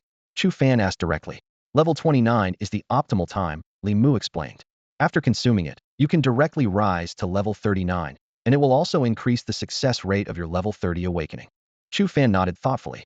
He recalled rumors of someone who mistakenly consumed the seven-colored blood flower at level 31 and jumped directly to level 41. Li Mu's suggestion to use it at level 29 was clearly considering the critical timing for awakening. Chu Fan had his own plan if his source energy was sufficient. It might be better to consume it after a successful awakening. After all, as his level increased, the effects of such a heavenly treasure would become more pronounced. Dean, should the seven-colored blood flower be consumed directly? Chu Fan continued to inquire.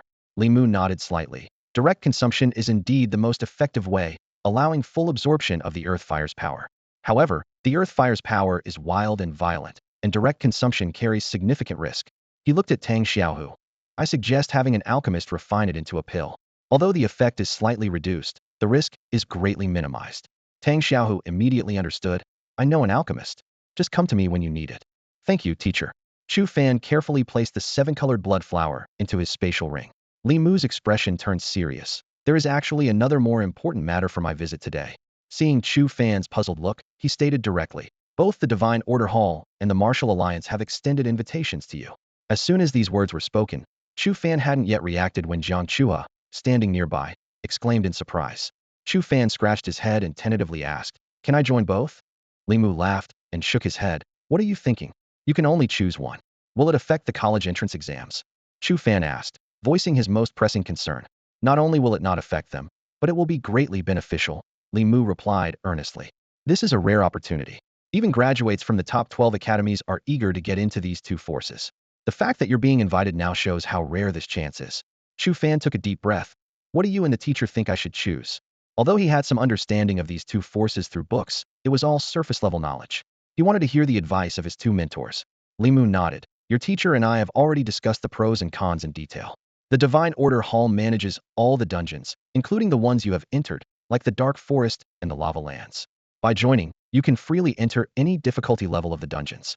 The most valuable ones are the Experience dungeons, where the Divine Order Hall's strong members have specially raised high-level but low-strength beasts, perfect for leveling up. There are also special source dungeons filled with mutated beasts, each one yielding source material."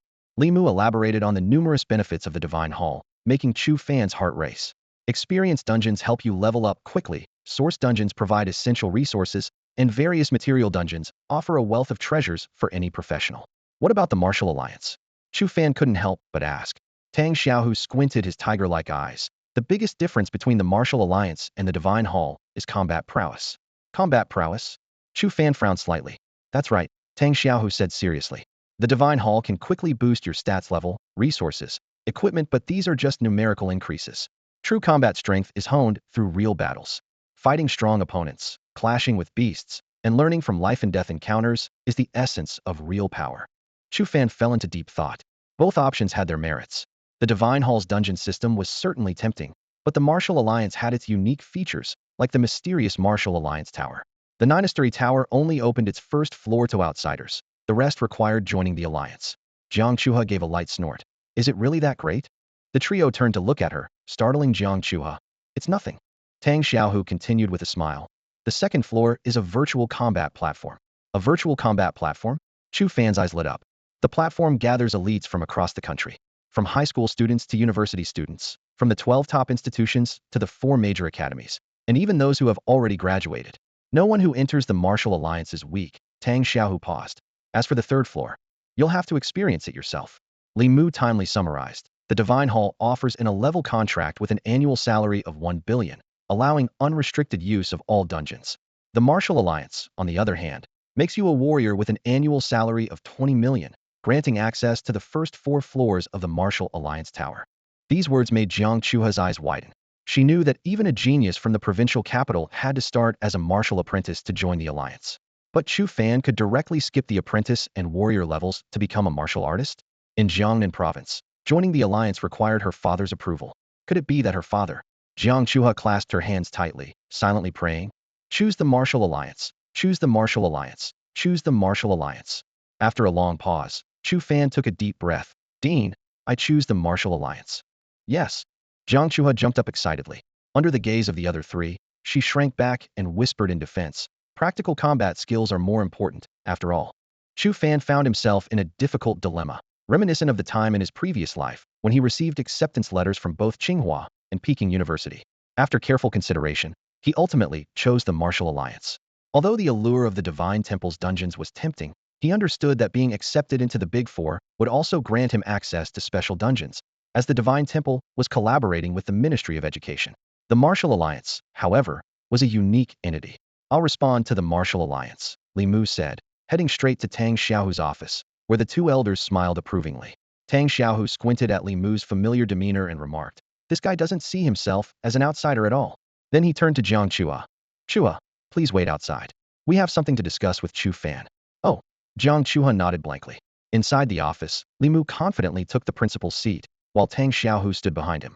The sight left Chu Fan feeling unsettled. Who was the real principal here? Level 10 now. Li Mu asked with a smile. Yes. Well, I haven't forgotten my promise, Li Mu said, pulling out a USB drive, which projected a light screen into the air. Chu Fan held his breath and activated his wave perception. The light screen displayed skill information. Shadowing Force. Level S. Type. Mental Attack Skill. Effect. Generates a mental force that severely damages the target's spirit, potentially causing brief dizziness or unconsciousness. Trait. Effectiveness depends on the target's mental willpower. Consumption. 10 points of mental energy. Chu Fan struggled to contain his excitement. This was a hard control skill. In the fast-paced dynamics of battle, a skill capable of causing dizziness or unconsciousness could easily turn the tide. While its effectiveness depended on the target's mental fortitude, apart from classes like Asuras and Shamans that rely on mental strength, most conventional classes would find it hard to resist. In gaming terms, the weaker the target's mental will, the more susceptible they were to dizziness, and the longer it would last. The only issue was the high consumption. 10 points of mental energy would nearly deplete his current 18 points. This meant he had to use it sparingly and reserve enough energy for his sword shadow stream slash. My mental energy is really too low, Chu Fan thought to himself. If only I had 100 or 1,000 points, I wouldn't have to be so frugal. Just then, the light screen dissolved into light particles, forming a surprising hologram in front of Chu Fan. Headmaster. The hologram was identical to Li Mu. Haha, surprised? Li Mu chuckled, stroking his beard. This skill was created by your grandpa himself. Created? Chu Fan was shocked. Grandpa, you can create skills? In his understanding, only the most powerful beings could create skills. Remembering that the headmaster was a chosen one, he felt a sense of relief. A gentle smile appeared on Li Mu's face. As long as you have a deep understanding of your profession, anyone can create their own skills. But now is not the time to think about that. You need to wait until after your awakening when you've accumulated enough source energy within you. Source energy? Chu Fan keenly caught onto this keyword. Source can be understood as the origin of the world, Li Mu explained. The more source energy you absorb, the more abundant the source energy will grow within you. With that support, you can attempt to create your own skills. Otherwise, it's all in vain. Hearing this, Chu Fan felt a surge of excitement. One day, could I also create my own skills? Watch closely. Li Mu's reminder brought Chu Fan back to focus, and he concentrated on the light and shadow before him. He watched as the light began to change, with tiny points of light gathering in its center, gradually forming a cone-shaped object. As time passed, the cone became more solid, as if it were a real object. Go! With a soft command, the light made the cone spin rapidly, like an electric drill. As Chu Fan watched this drill formed of light points, he suddenly felt a sharp headache, nearly causing him to faint. Moments later, the drill dissipated. Chu Fan's face was pale as he took a deep breath. Is it over? To be honest, he was somewhat confused. Haha, Li Mu laughed. This is teaching you how to control your mental power. Feeling and controlling mental power is the core of mental attack skills. Feel and control. Chu Fan nodded thoughtfully. then sat still as if he were a wooden statue. Li Mu's voice came softly. Mental power is formless and intangible. It's not easy to feel and control it. Take your time, don't rush. First, try to sink your awareness into your Niwen Palace, which is the area between your eyebrows. Remember, it took your grandfather 3 days just to find his Niwen Palace. Under Li Mu's guidance, Chu Fan's awareness gradually sank. Slowly, a chaotic space appeared before him, shrouded in mist and mystery. The mist seemed to have a life of its own, gathering around him and swirling above his head to form a funnel shape. Move back. Chu Fan was startled and tried to command the mist. Surprisingly, it obeyed his will, quickly retreating and forming a cloud in the distance. Can it really do that? Chu Fan was overjoyed. Following the steps demonstrated by the light, he instructed the mist to form a cone. The cloud-like mist swiftly transformed, eventually becoming a propeller. Different from the teachers? Chu Fan mused. If that's the case, can I make this mist take any shape I want? For some reason, an intimidating square appeared in his mind. Be good, clouds like that. Yes, a large square. Guided by his thoughts, the mist gradually constructed a massive square. In the center, hundreds of strange creatures knelt, with dozens of colossal chains hanging from the sky, firmly imprisoning an unknown entity shrouded in mist. Did it work? Chu Fan was stunned. Is this my mental space? At that moment, he noticed 2 clouds floating in the distance, one black and one gold. The black cloud was noticeably more solid and larger than the gold one. He walked toward them. Meanwhile, in reality, Tang Xiaohu watched the motionless Chu Fan with envy. Mental attack skills, huh? I really envy you hidden professions. Li Mu sighed. Don't envy them. You can't imagine the heavy responsibilities that come with a hidden profession. I understand. I just hope that Chu Fan, Tang Xiaohu's words abruptly stopped, his face changing. It was as if he had been pulled into a strange space, which turned out to be a square. What happened to you? Li Mu's expression became serious. This isn't good. He quickly stood up, a black light flashing between his eyebrows. After a long while, Tang Xiaohu came back to his senses, his face pale and eyes filled with fear. Li Mu also turned to Chu Fan, looking shocked. Is that Fan's mental space? It should be, Tang Xiaohu replied, still shaken. I didn't expect him to not only succeed on his first try, but also form his own mental space. Recalling the square he saw earlier, he was still uneasy. The two of them watched the motionless Chu Fan, their eyes filled with astonishment, as if they were witnessing something unbelievable. In Chu Fan's consciousness space, he manipulated the square he had created, like an invisible net slowly closing in on the golden mist. Compared to the nearby deep black mist, the golden one seemed easier to handle. The square soon enveloped the golden mist. At that moment, the black mist surged forward, forcefully rescuing the golden mist from the square's embrace. The freed golden mist became noticeably thinner, wavering in the air as if it might dissipate at any moment. Interesting, Chu Fan chuckled softly. As he exited his consciousness state, he found Li Mu and Tang Xiaohu staring at him with wide eyes. Teacher, Dean, I think I succeeded, Chu Fan said with a smile. Chu Fan, how dare you attack your teacher? Tang Xiaohu questioned angrily. Chu Fan looked puzzled. That square, is it your mental space? Tang Xiaohu asked sternly. It dawned on Chu Fan the golden mist was his teacher's mental power, and the black mist was the dean's. He had unknowingly trapped his teacher's mental power within the square? No wonder Tang Xiaohu's face was so pale. Teacher, it's my first time using mental power. I don't understand many things. Chu Fan explained, lowering his head in embarrassment. I really didn't mean to. Seeing this, Tang Xiaohu's anger quickly turned into a smile. All right, don't scare the boy. Li Mu admonished Tang Xiaohu, then turned to Chu Fan. I didn't expect you to form a mental space on your own. Though I don't know how you did it.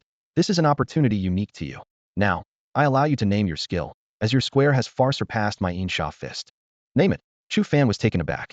Only those who created skills were entitled to name them, and now the dean was giving him that right. Grandpa, isn't this a bit too much? Chu Fan took a deep breath. After all, I'm just a high school senior. If this gets out, it'll cause quite a stir. I want to keep a low profile. Oh, is that so?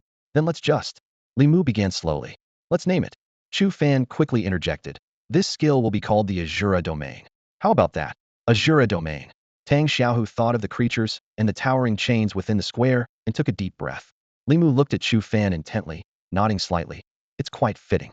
Next, Tang Xiaohu retrieved a set of equipment from a safe. A headpiece, top, bottom, belt, and shoes, along with a weapon.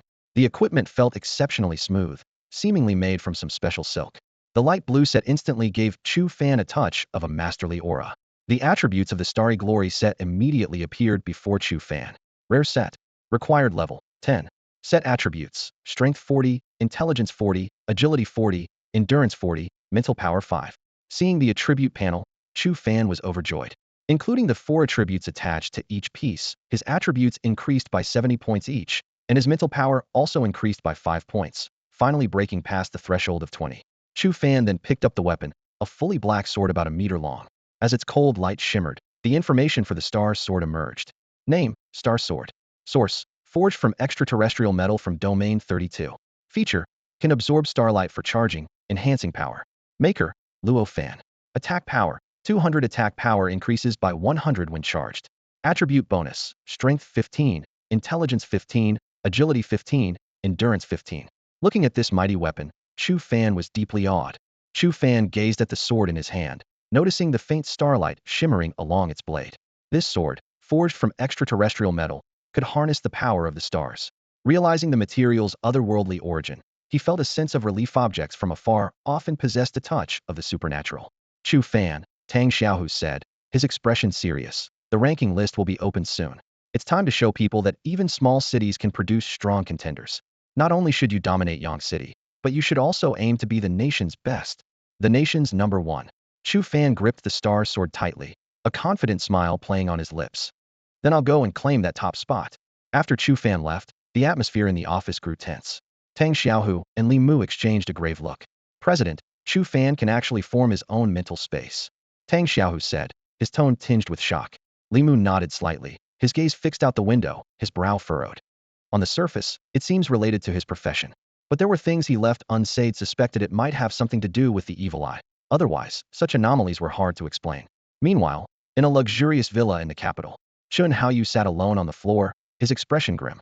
Suddenly, his phone rang, and upon seeing the caller ID, he answered. A hologram of a ponytailed girl appeared in the living room. Still upset? She teased with a smile. Chun Haoyu remained silent. Oh, come on. It's just a stolen rainbow blood flower. Don't be so petty. You can get it back next time, she continued to comfort him. You don't understand. Chun Haoyu replied in a low voice. What don't I understand? It's just a man's competitive nature, right? You were the top of this year's job change list, but you couldn't beat the third-ranked Qi Tian Dashing and even let Chu Fan, ranked 58th, snatch the rainbow blood flower from you. Enough. Chun Haoyu's face darkened further. I have things to do. I'm hanging up. Are you really hanging up on me? Hey. Chun Haoyu ended the call abruptly, took a deep breath, and said, call teacher. Soon, an elderly man with white hair and beard appeared on the screen, exuding an extraordinary presence. Teacher. Chun Haoyu greeted respectfully. Why so downcast? The old man's eyes were half closed, his voice calm. Chun Haoyu reported in detail everything that happened in the Lava Land dungeon. The old man listened quietly before speaking. You are the only student pre-admitted by the 4 greats this year, yet you are disheartened by a junior surpassing you? I am ashamed. Teacher. Chun Haoyu bowed his head deeply. Your goal should be the geniuses of the 4 greats in the national professional competition. Letting minor setbacks bring you down is truly disappointing. Teacher, I want to enter the spider cavern. I want to become stronger. Chun Haoyu clenched his fists. Very well, the old man nodded. This time, you must claim the top spot in the ranking list. I don't want to hear any gossip. I will give it my all. Chun Haoyu bowed deeply to the hologram.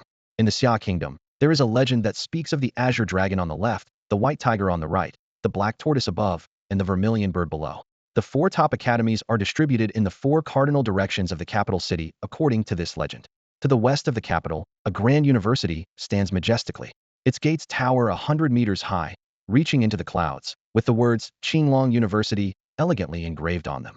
As one of the 4 top academies in the Xia Kingdom, Qinglong University is a sacred place in the hearts of countless professionals. At this moment, within an ancient and elegant pavilion inside Qinglong University, Yang Daolong slowly opens his eyes. As one of the 12 great mentors of Qinglong University, he exudes an aura of returning to simplicity, as if he is one with the surrounding air. Teacher, you wanted to see me? A refined young man in his 20s enters the pavilion. Contact the Divine Hall and request a spot to enter the Spider Cave, Yang Daolong says succinctly. Spider Cave? That's just a level 10-20 experience dungeon. The man responds in surprise. Who is the spot for, teacher? Your junior, Chun Haoyu, who ranked first in this year's job transfer list. I have already extended an invitation for him to join Qinglong University. This statement leaves the young man stunned. Although Qinglong University encounters many geniuses every year, the teacher has never actively invited anyone. Before he could ask more, Yang Daolong gestures for him to leave. After the young man departs, Yang Daolong murmurs to himself, is there another Asura appearing? And a traveler capable of generating source energy in their senior year. This batch, indeed, has outstanding talents. He smirks slightly. Those people say I'm short-sighted for giving the only spot to Chun Haoyu based solely on the job transfer list. If they knew he was the chosen one. A hint of amusement flickers in Yang Daolong's eyes. Once Chun Haoyu tops the upgrade list, let's see what those old guys have to say. Meanwhile, Chu Fan and Jiang Chuha arrive at the back of the hall. Chu Fan eagerly opens the space ring he had reclaimed. Brother Fan, did you really get this ring back? Jiang Chuha's eyes light up. I told you, they'd return it with interest, Chu Fan says while checking the items inside the ring. 8 chi and blood pills, 10 bone tempering pills, a level 10 fine suit, and some miscellaneous items. The interest is a bit low, Chu Fan frowns. Although he hadn't expected much, considering the other party was from major cities like the capital and Magic City, this haul was indeed disappointing. Just then, a golden stone catches his attention. A gold inscription stone. Chu Fan's face lights up with joy. What is a gold inscription stone? Jiang Chuha tilts her head curiously. Chu Fan then explains in detail the function and value of this precious stone, feeling secretly delighted that someone in that group of 5 possessed such a treasure. This time, it was indeed an unexpected windfall. Jiang Chuha gasped when she heard that the small stone was worth 20 million. What shocked her wasn't the amount itself, but the fact that Chu Fan had lent out his space ring for a short while and received a 20 million treasure in return. This way of making money made her see Chu Fan's abilities in a new light. Haha, I take back what I said earlier. Students in big cities really do have money, Chu Fan said with a laugh. A fleeting thought of robbing a few more times crossed his mind, but he quickly dismissed it. He pondered the use of the Jinming stone carefully. It could add an attribute to a weapon. However, given his current level, using it on a level 10 weapon would be a waste. Although for some, money was just numbers and they could embed Jinming stones in every weapon, Chu Fan was currently short on cash, and enhancing his mental strength was his top priority. Let's go to the trading market first, and then to the martial alliance. Chu Fan turned to Jiang Chuha and said. Jiang Chuha hesitated. I want to go to class. Class. Chu Fan was taken aback for a moment, then nodded. Indeed, since becoming a professional, they hadn't attended any classes. Although Tang Xiaohu had tacitly approved of this situation, it was somewhat disrespectful to the teachers. He recalled Wu Yu, the teacher who had always encouraged him during his life's low points. All right, I'll go to the classroom too, Chu Fan smiled. In the classroom of high school year 3, class 2, Wu Yu stood at the podium, feeling helpless as she looked at the chaotic scene before her. Some were playing on their phones, others were talking loudly, and some students were even chasing each other around the room, completely ignoring her presence as a teacher. Since the students had returned from the dark forest, classroom order had been deteriorating, reaching its peak today. The reason was simple: this was a world where strength was revered. Due to insufficient talent, Wu Yu hadn't been able to attend university after graduating high school and had returned to teach at her alma mater, remaining at level 6.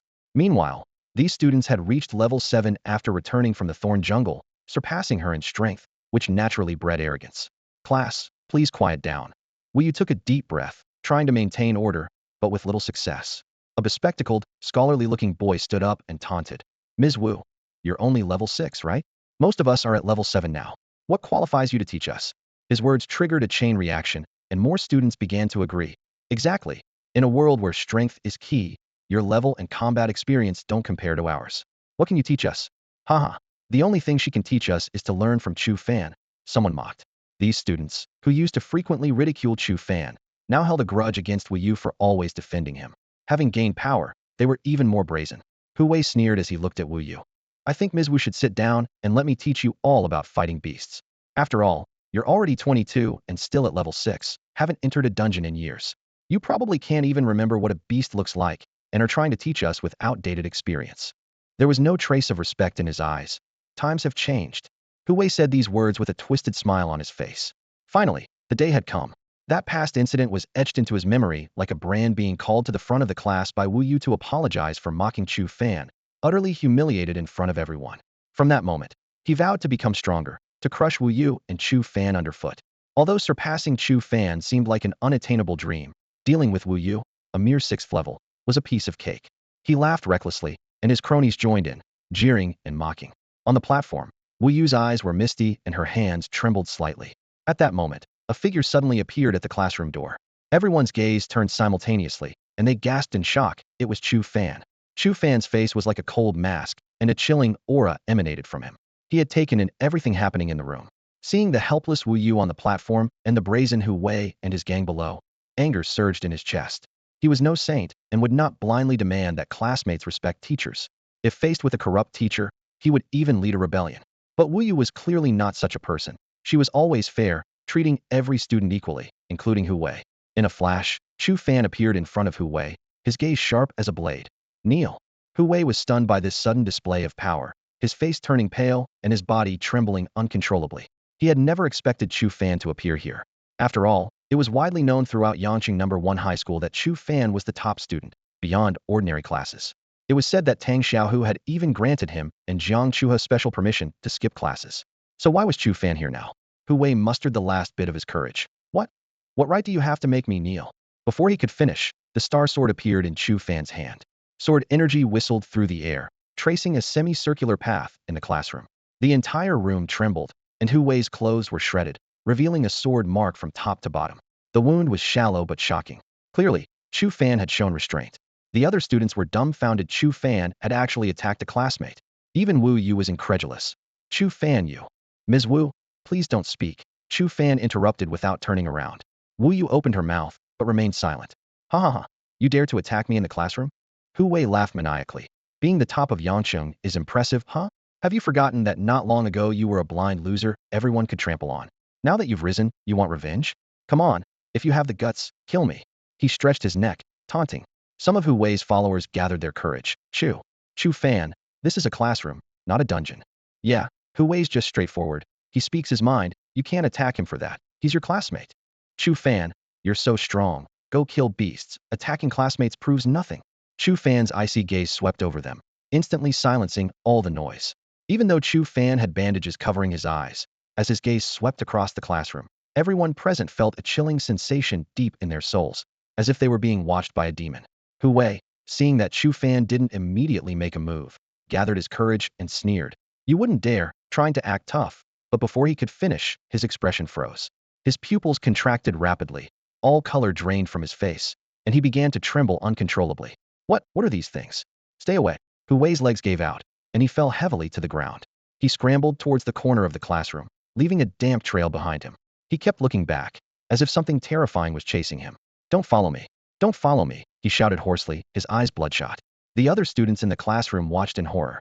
They whispered among themselves. What's wrong with Hu Wei? What did he see? Chu Fan didn't even move. Don't forget his profession is Asura. Their words were cut short as they all gasped in shock. The students who were friendly with Hu Wei quickly stepped back a few paces, bowing their heads deeply, afraid of attracting Chu Fan's attention. Wu Yu watched the scene and anxiously whispered, Chu Fan, can you help him?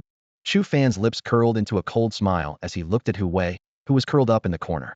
At this point, Hu Wei had completely lost his mind, his eyes unfocused and vacant, muttering to himself, Stay away, stay away. Chu Fan thought to himself, Hu Wei is just a level 7 regular professional, with extremely weak mental strength.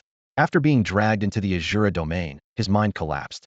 Without immediate use of a mental recovery potion, he will suffer permanent damage at best, severe psychological trauma, at worst, complete insanity, becoming a madman. Seeing Hu Wei like a stray dog, Chu Fan felt no pity. He turned and scanned the classroom, and wherever his eyes landed, all the students quickly lowered their heads, afraid to make eye contact. Chu Fan expressionlessly walked to his seat and sat down. The classroom fell into a dead silence. No one looked at their phones, no one dared to speak, and no one dared to move around the classroom. Wu Yu, standing at the podium, took a deep breath and glanced again at Hu Wei in the corner, feeling a complex mix of emotions. Everyone sat motionless in their seats, even their breathing deliberately quieted. Chu Fan remained calm, as if nothing had happened. He took out his textbook and stationery from his bag and said indifferently, Ms. Wu, let's start the class. Chu Fan sat in his seat and said something in a calm manner. The words sent a shiver through the hearts of his classmates. Everyone sat up straight, and the classroom became unusually quiet. Each student sat properly at their desks. Wu Yu observed the orderly classroom, then looked at Chu Fan and took a deep breath. A single sentence from Chu Fan was more effective than 100 from her. She nodded and said, All right, let's begin the lesson. Wu Yu took out her textbook and started explaining the habits of mythical creatures. These were standard topics, often covered during the 3 years of high school. The students diligently took notes, their focus unwavering. Wu Yu's face lit up with a smile. Meanwhile, Chu Fan had already dozed off at his desk. After all, he was exhausted from competing for the colorful blood flower in the lava lands and forming his mental space without using any recovery potions. The other students, seeing Chu Fan sleeping, dared not express any dissatisfaction. Who knew if he was pretending, waiting to catch someone off guard? Wu Yu glanced at Chu Fan, smiled, and continued her lecture. Let him sleep, she thought. After all, he's the top student in Yang City. She then asked the class, Can someone tell me how many categories mythical creatures are divided into? All hands shot up except for Chu Fan, who was asleep. Wu Yu pointed to a pretty girl. You can answer. The girl stood up and said, mythical creatures are divided into 3 categories: beasts, spiritual entities, and monsters. Wu Yu gave her an encouraging look to continue. The girl went on, those that retain common animal characteristics belong to the beast category, like the black-crowned eagle in the thorn jungle and the flame python in the lava lands. As for creatures like the shadow beast in the dark forest, which have no animal traits, they fall under the monster category. I'm not sure about the spiritual entity category though. Wu Yu nodded and gestured for her to sit down. The girl glanced at Chu Fan, disappointed to see he hadn't paid attention. Wu Yu explained, spiritual entity creatures are unique, existing in a spiritual form, such as the 5th-level mythical creature, the earth heart jellyfish. These creatures. Below, students continued to take notes diligently. Soon, the class ended, and Chu Fan woke up, sitting back in his seat. Class dismissed, Wu Yu announced. Chu Fan was the first to stand, prompting the rest of the class to quickly follow suit. Goodbye, teacher. Thank you for your hard work. Wu Yu's face beamed with a surprised smile. It felt like she had returned to the early days of her teaching career when students showed her nothing but respect. If only there were no hierarchy, no distinction of strength, she mused. At that moment, Chu Fan walked straight out of the classroom. The students held their breath, watching his silhouette. His presence was overwhelming for them. As he reached the door, Chu Fan paused and said, Miss Wu, I'll come back if I have time. With that, he left. This simple sentence left the class with mixed emotions. The girls were visibly delighted, while the boys looked as if they'd swallowed something unpleasant, especially those close to Hu Wei, who were filled with fear. As soon as Chu Fan left, the female students gathered excitedly, stars in their eyes. He's so handsome, they exclaimed. Outside the classroom of Senior Class 2, a crowd gathered, with students from various classes craning their necks to peer inside. Chu Fan was just here, but where did he go? The top student of Yangqing actually came to attend a regular class. The murmur of discussions filled the air. In a corner of the classroom, Hu Wei trembled all over, his expression dazed as if he had been severely frightened. Around him, classmates exchanged puzzled glances, while someone quietly asked a Class 2 student what had happened. The student swallowed and recounted the events in detail. What? Just being looked at by Chu Fan turned him into this. Gasps echoed along the corridor. Hu Wei thought it was like the old days. Daring to provoke, Chu Fanha really doesn't know his limits. Chu Fan attacked a fellow student at school. Won't the school do anything about it? What can they do? Hu Wei isn't even worth a strand of Chu Fan's hair. The chatter abruptly ceased as Vice Principal Tang Xiaohu strode in with a stern expression, followed closely by Director Luo Ning. Teacher Wu Yu approached, attempting to speak, but hesitated. Take him to the infirmary, Tang Xiaohu said coldly to Luo Ning. Whether he can be saved is up to fate. He then turned to Wu Yu, his eyes narrowing slightly. The truth is universal. The strong should not be insulted. With that, he turned and left, muttering under his breath. That brat was too heavy-handed, using the Shura domain against someone 3 levels below him in a conventional profession. After Hu Wei was taken away, the students in the corridor remained in shock. Wu Yu gathered her teaching materials to leave, only to bump into someone at the corner. Her materials scattered, and she quickly apologized, bending down to pick them up, only to find that the person had already gathered them for her. Chu Fan. At the sight of the young man up close, 22-year-old Wu Yu couldn't help but blush. Ms. Wu, thank you for never giving up on me, Chu Fan said with a smile, offering her 5 bone tempering pills. This is a small token of my gratitude. Staring at the second-tier pills, each worth 500,000, Wu Yu covered her mouth in surprise. This is too valuable. I can't accept it. Her 3 years of teaching earned her a monthly salary of 6,000, and despite living frugally, she had only saved 60,000. This gift could change her life's trajectory. Gratitude can't be measured by money, Chu Fan said, placing the pills in her hand. If a person doesn't understand gratitude, no matter how powerful they become, they're no different from a beast. This means little to me, but it's very useful to you. With that, he turned and left. Watching Chu Fan's departing figure, tears welled in Wu Yu's eyes. As an ordinary high school teacher, having nurtured a student who understands gratitude, she felt her life was fulfilled. In a chaotic world, there are still those who bring a glimmer of humanity into the darkness. What a comforting thought. Outside Yangqing No. 1 High School, the Thunder God 1 was parked. Jiang Chuha gazed at the school's entrance, her eyes lingering for a long time. The grayish-blue walls and the red school emblem stood out vividly in the sunlight. What's up? Still thinking about going to class? Chu Fan asked, tilting his head.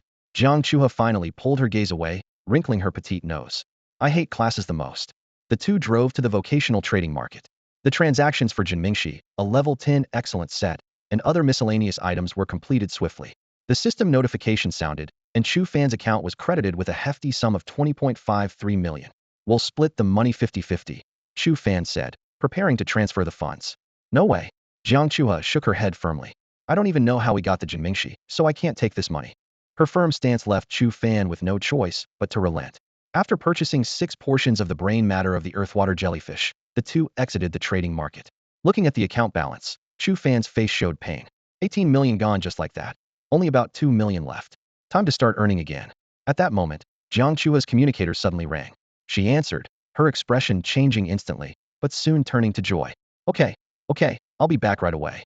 Ending the call, she turned to Chu Fan, smiling. Fan, I have to go out for a bit. There's still one dungeon run left today, don't wait for me. What could take so long? It's just something. Jiang Chua looked down, avoiding Chu Fan's eyes. All right then, go handle it. Chu Fan chuckled, ruffling her long hair. Suddenly, Jiang Chua looked up and quickly pecked Chu Fan on the lips. Fan, I like you. With that, she ran towards the Thunder God One. Through the lowered car window, she waved vigorously. Her smile was bright, though tears glistened in her eyes. I'm off. The Thunder God One soared into the sky and disappeared. Inside the cabin, Jiang Chua finally let her tears fall. She murmured softly, Fan's eyes can see now. That's such a great thing. How can I cry? Wiping her tears away, she smiled again. On the ground, Chu Fan watched the direction where the Thunder God One vanished, his brow furrowed. Arriving at Yangqing Martial Arts Hall, the manager, Du Yan, greeted him. Welcome. Oh, your girlfriend didn't come today. She has something to do. Du Yan led Chu Fan to cut the line into the training room. Inside, Chu Fan was restless, feeling like he was overlooking something crucial. He began consuming large amounts of nutritional meals to distract himself until his body gradually recovered. Then, he took out a portion of the earthwater jellyfish's brain matter and consumed it. The cold liquid slid into his stomach, and a layer of frost slowly appeared on his skin. This time, the AI assistant Xiao Meng didn't initiate an emergency rescue. As time passed, Chu Fan's body gradually turned into an ice sculpture. Cracks suddenly appeared on the surface of the ice sculpture, spreading rapidly like a spider's web. Accompanied by the crisp sound of shattering, Chu Fan opened his eyes and stood up from the broken ice. He gently shook his body, letting the water droplets fall off, a hint of satisfaction flashing in his eyes. This was in stark contrast to the time when he consumed the brain marrow of the earthwater jellyfish. Back then, it felt as if he had fallen into an ancient ice cave, with the bone-chilling cold piercing through to his core, almost unbearable. But now, facing the same extreme cold, it was like walking outdoors in deep winter wearing a shirt still cold, but bearable. This was the significant change brought about by the increase in his mental strength. A mechanical arm accurately handed him a bottle of potion to restore mental power. Chu Fan drank it in one go, then took out a second portion of the earthwater jellyfish brain marrow and swallowed it without hesitation. Repeating this process, he consumed 6 portions of the brain marrow in less than an hour. The effect is diminishing, Chu Fan thought, frowning. As his body's resistance to the cold increased, he found it harder to experience that extreme pain, directly slowing down the rate of his mental power enhancement. He opened his professional panel and carefully reviewed the data. Level, 101.6. Strength, 14,770. Intelligence, 14,770. Agility, 14,770. Endurance, 14,770. Mental power, 28. Attack power, 526526. Charge progress, full. Source power, 2. Looking at these numbers, Chu Fan's lips curled into a slight smile. With the dual enhancement of the Starlight Set and the Star Sword, his attack power had soared from 361 points during his encounter with Chunhaoyu to 526 points. Even more astonishing, once the Star Sword was fully charged, it could double his attack power to an astounding 1052 points. I wonder if now, without using the Asura domain, Chunhaoyu could withstand a single blow from me. Chu Fan stood in place, his voice brimming with unreserved confidence. After consuming 6 portions of the deep-sea jellyfish brain, Chu Fan felt a cool energy circulating within him. His mental power surged from 18 to 28, a boost that thrilled him. As an Asura, this meant he could not only deploy the Asura domain twice, but also maintain a substantial reserve of mental power. Haha, amazing! Chu Fan couldn't help but laugh out loud, feeling a surge of strength throughout his body. However, he soon noticed a problem: the last 2 portions of the jellyfish brain had little effect. He sighed and regretted.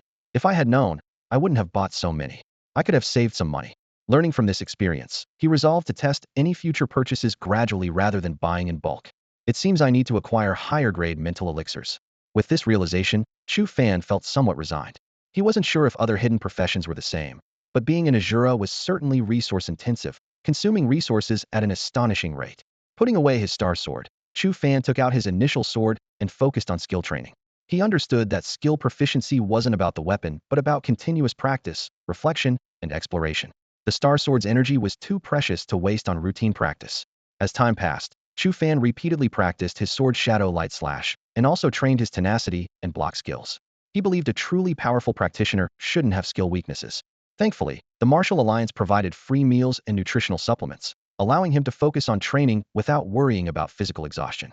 However, while attempting the Asura domain skill, Chu Fan encountered an unexpected situation. When he immersed himself in that misty space, he found that the usual black and yellow mist had vanished. After some thought, he realized that these mists only appeared when there was a target within a specific range, manifesting as mental energy. The exact size of this range required further testing. Putting away his initial sword, Chu Fan opened his profession panel, a smile forming unconsciously. After this period of rigorous training, his skill proficiency had significantly improved. Tenacity was at 13 of the first level, block at 11, and Sword Shadow Light Slash at 4. The progress of Sword Shadow Light Slash was slower, but this was expected after all. It was an Azure-exclusive A-level skill, naturally harder to improve than the B-level skills Tenacity and Block common to warriors. However, Chu Fan wasn't in a hurry to improve his Sword Shadow Light Slash proficiency. During his last visit to the Lava Land, he deliberately held back from using this move extensively to conceal his identity. Now that his identity was exposed, there was no need to hide it anymore. Xiaoming reminds you that you've been in the training room for 1 hour and 40 minutes. The timely reminder from his smart assistant was just as Chu Fan had set his training limit. He wiped the sweat from his face, quickly took a cleansing pill, showered, and devoured 2 portions of a nutritional meal. As he pushed open the training room door, he found Du Yin waiting outside. "Could you come to my office?" Du Yin asked with a sweet smile. Chu Fan, already having a hunch, nodded and followed Du Yin to her office. As the door automatically closed, Du Yin tapped a few times on her smart bracelet, and a contract made of light appeared in the air. "This is the Martial Alliance contract. Please sign at the bottom right corner." Du Yin handed over the contract with both hands, trying to maintain a composed expression, though her eyes couldn't hide the fervor and respect she felt. Chu Fan carefully examined the contract. It was a straightforward agreement with no hidden clauses. By signing, he would officially become a warrior of the Martial Alliance. Alongside an annual salary of 20 million, he would also gain access to a private, advanced training room. However, these benefits came with responsibilities each month. He had to complete tasks assigned by the Alliance, meeting specific contribution point targets: 200 points for a martial apprentice, 500 points for a martial artist, and as a warrior, he needed to achieve a challenging 1,000 points.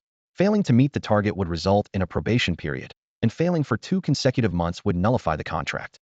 There's no such thing as a free lunch, Chu Fan reminded himself. Enjoying the resources of the Martial Alliance required corresponding effort. After confirming the details, he signed his name without hesitation. As he finished signing, a golden light burst forth from the screen, forming 3 brilliant stars that hovered momentarily before vanishing. Du Yin then produced an exquisite box, revealing a silver-white medal in Zidea Warrior's medal crafted from fine silver, symbolizing his new status. "Welcome, esteemed warrior," Du Yin said, bowing deeply with utmost respect as she presented the box. Chu Fan accepted the medal, feeling a surge of excitement, was now officially a warrior of the Martial Alliance. "How many contribution points are needed to enter the second level?" Chu Fan asked eagerly. "To enter the second level, you need 100 contribution points each time, equivalent to completing a B-level mission," Du Yin explained. "How long does it typically take to complete a B-level mission?" "It depends on individual skill. Some members who are at level 30 can complete it in an hour, while others might take a day or 2, Du Yin said, hesitating slightly as she looked at Chu Fan. Chu Fan chuckled and shook his head. "Are you implying that my current strength is too weak? Becoming a warrior at level 10 is probably unprecedented in the Alliance's history." "I get it, thank you. Serving you is my honor, esteemed warrior," Du Yin replied with a smile. "You can accept missions in the private training room." Chu Fan nodded in agreement and turned to head out the door. At this moment, the main hall of the Yangqing Martial Arts Center was bustling with noise. A young man dressed in luxurious attire strode in, his black medal on his chest particularly striking, drawing curious glances from the crowd. "That's the Black Iron Medal of the Martial Alliance. It's Ji Feng, the #1 in Yangqing 5 years ago. I heard he just graduated from Jiangnan University and is now pursuing Director Du Yin." Whispers spread among the crowd. A female receptionist quickly approached him with respect. "Mr. Jiyu, where is Director Du?" Ji Feng interrupted her coldly. The receptionist gestured towards Du Yan's office, and Ji Feng headed directly in that direction. Just then, the office door opened, and a young boy stepped out, followed closely by Du Yan. Ji Feng's brow furrowed tightly. He noticed Du Yan's particular attentiveness to the boy, even mentioning the second level. Those 3 words immediately sparked envious looks from the professionals present. After all, It was a level that many could only dream of reaching in their lifetime. Mr. G, you also have access to the second level. Please feel free to proceed. Du Yin greeted him briefly before quickly following the boy. Ji Feng's expression darkened as he swiftly blocked the boy's path. Glancing at the boy's empty chest, he spoke arrogantly. Kid, I need to talk to director, do let her stay. Get lost, the boy Chu Fan frowned. He clearly didn't want to waste time here. You dare tell me to get lost? Ji Feng pointed at the metal on his chest. Do you know what this is? Never seen it. Chu Fan shook his head. It was the truth. He had only seen silver ones before. Laughter, suppressed but audible, rose around them. Isn't this the so-called number one in Yancheng who always cuts in line? Looks like he's hit a wall this time. Chu Fan merely glanced at Ji Feng indifferently and continued walking. At that moment, a mechanical voice suddenly sounded. Farewell, warrior. Farewell, warrior. Farewell, warrior. The entire room fell silent in an instant. Everyone, including Ji Feng, froze in place. They stared in disbelief at Chu Fan's retreating figure, the only person in the room heading towards the exit. A shocking thought arose in everyone's mind. Could he be a warrior? In the hall, everyone craned their necks, trying to confirm if anyone else was leaving the Yancheng martial arts school. However, the only sight was the solitary figure of Chu Fan slowly walking towards the exit. Ji Feng stood frozen, instinctively glancing at Du Yan, as if seeking some form of confirmation. Du Yan shot him a fierce look, then quickly stepped forward and bowed deeply toward Chu Fan's retreating figure. We bid farewell to the esteemed warrior. Chu Fan continued his stride, walking straight out of the martial arts school's doors under the intense gaze of everyone present. The entire hall fell into a dead silence, with everyone grappling with the shock of the revelation a mere 18-year-old was already a warrior in the martial alliance. In stark contrast, Ji Feng, who had only just managed to become a martial apprentice at 23, seemed utterly insignificant. Ji Feng swallowed hard, his face turning pale. He knew all too well that in the strictly hierarchical martial alliance, a martial apprentice offending a warrior was tantamount to challenging the authority of the entire rank, something no warrior would tolerate. He was doomed. The scene shifts to the Lava Land dungeon. As the teleportation glow flickered continuously, more and more students were transported to this charred land. For them, each opportunity to enter the dungeon was precious, as the gap in levels often widened through these accumulations. Chu Fan landed steadily and sprinted towards the central area without a word. A formidable flame python blocked his path, and with a casual wave, crescent-shaped sword energy instantly sliced the level 8 monster in half. Grabbing the dropped spirit crystal, Chu Fan moved like lightning, pressing forward with only one goal in mind: the boss. Meanwhile, other students gradually arrived. Su Muin observed the arrogant young man in the group, her brow furrowing. She had hoped for this top-ranked expert on the transfer list, but Li Ao's performance was disappointing. After some observation, she realized that although the Abyss Stalker excelled at stealth, it seemed powerless against Chun Haoyu and Yasuo, unable to even break through their wind wall. Don't worry, there's still a chance, Li Ao chuckled. As far as I know, Chun Haoyu has already entered the Spider Cavern. Without him, isn't the boss's spirit ours? This news left the group stunned. Spider Cavern? That's a level 10-20 dungeon. Li Ao sneered. That guy got lucky and was noticed by Yang Daolong of Qinglong University, and he's already received an early admission notice. Hearing this, everyone was even more shocked. Yang Daolong had reached level 45 10 years ago, and Chun Haoyu becoming his student was astonishing. Su Muin remained calm. Don't forget, besides Yasuo and the great sage Qi Tian, there's also that guy named Chu Fan. He managed to claim the 7-colored blood flower among many geniuses, so he's definitely not simple. Li Ao's lips curled into a disdainful smirk. Chu Fan? Just a cunning guy who's good at dodging. If it weren't for that fool helping him, he would have been dead under Chun Haoyu's dark slice. As he spoke, he walked forward. Such a person is hardly a threat, and that lunatic won't come to snatch the boss's spirit. We only need to deal with Yasuo. Of course. His voice turned cold. If that kid dares to come and snatch, I wouldn't mind showing him what cruelty really means. Hearing this, Su Muin's lips curved into a meaningful smile, and she licked her lips. Let's go straight to the Lord, Li Ao said, and with that, the team shot towards the central area like arrows released from a bow. Su Muin lagged behind, her eyes scanning the sky. A creature resembling a mighty eagle was circling high above, but suddenly it stalled midair and plummeted like a kite with a broken string. Quickly, Su Muin took out her phone and began to operate it swiftly. Muin, what are you doing? Hurry up, Li Ao urged as he looked back. Hee, just taking a picture for the memories, Su Muin replied with a mischievous smile, raising her phone towards the group before catching up with them. At that moment, a crack appeared in the sky above the molten land, and a shadowy figure crashed heavily onto the ground. It was an extremely bizarre creature. It had a human face that was grotesquely twisted, with features scrunched together, and lips as thin as blades revealing rows of sharp teeth beneath. Its grayish-white skin added to its eerie appearance, and the most striking feature was the black tail that continuously swayed behind it. A familiar scent, the creature rasped with hatred. A scent I despise. It bared a sinister grin as its tail slowly retracted into its body. Meanwhile, various squads across the molten land were readying themselves. These talented individuals from the job change rankings were fueled by frustration from repeatedly failing to capture the Lord's spirit. 3 teams of 5 were now gathered together, the same 15 who had previously besieged Chuan Haoyu and Yasuo. Their leaders were Wang Lei, who wielded a knife and had a bushy beard, Hu Li, with dark skin, and Zhang Danfeng, the gentleman in white, holding a folding fan. Chuan Haoyu was recruited early by the 4 major powers and entered the spider cave, Wang Lei said in a serious tone. Our targets are Yasuo and Li Ao. What about Chu Fan? Hu Li frowned. The madman, Qi Tian de Sheng, might help him. Zhang Danfeng concurred. Even if the 15 of us join forces, Qi Tian de Sheng might still be too formidable. Wang Lei sneered as he brandished his long knife. Qi Tian de Sheng may be strong, but he can't unleash his full power here. We need to outsmart him. As for Chu Fan, he slashed his knife through the air with a gleam of cold light. Let's see if he can dodge this strike. A circular crack with a 10-meter diameter suddenly spread out from the center where Chu Fan stood. The ground collapsed almost instantly, revealing the churning red magma below. Seeing the precarious situation, everyone quickly retreated to a safe distance. Hidden class, Blade Maniac, truly has terrifying attack power, Zhang Danfeng commented, lightly shaking his folding fan with a serious expression. Wang Lei, be cautious. Don't underestimate any hidden class. Besides, in history, Asuras were renowned as formidable warriors.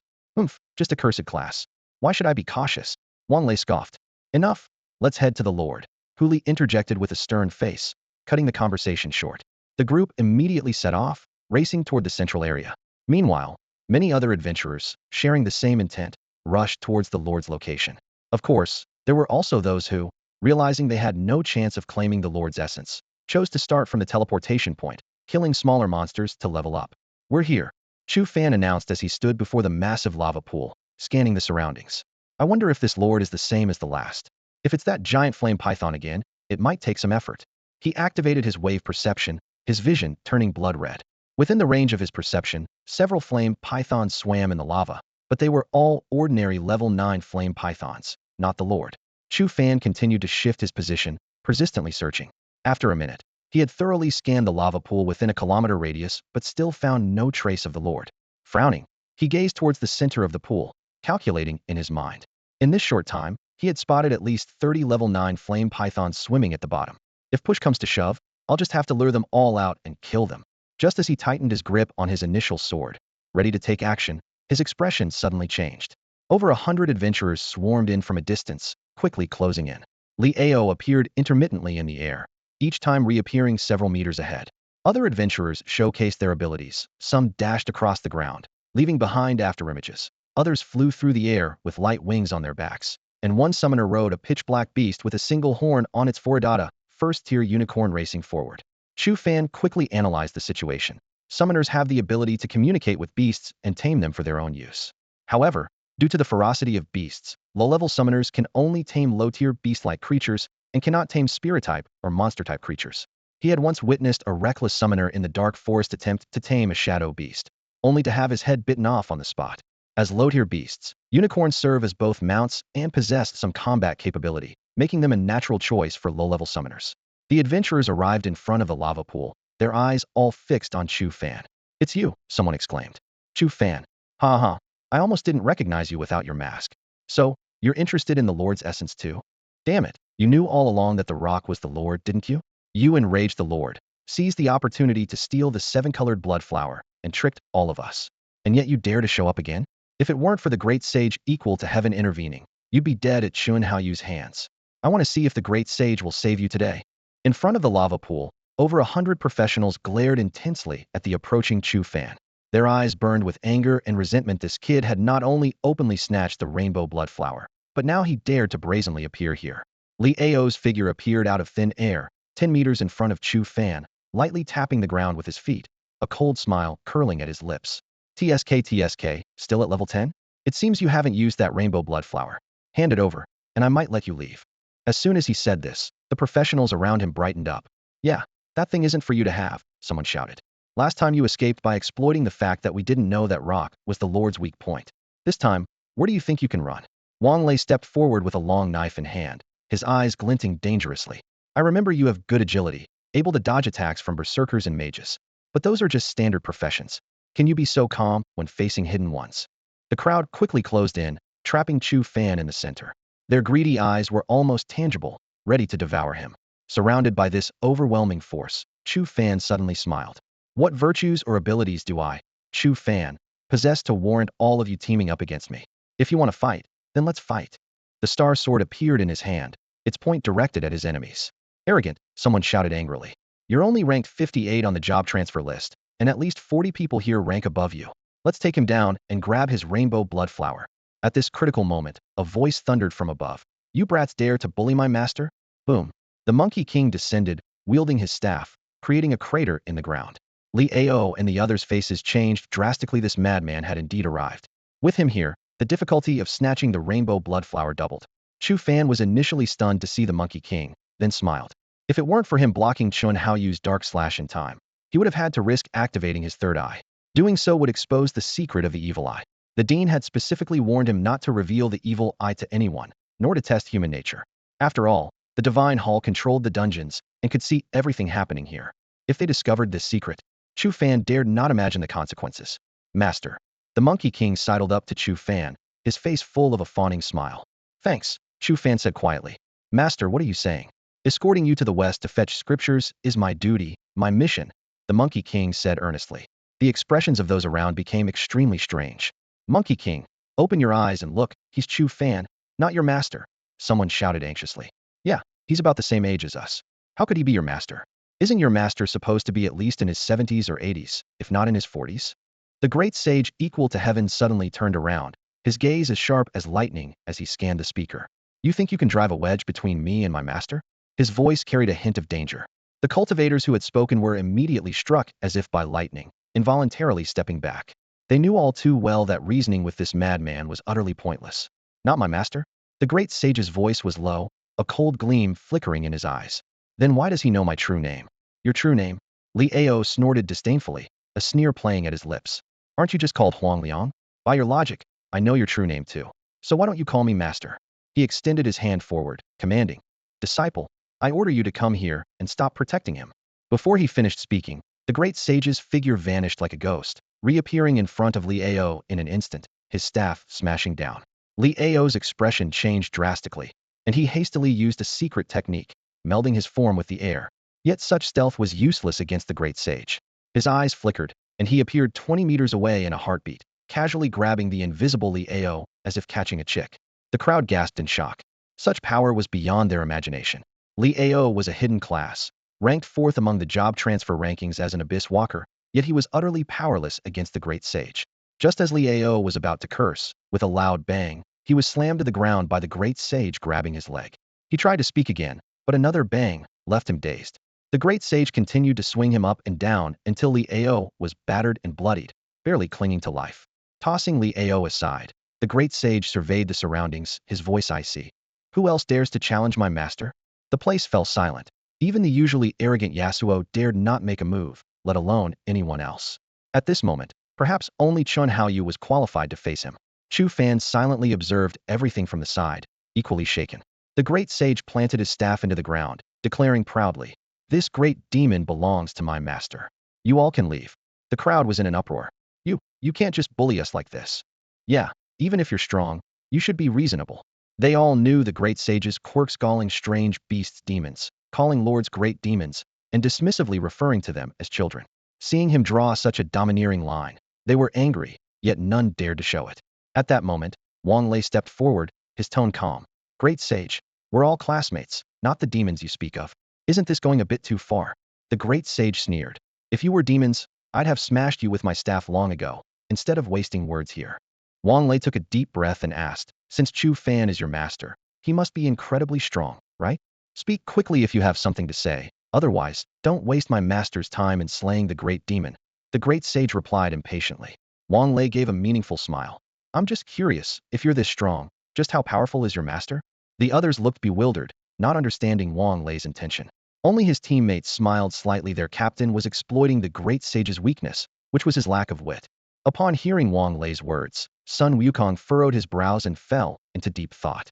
His gaze swept across the faces of the crowd, sensing their eager anticipation. Everyone here is quite eager to see what kind of master you have, to have trained a disciple like you, Wang Lei said with a meaningful smile, his tone probing. Sun Wukong nodded slightly and turned to look at Chu Fan, a hint of confusion in his eyes. Master, they want to assess your strength, your strength. His voice trailed off, indicating that even he was unaware of his master's true abilities. Seeing this, Wang Lei couldn't help but smile. The eyes of the crowd brightened, and they exchanged knowing glances. Sun Wukong had fallen into their trap. They cast approving glances at Wang Lei. Chu Fan frowned, but calmly addressed the expectant crowd. It's not impossible for me to give pointers. But there will be a tuition fee. Pointers? Tuition fee. The crowd was both amused and infuriated. They thought, do you really consider yourself Sun Wukong's master? And dare to ask for a fee? If Sun Wukong weren't present, they would have surrounded Chu Fan and taught him a lesson. Wang Lei regained his composure and said, we can pay the fee, but what if we find it's not worth it? For instance, if you lose to any one of us. How about this? Chu Fan chuckled. If I lose, it means I'm not qualified to teach you. I'll compensate with the 7-colored blood flower. How about that? Deal. Wang Lei agreed without hesitation, overjoyed. To him, the master and disciple seemed cut from the same cloth, with similar intelligence. The crowd expressed their gratitude to Wang Lei. Thanks to him, they had another chance at the 7-colored blood flower. The tuition fee was negligible compared to that. Wang Lei turned to Sun Wukong. This is between us and your master. You won't interfere, right? Sun Wukong hesitated, looking at Chu Fan. Chu Fan reassured him with a smile. Don't worry, my disciple. I still have some skills. Guiding them is no problem. Sun Wukong finally relaxed, stepping aside and telling the crowd, watch closely and learn well. Seize the opportunity to receive guidance from my master. The crowd chuckled inwardly. No matter how strong, if one's mind isn't sharp enough to avoid being outsmarted, what good is it? Wang Lei stepped forward. I'll go first. No sooner had he spoken than Sun Wukong had his staff at Wang Lei's throat. Wang Lei suppressed his anger, forcing a smile, and produced a small bottle. There are 10 vitality pills in here. Is that enough? 10 vitality pills for my master's guidance? Do you take me for a fool? Sun Wukong sneered. Chu Fan glanced at Sun Wukong in surprise, then shook his head. Indeed, it's too little. If you want me to act, it starts at 3rd grade. This so-called 3rd grade included 3rd grade pills and 3rd grade treasures. Although the 7-colored blood flower was a 5th grade treasure, Chu Fan deliberately set the requirement at 3rd grade to make them feel they were getting a bargain. Chu Fan was calculating in his mind. Asking these people to produce 4th grade items was indeed pushing it, but 2nd grade seemed too low-end. 3rd grade was just right. 3rd grade. As soon as he said this, the crowd around him burst into an uproar. All eyes were fixed on Chu Fan, as if looking at a madman. Starting at 3rd grade for just one session of guidance? Even private lessons from university tutors don't cost that much. Someone in the crowd couldn't help but mock. You're just an ordinary student, even with someone backing you. That's quite a steep demand. However, when they thought of the chance to exchange for the 7-colored blood flower, their dissatisfaction diminished somewhat. Hearing the words, 3rd grade, Wang Lei's lips visibly trembled. After a moment of silence, he took out a delicate little bottle from his storage bag. This is a 3rd grade treasure, Heavenly Transformation Sand. Everyone knows its effects, so I won't elaborate. Will this be enough for you to make a move? Chu Fan stood still, a faint smile on his lips. Heavenly Transformation Sand was indeed a good item, capable of randomly enhancing equipment quality to rare levels. But for someone like him, already equipped with a rare set, it was of little use. He quickly calculated in his mind. This thing was worth about 3 million huaxia currency, not enough to buy even a portion of the brain tissue of an Earthwater mother, let alone higher-grade mental elixirs. Not enough? Chu Fan shook his head in refusal. The crowd erupted again, eyes wide in disbelief. How much do you want? Wang Lei gripped his sword tightly, his face turning livid, ready to explode at any moment. Without haste, Chu Fan held up 3 fingers, 3 portions of Heavenly Transformation Sand for 1 session. Why don't you just? Wang Lei shouted in anger. The great sage equal to heaven swung his staff, speaking coldly. If you can't afford the tuition, get lost, and let those who can pay come forward. Wang Lei took a deep breath and finally nodded. Fine, 3 portions it is. He tossed a small box to Chu Fan. Chu Fan opened the box without changing his expression, confirming that it contained 3 portions of Heavenly Transformation Sand. 9 million in the bag, he thought to himself, though he remained composed as he said, all right. With that, he stepped forward and signaled to the great sage equal to heaven. Disciple, step back. The great sage equal to heaven moved aside, his gaze as sharp as a knife on Wang Lei. The surrounding crowd buzzed with conversation. 3 portions of Heavenly Transformation Sand. Losing would be a huge blow. How could he lose? Wang Lei is ranked 8th in the profession change rankings. known as the Blade Maniac. Getting the 7-colored blood flower is worth the loss. I hope Wang Lei loses, then I might have a chance. Dream on. If Wang Lei loses, do you think you can win? Someone noticed the weapon in Chu Fan's hand and burst out laughing. Look, he's using a level 1 weapon. Haha, poor guy. I heard he's from a small place like Yang City, still using beginner gear at level 10. Using a level 1 weapon to challenge Wang Lei. Is he brave or just reckless? Too bad the 7-colored blood flower will go to Wang Lei. Over 100 people spontaneously cleared a space. Chu Fan stood holding his initial sword, facing Wang Lei. Chu Fan, show me what you've got. Wang Lei finally couldn't hold back any longer. With a roar of anger, the fury he had been suppressing burst forth as he attacked with full force. Wang Lei's figure vanished in an instant, reappearing above Chu Fan. Chu Fan remained completely still, not even raising his head, yet his sense of perception was fully active. At the same time, his passive skill of weak point detection kicked in. Within his awareness, Wang Lei's every move was crystal clear. To the onlookers, it seemed as though Chu Fan was oblivious to Wang Lei's speed, standing motionless. High above, Wang Lei hesitated no longer, brandishing his long blade repeatedly. Each slash materialized into a massive blade shadow in the air, with 8 shadows converging from all directions towards Chu Fan's position. It's the captain's A-level skill, 8-fold slash, someone from Wang Lei's team exclaimed. Attacking from 8 directions at once, there's no way to dodge. Chu Fan's famed agility is useless this time. Such power, befitting someone ranked 8th on the career change list. This assault is beyond my imagination, someone murmured from the sidelines. Can Chu Fan evade it? As everyone held their breath, Chu Fan remained calm, a yellow aura suddenly enveloping him. He positioned his initial sword across his chest, choosing to confront the attack head-on. That's the warrior's common skills of resilience and block. Does he think level skills can withstand the 8-fold slash? It's ridiculous. The 8-blade shadows descended in an instant, crashing down on Chu Fan's location. The ground shattered under the immense impact, dust rising into the air. Don't let him die. At least force him to hand over the rainbow blood flower, someone shouted. Wang Lei landed swiftly, charging towards the fractured area. At that moment, a strong sense of danger surged through him. He spun around, eyes widening in shock. Chu Fan had somehow appeared 10 meters behind him, his long sword moving like lightning, casting overlapping shadows. Blade shadow stream. Dozens of sword energies erupted, covering a 100-meter range ahead. Wang Lei had no time to ponder how Chu Fan evaded the 8-fold slash, as the dense sword energy filled his vision. The sheer power within the sword energy stunned him. Normally, an area attack like this would have lower single-target damage compared to his 8-fold slash, but each sword energy was as powerful as his blade shadows. This indicated one of 2 possibilities. Either Chu Fan's strength and agility far exceeded his own, or this was its level skill. What skill is this? It's too powerful, other professionals in the arena exclaimed. I've seen it before. He used it when escaping last time, but it's much stronger now.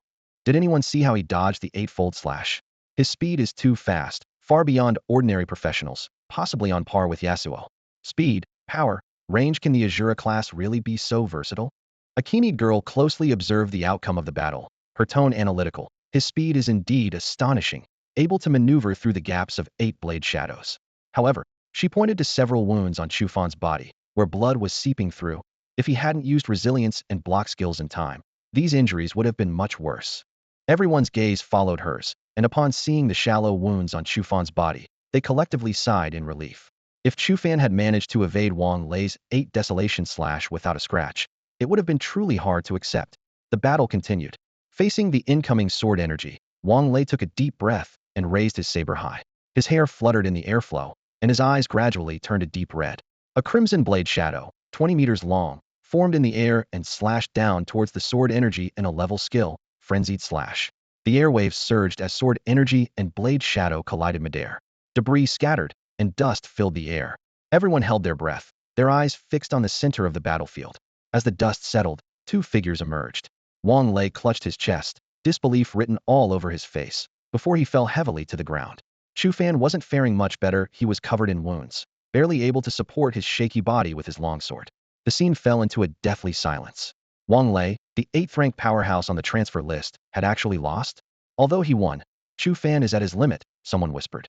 Just then, Chu Fan staggered, almost falling, but managed to support himself with his longsword. The great sage equal to heaven looked around arrogantly. Anyone else want my master's guidance? Step forward.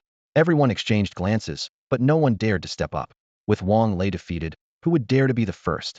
Suddenly, with a pfft, Chu Fan coughed up blood, his face as pale as a sheet, and he finally collapsed to the ground. Master, The great sage equal to heaven rushed to Chu Fan's side in alarm. Chu Fan weakly took a chi and blood pill from his pocket and swallowed it, his complexion slightly improving. He coughed violently, opening his palm to reveal the striking sight of blood. He endured the 8 desolation slash and the red slash. He's done for, someone exclaimed. The crowd was restless, but just then, a tall boy leaped into the battlefield ahead of others, casting a smug glance around. Sorry, you were too slow. He bowed respectfully to Chu Fan. I'm here to seek your guidance. The great sage equal to heaven shouted angrily. Get lost. Can't you see my master is injured? The boy smiled. No one said you couldn't seek guidance if he's injured. The great sage equal to heaven gripped his staff tightly, his eyes flashing with cold light. Chu Fan shakily stood up and weakly said, Disciple, the Chu family is compassionate, as I've taught you.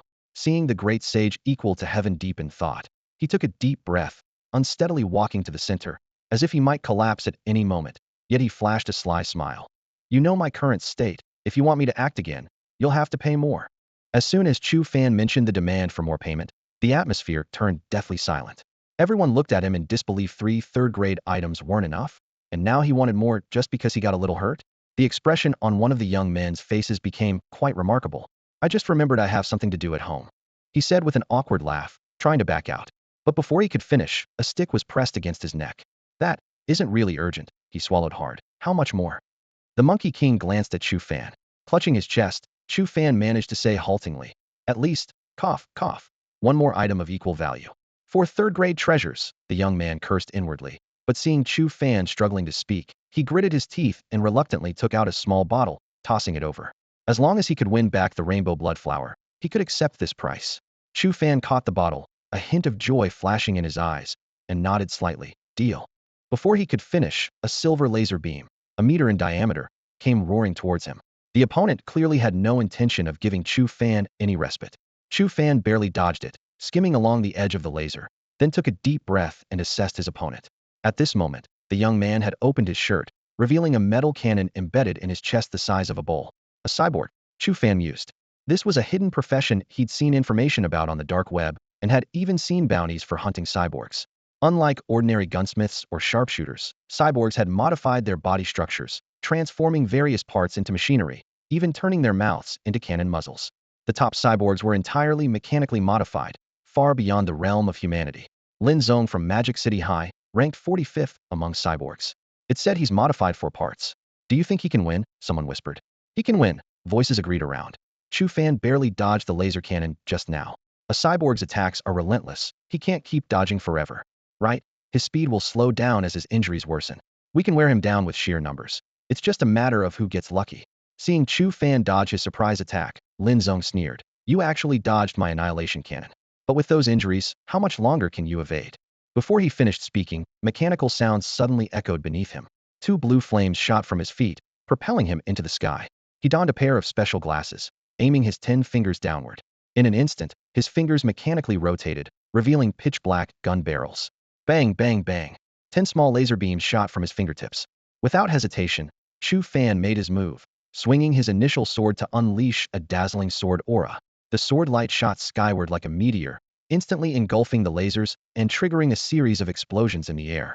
Before the smoke cleared, a storm of sword energy continued to surge towards Lin Zong.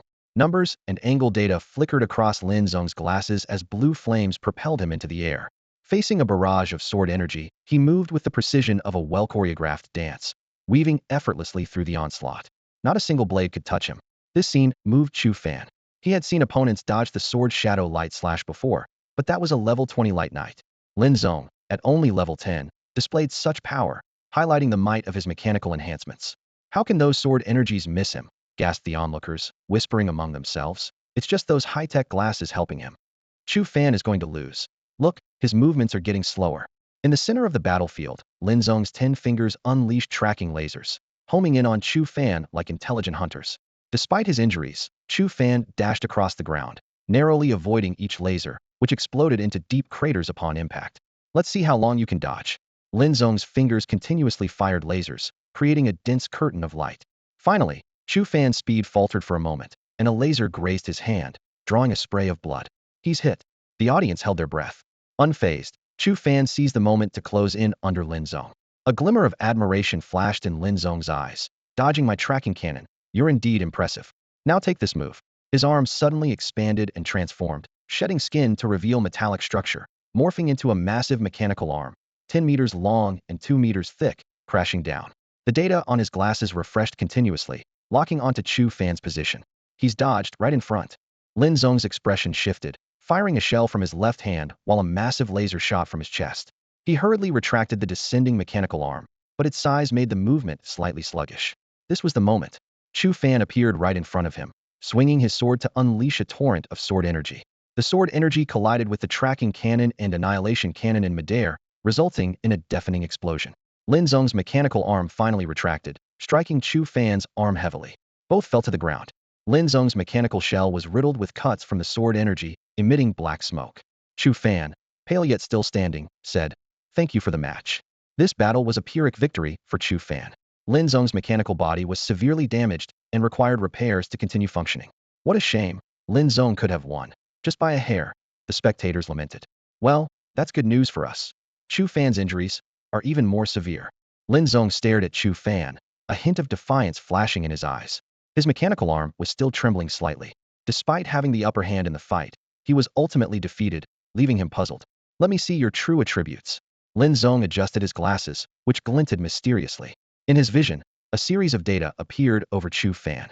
Strength, 14,770. Intelligence, 14,770. Agility, 14,770. Endurance, 14,770. Equipment, Starry Set Rare. Level requirement, 10. Seeing these stats, Lin Zhong gasped, his expression changing dramatically. No wonder, no wonder.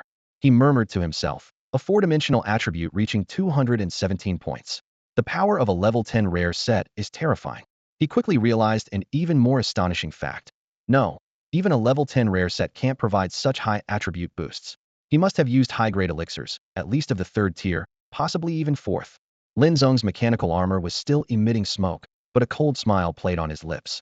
So that's it. This guy is neither poor nor weak.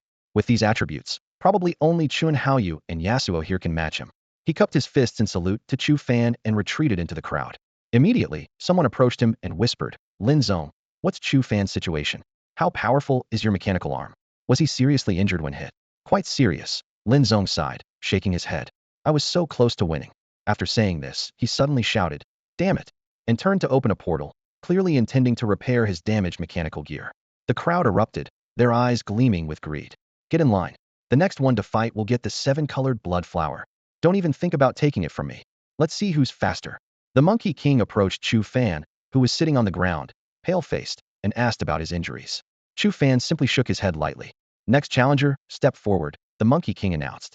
"However, my master is more injured now, so the price has increased 5 third-tier treasures." This statement made Chu Fan glance at the Monkey King in surprise, and it caused some hesitation among the crowd. Soon, an ice mage stepped into the arena, tossing a small box to Chu Fan. "Here are 5 low-grade third-tier elixirs, ice soul pills. Take a look." Chu Fan checked and nodded.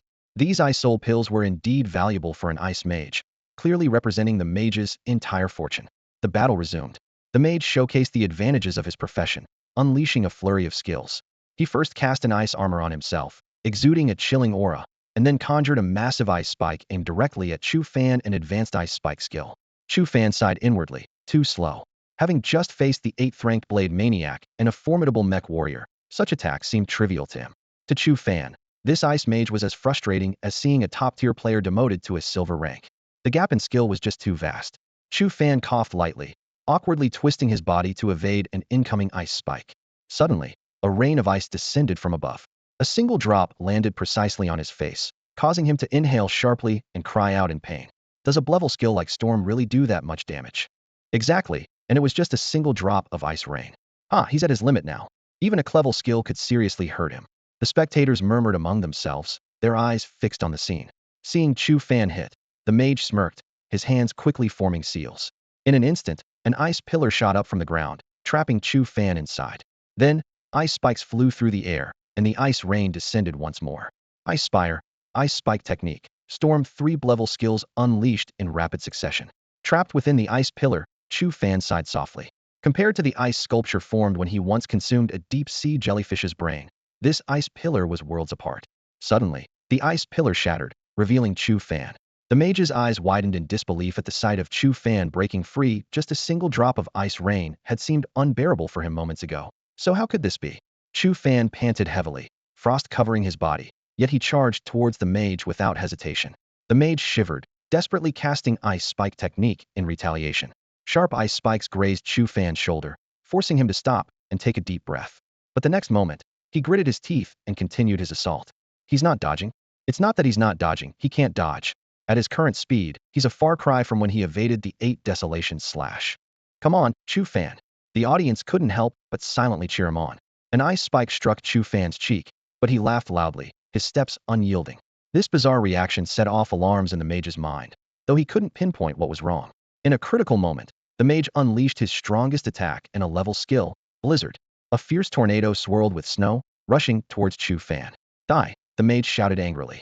The tornado hit Chu Fan's legs, forcing him to cough up blood. His face turned even paler, but he forcibly swallowed a pill, bursting forth with astonishing speed. In an instant, he appeared before the still casting mage. Your casting time is too long. Chu Fan, with a black bandage on his arm, grinned menacingly. The mage's face was filled with terror as the flash of a sword magnified before him. The next moment, he collapsed to the ground, his body covered in sword wounds. Chu Fan spat out another mouthful of blood, planting his sword into the ground to steady his wavering body. He surveyed the crowd of hundreds around him and shouted fiercely, "Who will fight? Who dares to challenge me?" An eerie silence fell over the scene. Murmurs rippled through the crowd. He's done for. Are you going up? Why don't you go? Every time we think he's finished, he still wins. He just took another vitality pill to hold on, struggling against someone barely in the top 200 of the ranking. This time, he must be truly done. All right, I'll go. Finally, someone stepped forward. A girl with a stunning figure walked into the arena. She wore a form-fitting black bodysuit that highlighted her perfect curves, and her long legs wrapped in black stockings were particularly eye-catching. Her skin was smooth as porcelain, and her every move exuded an elegant aura, instantly capturing the attention of everyone present. That's Tang Siyue, ranked 153rd among the Mind Masters at Beijing High School, murmured voices from the crowd. Isn't she the top support player? They say everyone wants to team up with her. That's right. Her nickname is More is More. Being ranked over 100 as a support is no small feat. But how does she stand against Chu Fan? Chu Fan's not in his best form right now, so anyone has a chance.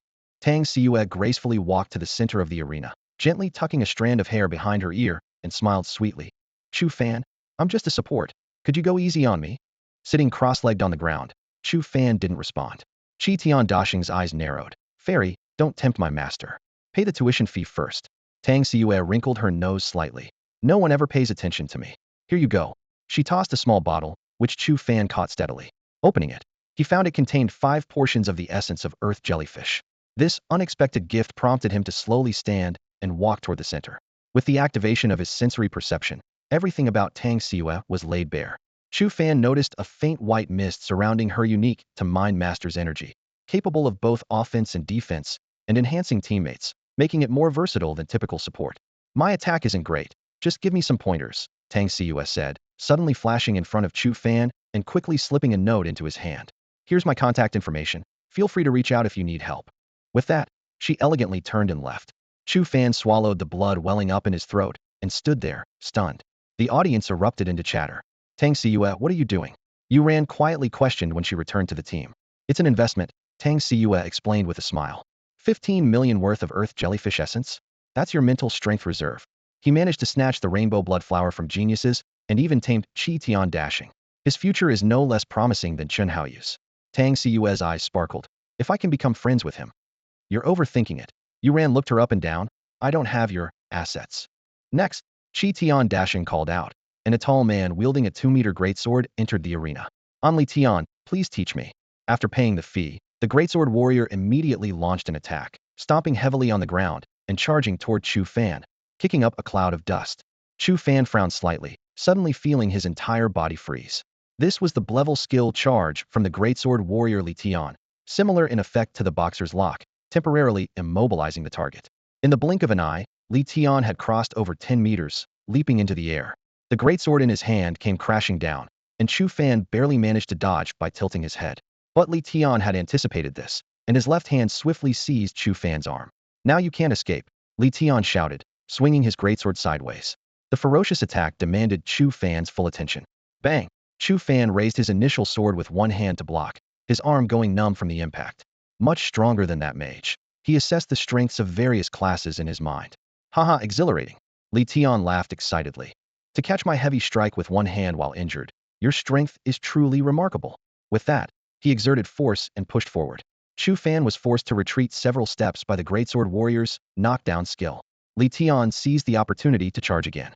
Although the immobilization was brief, it was enough for him to close in. Li Tian swung his greatsword, creating a whirlwind of blades that enveloped him. This was the A-level skill Blade Storm, with the heavy sword turning into countless wind blades attacking Chu Fan. The onlookers were stunned. Is the greatsword warrior really that powerful? Even Chu Fan is being pushed back repeatedly, someone murmured. Li Tian is a battle maniac. He seeks duels every time he enters a dungeon, and his combat experience far exceeds that of ordinary people, another explained. His skill chaining is so smooth that a mage wouldn't even have time to cast spells. Chu Fan acknowledged this silently. Li Tian's combat abilities were indeed outstanding, but he still had shortcomings. Pretending to be hit and stumbling back, Chu Fan quickly swallowed a health pill and launched a glimmering sword slash against the blade storm. Clang, clang, clang. The sound of metal clashing was incessant. Although the blade storm blocked most of the sword energy, the sheer density of attacks eventually hit Li Tian, halting his spin. Such a large blade storm is just a sitting target. The spectators shook their heads. He should be wearing him down. Chu Fan is most vulnerable to a war of attrition now. Li Tian stood still in thought for a long time, finally turning to Chu Fan. You're strong. This tuition fee was worth it. With that, he turned and left. Chu Fan couldn't help but smile wryly. It was the first time someone thought the tuition fee was worth it. Figures rapidly appeared in the arena, as various professionals stepped forward to take on the challenge. A sharpshooter wielded a long rifle, eyes sharp as a hawk. An assassin moved with elusive grace, blades glinting. A summoner was surrounded by spirit beasts. There was also a spellcaster weaving incantations, an elemental controller with energy swirling in their palms, and a sword master with a resonating blade. Yet, none of these challengers could defeat Chu Fan. The crowd watched in stunned silence. Chu Fan, who seemed on the verge of collapse from the start, repeatedly performed miracles. Just when it appeared he would fall, he managed to turn the tide at the last possible moment. How much longer can he hold on? This question lingered in everyone's mind. Chu Fan quietly calculated the tuition fees he had earned while reflecting on his battle experiences. Compared to these newcomers, his advantage lay in his four-dimensional attributes and his talent for sensing weaknesses. Under his keen perception, opponents not only found their speed hindered but also couldn't hide their fatal flaws. His main drawback, however, was the limited number of skills, a common issue for most hidden professions. Through actual combat, Chu Fan's understanding of various professions evolved from theoretical to practical. Greatsword warriors balanced offense and defense, but struggled to excel in either. Mages dealt incredible damage, but took too long to cast spells, becoming vulnerable if approached. The rare attributes such as casting speed and attack speed, which required level 20 or higher equipment, were crucial for mages. Conventional professions were not to be underestimated either. These students currently relied on mindless skill spamming, yet they had not grasped how to fully leverage their professional strengths. With accumulated battle experience and improved skill proficiency, they would eventually grow. Take the greatsword warrior Li Tian, whose combat ability was already on par with that of an elemental controller. There are no weak professions, only weak professionals. This thought echoed in Chu Fan's mind. He began to look forward to the challenge of the second layer of the martial alliance, that virtual combat platform. Only by facing strong opponents could he become stronger. With this thought, Chu Fan spat out a mouthful of deep red blood thanks to the cover provided by the chi and blood pill. He narrowly dodged a berserker's fierce attack, then swiftly struck down his opponent with a wave of sword energy. Who else wants to give it a try? He shouted defiantly. The surrounding crowd exchanged puzzled glances. Is this guy some kind of indestructible cockroach? Every time he seems about to lose, he somehow wins. Surely, he's collected a fortune in tuition fees by now. Suddenly, someone mused. Do you think he might be faking all of this? Could his real target be our tier 3 items? The entire crowd held their breath at this suggestion. I knew something was off, but now it makes sense. How so? Have you noticed that Chu Fan only ever seems to suffer minor injuries? The worst was when Lin Zhong's mechanical arm hit his arm. Otherwise, it's just been superficial wounds. Hiss, the crowd murmured in waves. Everyone watched Chu Fan, recalling the pained expression he showed when he was hit by just a single drop of icy rain. Their eyes filled with realization. Chu Fan's exceptionally keen ears caught the whispers around him, and he sighed inwardly. Since his disguise had been seen through, he no longer hid it. He slowly straightened up and flashed a playful smile. Anyone else who wants to challenge me? This action immediately provoked the anger of those present. They looked at Chu Fan, who appeared unscathed, and finally realized they had been fooled. Only Su Muin remained in the crowd with a frown.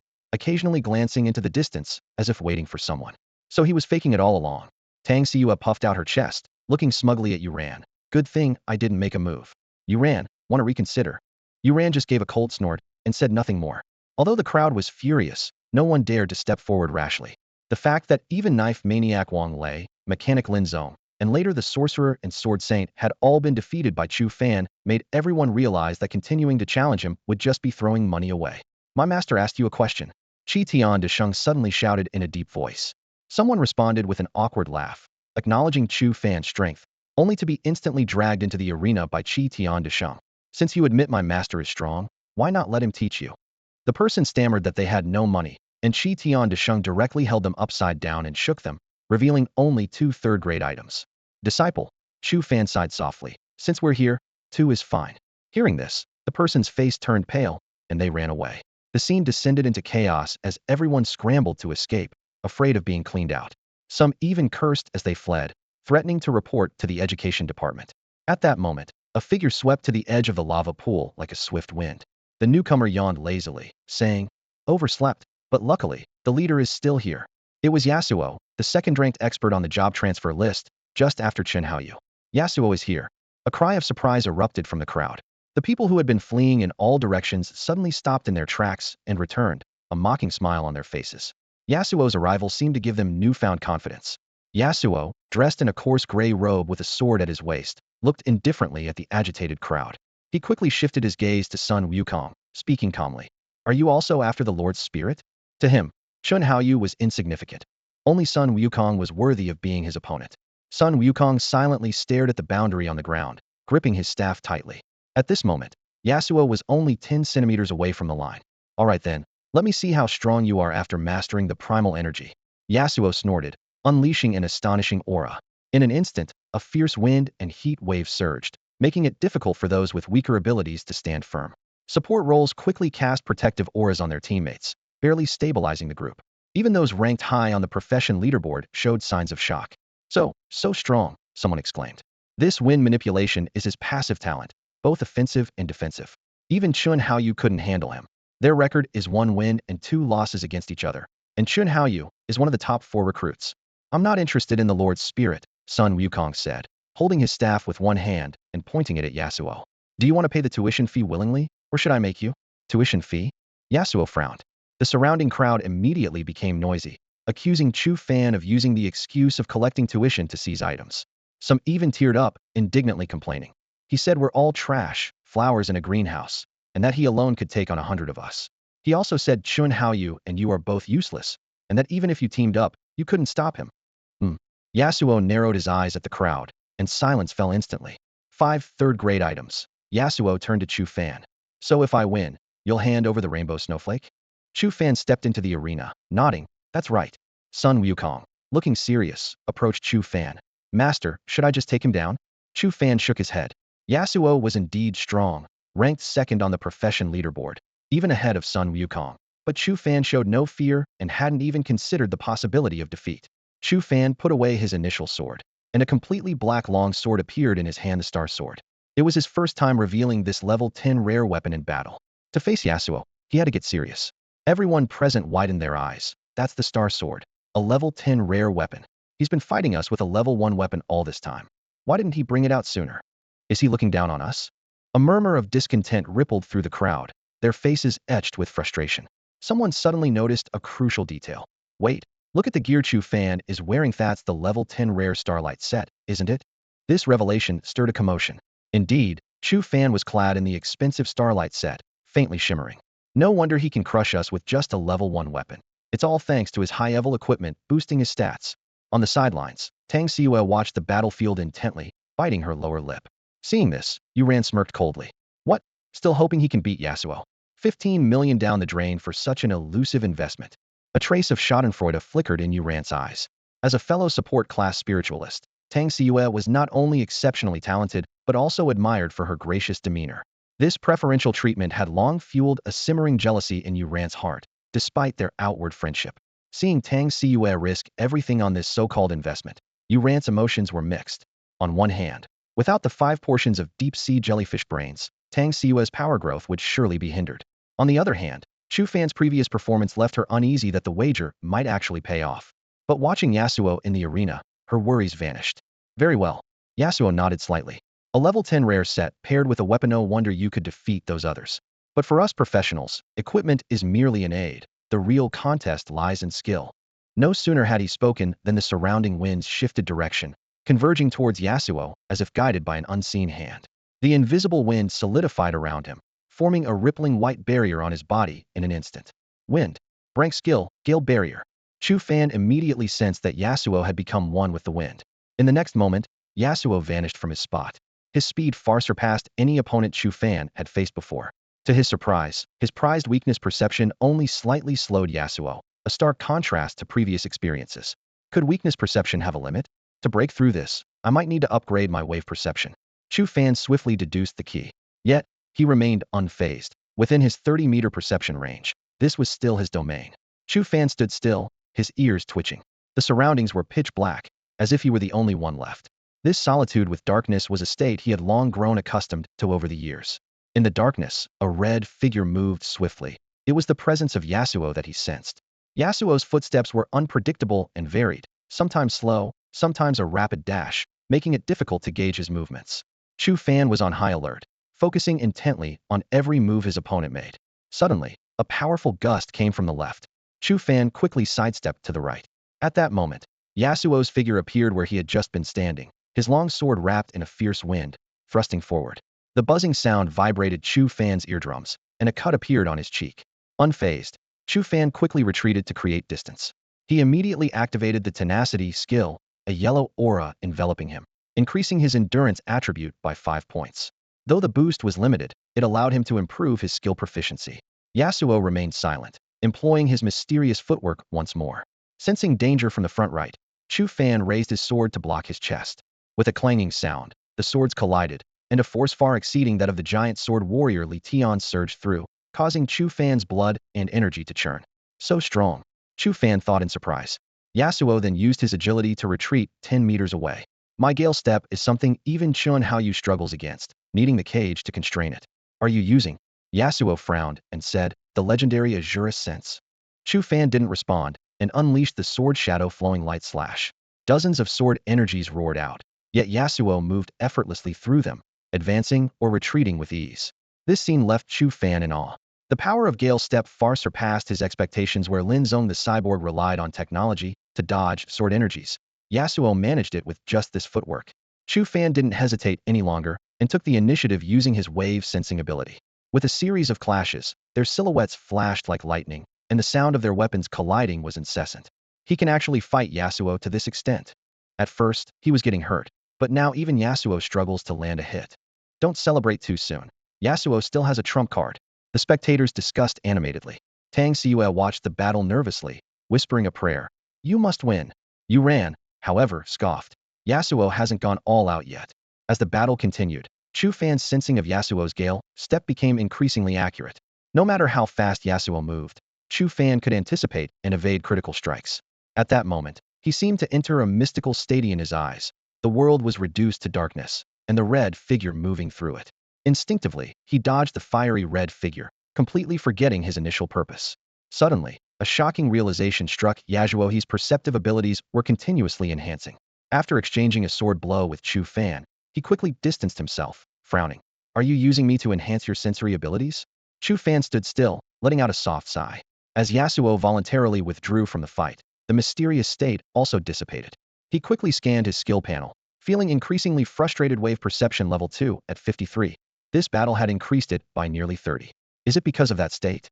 Chu Fan pondered, unsure of the trigger conditions, but knowing that if he hadn't been interrupted, he might have broken through to level 3. Anger surged within him as Chu Fan shouted fiercely, come here. Before the words fully left his mouth, his figure darted forward like a phantom. Yasuo's expression grew more serious as he slowly raised his sword, pointing it forward. This scene immediately elicited gasps from the surrounding crowd. He's going to use that move. The one he used to defeat Chun Haoyu and win the Lord's Spirit. It's over. Even Chun Haoyu couldn't evade it with Dragon Step. Just admit defeat already. It's nerve-wracking to watch. Don't underestimate Yasuo's strength. It's beyond what we can compare.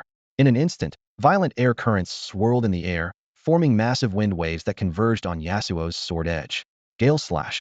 With a soft exhale, he swung his sword, and a roaring storm erupted, causing the ground to crumble.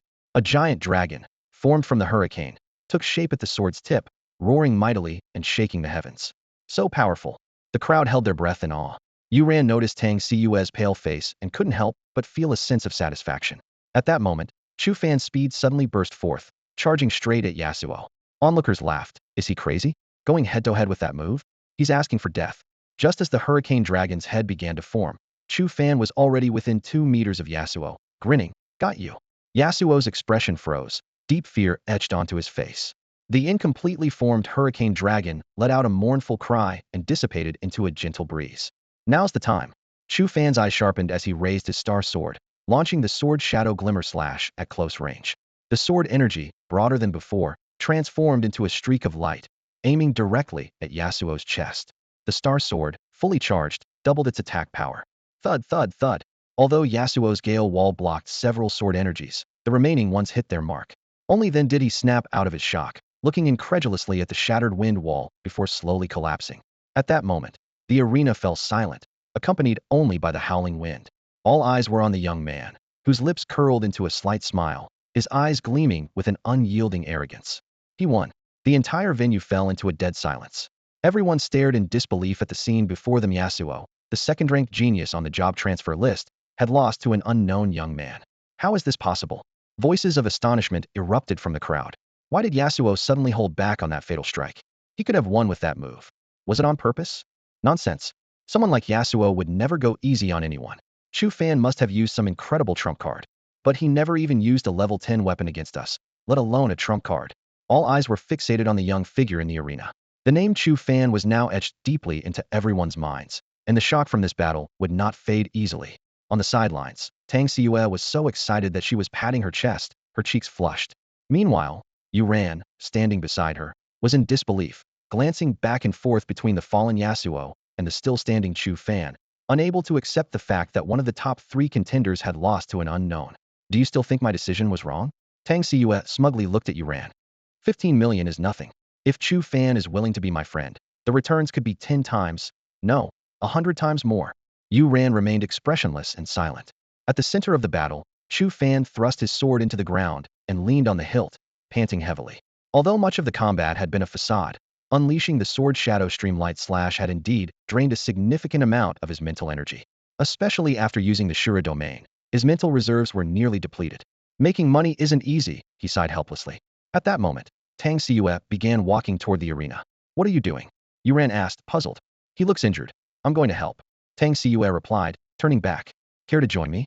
Yuran hesitated for a moment, but ultimately shook her head. Suit yourself. As everyone watched, Tang Ciu was about to approach Chu Fan when a golden staff suddenly blocked her path. You? Tang Ciu glared at the Monkey King, but then changed her tone to a timid one. I'm here to help your master. Vixen, don't even think about seducing my master. He already has a mistress, the Monkey King declared loudly. The surrounding people had strange expressions on their faces. Mistress? Is he referring to the girl who was always by Chu Fan's side? They only then realized that the girl hadn't entered with Chu Fan. Tang Ciu was taken aback and stood there, unsure of what to do. Disciple, don't be rude. Chu Fan chuckled wryly. He remembered jokingly saying that Jiang Chuha was the queen of the kingdom of women and the Monkey King's mistress, not expecting the monkey to take it seriously. Hearing Chu Fan's words, the Monkey King retracted his staff but continued to watch Tang Ciu warily, ready for any sudden moves. Tang Ciu huffed at the Monkey King before approaching Chu Fan and whispering, I can help you recover your mental energy. This statement surprised Chu Fan as well. A spiritualist capable of replenishing someone else's mental energy? That was practically a divine-level support. For someone like him, who relied heavily on mental power in combat, it was the ideal partnership. If he could bring a spiritualist along for dungeon raids, he wouldn't have to worry about running out of mental energy. However, after carefully sensing Tang Ciu's abilities, he quickly dismissed the idea. Chu Fan glanced at the girl in front of him, secretly admiring her stunning figure. If I team up with her, Chu he might get jealous, he thought, a slight smile crossing his face. Despite having just swindled her out of 5 third-tier items, and now needing her help to recover his mental energy, Chu Fan felt a bit uneasy, but couldn't refuse her kindness. Sit still, don't move. Tang Ciu said softly, closing her eyes. Chu Fan could clearly sense the flow of energy around her. Spirit beast, spirit cat, she murmured, and a small cat formed from her energy appeared on her shoulder, gently licking her cheek. Go help him, Linger, Tang Ciu instructed, pointing at Chu Fan. The cat raised its chin proudly, casting a disdainful glance at Chu Fan, refusing to budge. What kind of expression is that? Chu Fan thought, watching the haughty little energy-formed cat, his mouth twitching slightly. Go on, be good. I'll give you your favorite fish biscuits when we get home. Tang Siue coaxed, stroking the cat's head. The cat's eyes lit up, and it gracefully approached Chu Fan, sniffing with a wrinkled nose. Suddenly, the cat seemed to sense something terrifying, its fur bristling as it let out a sharp cry and leapt back onto Tang Siue's shoulder, trembling and losing all its earlier arrogance. Linger, what's wrong with you? Tang Siue scolded, displeased. She had hoped to impress Chu Fan, but the stubborn cat had let her down. No fish biscuits for you. The cat curled up tighter, and Tang Siue turned to Chu Fan, explaining, it must be the smell of blood on you that scared it. Chu Fan's expression was serious, but he said nothing. No worries, I have a pill that can restore mental energy, Tang Siue offered, handing him a pill. Chu Fan accepted it with thanks. After taking the pill, a warm sensation spread through his body, reaching his mind, and he instantly felt his mental energy replenish. Tang Siue crouched down, smiling sweetly. Contact me anytime you need help. I've already given you my contact information. With that, she walked away, gently tapping the cat on its head. Chu Fan shook his head with a light laugh, thinking to himself that his charm was indeed considerable. However, meeting a skilled mental practitioner wasn't a bad thing. It might come in handy someday. At that moment, Yasuo, who had taken a recovery pill, staggered to his feet, looking much better. He took a deep breath and faced Chu Fan. I lost. Everyone present watched in disbelief. Yasuo, who didn't even consider Chen Haoyu a challenge, was conceding to Chu Fan. Was that move a mental attack skill? Yasuo asked, a hint of fear in his eyes. Chu Fan nodded, acknowledging, I won by surprise. By surprise. Yasuo gave Chu Fan a long look, then laughed. In battles between hidden classes, you never know what skills the opponent has. Winning means you're stronger. There's no such thing as surprise. You're too modest. Sheathing his sword, Yasuo continued. Your combat skills are impressive. The Shrine of Divinity or Martial Alliance might invite you. If you do get an invitation, I suggest choosing the Martial Alliance. It's the right place for people like us. I look forward to our next battle. His eyes shone with intense fighting spirit. Hearing the names of the Shrine of Divinity and the Martial Alliance, Chu Fan's expression turned slightly peculiar, but he just smiled and nodded. If I get invited, I'll consider it. See you on the virtual battle platform of the Martial Alliance. Yasuo nodded calmly. Yasuo, have you really joined the Martial Alliance? Voices of inquiry erupted from the surrounding crowd. Yasuo glanced at Chu Fan with a calm expression, took out a black iron badge from his pocket, and hung it slowly on his chest. I was fortunate enough to receive an invitation from the Martial Alliance and became a martial disciple. Martial disciple. The crowd stared at the badge that symbolized his status and gasped. Discussions immediately broke out. Joining the Martial Alliance before even graduating, that's unheard of nationwide. Even Chen Haoyu hasn't received an invitation from the Martial Alliance. Yasuo doesn't have its-level skill, yet managed to surpass Chen Haoyu. The Martial Alliance must have noticed that. Chu Fan defeated Yasuo. Chu Fan is indeed strong, but the Martial Alliance considers many factors. He's ranked only in the 50s on the job transfer list, far behind. With access to the second floor of the Martial Alliance tower, Yasuo's strength will surely soar, leaving us, including Chu Fan, far behind. Listening to the surrounding chatter, Chu Fan remained silent, gently touching the silver badge hidden inside his chest. A black iron badge, is it really worth all this fuss? Brother Chu, a bet is a bet. Yasuo changed his address, casually tossing a bottle over. I won't compete for the lordship for now, can't beat you yet. But next time, I will win. With that, he nodded slightly to the Monkey King and vanished into the distance like a swift wind. Watching Yasuo's departing figure, Chu Fan couldn't help but nod in approval. This Yasuo is quite a character. He looked down at the small bottle and was startled to find 6 third-grade items. Next time, I'll go easy, he chuckled. Just then, a rustling sound suddenly arose at the scene. Seeing Yasuo defeated, the onlookers began to use various techniques, mounts, and wing skills to escape in a hurry. Where do you think you're going, brats? The Monkey King exuded a powerful aura, intercepting the slower ones with a few swift moves. Despair was written all over their faces. Damn, scare me to death. Lucky I reacted quickly. Who the hell brought him to the lava land? It's just my rotten luck. 2 boys who managed to escape ran far away, stopping to catch their breath only when they saw the Monkey King wasn't pursuing them, cursing angrily. Let's go, report to the principal, and have him stand up for us. They opened a portal, ready to leave. Suddenly, a figure sped towards them, and just as they were stepping into the portal, they halted abruptly. Hey, don't go there, it's dangerous. Yeah, stay away from the Lord, just level up by defeating smaller monsters. They advised kindly. Duh, dangerous. The newcomer stopped beside them, a strange smile slowly curving on his lips. Yeah, don't go over there. By the way, which school are you from? Haven't seen you before. And why does your skin color look a bit unusual? The other asked in confusion. Gu Cheng's lips slowly curled into a grin, revealing a row of sharp, pointed teeth. Squeak. I was never normal to begin with. Before he finished speaking, a long, gray-black tail suddenly shot out from behind him, swiftly wrapping around the two people like a venomous snake, squeezing them tightly. Their faces turned crimson with fear as they cried out. Who are you? Monster. What are you? Let us go. Their voices were filled with terror and despair. In their horrified gaze, the gray-black tail slithered like a living creature into their mouths, probing deeper and deeper. Their eyes filled with bloodshot veins as they struggled frantically, but the gray-white tail held them fast, leaving them only able to emit muffled whimpers. Suddenly, the tail began to move like a pump, making a sickening, gurgling sound. The two bodies shriveled at a visible speed, quickly becoming nothing more than bloodless husks. Gu Cheng extended his long tongue to lick his lips, a look of satisfaction on his face. The taste of humans, truly delicious. Suddenly, his gaze shifted to the distance, his eyes turning icy cold. Squeak, squeak, over there, there's a scent I despise. With that, he shot off like a cannonball, vanishing into the distance. The scene shifts to the Monkey King facing a bespectacled young man, saying, Do you want my master to give you some guidance? No, no need. The young man with glasses looked terrified. I'm too weak. I fear I couldn't withstand even one move from your master. The Monkey King nodded with satisfaction. All right, next one. The bespectacled young man fled the scene as if granted a reprieve. Next, the crowd took turns being ushered on stage by the Monkey King to pay their tuition. Interestingly, everyone's reaction after paying was remarkably consistent. Great sage, your master is too powerful. My frail body cannot endure his guidance. Next one. After paying their fees, people always took a moment to praise Chu Fan before leaving. They knew well that it was better to pay up than to be guided by Chu Fan and end up seriously injured. Great sage, your master can even defeat Yasuo. My admiration for him is as endless as the flowing river. Next one. As the crowd gradually dispersed, Chu Fan smiled as he counted his earnings. Suddenly, his expression darkened as he sensed a strange disturbance in the air. Just as he furrowed his brow, searching for the source of the disturbance, a figure shot into the arena with astonishing speed, crashing heavily to the ground. You. The Monkey King began to speak, but abruptly fell silent.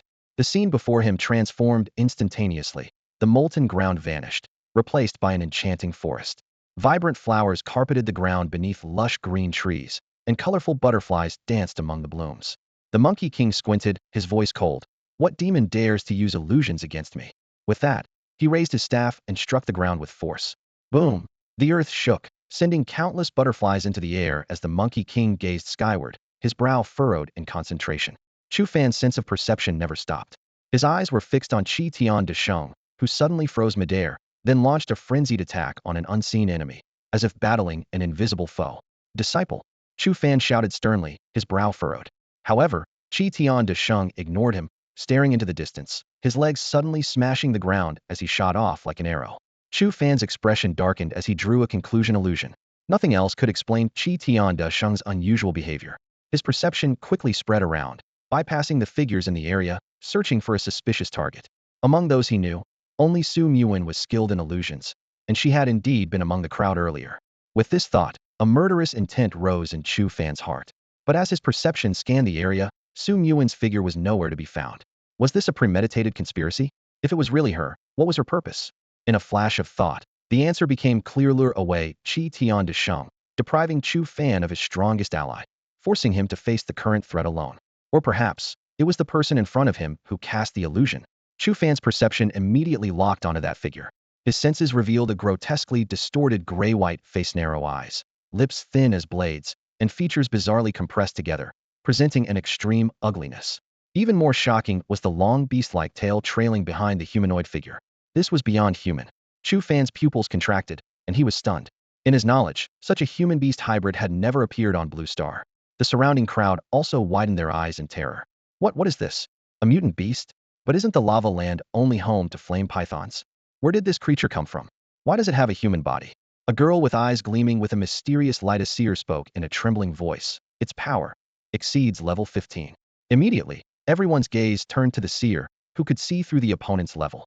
Can you tell exactly how high? Someone asked urgently. The seer shook her head. I can only see up to level 15, and it's clearly beyond that limit. A creature over level 15. The crowd gasped. Chu Fan is doomed. Fear spread among the people, and some students began to quietly retreat, preparing to open portals to escape. I'm leaving, aren't you? someone whispered to their companion. Some students remained standing, with mocking smiles on their faces.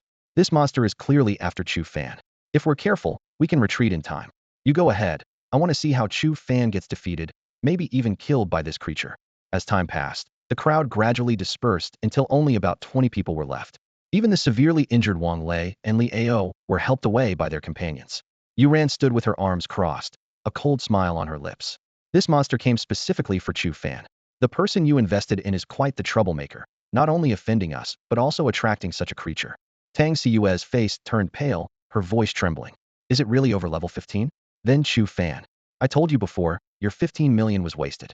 Regretting it now. Yuran turned to Tang Siyue, a mocking smile on her face. Tang Siyue bit her lip, a hint of determination flashing in her eyes. She suddenly stepped toward the center of the battlefield. Are you crazy? Going to help him fight that monster? Yuran exclaimed in shock. Tang Siyue ignored her, quickly running to Chu Fan's side. I'll support you, she whispered, chanting a spell, infusing Chu Fan with an invisible energy. Chu Fan immediately felt his physical abilities enhance, quickly glancing at his status panel. With the equipment boost, his attributes had increased by 20 points, reaching a total of 237. Thanks, Chu Fan said without turning, his gaze locked on the monster ahead. Whatever you are, you won't leave here alive today. Gu Chung grinned, excitement gleaming in his narrow eyes. He let out a low, hoarse sound from his throat. It's you, the source of that detestable aura. Detestable aura? Chu Fan frowned. Before he could ponder further, the monster lunged at him like an arrow. Its tumtor-long tail dragged on the ground, carving a deep groove. So strong. Chu Fan was shocked, as the creature's speed far exceeded Yasuo's. In a flash, the monster appeared at Chu Fan's side, launching a fierce claw strike. Although its fingers resembled a human's, they retained a beast-like instinct for attack. Chu Fan tried to dodge using his perception abilities, but the creature's speed was overwhelming, leaving him no time to react. The gray-white claw tore a deep, bone-revealing wound on his shoulder. Hiss! Chu Fan gritted his teeth against the pain and decisively activated the Asura domain. From his battles with Yasuo, he had learned the domain's range limits within 1 meter to capture the opponent's mental energy. At that moment, he locked onto the gray-black mental energy, instantly enveloping the large square in his domain. The monster suddenly froze, terror etched on its face. Heh, even a creature like you fears the Asura clan? Chu Fan sneered. Chu Fan unleashed his sword shadow flash, sending fierce sword energy raining down on the monster like a storm. However, his full-force attack at close range only left faint white marks on the creature's skin, failing even to break through the surface. This defense. Chu Fan's pupil shrank, and his heart pounded wildly. Without hesitation, he grabbed the dazed Tang Siyue behind him and turned to flee. One thought dominated his mind. If his strongest attack couldn't even pierce the creature's skin, this battle was unwinnable. The monster stood still, a mocking smile playing at its lips. It did not pursue Chu Fan. Instead, it turned its gaze toward the crowd of students watching. As the massive figure lunged toward them, the students awoke from their stupor with screams, "No, run!" But it was too late. Faced with this sudden terror, fear completely overwhelmed the students, causing them to forget to use their skills to fight back. The monster charged into the crowd, mowing them down like a scythe through wheat. With a single swipe, several gathered students were instantly reduced to a bloody mist, staining the ground a vivid crimson. No! Yuran cried out in horror at the monstrous sight before her. But her scream was cut short as the monster's sharp claws pierced her chest. Am I dead? In her final moments, she looked toward Chu Fan and Tang Siyue in the distance, regret etched on her face. I could have. In just 2 breaths, all the students were brutally slaughtered. The monster extended its blood-red tongue, its gaze locking onto Chu Fan in the distance. With a sudden burst of power, it launched itself forward like a cannonball. Damn, it's coming after us. Tang Siyue's voice was filled with terror as Chu Fan dragged her along in a desperate run. Chu Fan's heart raced. He could feel the monster closing in at an alarming speed. In the next instant, the monster appeared in front of Chu Fan, blocking his path. It looked at him with amusement, licking its blood-stained fangs. Do we have a grudge? Chu Fan asked, taking a deep breath as he realized there was no escape. He suspected this might be related to the Asura clan, as the monster seemed particularly averse to his aura. The monster let out a low, raspy voice. Squeak, you're too weak. I'm much stronger than you. To me, you, Squeak, are just worthless. Is its intelligence really that low? Chu Fan thought to himself. But it was normal. After all, beasts were not known for their intellect. In a flash, Chu Fan suddenly advanced, closing the gap to within a meter and once again unleashed the Asura domain. The monster froze in place, terror etched on its face. Run in different directions. Chu Fan shouted to Tang Siyue. Without hesitation, he charged forward, while Tang Siyue, swiftly summoned a white tiger formed from her mental energy, mounted it, and fled in the opposite direction. Chu Fan sped into the distance, quickly activating the portal on his smart bracelet. As he stepped into the portal, he glanced back sharply. The creature snapped out of its fear, dropping to all fours and swiftly covering dozens of meters to approach Chu Fan. It bared its mouth full of fangs and let out a sharp, mocking laugh. Squeak. Trying to run? Chu Fan's pupils contracted sharply as the creature's thick tail coiled around him like a python.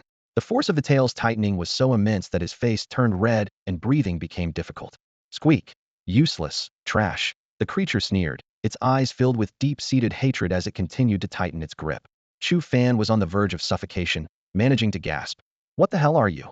At this critical moment, the flesh on Chu Fan's forehead began to writhe. Third eye opened. A crimson vertical eye emerged on his forehead. Instantly, his vision was enveloped in a blood-red hue, filled with a violent aura. Although he knew little about the specific effects of this ominous eye, as the chosen one, he was well aware that even opening it could significantly enhance his strength. With his life on the line, he couldn't worry about being discovered by the eagle eyes of the Divine Order. When Chu Fan's third eye locked onto the creature, its expression changed dramatically. It trembled violently, far more terrified than it had been by the Shura domain, as if it had an innate fear of this eye. The creature cowered on the ground, clutching its head, and muttered in pain. What is that? What is this thing that terrifies me? No, I remember. It's Chu Fan. It's Chu Fan. I must kill him. This revelation startled Chu Fan. The creature knew him? But there was no time to ponder this. As the creature broke free from its fear and lunged again, roaring incessantly. Kill you.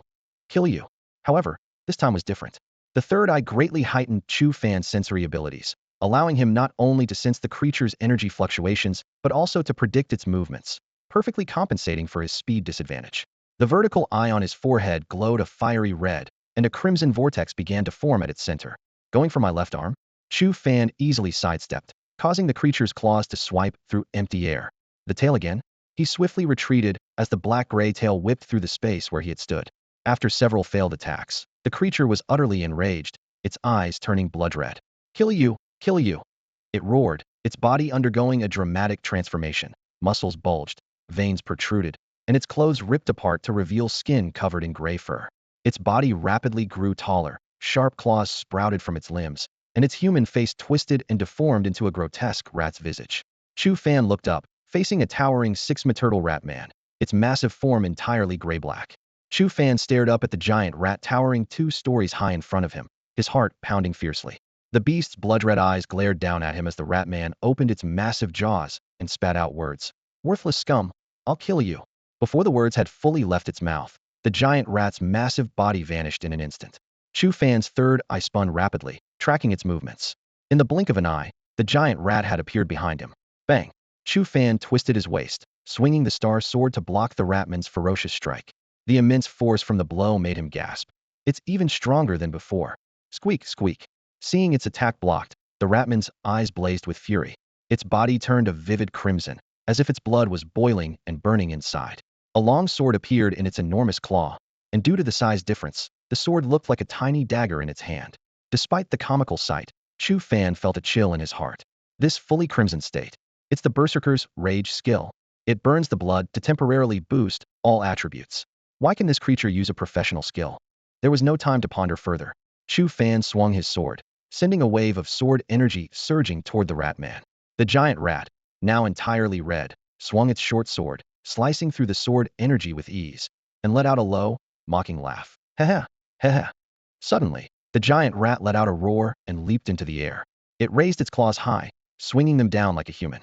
Chu Fan's pupils contracted sharply. The Berserker's rank skill Earth Splitter. Boom. A deafening explosion echoed through the skies. The ground within a 10-meter radius completely collapsed, turning into ruins. Chu Fan appeared some distance away, clutching his chest, his face pale. Although he had dodged the fatal blow using his evil eye's foresight, the shockwave still injured him. The giant rat grinned, and a nauseating stench suddenly filled the air. Chu Fan's stomach churned, and he felt dizzy. Poisonous miasma? He fought the discomfort and raised his sword to defend. Splat! The giant rat closed in instantly, swinging its sword, and Chu Fan's left arm was immediately torn and bloodied. Has my perception been distorted? He was horrified. Squeak! You've been poisoned by my miasma. Your senses are confused. Ha. Die now, the rat man sneered, its sword slashing at lightning speed. Another Berserker's rank skill Bloodblade Dance. Chu Fan defended desperately, coughing up blood, as his consciousness began to fade. This creature not only has the body of a beast, but can also use professional skills. And it knows me, filled with hatred for me. Who is this monster? A figure surfaced in Chu Fan's mind. He took a deep breath. Gu Cheng. He remembered now. Gu Cheng was indeed a berserker. Chu Fan's gaze was fixed intently on the creature before him, a terrifying thought surfacing in his mind. If this monster was indeed Gu Cheng transformed, then Su Muin must be involved somehow. Recalling how the Monkey King was led astray by an illusion, everything seemed to point to the same conclusion. With the miasma thick in the air, Chu Fan felt his third eye closing involuntarily. He shook his head vigorously, forcing himself to stay alert. The giant rat monster was incredibly powerful, with physical attributes comparable to a level 20 professional, combined with the terrifying physique of a beast and the skills of a professional. Even a level 25 professional would have slim chances against it, and he was only a mere level 10. I must find a way. Chu Fan gritted his teeth, his hand reaching for the rainbow blood flower. This was his last resort. Only by raising his level above 20 would he have a slim chance of survival. At that moment, a sinister voice echoed in his mind. Haha, you're too weak. Give me your body. Let me kill that bug, the voice tempted. Such a pathetic creature, yet it has pushed you to this point. Leave it to me, and I'll show you what a true Asura is. Chu Fan blocked the rat man's fierce attack with his sword, spitting out a mouthful of blood and shouted angrily, "Shut up." But the voice grew more frenzied. Haha, as you are now, you're no match for that bug. Give me your body, I'll kill it. At this rate, you'll die? Kill, kill, kill, kill, kill. The seductive voice almost made Chu Fan want to give in, but he resisted. Compared to handing over his body to an unknown entity, consuming the rainbow blood flower seemed a more secure option. Suddenly, a thought flashed through his mind. Since you're residing in my consciousness, Chu Fan said, enduring the rat man's relentless attacks, you must need my help for something, right? How about we make a deal? To his surprise, the voice fell silent. Chu Fan seized the opportunity to continue. Say something. I'm barely holding on. If I die, who will help you? You know, all the historical Asuras are dead, and this profession is considered cursed. Fewer and fewer people will choose to become Asuras. Maybe I'm the last one. Chu Fan raised his initial sword, ready to consume the rainbow blood flower at any sign of opposition from the voice. After a brief silence, the low, raspy voice finally spoke. Haha, interesting. So tell me, what kind of deal do you propose? What kind of deal are you proposing? The voice carried a hint of amused interest. As Chu Fan dodged the giant rat's claws, he quickly thought. Each attack from the creature came with an overwhelming pressure, but he kept his mind clear. Give my body to you. Impossible. I don't even know who you are. How could I give myself to an unknown entity? How about this? Lend me your power to kill this giant rat, and in return, I can help you in other ways. Surely, you wouldn't want someone who could assist you to die here, right? Haha. The voice responded with an arrogant tone. Bold words, kid. Help me? You think your weak race can assist me? It's support, understand? Support. Sorry. Chu Fan replied firmly, pulling out the 7-colored blood flower. I don't support anyone. If you won't trade, then goodbye. He prepared to consume the flower. Haha. Interesting, truly interesting. The voice suddenly burst into laughter. Remember your words, boy. You better not go back on your promise. Otherwise, I'll show you what true fear is. Don't worry. Chu Fan immediately responded. I keep my promises, unless I'm dead. All right, release part of your consciousness. The voice turned serious. Your current body is as fragile as an insect. I can only release 1,000th of my power. Any more, and you'd burst. Chu Fan was startled. Although the entity might be exaggerating, the power was indeed beyond his capacity. He cautiously added, just so you know, my teacher and grandfather know my habits well. If they notice I've changed, they'll investigate thoroughly. Haha, the voice dismissed him. I'm not about to deceive a wet-behind-fears kid like you. Chu Fan took a deep breath and slowly released his consciousness. In an instant, the scene before him transformed. Under a blood-red sky, the ground was stained crimson, with countless corpses piled high. In the distant horizon, a colossal giant overlooked the land, a scarlet third eye on its forehead standing out like a god descending. Haha, is this little scene enough to scare you? The voice teased. Chu Fan regained his composure, still unsettled. Was that scene, that giant, the king of the Shura race? Could it be the entity bound by the towering chains in the square? Before he could finish the thought, a vast power surged within him. In that moment, Chu Fan felt as though he could shatter a mountain with a single punch. Despair? The giant rat laughed arrogantly, brandishing its sharp claws as it relentlessly attacked Chu Fan. Its eyes gleamed with a sense of assured victory as it looked at the human cornered in front of it, filled with a sense of satisfaction. However, at that moment, the rat's laughter abruptly stopped. Chu Fan, who had been on the defensive, suddenly wore a chilling smile. In the next instant, an astonishing aura erupted from within him.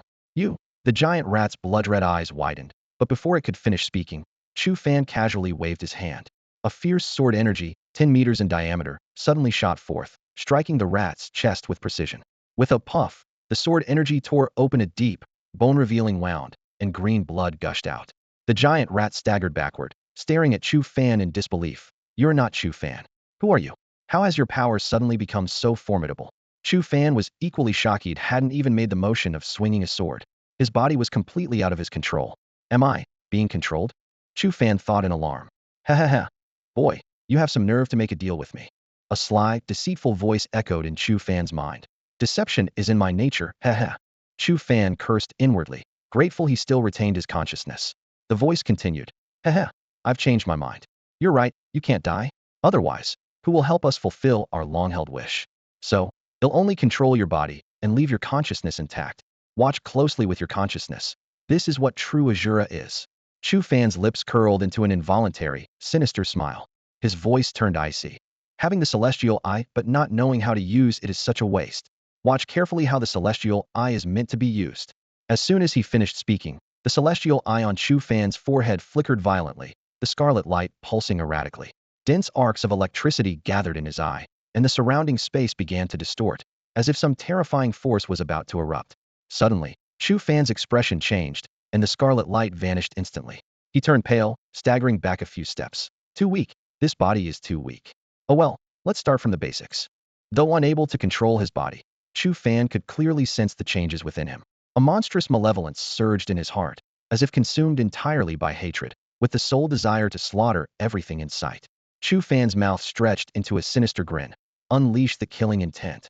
In an instant, within Chu Fan's perception, the 30-meter radius around him turned crimson. This was entirely different from the hazy red seen through the celestial eye. It was as if some invisible substance had permeated the space that was pure killing intent. Every creature within the range of the murderous aura could feel its suffocating oppression. Chu Fan stood still, a cold smile tugging at his lips as he watched his opponent struggle within the deadly intent.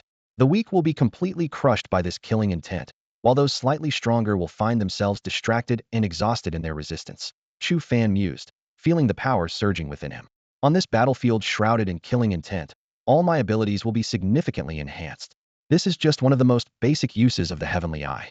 These thoughts shook Chu Fan to his core, prompting him to urgently question in his heart, can I learn this?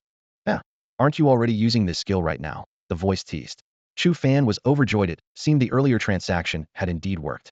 The mysterious presence had taken control of his body but allowed him to remain conscious, personally experiencing the release of the murderous aura. In other words, he had been the one executing this skill all along. Senior, are you saying I've mastered it? Chu Fan asked cautiously. You're not as dumb as you look, the voice chuckled.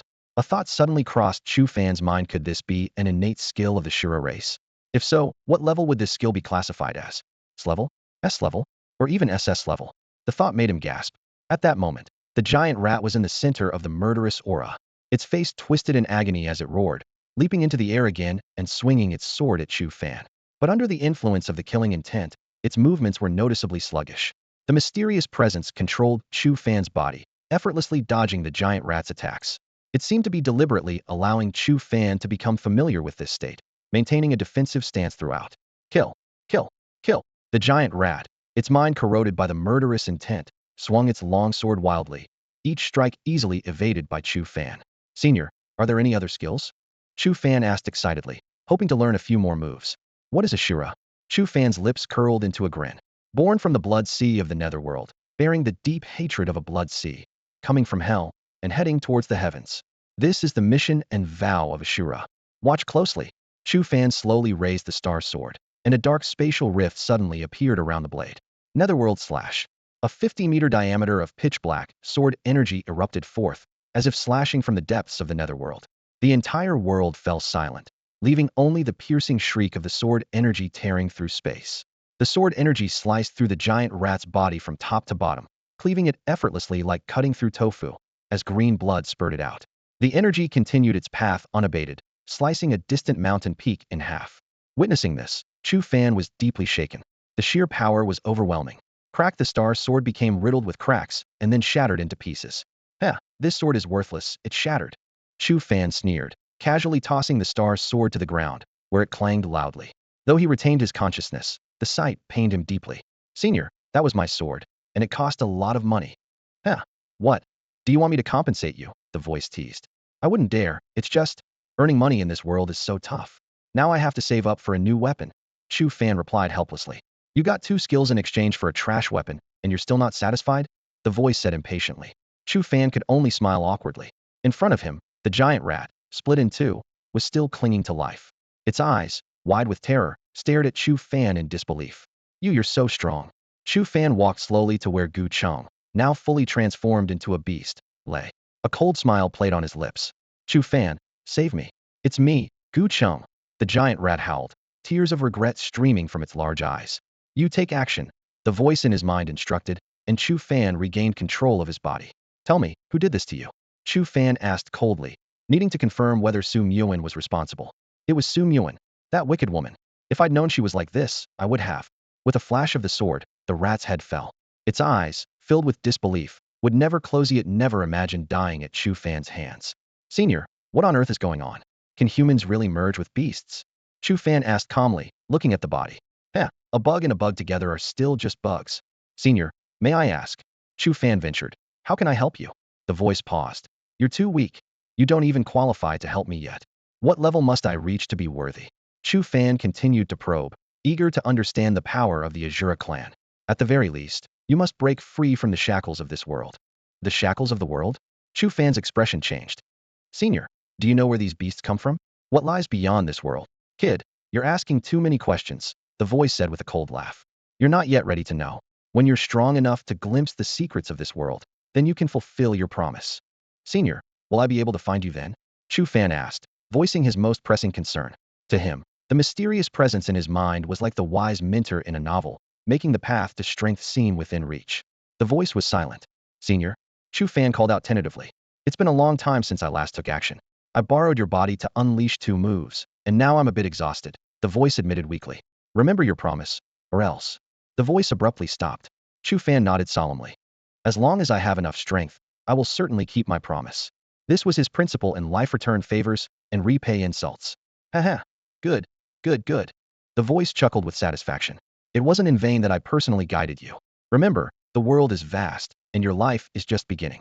Keep getting stronger, and one day, you'll understand all the truths. The voice gradually faded, eventually disappearing from Chu Fan's mind. Chu Fan stood still, lost in thought. Didn't give me a direct answer again. He sighed after a while. But this didn't worry him too much. This mysterious entity had twice appeared to help him in life and death situations, clearly not wanting him to perish. Chu Fan speculated it might be related to the rare Asura profession if he died, who would fulfill the wishes of those beings. Images of the one-eyed giant in that realm and the terrifying presence bound by a colossal chain in the square flashed through his mind. If these were the same person, why was such a powerful Shura clan imprisoned in the square? What catastrophe befell the Shura clan? Chu Fan furrowed his brow, thoughts racing. If Asura practitioners are their representatives in the human world, do they need my help to break the bonds of their kin and return to the human world? Soon, he exhaled deeply, clearing his mind of distractions. These speculations were far beyond his current understanding, and the most important thing now was to continue getting stronger. Suddenly, an overwhelming sense of exhaustion swept over him. The 2 moves the mysterious presence had used through his body had far exceeded his current limits. His legs gave way, and Chu Fan collapsed to the ground. Hiss! The pain was like thousands of steel needles stirring madly within him, every inch of his flesh crying out. He quickly consumed a few vitality pills, which slightly eased the pain, but his body was on the brink of collapse. Especially his mental power, both the killing intent fluctuations and the nether slash required mental energy, and now he was completely drained. Chu Fan, a delighted voice called out, growing closer as Tang Siue rode up on a white tiger.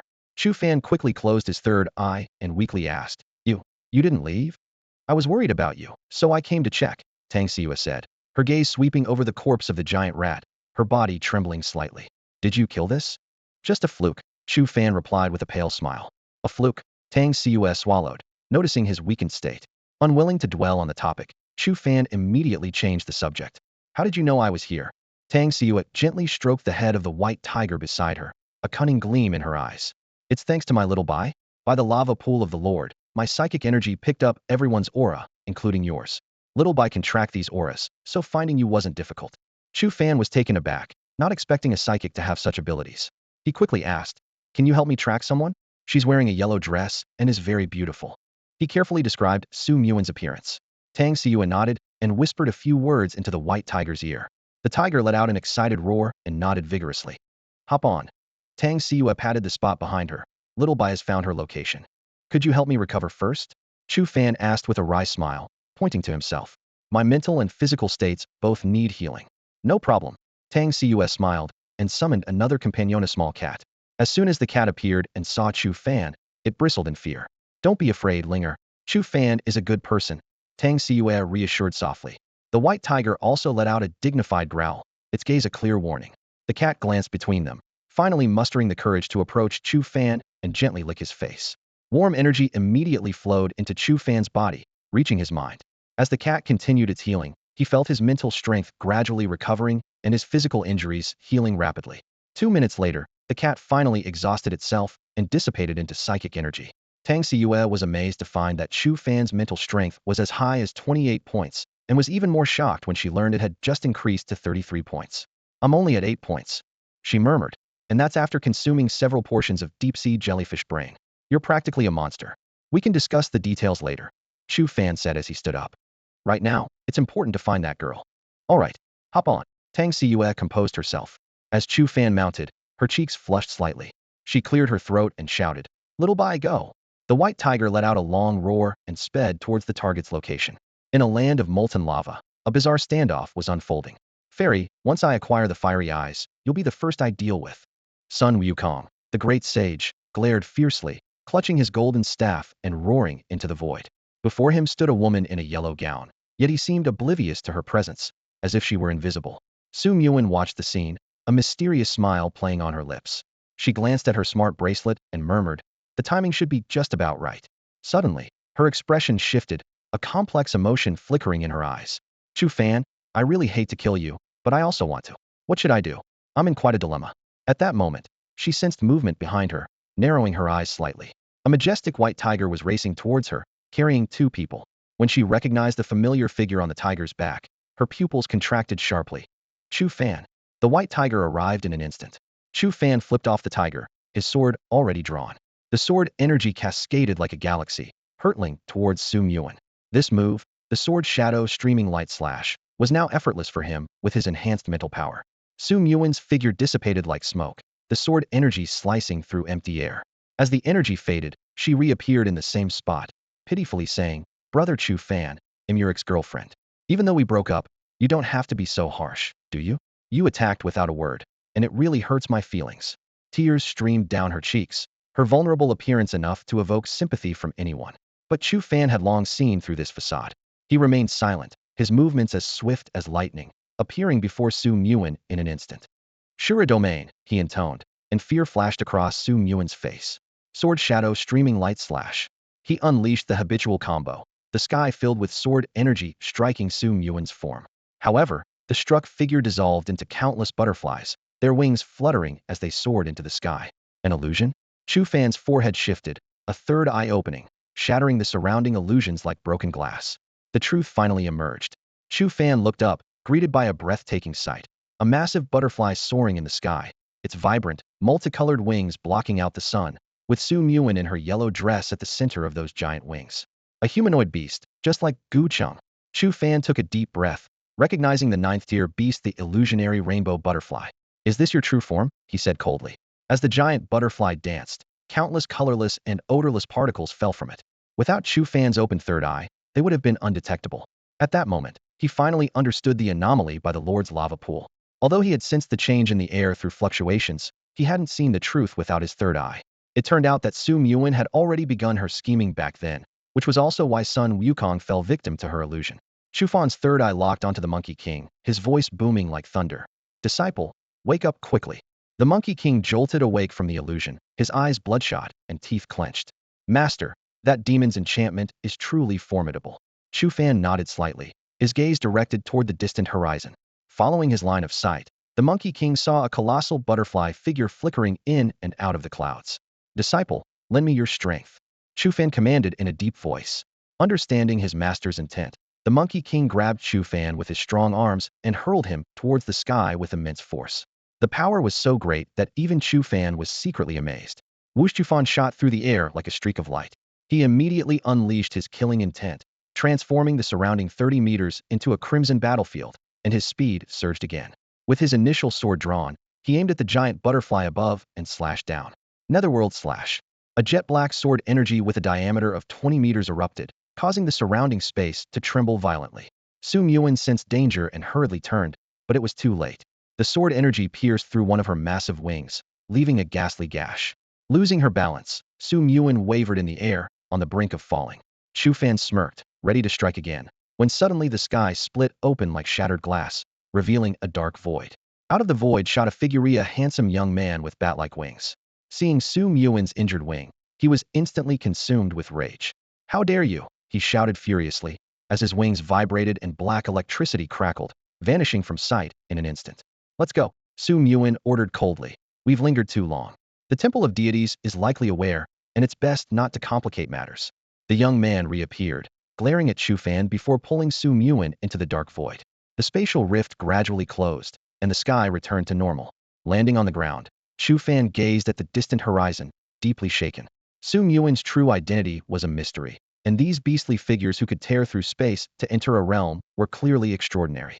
Particularly the young man, whose aura was even stronger than Tang Xiaohu's, yet he showed such deference to Su Yuan, which was baffling. "Master, your eye?" the Monkey King remarked in surprise. "Disciple, this is a tool specially borrowed from Erling Shun by the Bodhisattva to ensure our safe journey to the west," Chu Fan explained gravely.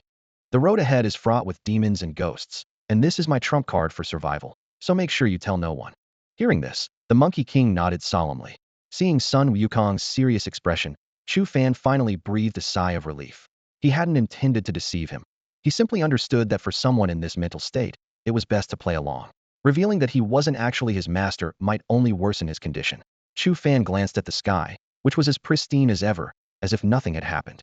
Suddenly, the third eye on his forehead began to move, and he felt a sense of relief. Where was the eagle eye of the Divine Palace? The eye responsible for monitoring the simulation was nowhere to be seen. Chu Fan was secretly pleased. Wherever the eagle eye had gone, as long as it wasn't in this area, his secret of possessing a third eye was safe for now. "Master, your weapon is broken." Sun Wukong suddenly pointed to the initial sword in Chu Fan's hand, now riddled with cracks. Chu Fan felt a pang of pain, but casually tossed the sword aside, pretending not to care. "This sword is too low quality to withstand my attacks. I'll have to find another one. How about I take you to the Dragon King of the Western Sea?" Sun Wukong suggested. "He has some excellent weapons." "The Dragon King of the Western Sea?" Chu Fan's mouth twitched. "This stick I have is from him." Sun Wukong swung his own stick angrily and exclaimed, "Humph, that old miser didn't even give me his treasured Rui Jingu Bang. If I were strong enough, I'd turn his palace upside down." Chu Fan silently sympathized with the Dragon King of the Western Sea, unsure if the Rui Jingu Bang would remain safe. "I have some important matters to attend to. Do you want to come with me, or leave first?" "Of course, I'll go with you," Sun Wukong replied earnestly. Chu Fan nodded and walked over to Tang Xiyue, who was sitting on a white tiger. She looked flushed and hesitant, as if caught between wanting to stay and leave. "Wake up," Chu Fan commanded softly, activating his third eye to dispel the illusion. He quickly closed the vertical eye on his forehead to avoid Tang Xiyue noticing anything unusual. Tang Xiyue snapped back to reality, confused as she looked at Chu Fan and Sun Wukong. Her expression changed suddenly. "Chu Fan, weren't you just? You were just caught in an illusion, but you're fine now," Chu Fan explained with a smile. "An illusion?" Tang Xiyue was startled. "What a shame." Before she could finish, Sun Wukong raised his stick. "Are you saying it's a shame my master is unharmed?" "No, no." Tang Xiyue shook her head quickly. "Then what do you mean?" Sun Wukong glared at her. "I've always suspected you were up to no good, just as I thought you." "Disciple," Chu Fan interjected in time. "Don't frighten her." Sun Wukong stepped back, but continued to stare at Tang Xiyue. Chu Fan pulled out 5 essences of earth jellyfish and handed them to her. "Thanks for this. I'm returning these to you." With that, he turned and left with Sun Wukong. "Master, I think that girl is a demon in disguise. She wants to get close to you, and then I know what I'm doing." Their voices gradually faded into the distance. Tang Xiyue stared blankly at the essence of the earth core jellyfish in her hand, a joyful smile spreading across her face. She felt secretly proud of herself for befriending Chu Fan without spending a dime, and couldn't help but admire her own cleverness. Suddenly realizing it was all just an illusion, she murmured to herself, a shy blush appearing on her cheeks. Chu Fan and the Monkey King returned to the Lord's location, their eyes sweeping over the dozens of bodies scattered on the ground. Chu Fan sighed inwardly. These people brought this upon themselves. By the scorching lava pool, the Monkey King volunteered. "Master, let me lure out the monsters." You can focus on leveling up. Let's level up together. Chu Fan replied with a smile, shaking his head. You're my disciple. I can't let you suffer. No need, the Monkey King said proudly. I never absorbed the Lord's essence. I am a divine embryo born from the celestial stone, able to absorb the essence of heaven and earth just by breathing. Chu Fan scrutinized the Monkey King suspiciously, but the latter's expression was sincere, not appearing deceitful. He recalled hearing that this great sage never competed for essence, wandered around instances, called everyone master, yet still reached level 10. How exactly do you manage it? Chu Fan couldn't help but ask. Master, I told you. I'm a divine embryo, the Monkey King answered earnestly. I see. Chu Fan pretended to understand, though he was filled with doubt. This talk of a divine embryo was hard to believe. How could the Monkey King level up without absorbing the essence of beasts? Could it really be true that he could absorb the essence of heaven and earth simply by breathing? Chu Fan secretly decided to find an opportunity to consult with his teacher and the dean. The two of them combined their efforts to slay the Lord and numerous level 9 flame pythons in the lava pool, continuing their advance across the molten land. The entire area was left with only the two of them, and Chu Fan planned to clear out all the flame pythons before leaving the instance. Shortly after they left the Lord's location, a portal appeared at the original spot. 3 men in golden armor emerged, led by a middle-aged man in his 40s whose eyes exuded an aura of authority. Upon their arrival, the 3 men immediately noticed the bodies on the ground. Lord God General, something has indeed happened, said the 2 men behind him with grave expressions. Judging by the manner of death, it doesn't seem like the work of the flame pythons. The middle-aged man nodded slightly, speaking in a deep voice. Eagle Eye was destroyed an hour ago, yet we only received the report now. He narrowed his eyes, his tone icy. The Internal Affairs Department has a problem. One of his subordinates quickly reported. Lord God General, the Internal Affairs Department has submitted a report to the Enforcement Department, claiming that a new female employee's negligence, playing games during work, led to the delayed report on the instance. The middle-aged man sneered. Do you believe such an excuse? The 2 subordinates shook their heads, and one of them said, it's clearly a scapegoat. But the head of the Internal Affairs Department has connections. I don't care who he is, the middle-aged man snapped. Investigate thoroughly. I'll take the blame if necessary. Let's see who dares to make a mockery of the Enforcement Department, defy the rules of the Temple of Divinity, and collude with outsiders. Also, check all the students who entered the instance and confirm the cause of these deaths. Yes, Lord God General. In the suburbs of Yang City, a modern skyscraper pierces the clouds. This is the headquarters of the renowned Su Group, the largest conglomerate in Yang City. In recent years, they have achieved remarkable success in the gaming industry, conquering major raids like the 35-man Heart of the Storm, and securing the first kill of bosses in 40-man raids such as Lost Palace, earning them nationwide fame. At this moment, on the open-air platform of the 99th floor, a portal suddenly appears. Su Muin and a handsome young man step out, their wings gone, having returned to their human forms. Muin, why didn't you let me kill that guy? The young man, still angry, is cut off by a glance from Su Muin. Her face pale, she strides forward quickly. We can't stay here. We need to relocate immediately. They take the elevator down to the 8th basement level, entering a spacious underground laboratory. Several operating tables are arrayed inside, each with a person lying on it, while LCD screens flash various data. Gender male, age 25, occupation assassin, level 18, fused beast, tier 3 beast shadow cat, compatibility 68. Detailed analysis possesses the speed and characteristics of the shadow cat, can shadowify his form, enhanced physical abilities at night, but low compatibility has led to complete beast-like thoughts, unable to maintain human cognition. A doctor in a white lab coat is frowning at the data. Seeing the 2 enter, he immediately kneels in greeting. Greetings, protectors. Separate those with over 90 compatibility, the young man orders coldly. The doctor presses a switch on the wall, and some of the operating tables sink into the ground. The young man surveys the remaining tables and sneers. Is this all? Useless. Keeping you is a waste of resources. The doctor trembles on his knees, and Su Muin interjects. Enough. Where is the bright 9? Take me to see them. The doctor leads them to a metal door, touches it with his hand, and after rippling, it slowly opens. Inside is a 100 square meter room with 9 human-sized containers filled with green liquid, housing various humanoid monsters with tubes inserted into them. A woman with a snake's tail, a man covered in black with red veins, and a childlike creature with a massive 1-meter diameter head. How long until they fully integrate? Su Muin asks, scanning the room. Protector, they are fusing with high-tier beasts. It will take 6 months for full integration to be born into the world. The doctor answers nervously. 6 months. Su Muin's gaze turns icy. I'm giving you 4 months. If they can't fully integrate by then, you won't have a place in this world. The doctor turns pale, nodding repeatedly. I will do my best. Not your best, you must succeed, understand? Su Yuan smiled slightly. Look into my eyes. The doctor slowly lifted his head, his once vacant eyes now filled with fervor as if he had been injected with a stimulant. His voice trembled as he spoke. Guardian, I will complete the mission. Su Yuan nodded slightly, and then turned her gaze towards the handsome young man beside her. We need to act quickly. Once we relocate, we can start implementing the plan. Her lips curled into an involuntary smile, and her eyes sparkled with excitement. Haha, I can hardly wait. As soon as she finished speaking, a disturbing sound of writhing came from the young man's back. As flesh and blood churned, a pair of massive bat-like wings burst forth from his back, quickly filling the entire basement space. The surface of the wings flickered with an eerie black arc, causing the space to ripple like water. In an instant, the 9 containers in the room, the operating table on the floor, and the figures of Su Yuan and her companions all vanished into the distorted space. News quickly spread throughout the city. A catastrophic regas leak had occurred at the Su Corporation. After the explosion of the corporation's building, the death toll had reached 328, and rescue efforts were urgently underway. Su Changfeng, the CEO of Su Corporation, as the principal responsible party for the incident, had pledged to allocate 1 billion Huaxia yuan for compensation to the victims' families. Discussions about the shocking news were rampant across Yang City. Did you hear? There was a huge explosion at Su Corporation, and many people died. Are you kidding? What kind of explosion could kill even the professionals? Su Corporation has attracted quite a few strong individuals over the years. It was caused by the regas. Wow, no wonder. I heard it's this stuff that made Su Corporation grow so fast in recent years. Using things from other realms recklessly is just asking for trouble. Now it'll be hard for them to attract more strong individuals.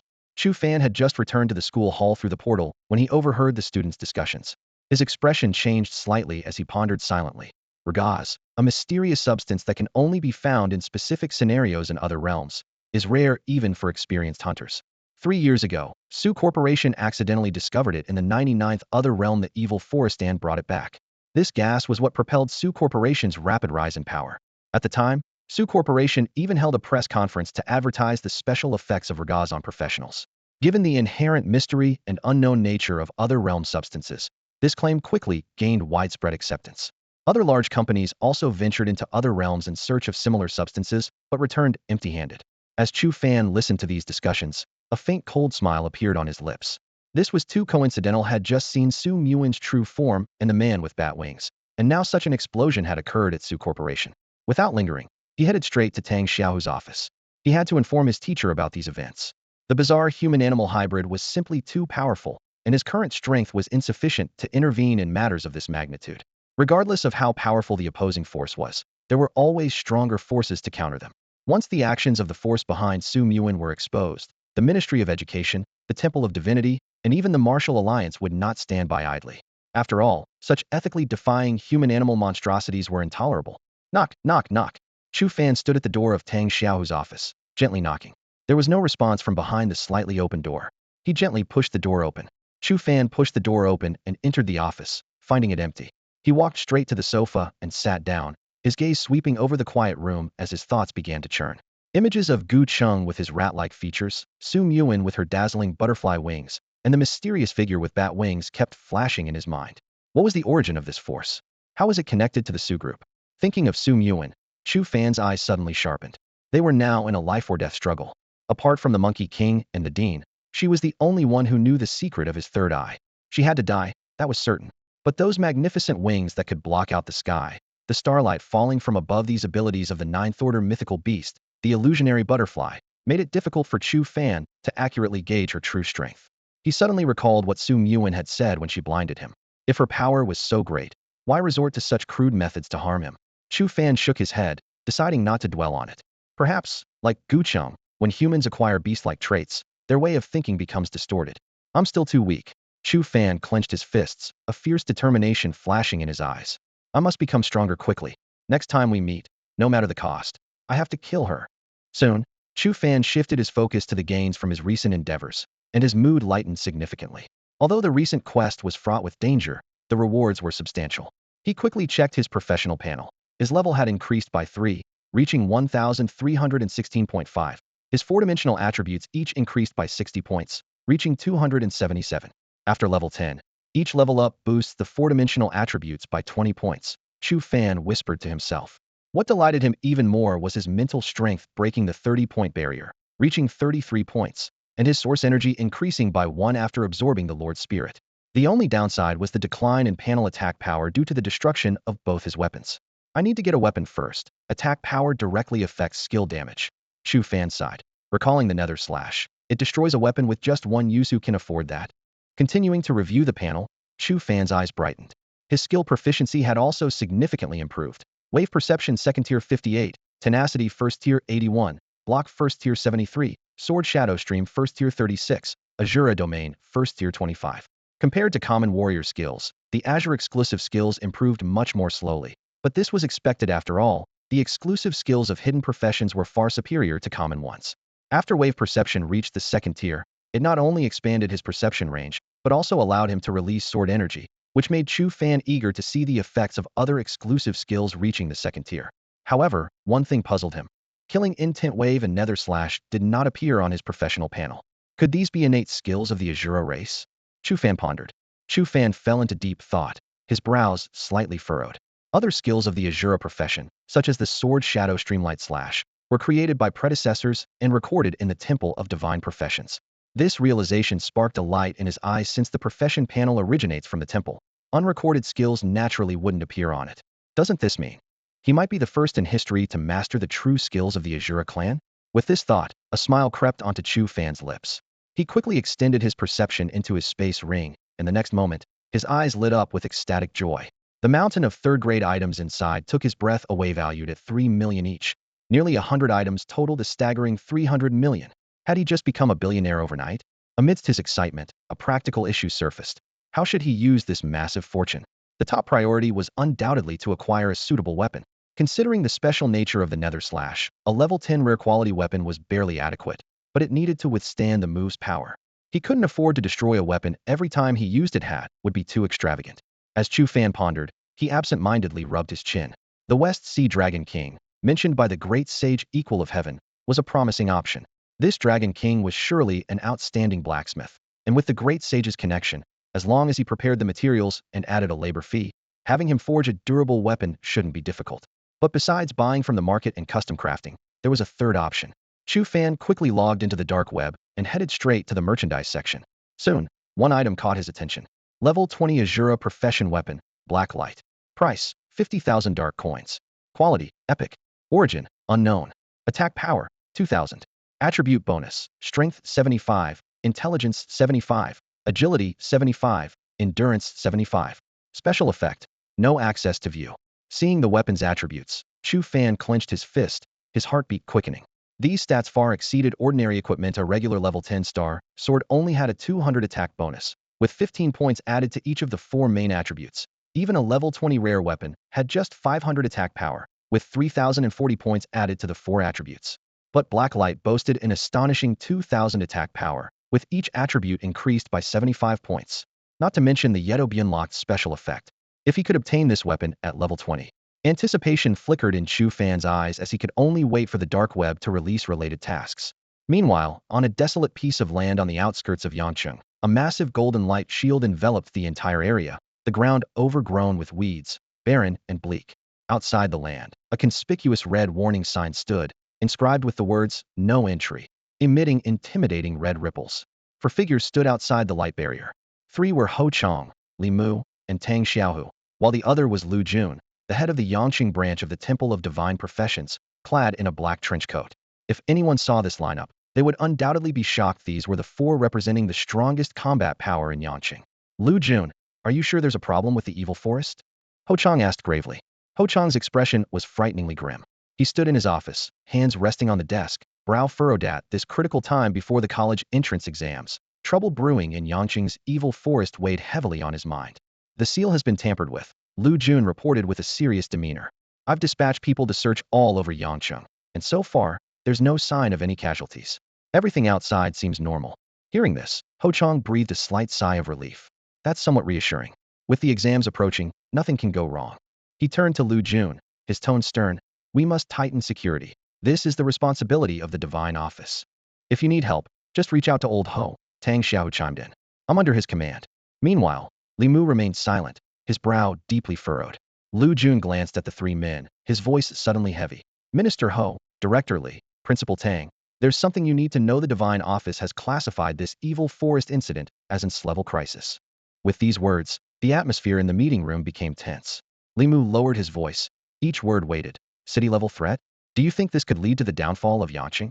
After Lu Jun confirmed, Limu pressed on. From what I know, the evil forest mainly houses packs of evil hounds. There are many, but they aren't particularly strong. Why classify it as an level crisis? Lu Jun paused before revealing the truth. Upon entering the evil forest, we discovered some of the hounds have mutated, gaining new abilities. He hesitated. I suspect the Illuminati is behind this. Those lunatics seem to have chosen Yangqing for some unknown reason. A cold glint flashed in Limu's eyes. The Illuminati, he analyzed slowly. If they broke the seal, it suggests two things. First, there's a breach within your divine office, or they couldn't have bypassed the seal. He shot Lu Jun a sharp look. As the head of the branch, you should be aware of this. Lu Jun's expression changed. Directorly, we already have a suspect, but we don't want to alert them. It better not be you. Li Mu snorted before continuing. The second issue is that the other world is strictly monitored by the Divine Office. Outsiders can train there, but the creatures inside must never escape. The Illuminati breaking the seal clearly means they want to release those hounds. The question is, what is their real goal? Is it merely to destroy Yangqing? Upon hearing this, Ho Chang sneered. Humph, do they think Yangqing is defenseless? Even if those hounds escape, they won't cause much trouble. Li Mu slowly shook his head, his brows furrowed. I thought the same, but Hall Master Lu mentioned a more serious issue. The ghost dogs in the evil forest have mutated and gained evolutionary abilities. He took a deep breath, his expression grave. If any ghost dogs have escaped, the consequences would be unimaginable. These words caused Ho Chang and Tang Xiaohu's faces to change dramatically, drawing sharp breaths. Even the usually composed Lu Jun showed signs of undisguised fear. Devour, and then evolve. Li Mu stared at Lu Jun, his voice cold. This is likely the real reason why the main hall of the priesthood has classified this as an level crisis. He pressed Lu Jun. Tell me, how many ghost dogs have escaped? Ho Chang was furious, his fists clenched so tightly that they made cracking sounds. Lu Jun looked troubled. Based on the reverse calculations of the seal, the sabotage happened a week ago. During this time, indeed, some ghost dogs have escaped. As the head of the Yangqing branch of the priesthood, even though this otherworldly domain wasn't directly under his jurisdiction, he couldn't escape responsibility. Let's go in and take a look. Li Mu decided promptly. The four of them walked towards the light screen. As their bodies touched the thin layer of light, an opening appeared. The interior of the light screen was a glaring blood red, as if it was a completely different world from the outside. Meanwhile, at the school, Chu Fan had been waiting in Tang Xiaohu's office for a whole hour. The phone remained unanswered. Checking the time, he realized it was 7 p.m. and concluded that the teacher wouldn't be returning today. Choosing not to wait any longer, Chu Fan went directly to the trading market, converting all his third-grade items into cash, netting 270 million. Seeing the 30 million handling fee deducted, he silently cursed the greedy capitalists. The receptionist's eyes lit up with interest. Sir, why don't you stay for dinner? My treat. Chu Fan, suppressing his heartache, calmly shook his head. No need.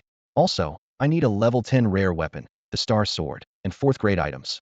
Pearwood Spirit, Blue Cypress Bamboo, and the stomach acid of a cold shark, 5 of each. All right. Are you sure you don't want to join me for dinner? No, I'm still a kid. Under the receptionist's skeptical gaze, Chu Fan spent nearly 20 million on the items, storing them in his spatial ring before leaving. These were materials for crafting the 4th-grade elixir Shinidan. He remembered Tang Xiaohu mentioning he could help find an alchemist. Considering the lesson from last time, he only bought 5 sets this time. As night fell, Chu Fan hailed a taxi to the Yangqing Martial Arts Hall. The driver, a man in his 30s, was in a good mood and struck up a conversation while driving. Hey there, you're a professional, right? Yeah. What level of talent do you have? Clevel. Chu Fan replied vaguely, not wanting to shock him. You look young, still in high school, right? I used to be a professional too, with Clevel talent. But after running a dungeon once, I never dared face beasts again. My level stuck at 1, no different from an ordinary person, so now I'm just a taxi driver to make ends meet. The driver chuckled bitterly. Don't be like me. Haha, I could have had a different life. The driver spoke with nostalgia in his eyes. Chu Fan smiled and said, everyone has their own pursuits. As long as you feel happy, that's enough. This remark left the driver momentarily stunned, clearly not expecting such insight from a high school student. Haha, you're right, the driver laughed heartily. I'm very happy now. I have a loving wife, and he lowered his voice with a look of joy. I'll let you in on a secret, young man. She's just found out she's pregnant with my child. Congratulations, Chu Fan replied politely, though his thoughts had already drifted towards the Yangqing Martial Arts School. The driver continued to reflect. I don't want to push myself too hard. Earning enough to raise my child is all I need. In this world, It's up to your generation to protect it. He glanced at the rearview mirror and suddenly noticed something. Young man, your eyes. What profession did you switch to? Before he could finish, a sudden, urgent ringtone interrupted him. The driver answered the call, and his face turned pale instantly. What? Is it serious? Honey, hold on. I'm coming back right away. He quickly pulled the car over and turned to Chu Fan apologetically. I'm really sorry, young man. My wife was bitten by a dog. She's pregnant, so I need to get back immediately. This ride is on me. Wishing you happiness, Chu Fan said with a smile, quickly completing the payment before getting out of the car. As he watched the taxi disappear hurriedly down the street, a thoughtful smile played on his lips. Perhaps this is the life of ordinary people, calm and stable, different from that of professionals, yet another kind of fascinating life. He expanded his senses to scan the surroundings. It was a run-down old district, with dim streetlights casting flickering shadows over garbage-strewn streets, and the air was filled with an unpleasant smell. He silently estimated the distance. It was 10 kilometers to the Yangqing Martial Arts School, not too far. Just as he was about to leave, a low growl echoed from a nearby alley. Instinctively, Chu Fan extended his senses in that direction. In Chu Fan's perception, an unusual dog was crouched in front of a pile of garbage in the alley, tearing at something.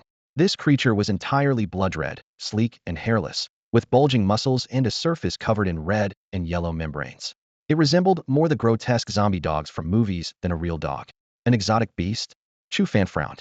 Although Yangcheng was a small city, it was a legitimate city with a divine hall and a comprehensive defense system. Theoretically, exotic beasts shouldn't be able to breach the city's defenses. Even megacities like the capital and Modu are hailed as fortresses impervious to exotic beasts because of such dual protection. He held his breath, extending his senses towards the blood-red creature's target. Instantly, Chu Fan's expression changed dramatically. It was a woman's corpse, mangled beyond recognition, with no intact part left. Though Chu Fan wasn't a saint, he couldn't stand idly by while witnessing an exotic beast harm a human. As he took a step forward, the blood-red creature became alert, stopped eating, and vanished instantly. Chu Fan quickly moved to the body, spreading his senses within a 30-meter radius. The next moment, his expression changed again within this range. There were 6 more identical creatures hidden. Some were lurking in dark stairwells, others were concealed in garbage piles, and even some hid in the sewers. The one from before had silently slipped into a nearby trash heap, motionless, as if waiting for him to leave. Evil forest's hellhounds. Chu Fan took a deep breath, quickly identifying the origin of these creatures. He silently cursed the divine hall's negligence, then leaped onto the roof of a nearby low building. In the howling cold wind of the night, Chu Fan crouched like a statue, extending his senses into the house. The small room was strewn with empty bottles. A drunkard lay sprawled on the sofa, slurring obscenities. Look down on me, do you? I may be broke, but aren't you just selling yourself? And still putting on airs? Hick, screw you. Chu Fan ignored the drunkard's foul language, focusing on searching the room. Suddenly, his expression tightened as sensed. A hellhound was stealthily crawling along the ventilation duct, quickly tearing it open to emerge above the room. The monstrous hound landed gracefully and cautiously advanced towards the drunkard. On the rooftop of a nearby building, Chu Fan lay flat, holding his breath and staying completely still. As an experienced professional, he knew that this juvenile hound possessed the power equivalent to a level 9 practitioner, and any sudden movement would alert the sharp-witted beast. The hound's eyes glowed with menace, emitting hot breaths as it closed in on its target. The drunkard continued to hurl curses, oblivious to the looming threat of death. When the hound suddenly leaped onto him, the drunkard sobered up partially, his mouth gaping in terror, only to have the hound's long, crimson tongue shoot into his mouth. MPH. The drunkard struggled desperately, but as an ordinary human, he was as fragile as paper against the beast. Chu Fan witnessed the scene, deeply shaken. His understanding was that these hounds were low-tier, pack-dwelling creatures with a wide range of strength. Newborns were akin to level 5 practitioners. Juveniles ranged from levels 5 to 10, and adults could reach up to level 20. They were supposed to attack like rabid dogs, not particularly strong individually, but their pack nature allowed them to overwhelm even a level 30 practitioner. However, this tongue-invading method was beyond anything he had known. 2 minutes later, the drunkard lost his ability to resist and collapsed. The hound withdrew its tongue, standing with drool dripping, as if waiting for something. Suddenly, the drunkard's abdomen swelled violently, strange lumps bulging under his clothes as if something was about to burst out. Ah! The drunkard clutched his stomach, screaming in agony. It hurts. What is this? What's inside me? Ah!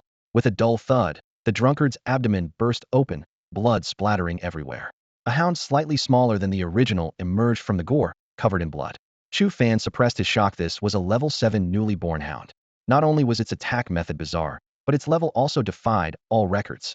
Most perplexing was that despite being a live-bearing beast, it reproduced in this parasitic manner. The newborn hound surveyed its surroundings, let out an excited cry upon seeing its companion. By this time, the drunkard was dead, and the two hounds began tearing into his corpse. At that moment, Chu Fan made his movie leap down, crashing through the roof into the room below. The two feeding hounds lifted their heads simultaneously, fixating their fierce gaze on the unexpected intruder. Chu Fan remained silent as he drew the star sword, its blade gleaming with a cold light. Facing two relatively weak demon hounds, he opted for a swift resolution. The sword energy whistled through the air, striking like a silver serpent at the demon hounds. The adult demon hound bared its fangs, its blood-red eyes showing no fear, recklessly charging into the sword energy. With a flash of the blade, the hound's body was severed into two. The other, a newborn demon hound, attempted to flee, but Chu Fan swiftly caught it by the neck. Even restrained, the demon hound's ferocity did not wane. It suddenly extended its crimson tongue, striking at Chu Fan's face like a venomous snake. With a cold snort, Chu Fan quickly grabbed the tongue and pulled it forcefully, extracting blood-red filaments along with it. The newborn demon hound died instantly, collapsing to the ground. After absorbing the spiritual crystal, Chu Fan extended his senses. In the next moment, he burst through the door, heading straight for the trash heap outside. Hidden there was the demon hound that had previously feasted on a woman's corpse. Sword energy erupted, reducing the trash heap to dust. A shrill scream pierced the air. Chu Fan immediately activated his third eye, and the scene before him was alarming. Within a kilometer radius, at least 200 demon hounds were densely packed, their red outlines visible. Like devils lying in wait, they were ready to infect more humans. Upon hearing their companions scream, the demon hounds scattered in all directions. Hiss! Chu Fan inhaled sharply. If these demon hounds were allowed to spread, they would multiply like a virus. Even Ho Chong, the level 36 Minister of Education, would be powerless against thousands of demon hounds. The entire city of Yang could become a playground for these creatures. The situation was urgent. Chu Fan quickly dialed Tang Xiaohu and the dean, but neither answered. This was beyond his capabilities, and he needed to report to a higher authority immediately. But now, who should he contact? Chu Fan quickly dialed another number. Hello, is this the emergency service? We've found two bodies in the alley at number 23XX Rodon in the alley, and another in the adjacent Singlestory house. He explained the situation rapidly. Do I need to give a statement? You can find me at the Yangqing Martial Arts School. My name is Chu Fan. Also, there might be more bodies in that area, and the perpetrators are likely more than one. I'd recommend sealing off the area immediately to prevent their escape. You'll understand when you arrive. Hurry. After hanging up, Chu Fan looked up at the moon obscured by clouds, its pale light filtering through. In this world, criminal cases were handled by specialized official departments, much like the Ministry of Education. The staff in these departments were professionals, and since he couldn't reach his teacher or the dean, he had to leave it to these special departments. His third eye emitted an eerie red glow, scanning his surroundings. Suddenly, in a flash, he appeared in front of a fierce dog, his sword slicing through the air with a chilling glint. With one swift strike, it was dead, and without pause, he continued pursuing the other fierce dogs. Soon, 21 fierce dogs lay defeated by his sword. Standing still, Chu Fan narrowed his crimson single eye slightly, contemplating how many more such fierce dogs might be lurking in the city. Meanwhile, in the ominous forest, Ho Chong and his team were proceeding cautiously. Everything seemed eerie. The trees were blood-red, the ground was blood-red, and even the rivers appeared blood-red. The dense malevolent energy had become tangible, sending chills down their spines. The malevolent energy is too strong, Ho Chong said in a deep voice. Lu Jun explained. This is a characteristic of the alternate realm. The influence of the interdimensional rift causes changes in each realm. The malevolent energy is intensifying here, and we can only reinforce the seals to prevent the beasts from escaping. Have the seals been reinforced? Ho Chong glared at Lu Jun, who could only cough awkwardly. Have you noticed we've been going in circles? Li Mu, who had been silent, suddenly spoke up. Tang Xiaohu looked around in confusion. Dean, really?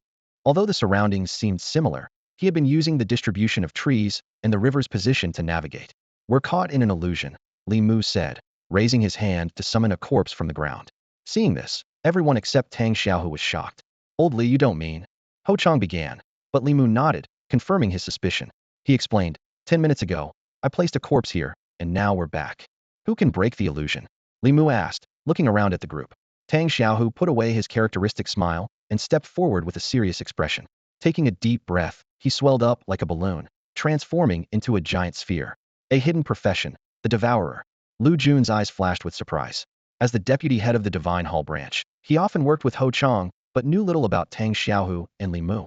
only that they were the vice principal of Yangqing No. 1 High School and the orphanage director, respectively. Now he understood why Ho Chang had invited these two along. One was a devourer capable of consuming everything, and the other a necromancer who could summon the dead. Even the hunched old man was a necromancer not weaker than Ho Chang. This realization filled Lu Jun with guilt, as he, a deputy head of the Divine Hall branch, was unaware of the city's powerful individuals.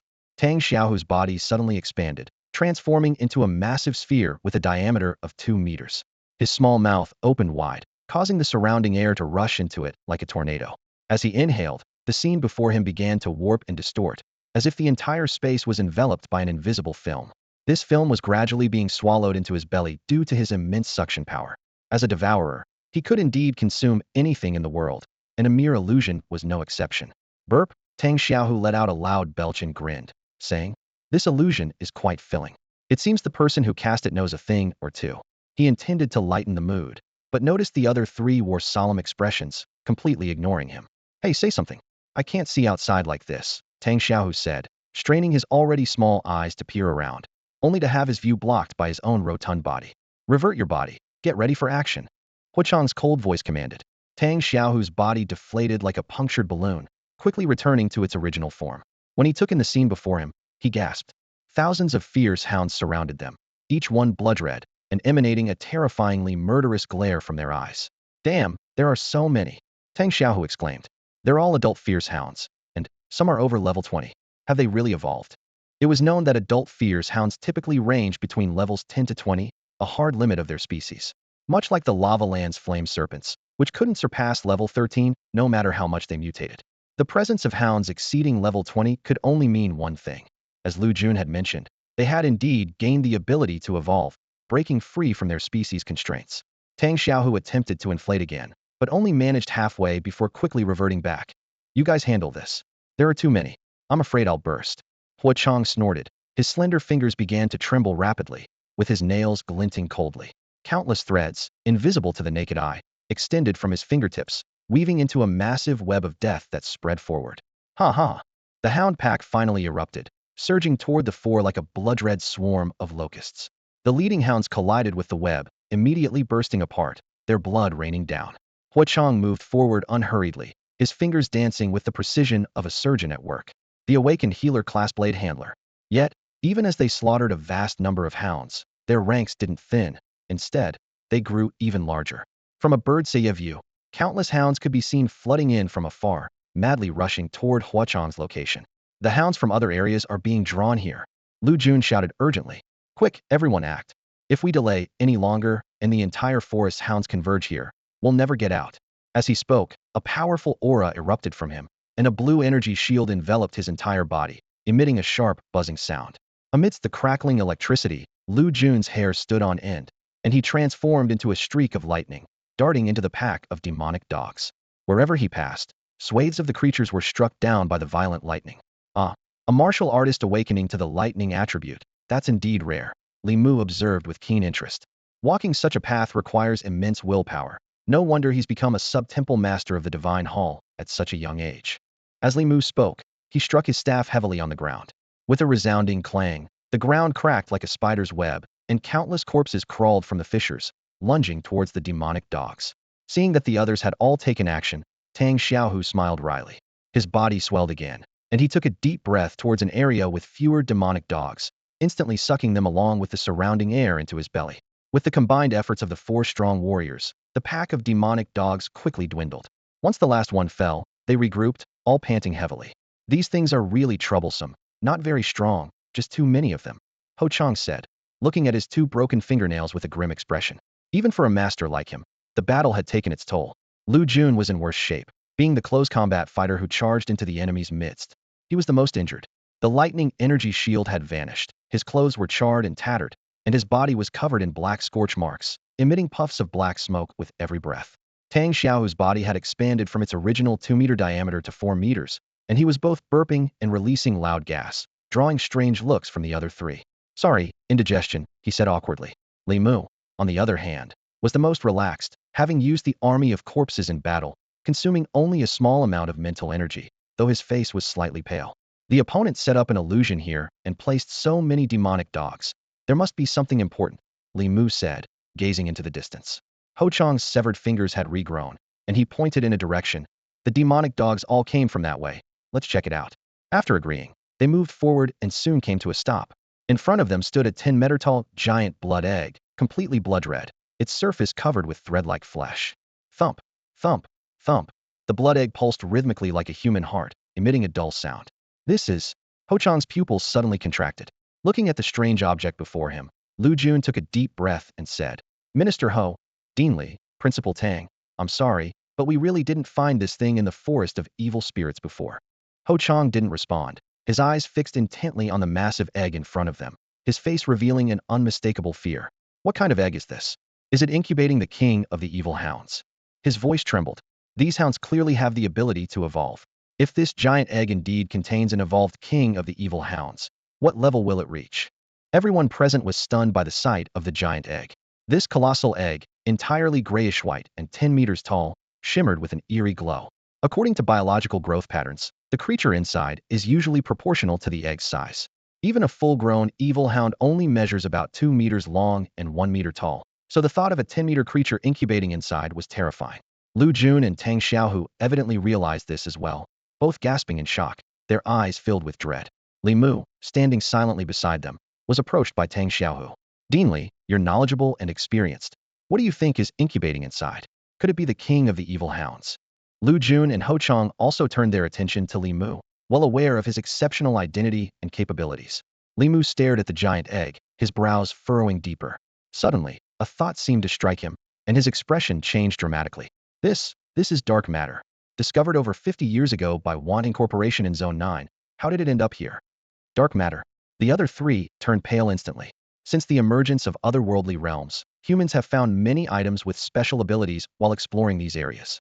The World Professionals Alliance categorized these items into two types, beneficial ones known as bright matter and harmful ones as dark matter. Each type had its own number, with lower numbers indicating greater impact or danger. Dean Li, do you know about it? What number is it? Ho Chang asked, his voice trembling. Li Mu exhaled heavily. Number 9, Dark Matter Blood Cocoon Demon Fetus. The name itself didn't cause much of a stir, but the number made everyone gasp in shock. Number 9. Their eyes returned to the giant egg, their breathing growing more rapid. Dean Li, are you sure this is the number 9 dark matter? Lu Jun asked, his expression serious. Li Mu explained slowly. It's understandable that you're not familiar with the blood cocoon demon fetus. After Wanting Corporation discovered it, it was kept under strict security until one day the company mysteriously vanished overnight, and the blood cocoon demon fetus disappeared with it. The World Professionals Alliance later removed its number, replacing it with other dark matter. Dean, what exactly is special about this blood cocoon demon fetus? Tang Xiaohu asked, taking a deep breath. As someone who had only heard of dark matter, seeing a number 9 entity for the first time was incredibly shocking. Li Mu slowly shook his head, his gaze heavy as he looked at the enormous blood cocoon in front of him. I know very little about this dark matter. Wanton Corporation conducted an experiment where they placed a professional inside it. Just one day later, the individual completely lost their sanity. But strangely, their power surged, and an unsettling aura emanated from their body. He paused before continuing. The day after Wantung reported this discovery to the World Professionals Alliance, the entire company vanished from the world without a trace. What? Ho Chang and the others were shocked. How could one of the largest companies in China disappear overnight?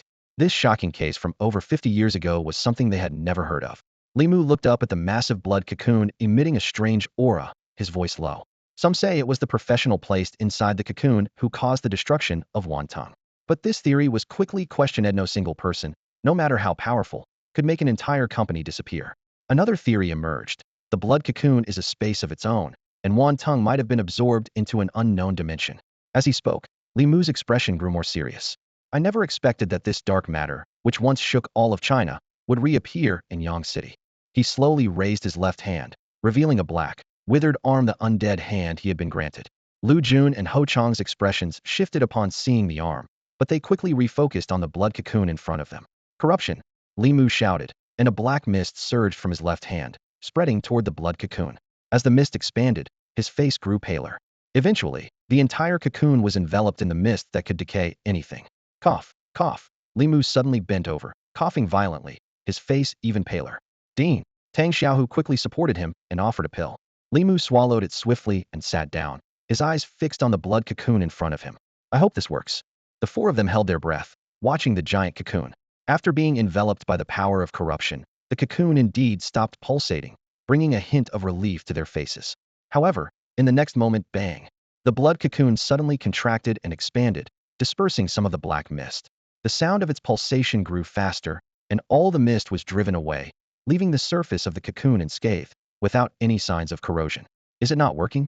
Limu said with a wry smile.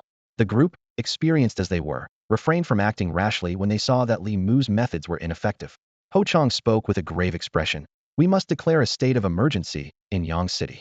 The appearance of dark matter number 9 is beyond the capability of those of us just above level 30. He turned to Lu Jun.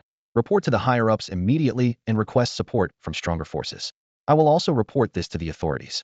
As for the ordinary citizens of Yang City and the students about to take their college entrance exams. Before he could finish, a spatial disturbance appeared in front of the blood cocoon.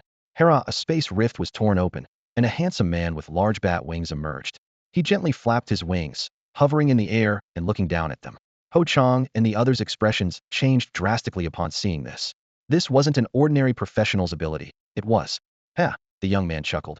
"You found this place sooner than I expected. Who are you, and what do you want?" Ho Chang shouted angrily. The young man grinned, spreading his arms toward the sky. The Illuminati, born for the light, leading humanity into a new era. Then he retracted his pose and announced from above. I am one of the 4 guardians of the Illuminati, the Shadow. Shadow, one of the 4 guardians of the Illuminati, hovered in midair. His almost human-like body bore massive, jet-black bat wings that shone with an eerie luster under the moonlight. Ho Chang and his group of 4 gazed up at this monstrous figure, their eyes brimming with murderous intent. Li Mu stared intently at the young man in the sky, his gaze piercing. Those wings, they must be from a 9th-tier beast, the Void Night Bat, right? The way you tore through space to appear before us is precisely the innate ability of the Void Night Bat. It seems you've undergone some level of fusion with it. Or rather, his voice dropped. Are all you Illuminati members conducting these human-beast fusion experiments? Li Mu's eyes grew even more profound. A 9th-tier beast's power exceeds that of a level 45 professional, yet your strength doesn't even reach level 40. There must be side effects to this fusion, or is it that your fusion is incomplete? The young man's expression instantly darkened, while Ho Chang, Lu Jun, and Tang Xiaohu, upon hearing this, felt their killing intent surge. Being knowledgeable individuals, they immediately grasped the implication in Li Mu's words. These people had fused with beasts for power, an act utterly devoid of conscience. Old man, you do have some insight, the young man said coldly. Yes, I have indeed fused with the great Void Night Bat. The power of beasts is so immense that if humans wish to become stronger, fusing with them is a shortcut. Foolishness. Li Mu snorted, waving his left hand as a black mist released by the hand of the undead enveloped the young man. The young man laughed wildly, his giant wings flapping as he vanished into thin air, reappearing 50 meters high in an instant. How about it? This is the Void Night Bat's teleportation ability. With these wings, I can not only tear through space, but also move freely within a small range, he laughed maniacally. Do you want to join the Illuminati? Become a great new human like me. Courting death. Lu Jun erupted in lightning, his legs coiling like springs before launching him skyward as a bolt of lightning. His rank skill lock, activated, momentarily trapping the young man in the air. Lu Jun, enveloped in lightning, closed in instantly, unleashing a thunderous giant punch that blotted out the sky. The young man recovered from the confinement, but did not dodge. Instead, he pulled out a golden box, a sinister smile playing on his lips. Bright Matter 21, Space Severance. In an instant, an invisible ripple emanated from the box, quickly enveloping the entire sky above Yang City, forming a barely visible light shield. As Lu Jun's thunderous punch was about to land, the space in front of the young man trembled slightly, and the unstoppable punch dissipated into nothing, leaving the young man unscathed in the air. What? Lu Jun's face changed dramatically. Ha ha. The young man's maniacal laughter echoed in the night sky. The young man laughed out loud, wings spread wide. Lu Jun descended from the sky, enveloped in dazzling lightning, and with a powerful thrust of his legs, he struck the ground with such force that it formed a massive crater. Without a moment's pause, he launched a fierce attack on the young man. Using his locking skill, Lu Jun managed to hinder the young man's ability to teleport. With the power of lightning on his side, his speed was like a flash, allowing him to close in on the young man precisely within the lock time. Strangely, the young man did not dodge or evade the attacks. Bang, bang, bang. Lu Jun's punches were fierce, yet they seemed to strike an invisible barrier. Each powerful blow was absorbed by the vibrating space in front of the young man, as if hitting an invisible cushion. Confused, Lu Jun landed back on the ground and turned to Li Mu. Dean, what's going on? I can't hit him at all. Li Mu stared intently at the young man high above, his expression serious. The dimensional rift of the bright matter. I didn't expect that not only do you have the blood cocoon demon fetus, but you've also mastered the dimensional rift. Bright matter number 21. The dimensional rift that can sever space from reality? Ho Chang looked sharply at Li Mu, his voice low and urgent. Li Mu nodded in confirmation. He is the possessor and origin of the dimensional rift. His existence straddles the line between illusion and reality, making Lu Jun's attacks ineffective. The young man slowly descended to a height of 30 meters, looking proud. The old man is right. With the dimensional rift, what can you do to me? Seeing the increasingly grave expressions of the four, he smirked. I have other matters to attend to, so I won't linger. I hope you're still alive the next time we meet. Before he finished speaking, the wings behind him glowed with an eerie black light, and a crack opened in the space behind him. He quickly slipped into it and vanished, the space closing seamlessly after him. With that dimensional rift protecting him, we can't even touch him. Isn't that invincible? Lu Jun exclaimed in anger. Li Mu sighed. Unless a powerful being adept in spatial manipulation intervenes, he indeed stands unchallenged under the influence of the dimensional rift. He looked up at the invisible barrier covering the sky. What's worse is that the dimensional rift's range extends 50 kilometers. I'm afraid the entire Yang city is encompassed within it. Ho Chang and the others gasped. Tang Xiaohu asked urgently. Dean, what does this mean? It means Yang city has been isolated from this world. People outside can't get in, and those inside can't get out. We're like birds in a cage, cut off from the world. Li Mu sighed deeply. This crisis is one we must face on our own. On the other side, in the old district of Yang City, a team dressed in black uniforms quickly gathered. The middle-aged man leading them, Wang Ming, inspected the corpse of a demon dog on the ground with a stern expression. His brows furrowed as he spoke angrily.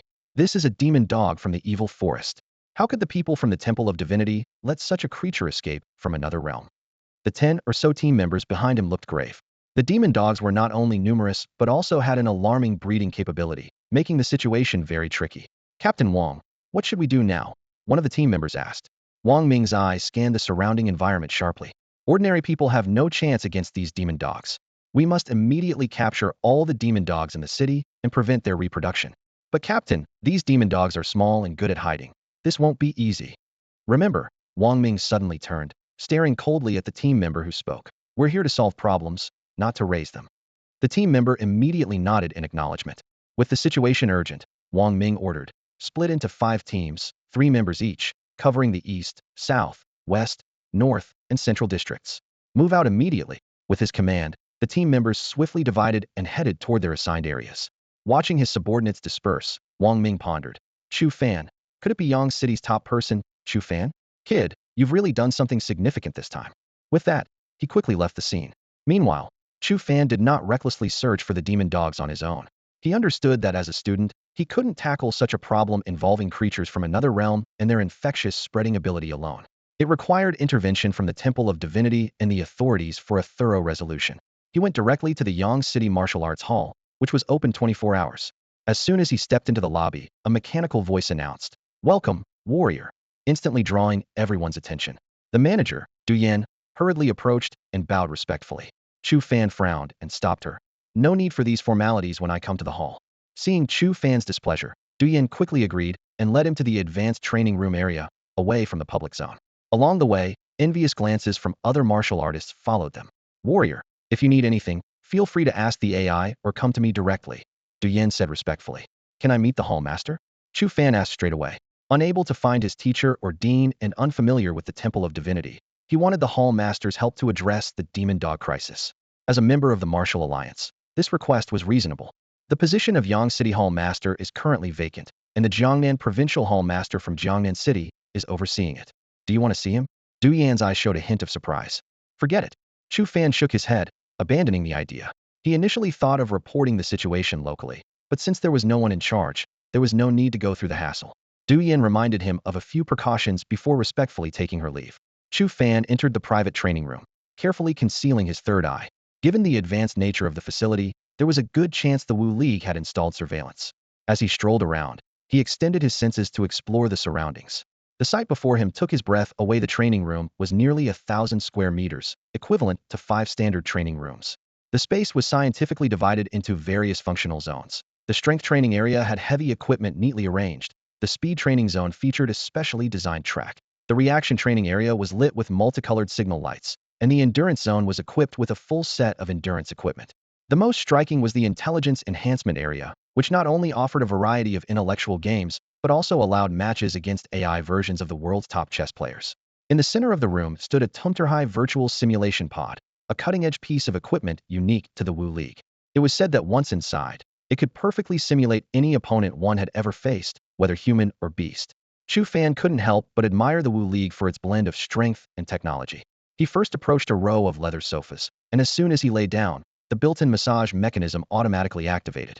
It felt as though gentle hands were providing a full-body spa, instantly relieving his fatigue.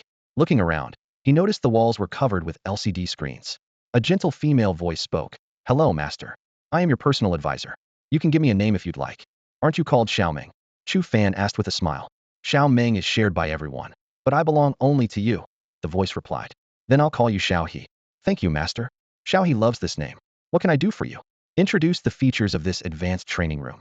As soon as he finished speaking, an anime-style girl in a short skirt appeared on the LCD screen, resembling Jiang Chu He in a cartoonish way. "Hi, master. I'm Xiaohe." The little girl waved and smiled. In addition to all the functions of a regular training room, Xiaohe began to explain. "You can take on Wu League missions here to earn contribution points. I can analyze your strengths and weaknesses to help you improve strategically. The training facilities also have higher limits. For example, the gravity device can reach 9 times the normal level, far exceeding the 6 times of a standard training room. All recovery potions are of the highest grade." Chu Fan nodded in satisfaction. Not only were the facilities more advanced and comprehensive, but the ability to take on missions, and most enticingly, the virtual simulation pod, were highly appealing to him. "Analyze my strengths and weaknesses," he said. A red light scanned over Chu Fan's entire body. "Scanning, please wait," Xiaohe reported. "The scan shows your physical fitness far exceeds that of your peers.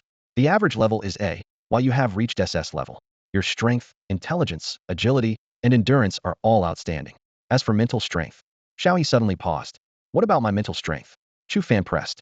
The figure of Xiaohe on the screen blinked, her expression focused as she stared at the data in front of her. She took a deep breath, her tone tinged with excitement. "Master, your mental strength has reached 33 points. Among professionals of the same age group in the history of the Martial Alliance, this achievement ranks 10th. 10th in history." Chu Fan raised an eyebrow, showing a hint of surprise. "Who's the first?" Xiaohe's eyes moved quickly, as if searching a database. "The first is Wang Xiao. When he joined the Martial Alliance at 18, his mental strength was already at 68 points. However, her voice suddenly hesitated. Strangely, detailed information about Wang Xiao cannot be found. Wang Xiao. Chu Fan held his breath for a moment, instinctively ignoring Xiaohe's last bit of doubt. He was the strongest Asura in history. Having 68 points of mental strength at 18 was a number that shocked him. Even after experiencing many fortuitous encounters, receiving personal guidance from Asura clan elders, and investing a significant amount of resources, he barely reached 33 points himself. Chu Fan frowned slightly, lost in thought. Achieving such success purely through money? Unlikely. Increasing mental strength becomes more difficult the higher it goes, and high-grade mental drugs are astonishingly expensive. Unless Wang Xiao came from a family as wealthy as a nation, but that possibility seemed low. A more likely scenario is that he had some special method of enhancing mental strength, or perhaps a unique physique. "By the way, master," Xiaohe's sweet voice interrupted his thoughts. "Your current biggest shortcoming is a lack of combat experience. You haven't participated in any ranked matches on the Martial Alliance's virtual combat platform. That evaluation might be a bit unfair." Chu Fan replied with a helpless smile. "I did defeat Yasuo, who ranked second on the current job transfer list." Xiaohe quickly explained. "Master, I'm only comparing you to members within the Martial Alliance. Those who haven't joined aren't even qualified to be compared to you." Chu Fan chuckled and shook his head, not arguing. Xiaohe's words were obviously a bit exaggerated, considering many geniuses chose to join the Divine Hall. Were they really not qualified to compare to him? He turned and walked toward the strength training area, where the facilities were quite simple, consisting only of a barbell and a strength testing machine. Chu Fan reached out to lift the barbell in front of him, but found it didn't budge. He frowned. "What material is this? Why is it so heavy?" Xiaohe immediately jumped in to explain. "This is made from exotic gamma metal. Although it looks ordinary, it weighs 2,000 pounds.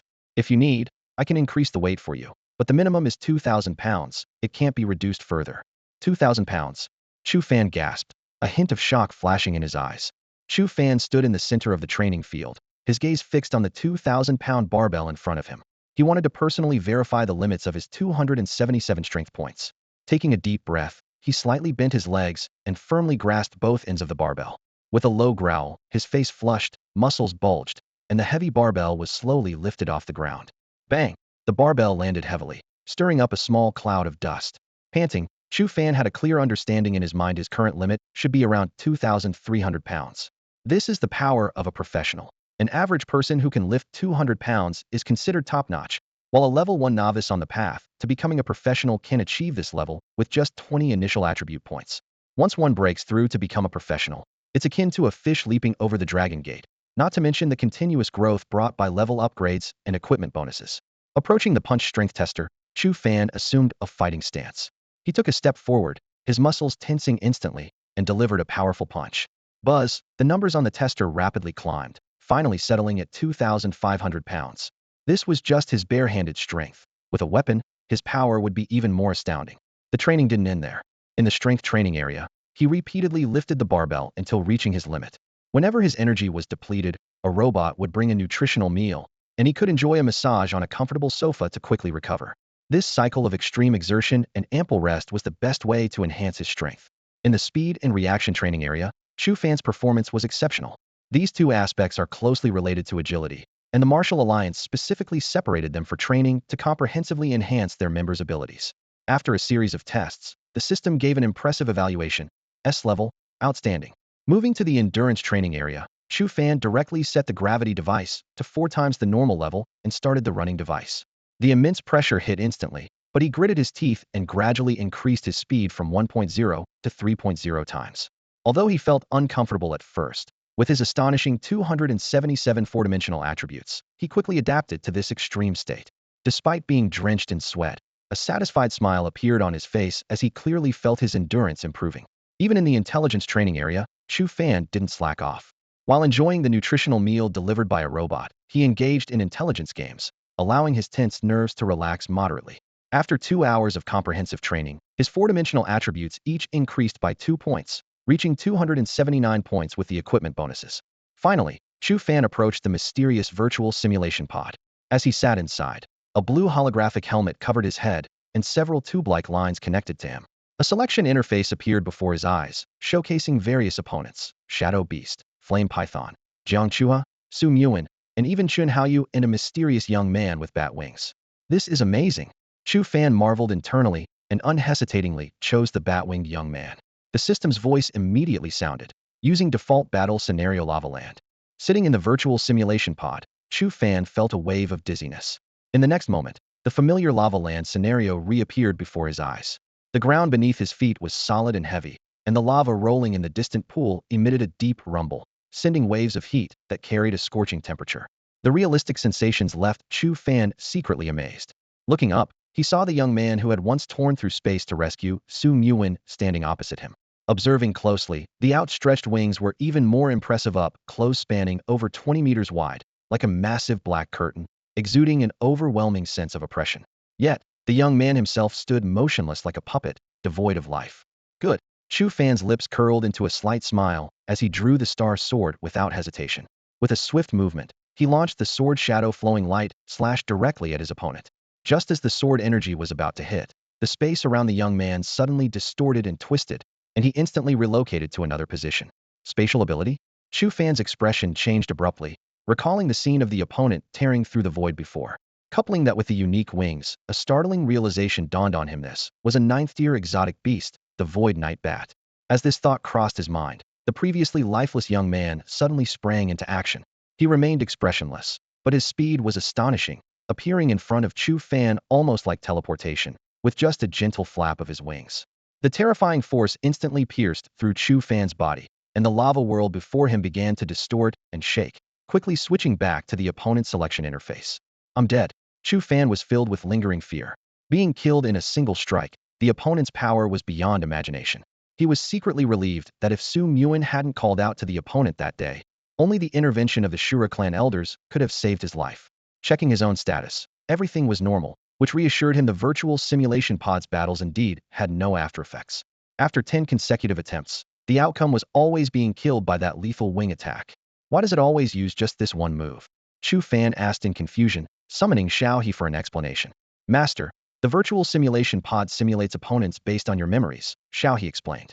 You've only seen the opponent use spatial abilities, so the system can only simulate that aspect. As for the attack method, it can only use the most basic wing strike. Chu Fan suddenly understood, finally realizing the reason behind it. Chu Fan exhaled heavily, his body trembling slightly. With just one strike, he had died 10 times in the virtual space, which highlighted the terrifying strength of his opponent.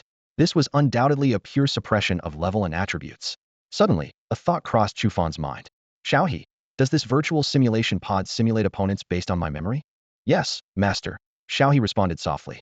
Chu Fan immediately searched the selection interface carefully, but found no option for the Shura clan predecessor. He quickly understood the reason. Since that predecessor had possessed him, they were considered a part of him, and the simulation pod naturally couldn't simulate them separately. This realization made Chu Fan wary. If the simulation pod could read memories, did it mean all his secrets could be exposed?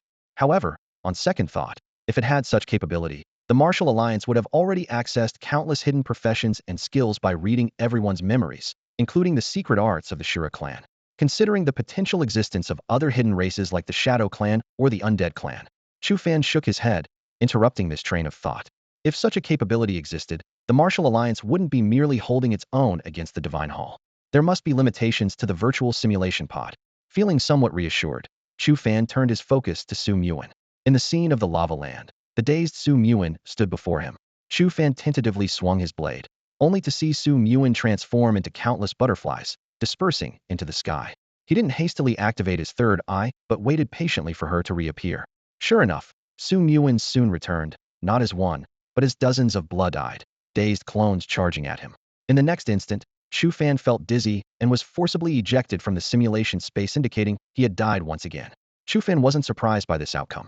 If not for the sudden appearance of that mysterious young man last time, Su Muin would have likely perished by his hand. With the Heaven's Eye countering illusions, unless the level gap was as exaggerated as that of the winged youth, defeating Su Muin wasn't impossible. Reflecting on this, Chu Fan pondered, when did Su Muin merge with the beast? How did the once innocent and obedient girl transform into her current state? Perhaps it was all a meticulously crafted facade, even deceiving someone like him who had lived through 2 lifetimes. With these questions in mind, Chu Fan chose Su Muin as his opponent once more. If he could find her flaw here, he could resolve their next encounter decisively. The lava scene reappeared, and Su Muin's figure was once again before him. This time, however, Chu Fan sensed something slightly unusual. Chu Fan stared at Su Muin standing before him.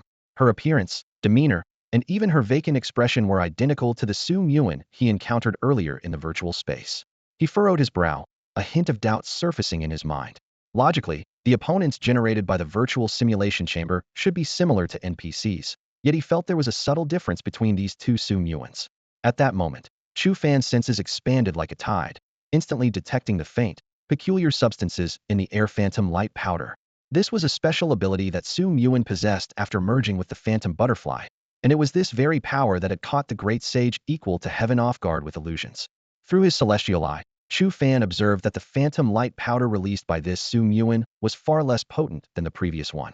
If the previous Su Muin's phantom light powder was as vast as an ocean, this one was at best akin to a winding stream. This stark contrast directly highlighted the gap in strength between the two Su Muins. With this discovery, Chu Fan repeatedly entered and exited the virtual space, each time selecting Su Muin as his opponent. After 20 tests, he uncovered a startling pattern. 15 times he faced the stronger Su Muin, and 5 times the weaker version. The virtual simulation chamber generates opponents based on my memory, Chu Fan mused, sitting in the chamber with narrowed eyes. The presence of 2 differently powered Su Muins suggests that I indeed encountered her in 2 different states, though I was unaware at the time. After some contemplation, Chu Fan concluded that they must be the same person. If they were 2 different individuals, the virtual simulation chamber would have provided 2 separate options. As to why the same person exhibited varying levels of power, it reminded him of the scene when he was hunting Su Muin. Back then, when he used the nether slash to cut down the massive wings, he likely encountered her in the weaker state. If he had met the stronger Su Muin, with her strength comparable to that of a Batman, he wouldn't have stood a chance. However, if he faced the weaker state, it was the perfect opportunity to defeat her. If it weren't for that Batman showing up out of nowhere, next time, I'll make sure to keep you here.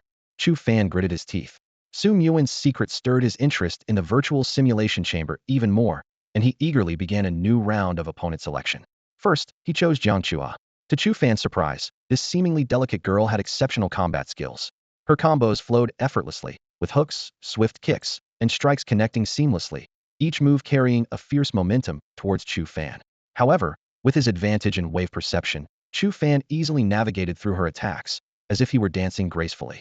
Eventually, he gently pushed Jiang Chua's shoulder and playfully tapped her on the hip as her figure faded into the void, teasing, "You'll need more practice to beat me."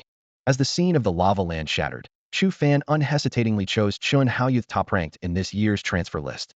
He was particularly eager to see if he could withstand Chen's class skill, Dark Slash, like the Monkey King. However, reality proved otherwise. His sword's light and shadow strikes were feeble against the enormous black disc and were crushed instantly.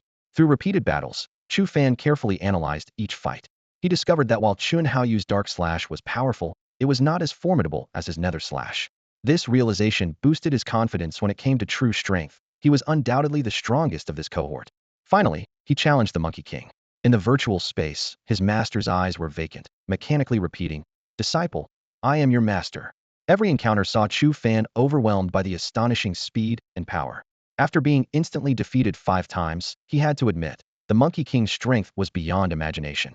With no fancy techniques, just simple strikes and staff swings, his speed surpassed even Yasuo's wind step, and every hit carried the force to shatter mountains and rocks. While Chu Fan marveled at his master's prowess, Xiaohe suddenly appeared, revealing a startling secret: the warrior metal could be embedded with gems. She explained in detail that the metals of the Martial Alliance were made of special materials, capable of embedding gems from white to orange in 6 grades, each providing significant boosts to the 4 attributes: white 10 points, green 20 points, blue 30 points, purple 50 points, red 70 points, and the highest grade orange gem enhancing by 100 points.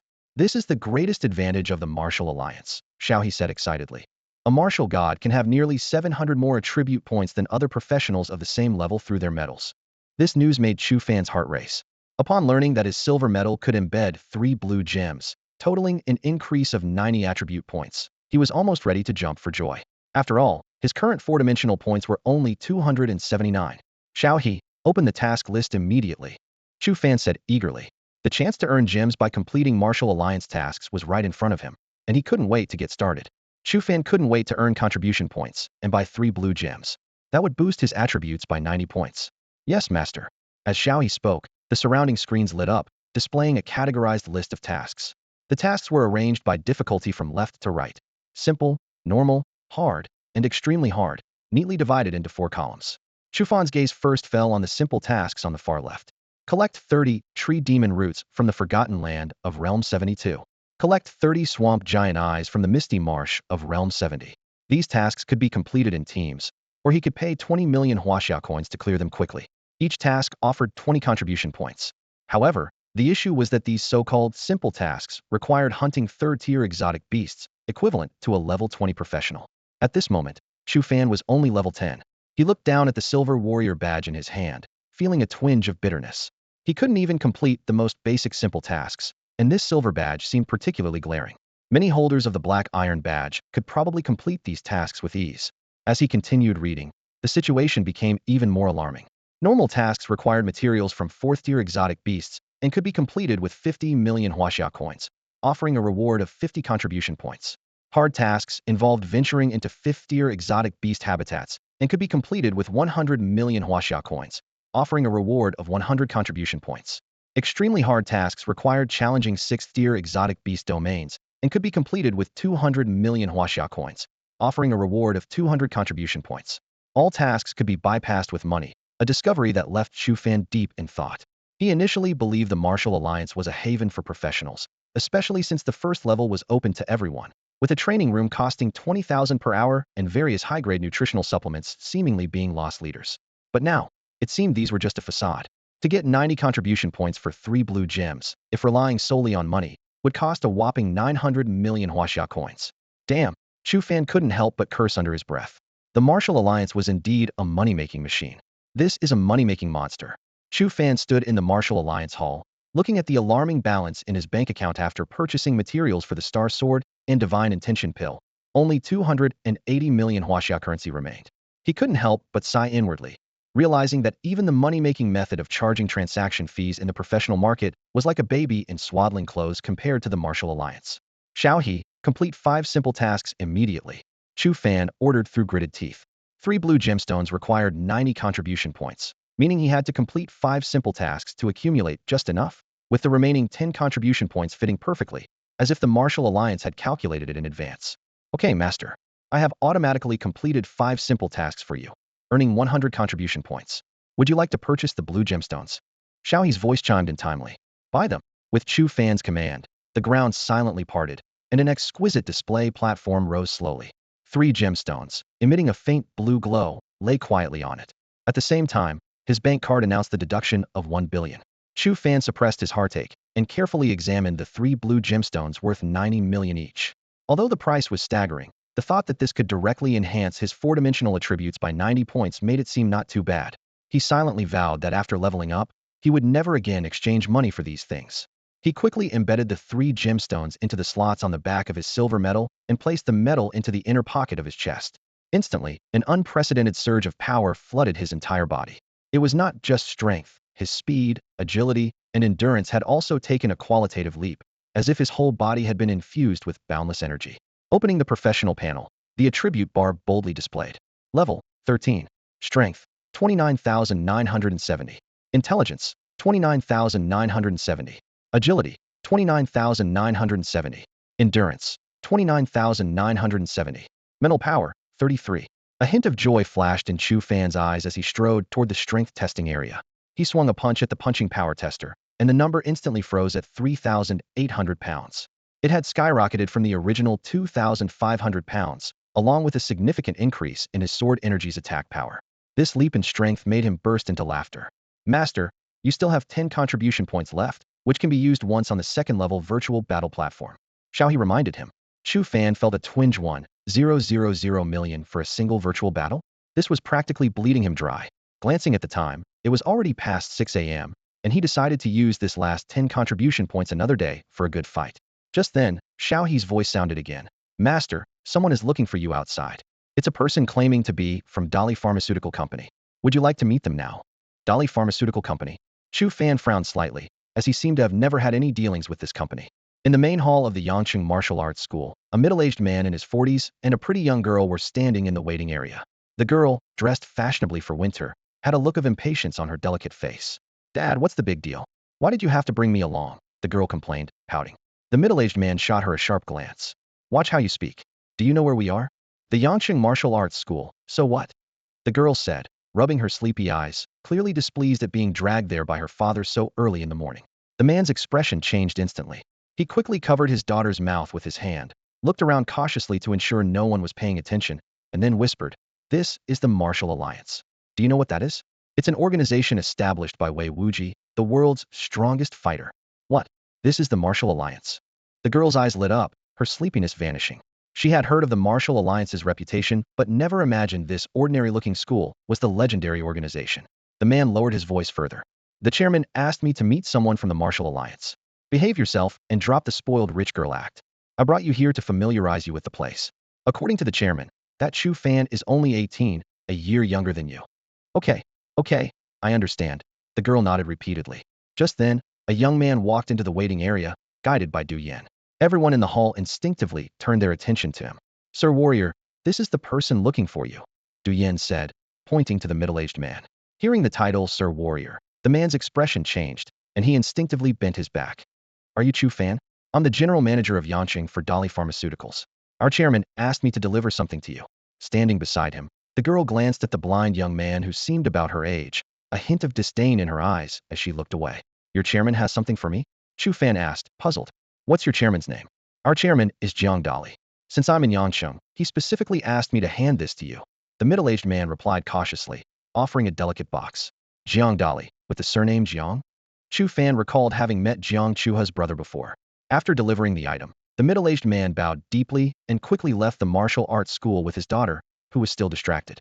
As soon as they were outside, the girl protested. Dad, what's the matter? The man wiped the cold sweat from his forehead. It was a mistake to bring you along. Exactly, a blind guy, what's so? The girl began, but was cut off by a sharp slap across her face. The man looked back in fear, relieved to see that Chu Fan hadn't followed them, and said shakily, remember, never insult the strong. It's a rule of this world. At 18, he's already a warrior and will surely become a renowned figure. I said I shouldn't have brought you because you're not qualified to know him. I'm not qualified, and he is? The young girl asked, holding her reddened cheek in confusion. You graduated a year ago and have always admired the top student from your class, the man said, causing the young woman to nod unconsciously. She remembered clearly that even the genius she looked up to was only ranked in the 600s on last year's career transition list and didn't even qualify for an invitation from the Martial Alliance. Chu Fan. The man mused, repeating the name. I thought it sounded familiar. He's the top student in this year's Yangqing and ranked 58th on the career transition list. 58th. The young woman suddenly lifted her head, her eyes flashing with shock. As someone with average talent, she knew how extraordinary it was to be in the top 100 of the transition list, even though she had managed to enter Jiangnan University through connections after graduating last year. Not only that, the man lowered his voice.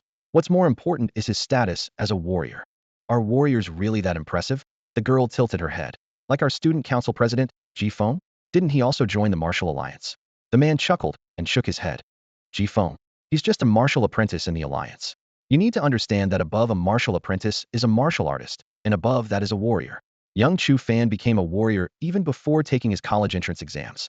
As for Ji Feng, it's uncertain if he'll ever advance to martial artist in his lifetime.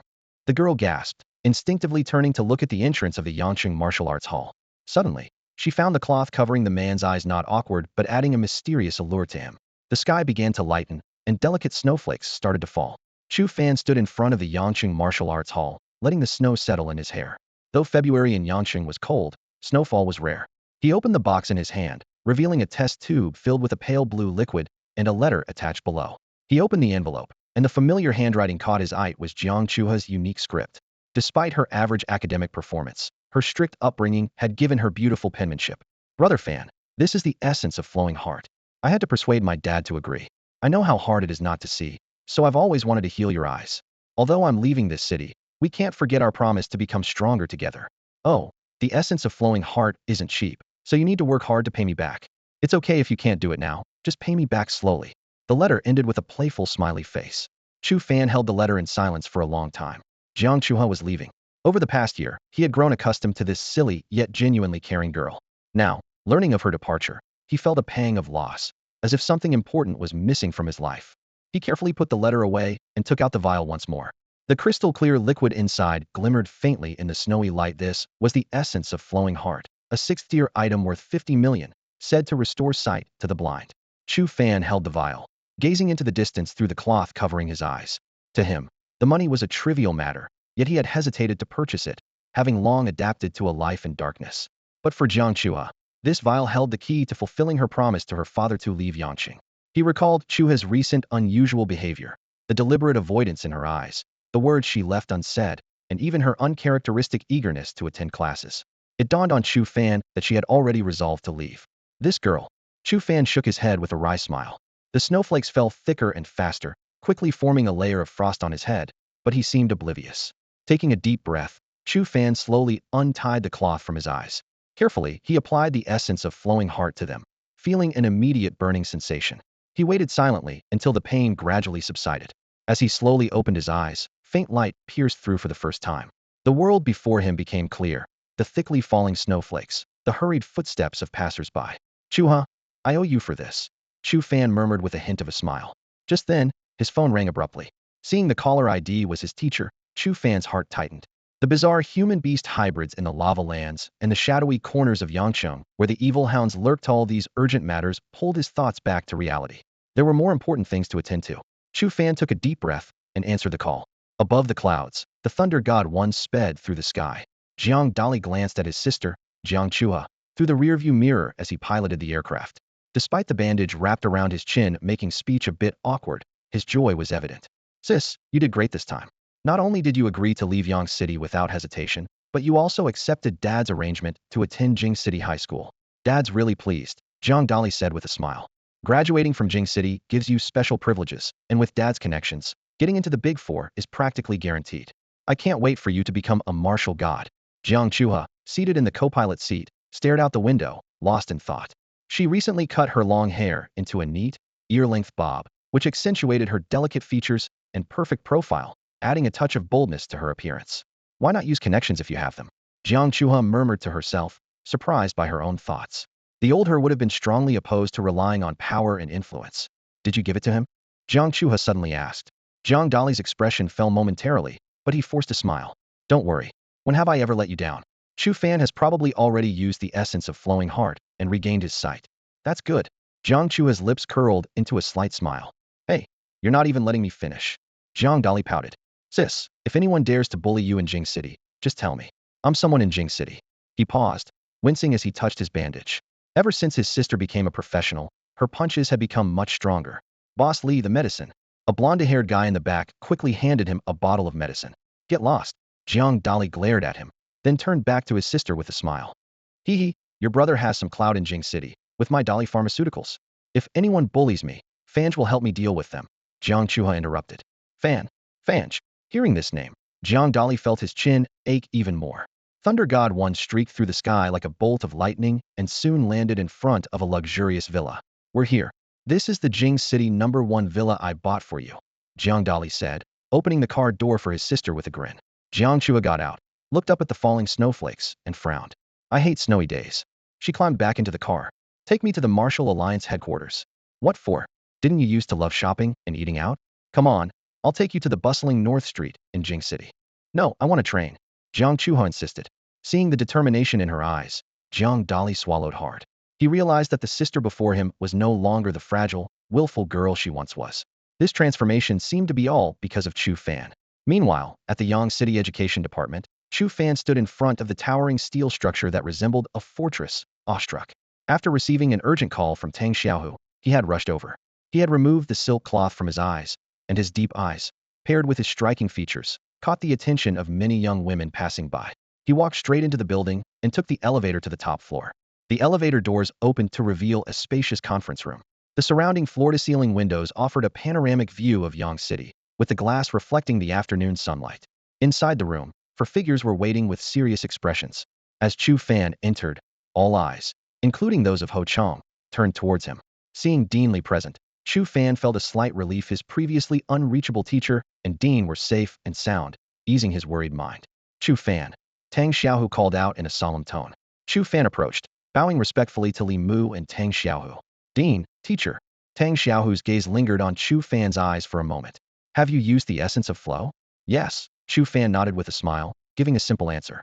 Tang Xiaohu didn't press further and introduced the slender man next to him. This is Minister Ho Chong from the Yang City Department of Education. He's the one who approved your reward on the job transition list.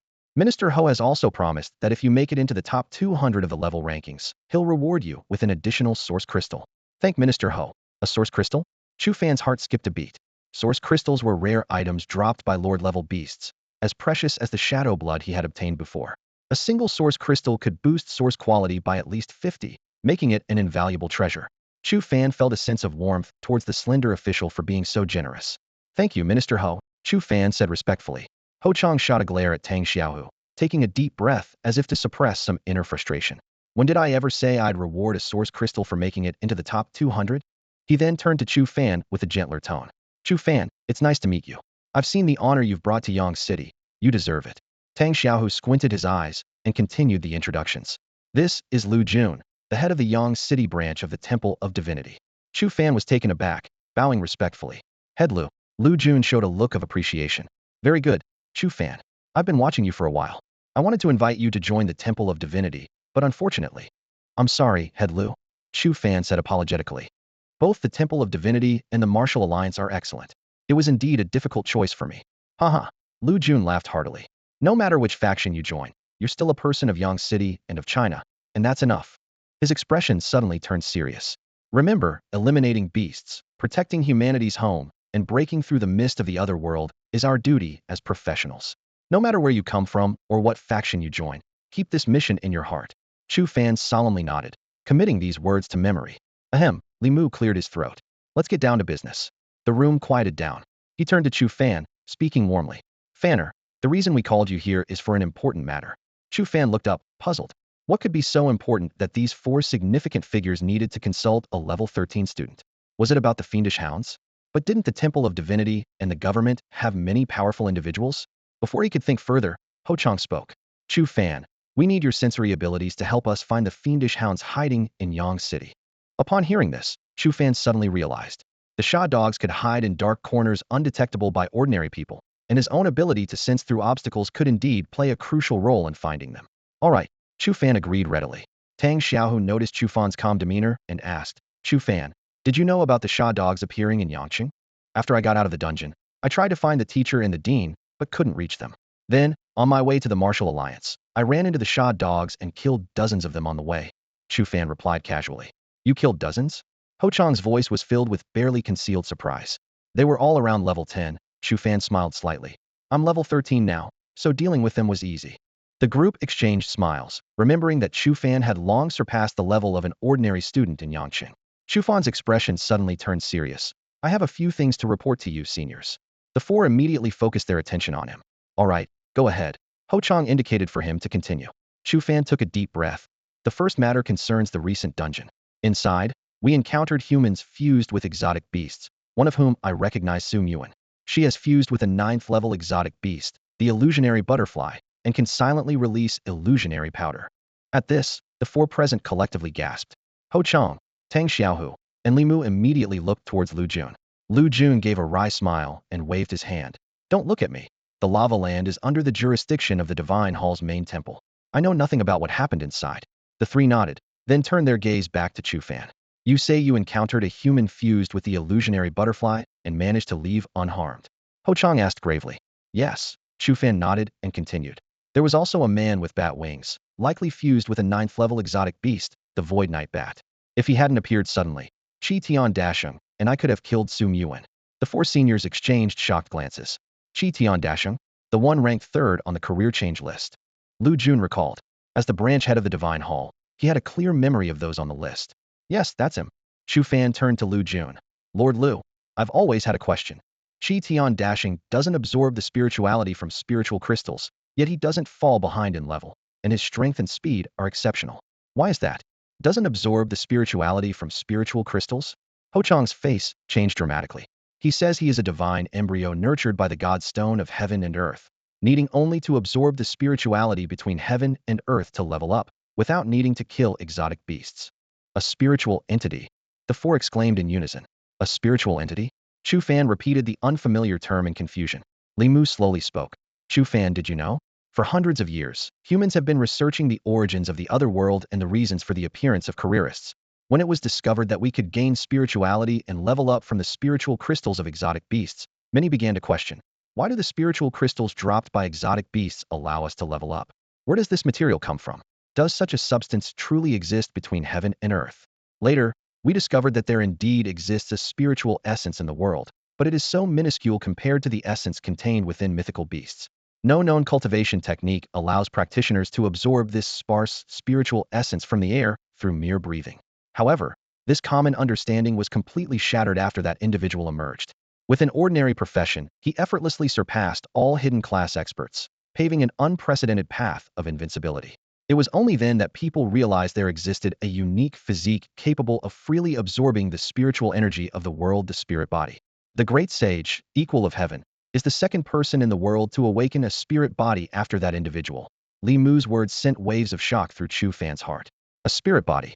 Being able to absorb spiritual energy from the air without killing mythical beasts is simply extraordinary. Chu Fan took a deep breath. Dean, who was the first person you mentioned? Li Mu showed respect. The world's strongest, Wei Wuji.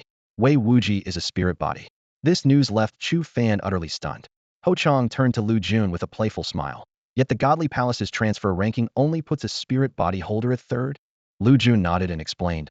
I've looked into that great sage, too. His mental state is very unstable, which is likely why he's only ranked 3rd. Such a genius. It's a pity about the mental instability, Ho Chang sighed. As far as I know, only Chun Haoyu has received all 4 invitations. The 2nd and 3rd on the transfer list haven't received any, likely due to mental issues, and the major universities are still observing. Chu Fan nodded quietly. Apart from the mental issues, the great sage is indeed nearly perfect. Fanner, Li Mu looked at Chu Fan with a serious expression. Even if he has mental issues, being the 2nd spirit body holder after Wei Wuji, his future achievements are bound to be remarkable. You must maintain a good relationship with him, never become his enemy. Chu Fan reassured with a smile. Don't worry, Dean, we have a pretty good relationship. He then explained Su Yuan's true identity in detail to the others, with all clues pointing to the Su group behind her. Chu Fan, have you heard of the Illuminati? Ho Chang suddenly asked. Chu Fan shook his head. Ho Chang said gravely, the root of all this is the Illuminati, including Su Yuan and the man controlling the Void Knight Bat. All humans fused with mythical beasts come from the Illuminati. The recent loosening of the evil forest seal and the invasion of Yang City by the fiend dogs were also orchestrated by them. This information shook Chu Fan to his core. The Illuminati? What kind of organization is that? Minister Ho, I suspect the Su group might be the headquarters of the Illuminati, with its members being human-beast hybrids. Plus, the gas explosion at the Su group yesterday happened right after our skirmish. Could it be that they felt exposed and moved their base? Everyone fell into deep thought. Li Mu recalled, Su Changfeng of the Su group was only level 31 when I fought him a year ago, not my match. But I was severely injured using the Hand of the Dead, so the matter was left unresolved.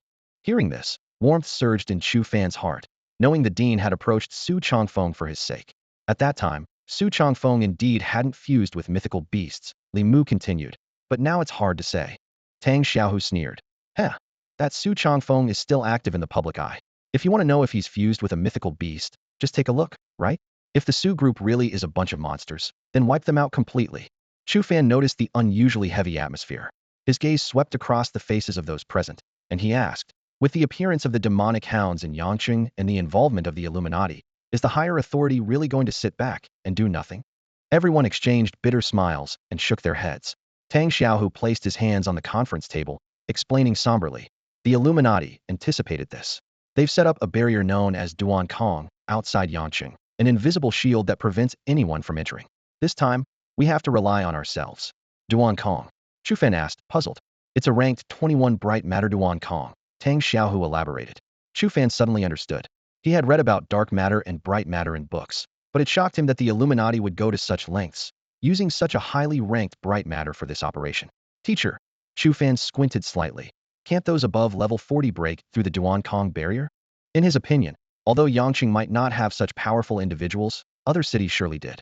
In times of crisis, surely a combined effort could break through? Lu Jun shook his head, his expression grave. Theoretically, it's possible, but in reality, no one is willing to try. Seeing Chu Fan's confusion, he continued, there are two ways to break Duan Kong. First, it requires 10 level 45 or higher practitioners to act simultaneously, but the cost is extremely high. 20 years ago, a level 45 practitioner attempted to break a ranked 38 bright matter, resulting in a permanent regression in power and a lasting repulsion to spiritual forces, leaving them stuck at level 40 forever.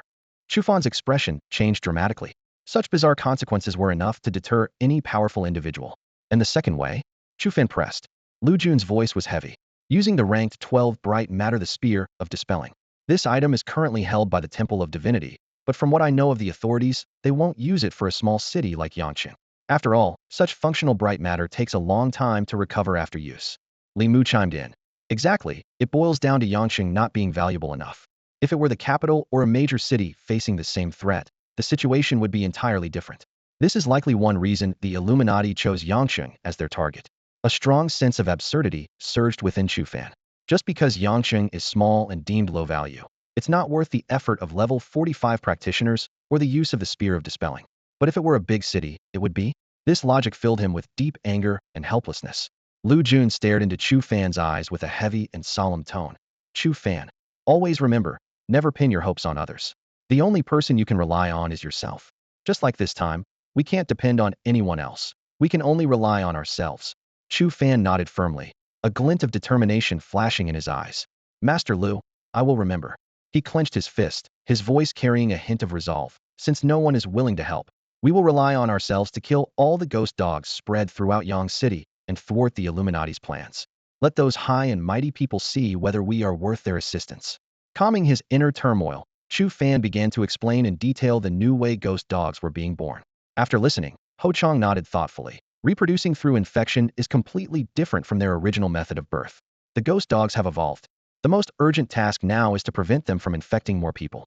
We must quickly identify and eliminate the hidden ghost dogs. Everyone agreed. Time was of the essence, and if they didn't act quickly, the ghost dogs' numbers could grow exponentially due to their infectious reproduction. Lu Jun spoke gravely. I'll handle the Su Corporation. According to Chu Fan, it might have been the Illuminati's base of operations. As the head of the Yang City division, I feel guilty. Although I have many responsibilities, including monitoring other realms, managing dungeons, recruiting talent, and collaborating with the education department, I left the affairs of other realms entirely to Gao Chuan. Thinking of Gao Chuan, Lu Jun's eyes turned cold. Was almost certain Gao Chuan had dealings with the Illuminati. However, this was an internal matter of the Divine Hall, so he didn't mention it in front of Ho Chong and the others. Li Mu shook his head to stop him. No. If the Su Corporation really is the base of those creatures, it's too dangerous for you to go alone. Strong individuals are scarce in Yang City, and each one is crucial. As he spoke, the outer layer of his cane gradually peeled away, revealing a blinding golden light. When the light dissipated, a staff was revealed. That's a legendary weapon. Ho Chang and the others widened their eyes at the distinctive golden glow. In terms of equipment levels, above rare is epic, and above epic is legendary. That golden glow was the unique mark of a legendary weapon. Dean, you actually possess a legendary weapon. Ho Chang's eyes were full of envy, and his curiosity about Li Mu's background grew. He knew that even he only had a level 30 rare weapon, and not all mentors above level 50 in the 4 great academies possessed legendary weapons. Yet, Li Mu's staff, despite being only level 30, had reached legendary status. Lu Jun looked at Li Mu with reverence. What kind of background did this seemingly ordinary orphanage director have? Tang Xiaohu, standing aside, sighed to himself. It seems the president is going to take serious action this time. Tang Xiaohu's eyes were fixed on the legendary staff in Li Mu's hand, his mind in turmoil. As a veteran of the professional association, he was well aware that Li Mu usually wielded the black magic book. Even during the last pursuit of Chu Fan by the association, he hadn't used a staff. Now, this century-old founder of the association had brought out a legendary weapon. What did this mean? Could his aging body truly withstand such immense power? Chu Fan was equally speechless with shock. He had never imagined that the dean, who had always taken care of him, possessed a legendary weapon. Dean. Chu Fan's voice was filled with concern. As someone who was also chosen, he was acutely aware of the declining state of the dean's health, fearing that exerting himself fully might hasten its deterioration. Li Mu reached out and ruffled Chu Fan's hair, a kind smile spreading across his face. Fanner, I've long come to terms with it. In a lifetime, one must have some aspirations. My greatest hope now is to see you and the children of the orphanage thrive.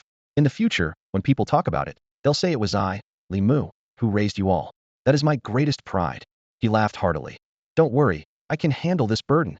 Chu Fan silently watched the elderly man who had raised him, his eyes unknowingly turning red. Ho Chang withdrew his gaze from Li Mu and nodded, saying, You all should be fine. I'll immediately contact all the schools in Yangqing. He quickly outlined the plan. The principals and mentors of the high schools have an average strength of level 25, and the faculty of the 5 universities are even stronger, nearing level 30. Coupled with all the students, this is a formidable force. He turned to Chu Fan, his expression becoming exceptionally serious.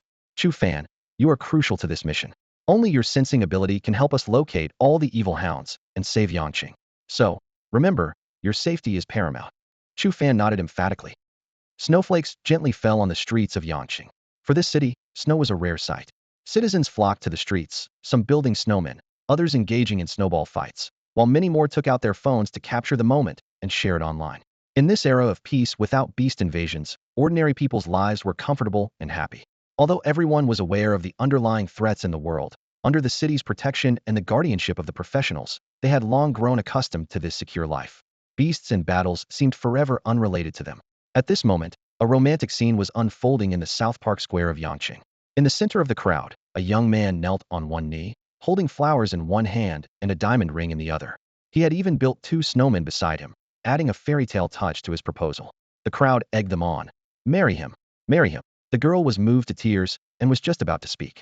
A sharp scream shattered the warm atmosphere. Everyone turned towards the sound, seeing a small red dog leaping onto a bald man's face. Because of the proximity, the dog's face was completely pressed against the man's, leaving the onlookers puzzled. What exactly was this little dog doing? The middle-aged bald man clutched his neck in agony, letting out indistinct whimpers. The couple snapped out of their excitement, their eyes landing on the small red dog. The man gasped, shouting, "Run!" as he pulled his partner and sprinted away. The onlookers, however, were unfazed, their curiosity keeping them rooted to the spot. Some even took out their phones, recording and posting on social media. A dog kissing a bald man early in the morning, hilarious. Suddenly, the red dog leapt off the bald man's face, retracting its long crimson tongue from his mouth. The sight made the crowd's hair stand on end. The length of that tongue far exceeded that of any normal dog. It was only then that the onlookers realized the little dog before them was a legendary beast. Just as the crowd turned to flee, 10 ferocious demon dogs closed in from all directions, their eyes gleaming with malice as they lunged at the people's faces. Within seconds, the demon dogs leapt down, retracting their long tongues. My stomach! What is this? Help! Cries of agony erupted. A series of popping sounds followed as the people's abdomens were ripped open, and blood-soaked newborn demon dogs emerged. In just a minute, the number of demon dogs had doubled, and they bared their fangs, feasting on the victim's flesh. The sound of hurried footsteps approached. Over there, more than 20 of them. Kill them! shouted Wang Ming, the captain of the special unit, as he led his team to the scene, a fierce look on his face. Since learning about the demon dog attacks from Chu Fan's report, they had hunted down and killed over 200 demon dogs across the city. However, this was just the tip of the iceberg. Demon dogs had been spotted in all 5 districts, silently spreading throughout the city. The special unit members acted swiftly, and the level 10 juvenile demon dogs and level 7 newborn demon dogs were no match for them, quickly lying dead on the ground. Captain, street-level searches are far from enough, Deputy Captain Xiaolin said gravely. More demon dogs are hiding in residential buildings, infiltrating homes through pipes. We need to search building by building, but we're severely understaffed. Just as Wang Ming was about to respond, his phone rang. After the call, he looked pleased. The Ministry of Education will send students to assist with the search. Our manpower issue will be resolved. Forget it, we'd be better off with a few mentors. We both know the level of students in Yang City, Xiaolin frowned. The ministry said Chu Fan is among them. Who did you say? Xiaolin's eyes widened. Wang Ming pretended to make a call. Don't want him? Should I ask the ministry to send mentors instead? Xiaolin rolled her eyes, knowing he was joking, and a slight smile played on her lips. Chu Fan. That name has been buzzing around lately. The first genius in Yang City's history. I wonder what they're like. That's all for today. Thank you so much for watching. I hope you guys enjoyed. If you wish to have another part of this recap, please give us at least 1,000 likes. Please don't forget to comment and subscribe to our channel for more content like this. Until next time.